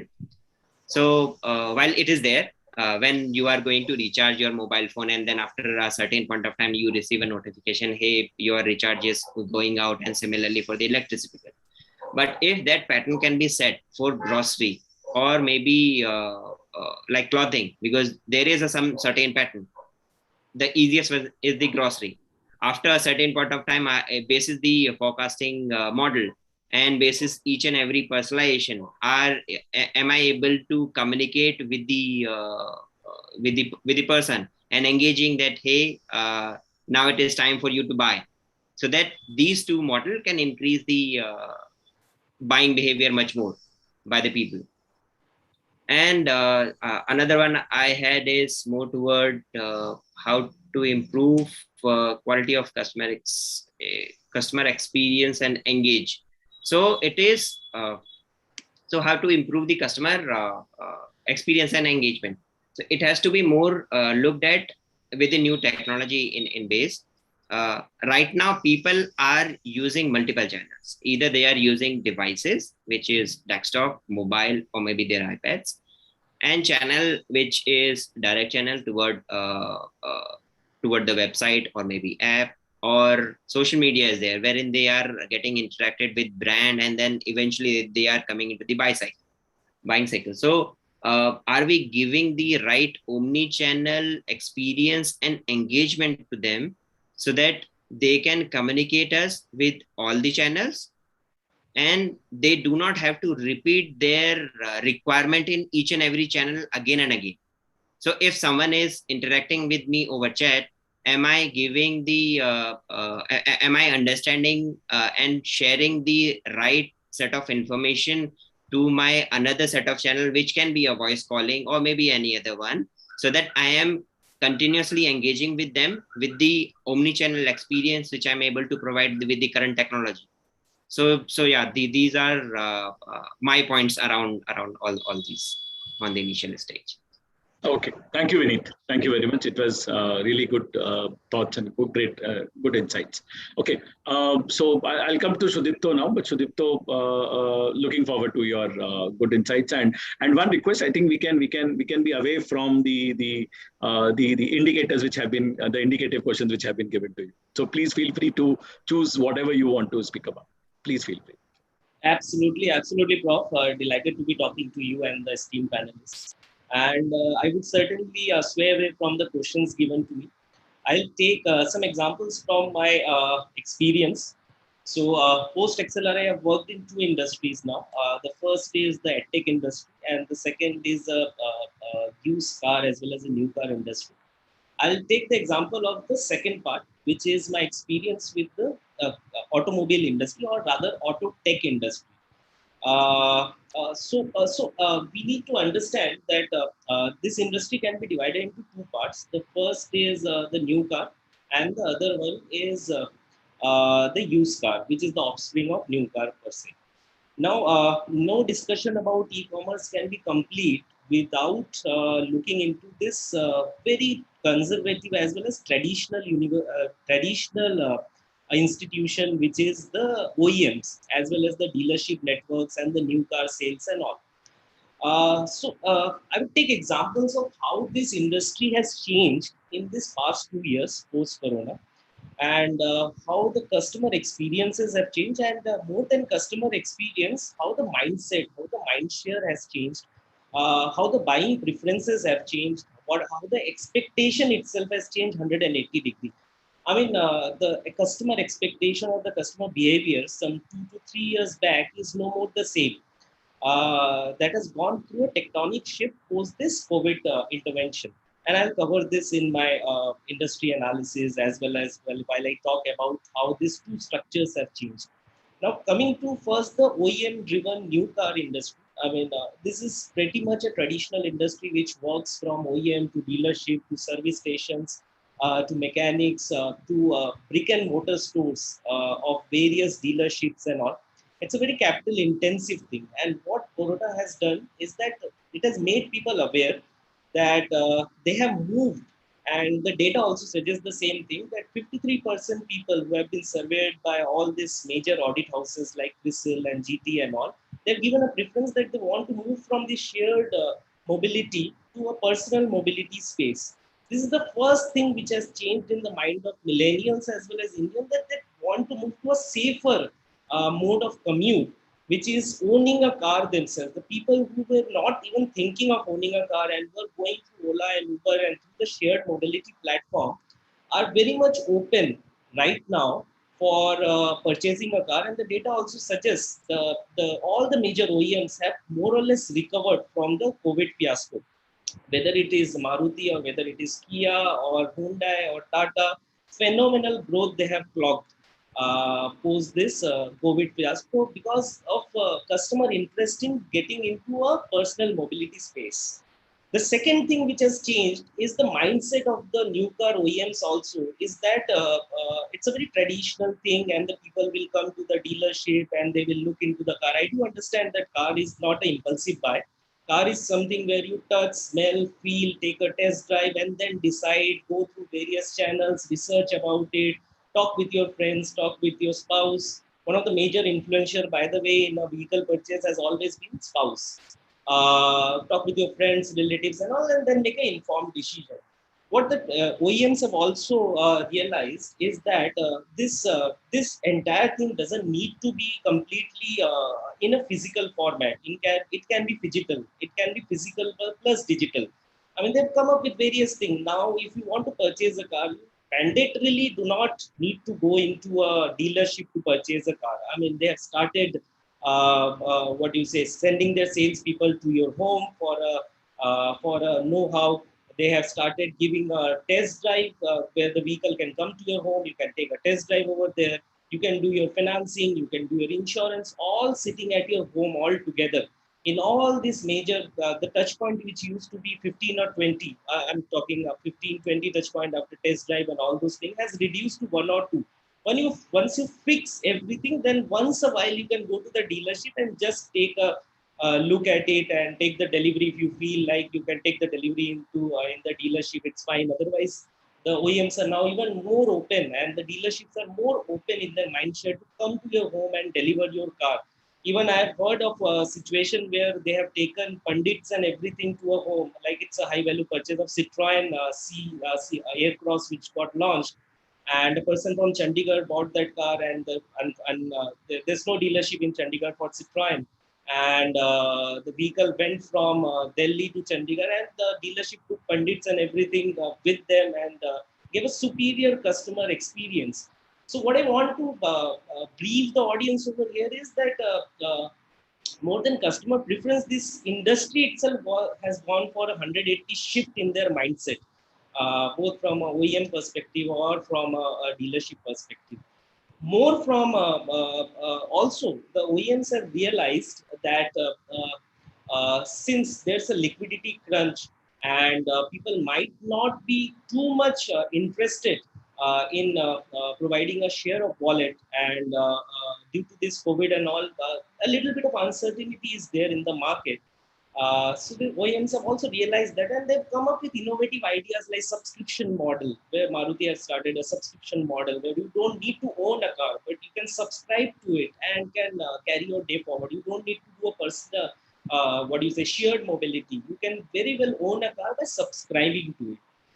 But in all this, the major change in India which has come is in the used car industry.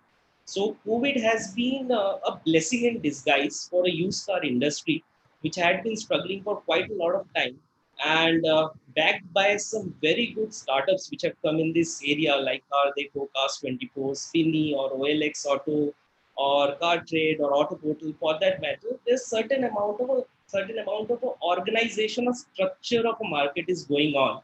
So if I talk about pre-COVID era, this entire used car fraternity has been into C2C, where you and I can give my car to a friend, and that is known as a C2C kind of a thing.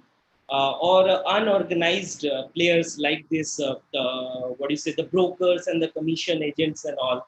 And then we have semi-organized players, and then we have organized players like Cars24, Cardeco, Spinny, OLX, and Droom for that matter. So there's an increase of influx into this industry itself, and the data also suggests that right now the used car to new car ratio, which is right now hovering around 1.5 to 1. So for every 100 new car transacted, 150 used cars get transacted into the Indian market.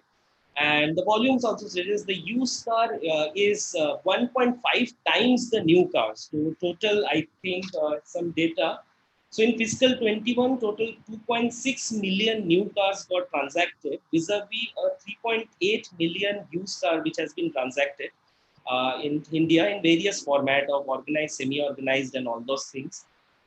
This number is poised to increase to from 1.5 to 1 ratio to somewhere around 2:1. So by fiscal 25, we are looking at a doubling of used car vis-a-vis a new car. So the new car, which has been projected as a 4 million sales in 2025, and used car will be somewhere around 8 million. And these all things have been driven by a couple of factors. The couple of factors are, the first thing is personal mobility. So a first time car buyer, more than experiencing a new car and getting a dent or a paint on the new car, is much more conversant in getting a used car and to try his driving out skills, and then he will go for an upgrade for his new car. This is the first thing, which is the personal mobility is driving this used car industry after COVID. So we have seen in Cardeco influx of 4x kind of a traffic post-COVID. for various inquiries into the used car domain itself. So, and similar structures have been seen in Cars24 and Bloom and various other structured partners. The second phenomenal thing which has happened is that the cost of the ownership period has reduced. So when I say that ownership period has reduced, is that previously people used to drive their car for 6 to 7 years, which is not the case now. People like to go for an upgrade, and people drive their car for majorly 2 to 3 years now and go for an upgrade, and they sell their car, which becomes a used car or a pre-owned car. So so good quality cars are available into the market where the ownership has reduced, good quality, good mileage. What do you say? Good the color combination, the mileage. So when a used car person buys a used car, I mean, we have to understand that this is one thing which doesn't have a MRP. So for me, a used car has a different value. For Prof. Sanjeev, it can have a different value, because हो सकता है I might have purchased that car from my own salary, first salary. So there's a sentiment attached to it. But maybe the buyer doesn't have any such kind of a sentiment attached to it. So arriving at a fair price for that vehicle becomes a challenge. And what the structured industry of Cars24, what we are trying to do is ascertaining the price of a used car by using various machine learning algorithms, by looking into plethora of data and trying to understand what this make, model, variant, ownership structure, or the odometer should fetch, and then doing some reverse calculation, then finding out the sentiment analysis, and then ascertaining the fair price of a vehicle. That's what one change has happened. The third change, which is figuring out, is that the new cars are having a lot of waiting period right now. And customer wants to get into this car driving habit to go to his office or commute pretty early, because he's not sure whether the third wave will strike when, and how bad it will be. So people want to own a car right now, and this has been a blessing in the car industry that both the new car and the used car have recovered from the pre-COVID era. Both are looking fine, looking poised for ending this fiscal on a very strong footing. Used car per se, the growth in used car per se has been phenomenal. It has been 2x, 3x time the previous numbers, what has been done pre-COVID. And in all this, if I talk about the customer expectation, the customer expectation and the customer behavior in all this is he wants a peace of mind. I mean, imagine a condition where I have to sell a vehicle to a local dealer, vis-a-vis if I am selling a vehicle to a structured, organized player. There's a hell lot of difference over here. I mean, we are all bound by Motor Vehicle Act, and any accident which happens in a vehicle, the registered owner has to take the liability for it, and it's a Supreme Court judgment. While the local dealer, he might be providing a better rate or a better price. Pricing is the biggest game over here. But slowly the customers are recognizing that pricing is not the only thing. The peace of mind also plays a very pivotal role over here. If I can sell a vehicle to dealer for an amount which is more than the structured player, what happens if the RC doesn't get transferred? Who will indemnify me if there is any accident? Who will indemnify me if there is a terrorist activity which happens in a vehicle without a transfer which has happened? So there are a lot of things which goes into the mind of a customer who is much more aware right now, especially the millennials and the customer per se. So what they are looking into is they are ready to walk an extra mile with you. If you are providing the trust, if you are providing a superior customer service, what they're looking into some extra benefits like service, like they are looking into benefits of warranty. They're looking into something where they can transact through an app. They're looking into something which is a buyback policy. Recently, many of the players have in the used car domain has given offer like take a car from us. If you don't like it, you can return within 7 days, no questions asked. So the phenomena, the mindset, talking about my founder's mindset, it should be as easy as ordering a cup of coffee in a Starbucks. So purchasing car doesn't need to be hassle. It should be so smooth that you are purchasing a cup of a coffee in your favorite Starbucks. If you don't like the coffee, return it, no questions asked. So that is how the ecosystem will evolve going forward, where the new car will also go through a tectonic shift post this COVID, and all the OEMs have realized that the mindsets have changed. For that matter, I won't like to go to the dealership multiple amount of time. I would like to go 2 or 3 times, not more than that.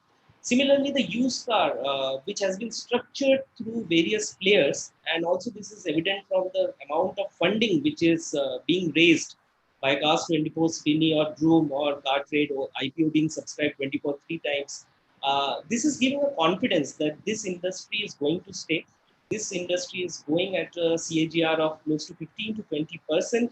This industry is going through a shift which will be evident, where the ratio of a used car to new car will go from 1.5 to 2, which is still lower than the developed countries where the ratio is somewhere around 4:1. But still, slowly we are getting over there. So that's what I wanted to brief you all, that this is one nascent industry, very new phenomena of used car being structured. Entire market is getting structured into a new way of doing things. How this is going inside this e-com wala platform. Thanks a lot. Thank you. Great, Sudipto. Thank you for your insights on the old car industry market essentially. Thank you very much. Okay, now we'll come over to Sanjeev. Sanjeev, over to you. Look forward for your international experiences and your experiences in terms of how do you manage customer engagement, customer experience across the globe. What kind of changes have you seen in the industry over a period of time? So if you can quickly share something around that. Fine. Sure. Hi, everyone. I think topic is quite large. I will try to keep it simple. See, one thing we always forget, that e-commerce is a very large this, right? We always, when we talk about e-commerce, we always think it's all about delivery. And very few of you will know that InfoEdge, which is Naukri.com, right? They established in 1995. So in India, e-commerce has been in not after Amazon, I would say. E-commerce has been long before that. When I joined Redbus in 2011, there was a company called India Plaza. Forgive me if I'm wrong. And the real competition for Flipkart was India Plaza. However, how that Flipkart won that competition, it's most of us know. It's all about customer experience and all. But what changed, right? When Amazon started. So in way back, let's say in 2007, when I was in my final year engineering college, we used to hear a lot that, hey, if you want to, get stuff delivered quickly, try Amazon.com US. They are like, even if they show you 30 days, you can get your delivery on time, right? So it's not that by Amazon, when they came to India and Indian industry started learning how to deal with the customers, lots of things changed. See, the internet penetration changed. Social media became a major information provider. See, lots of us are on Twitter. Probably most of us might not be tweeting anything about it, but lots of us browse through it. Where Amazon made difference in US and in the minds of other business leaders across geography was that people started realizing, when you are in offline space, right, you probably you talk to 5 people, 6 people about your experience. But what happened in the online space, you amplify, it gets amplified. Some of your tweets can get amplified by 100,000 or 1 million.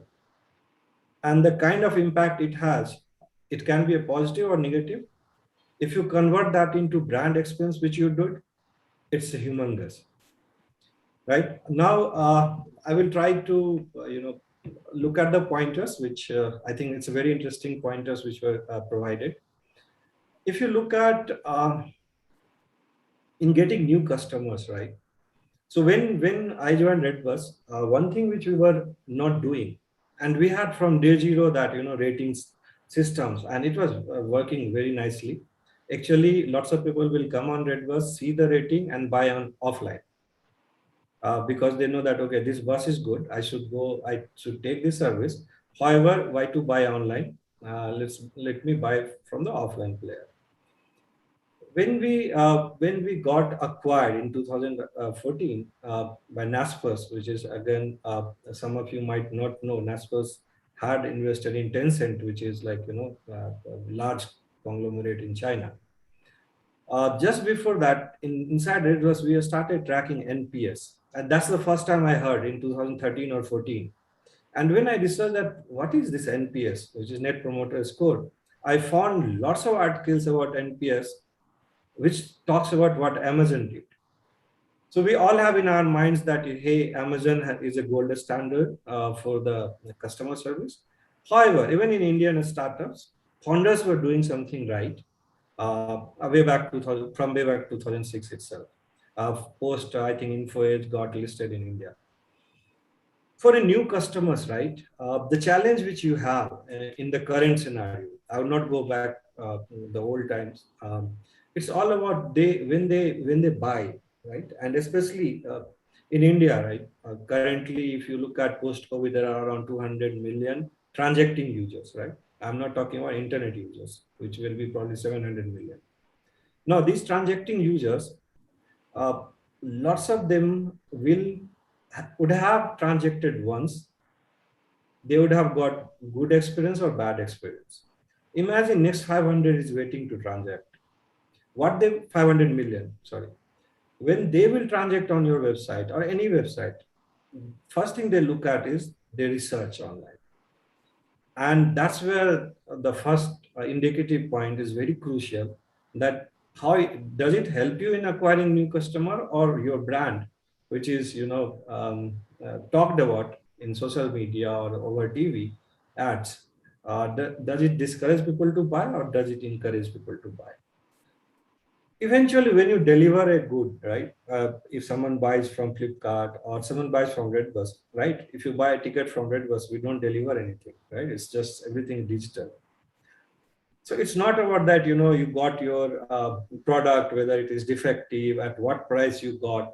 It's all about the whole journey. Let's say if someone buys on Redbus and the journey is, taken care by the supplier. So we always forget the third pillar. One is customer, other is seller, and other is, in this case, not seller, I would say OTAs, or the companies like Flipkart, etc. The third pillar is seller. And if you look at Amazon and where Redbus was not doing in terms of NPS, what Amazon was trying to collect was the collecting feedback of the sellers as well. So one is you rate about Amazon, right? What was the service? What was the quality provided by Amazon? Because when you buy something on any of the website, you also experience, you pay on Amazon. You don't pay to the seller, right? Even when you try to raise any concern, you are not raising to seller. You are raising it to Amazon. But how quickly Amazon is servicing it, that makes the larger impact. See, over the period, right, even inside Redbus, lots of things changed. We had huge number of call center. We were doing home delivery. And this is not a story about Redbus. Lots of companies, even Flipkart, we used to do cash on delivery. Then we started realizing that, hey, cash on delivery, actually it is giving us new customers, but the other side, it is creating a huge problem in terms of satisfying customer needs. Because see, when someone goes and then say that, hey, the bill is 1,094 rupees. Now, from where you will bring that 4 rupees coin? Some of these smaller items, even e-commerce realize that even if I am, keep on doing home delivery, it is not helping me. Let me put that back as a discount, and let's try that if people start using, credit card, debit card, or whatever. Now, post UPI, the things have changed drastically, and incentivize them. So lots of time you will see that if some new user comes, and you might be thinking that, hey, I'm being old user and I'm at disadvantage. If I am a new user, I will get higher discounts. And some of these logics are done in India. Probably we would have learned, or our founders would have learned from the outside India. In terms of customer experience, when you look at that, when you call, when you have an issue, right? What technology did? Technology did that, you will remember, most of you, that there was this company called Just Dial, right? We used to call them for anything. And that was actually painful because post 2007, before 2007, it was not a painful exercise. But when iPhone launched, iPhone was touch based, right? And then similarly, I think after a couple of years, WhatsApp, etc., everything came. And we started, liking or loving chatting. Before that, it was easier to call. If you ask our grandparents or parents, they will still prefer calling rather than chatting. What Amazon did, or lots of other tech companies did, that they moved towards chat, because this was also a major breakthrough, I would say, because the mindset was earlier that personalized experience helps. It helps, but it irritates also, because you are in the queue, you are in 10th in the queue, sometimes you are 30 minutes in the queue and you don't reach.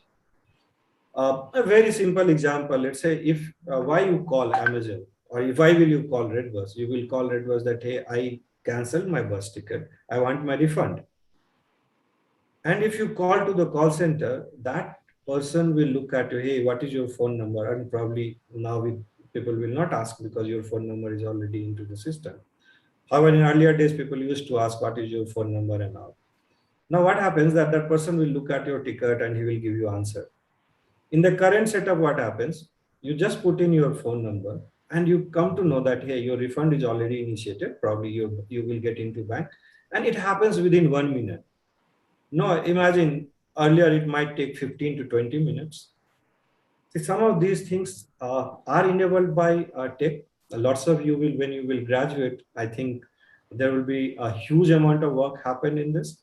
My only caution, right, is that lots of time we get lost into technology, try to save money, because this saves money, right?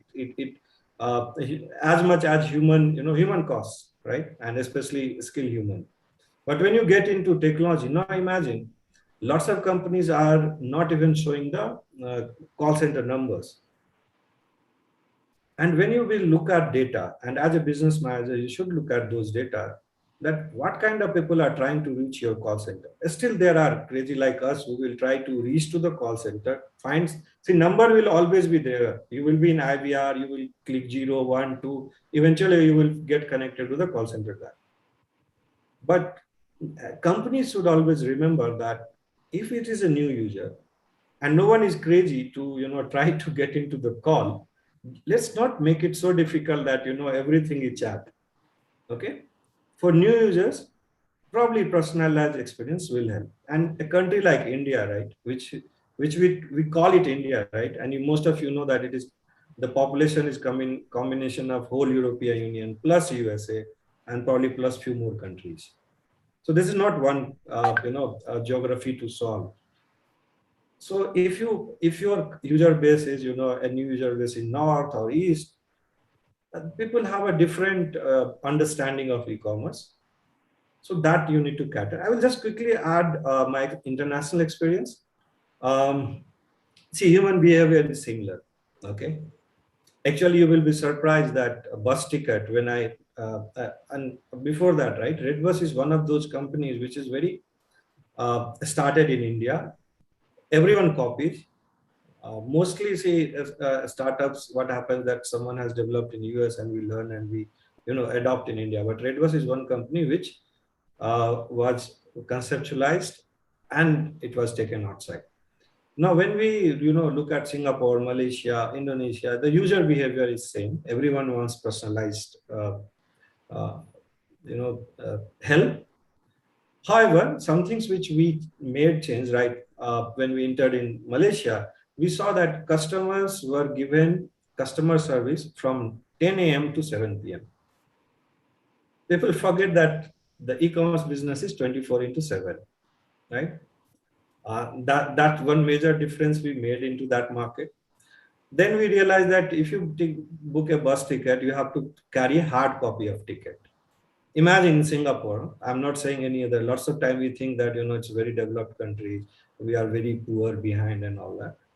But that's not true, right? It's all about which industry. I think there might be other e-commerces doing far better, but just to give you example, bus as an industry, And we simply talked to the supplier and we said that why you need hard copy? He said, no, no one asked me. Then we said, okay, if my user shows you mail, you will, yeah, we launched that. Then third thing what we realized that if you book a bus ticket, you can't cancel it. We again talked to the supplier. We said, boss, if you're not allowing cancellation, why someone will book you in advance? There were certain hiccups. We had to put a lot, probably first 3 to 6 months effort. And users became, and it became not. And within 1.5 years, 2 years, we were able to beat incumbent players who were there for last 15, 16 years. Like some of the players had started same time when Red was started in India. So just by solving customers' queries, right? Nothing fundamentally we changed the business. We just looked at that what customer experience we have provided in India and has helped. We just replicated that and we became market leader in Malaysia. And probably in future, we might be market leader in several other countries. That's my last point. Sorry to take up long. It's a very interesting topic.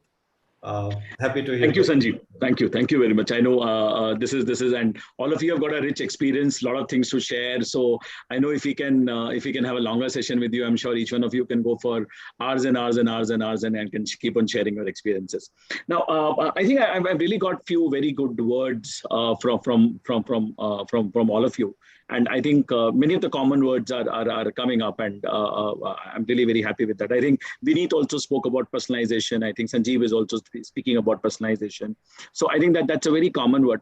See, personalization as a term was not very uncommon for India. So if we just go back and say, a kirana wala, the moment I go to a kirana wala, this guy would say, "Oh, Varshney saab kaise hain? Ghar mein sab kaise hain? Aapko apna chai patti chahiye kya?" So that personalization was existing there, right? That personalization was existing there. Only the moment we shifted from this to technology, the personalization went off.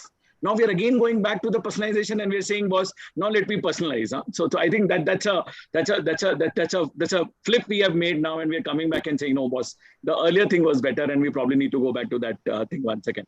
Now, very interesting thought, and I think I'm hearing those words like trust. I'm hearing those words like engagement. I'm hearing that word called NPS, which is a very beautiful term to be talked about. Net Promoter Score. So I think those kind of words are amazing. So Diptu talked about a very beautiful term which I really liked, which is was can we provide peace of mind? I think that's largely the startup and the e-commerce industry is trying to talk about. See, there are two central words which we often talk about in management language today: is convenience and experience.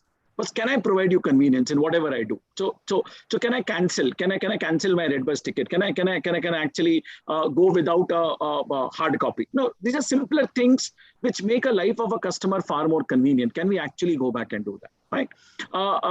The other thing which I really liked and which I really heard about, very, very important, is how do we typically develop the trust? How do we typically are able to create that stickiness of the experience so that the customer is able to expect that every time, and so on and so forth. Also, a very important word which I heard is somewhere that was, how can I go back? And it's not only about the buyer, but it is also about the seller, about seller's experience as well. Because if he's happy, probably he will keep on giving a better quality service to the customer as well. I'm sure Akash would appreciate that far more than anybody else, because he's got a chain of those people who actually go and deliver those services at people's houses. So if those kind of things are not there, probably the service provider is not there, the buyer is not there, only Akash Chauhan is there, that is not going to work out. So that I'm sure Akash would appreciate that far more better. Okay, so I just want you, I'm taking a leeway out here and just trying to come back to all of you guys. And I really thank Sanjeev for one word, which I really, I'm very interested to talk about once again. And I quickly want viewpoints of each one of you very quickly, just maybe one-liner or two-liners kind of a stuff. Is e-commerce only about technology? Or is it about, what kind of an experience are we talking about? So just one liner on that. Yeah. See, so maybe anybody. Yeah. E-commerce is just an enabler, right? This term gets, that's why I said that it's not about delivery, or it's not about, it can be anything. So it's an enabler, and rest all things you need to take care if it was a physical shop or it was an agent and all that. Now, if you bring that experience to the online world, you have to be very careful that I'm extremely sorry. No, it's okay. I can understand. Yeah. If you're bringing that, any thing which was, sold offline, if you're bringing that online, don't replicate that, right? Because that was for just, like you said, that personalization was about with a 5%, right? So when e-commerce enables a seller needs to realize that, hey, now I can sell to, millions of people. And the platform which enables this is broad. Yes. And that's the only thing, that's major changes happens, nothing else. The same experience Kirana store. And now you see that this, right? Even grofers or everyone talks about that, hey, I will deliver stuff from the same shop which you were from which you were buying earlier, near to your home, to your place. Yeah. So it's just an enabler. Yeah. Akash, what is your thought and opinion about that?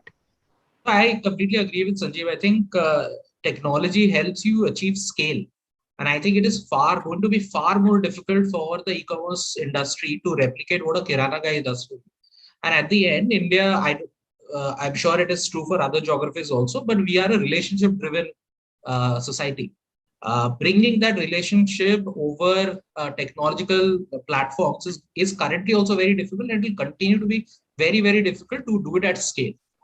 But that's what I think the industry needs to, and the customer expects is to evolve. So I think that's what it is about. Vineet, I'll ask you a different question. See, you have been into Hayat, you have been into SRL, which are physical formats, and then you moved on to a SaaS-based software kind of a company. So how does technology play a role for you? What is your opinion? What is your perception about technology in this space? Sure. So e-commerce is there, but we have to understand the other two parties, which is supplier and buyer. So they are all human. So the main point which e-commerce is there as an enabler, it is a platform which is providing you the convenience. So now if SRL, which is a diagnostic, so if I have to go for a test as a physical way to the store or the center, I will be going at the 8 a.m. in the morning or 9 a.m. in the morning. But if I want to book my test at the night, 11:30 p.m., obviously that center will not be open. Yes. Over there, the technology, which is e-commerce, it is providing me the convenience basis my time, that I can transact what I feel is convenient for me to do, because in the daytime I might be busy in office, or I might be occupied with other stuff, but it provides me and enables me toward that. Now, if I'm talking about the hotels, so we have to understand, now we all go for travel, maybe cross country or maybe cross state. I want to understand what that hotel is all about, what kind of features are there for the room or facilities, or what are the reviews over there. So before going and visiting that place by self, you can get all the required information in that platform at your convenience again, maybe at 2 a.m. in the morning, or maybe 2 p.m. in the afternoon. So that provides you all the information at your place, basis your convenience. And again, it is a human thing. It is, you are buying and then you are going, a human is providing you the service. Nothing is as a physical thing you are getting for both the perspective. At Hyatt and SRL, it is a service which is you are getting. But yes, e-commerce provide you the convenience based on your time. Okay, coming back to Sudipto. Sudipto, I think that peace of mind, the word which you actually spoke about, I think that's a very fascinating and interesting word to talk about. Because see, so far when I'm buying a used car, I'm not very sure what is the quality, what is is it good enough, is it the price right or not? Will my RC get transferred or not, or what is the legal formalities and all that kind of stuff. So how much technology is really playing a role in your business, or is it that you are just a platform which is trying to provide a hassle-free service, or is really technology playing some kind of a role into your business as well? No, absolutely, Prof. Technology plays a very pivotal role in this entire value chain or in this entire transaction cycle. We experimented with one thing when everything was locked and the people were not allowed to go outside during the lockdown period. We devised an app and all with all the learnings which we had over the course of years, where you as a customer can yourself do an inspection of your own car. It's a very simple thing. I mean, given the right tool and given the right amount of knowledge, it's not a very hard thing to do an inspection. I mean, these all things are, our mind is tuned to say that कि मैं ये नहीं कर सकता. But given the right tool, given the right instance, you just need to click. You just need to click photographs, and automatically the photographs will tell you whether there's a dent, whether there's a scratch, whether there's आपके tyre का pressure कितना है, आपका dashboard कैसा दिख रहा है, whether your ECM is intact, whether the pillars are intact, whether there has been any accident, which can be gauged by the service history. So these all things can be incorporated. It's not a very hard thing. Coming to the next part, although this was done on a very pilot basis, but still customers want somebody to come to their home. I mean, nobody wants to take their car and go and visit a brick and mortar store for getting the inspection done, so they can opt for a home inspection. And the inspection app or the evaluation app, which has been devised, a lot of science has gone into it, a lot of personification. Right now, looking at the data, we can very well tell that this inquiry is fake. I mean, this customer will never purchase a 10 lakh plus vehicle. This customer's profile is somewhere around 2 to 3 lakh kind of a used car. Even taking a cue from the previous speaker, I would say definitely it's a network platform, which is supply side and a demand side. The network platform is a technology-enabled tool, but both the sites are run by humans. I mean, at the end of the day, the customer doesn't like to speak to a bot or IVRS. He wants a personified service. He wants somebody to talk to him by making him aware. He wants to trust somebody, because for car purchase, a purchase item which doesn't have an MRP on it requires a lot of trust to get on. Also, he requires somebody to speak to who can provide that trust both from the supply side and demand side. And I also agree with Akash. I think Akash spoke about a very pivotal part, that whether any advancement in technology cannot take away one of the pivotal part of this business, which is B2B and B2C, is relationship. The relationship-based business is intact. It has been coming on for 50 years or so, and it will go on. The technology is just an enabler. It will never be able to replace the human touch. That's what I wanted to say. Thank you. Thank you very much. We go on to the audience now, and if any question, any kind of a query from anybody of them, please raise your hand and you can mark your question directly to the speaker, to the panelist, and we hope to take some couple of questions around. Yeah.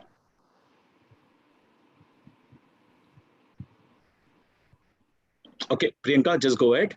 Please just introduce yourself and also be clear about whom you are marking the question to. Yeah. Hi everyone. So I'm Priyanka Paul. So my question would be to Akash. What new changes are e-commerce industries bringing in their business models to increase their customer satisfaction?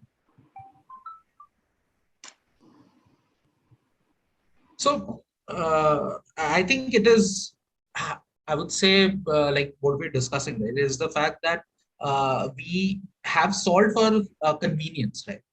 Now the question is about how do you bring the personalization part back into the entire e-commerce industry. I'm sure a lot of organizations have been able to do it, but a lot of us are in the journey of doing it. The same personalization that we used to receive, right? The same amount of trust or the relationship that you used to have from your previous wherever you were purchasing it previously, right? It can be a kirana store, it can be your local carpenter, it can be a local car dealer, whatever. How do you bring that amount of trust and relationship and personalization into the brand which is catering to a much larger audience is the fundamental journey that at least me and some of our organization in this industry are, right? Which will require a lot of effort both from the technology front. However, it will require similar amount of effort in influencing the change in customer behavior, right? For example, I remember when we were launching the organization back in 2012, a lot of investors were skeptical that why will somebody buy a 1 lakh sofa on your platform when people are hesitant to spend 10,000, right? But that customer behavior has evolved, right? I think it is going to be a patient journey where a lot of positive word of mouth, a lot of positive experiences of people whom you know will also encourage you to move into that direction. I think a lot of omni-channel movement, for example, Urban Ladder also went through the journey of offline plus online model, where you are looking at multi-channel to solve for the problem of trust and relationship. How do you amalgamate all of them into a seamless experience is fundamentally the problem statement for all of us. That I think at least Urban Ladder and a few of the other organizations which are trying to solve for. I don't know if I answered your question or if there's anything else to it. Yes, very much. Thank you so much. Thanks. Okay, Nikit, we can have you.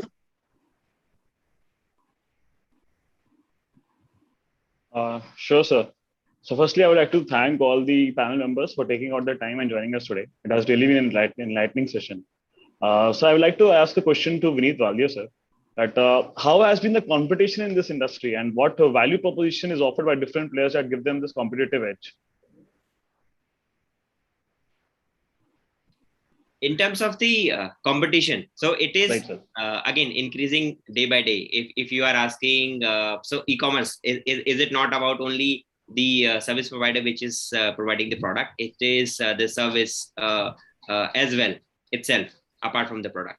So it is increasing now. If you see any other industry, it is not focused toward the pricing. It is so they are focusing and marketing their all the campaign is driven to the human beings, because again we are providing our services to all the human beings. If you are getting touched by human by installing the brand value which that certain company is providing, if it is I'm taking Zomato as well in the e-commerce, because that is again a platform wherein people are transacting at a very large scale. So the kind of promotion every company is deriving is toward how they are installing their brand value to each and every audience by touching and installing the emotion toward them. So they are not saying we have the best product, we have the best thing. So if you see any ad of Zomato, they will be talking about how they are providing and delivering the stuff to you whenever you need the most, or their rider or their all the staff or all the people. They are ensuring you get what you ask for basis your time and at the best quality. So the main the competitive edge which everyone is trying to utilize is selling the story and touching their brand value with the human. Right. Thank you for your answer, sir. Thank you. Thank you.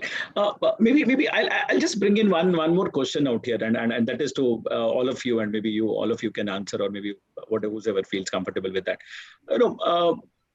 Since I think Vineet was talking about this competition and saying competition is going up and kind of a stuff, and it's increasing. Are we also going to see some amount of consolidation happening in the e-commerce industry now in different domains? It is bound to happen. No, bound to happen is fine, but how soon, how far? Because that's a larger question. Because see, so far the story has been around, can we actually, so there is a pain point of a customer, can we actually increase the touch point, can we provide him a better experience? So far, that has been the journey, that can we provide them a peace of mind, can we provide them convenience? But then all of a sudden, say for example, like Sudipta, you were in the edtech industry, same story. Huh? Yes. If I look at edtech, the number of competitors are amazing numbers today, amazing numbers. Now, even look at the old car market. You yourself named some 10 players in the market. Yes. So my larger question coming forward to all of you, maybe I don't know, Akash, whether there is a competition for you as well or not. At least I've not heard of another company which is giving me any competition in that space. But are we seeing some kind of a consolidation also happening in the market in the e-commerce space around across different sectors? Okay, so see, how I look at it is that as any industry which evolves, right? The first thing in India transaction started happening was more related to travel. Because of IRCTC, lots of us were traveling, right? And the first such consolidation happened between our parent company, Make My Trip, and Go Avivo. They were into same space, competing this, right? So that you already see in that travel space. So now in travel space, again, there might be some smaller players here and there, but there was a time when you can see Go Avivo, Yatra, Clear Trip, Make My Trip, right? There were 4 or 5 players. And today you can count very few. Similarly, even on the delivery segment, we see Swiggy and Zomato, but in between there were lots of players. So I think as an industry, even EdTech is a good example, but what has happened with the EdTech is that already consolidation started and it will become more and more prominent as this EdTech industry evolves, right? Sure. That's the way. Sure. Akash, what is your take on this? Looking at Urban Ladder and its competition? So I think, see, the consolidation happens fundamentally for 2 reasons, right? One is that when the addressable market is not that large and you do not see enough interest either from the investor side or because you are not able to make your unit economics work, right? And the second part is when you realize that you are able to serve the customer better by merging with an organization which has a solution for your pain points, right? I think currently where e-commerce is, the merger because of the first reason will be lesser. You will see a lot more either acquisitions or mergers happening because people would have figured out that, okay, there is something else which I do not have and the cost of building it is very high. But if I leverage somebody else, both of us are far stronger together, right? But the Indian market itself is so large that it is very, very difficult to see even less than 2-3 large player at the end of it in all segments. You'll see that across the board, right? EdTech, to be honest, is just last 2 years is what has given them the boom, right? So over a period of time, I think organizations will figure out where they want. Okay. So guys, I've already got my signal from the host that was I need to close it up because the time is already over. So I think it was a great interaction. Thank you to all of you guys for taking out the time and giving those insights into different industries, how you operate, what are the challenges in front of you, the last mile deliveries and all those kind of problems and how experience can be really improved. I'm sure participants must have really enjoyed the thoughts being given by you, and I'm sure they're going to stay with them for a longer period of time. So thank you very much, and over to you, Vivek. Yes, thank you. Again, I'll just give a formal thanks again. As sir already mentioned, this was really an enriching experience, and we got a very holistic approach of e-commerce and how to look at it. So that was really nice. I thank Mr. Akash Chauhan, Mr. Vineet Wadia, Mr. Sanjeev Ranjan, and Sir Professor Sanjeev Varshni for taking part in such a lively session. And also I thank the audience for their active participation.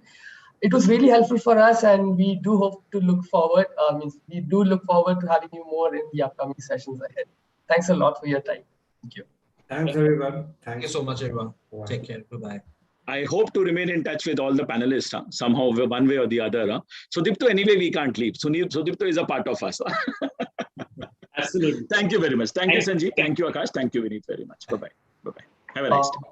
Yes, and now we move into the next part where I would request Professor Varshni to reveal the winners of the case competition. Okay, so another, just give me a moment.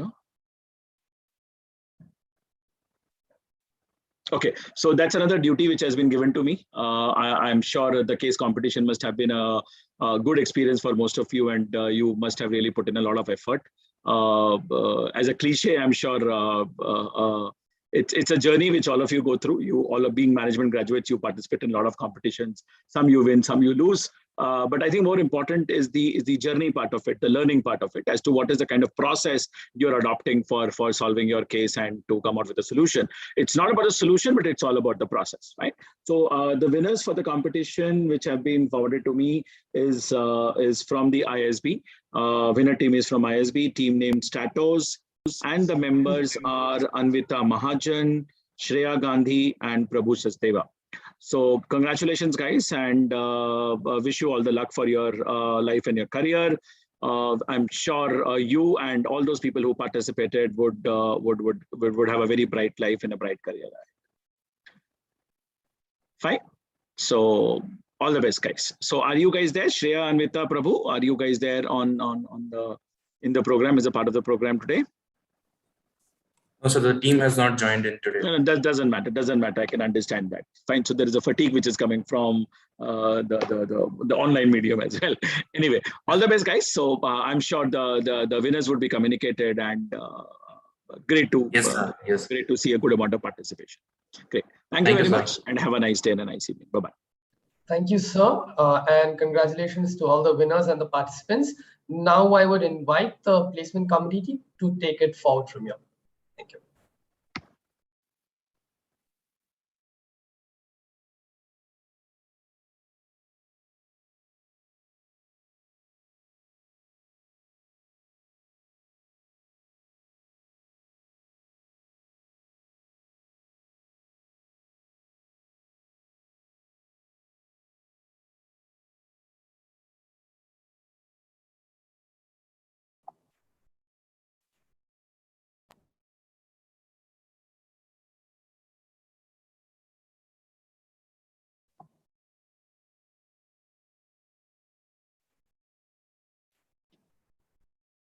Thank you, Vivek. Anam, could you please share the screen?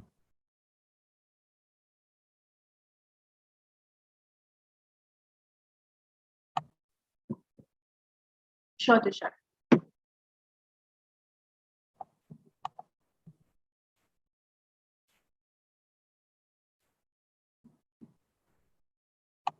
Can I please get access to share my screen?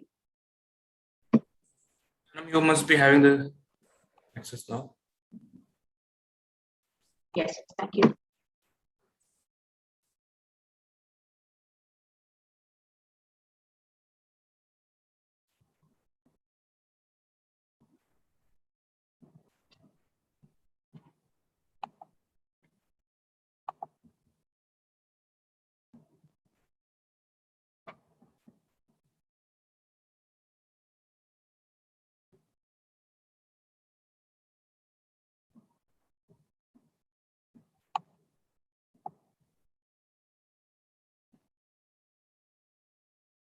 Is the screen visible, Tushar? Yeah, Anam, that's visible. So good evening, everyone. I'm Tushar Sinha from Placement Committee. Today, I would like to take this opportunity to introduce the program and the batch. So next slide, please.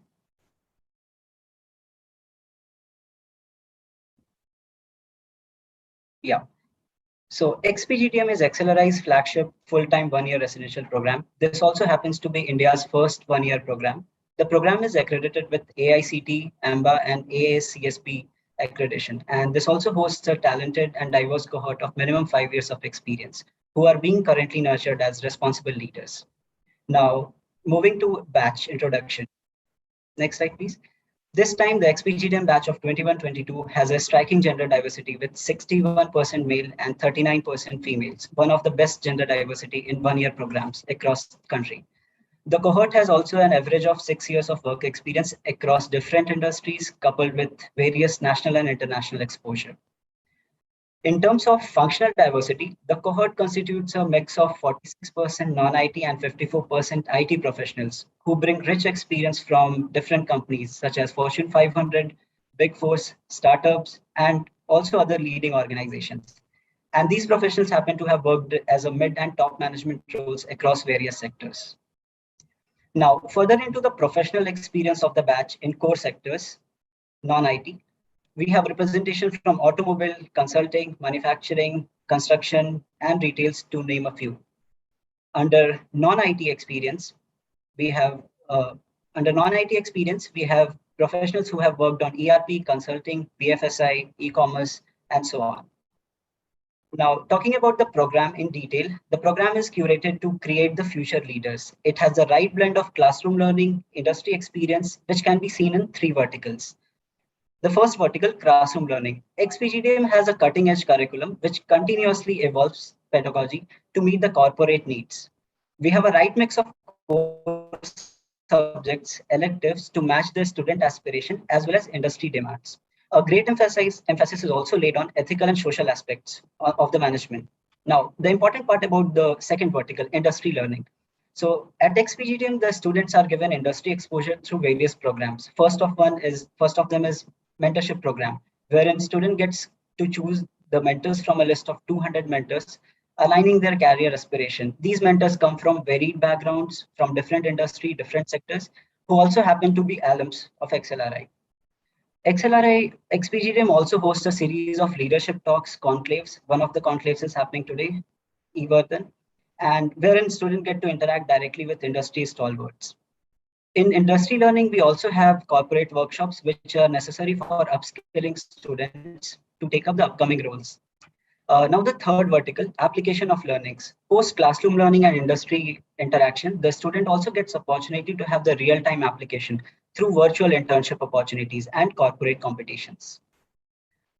Now, to summarize overall XPGDM program, it offers a rich and diverse cohort, unique pedagogy, excellent peer-to-peer learning, and also multiple opportunities for corporate connects, wherein student also gets an opportunity to have real-time application of their learnings. Now, having said this, going forward, we would be pleased to collaborate and welcome your prestigious organization for the upcoming placement season, wherein we can interact with diverse and leverage their unique blend for competencies. We would love to know your thoughts, the recruiters who are here, and happy to share the further details of the batch. Thank you. Over to Anam.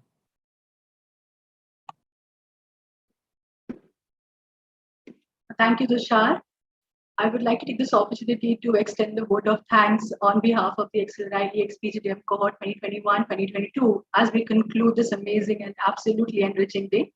And I would like to begin by citing this amazing quote that I came across some time ago, which mentioned that it is wise to learn from your experiences, but it is even wiser to learn from the experiences of others.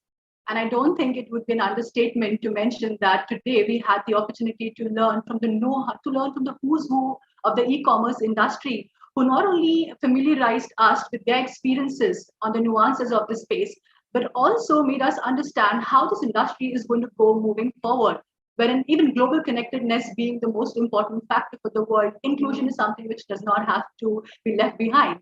The focus of e-commerce is going to be in terms of collaborating with the edtech, fintech, and various other spaces to make this world a better living place. And I would like to thank all the dignitaries who took this time out to help us acquaint with the same. I would like to thank the professors from XLRI who took the time out to be a part of this amazing day and help us learn even further.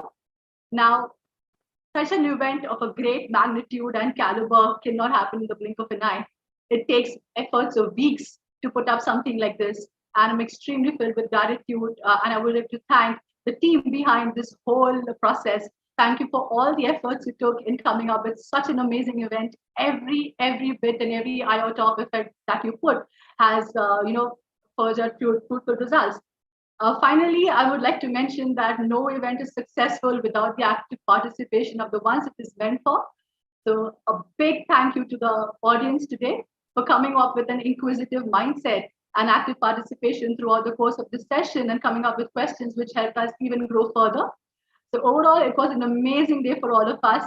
And thank you to everyone for being a part of this event. And we look forward to more collaborations and other continued collaboration between the academia and the industry in this pursuit. So thank you, everyone. Thanks for joining. And I wish everyone a great weekend ahead. Thank you.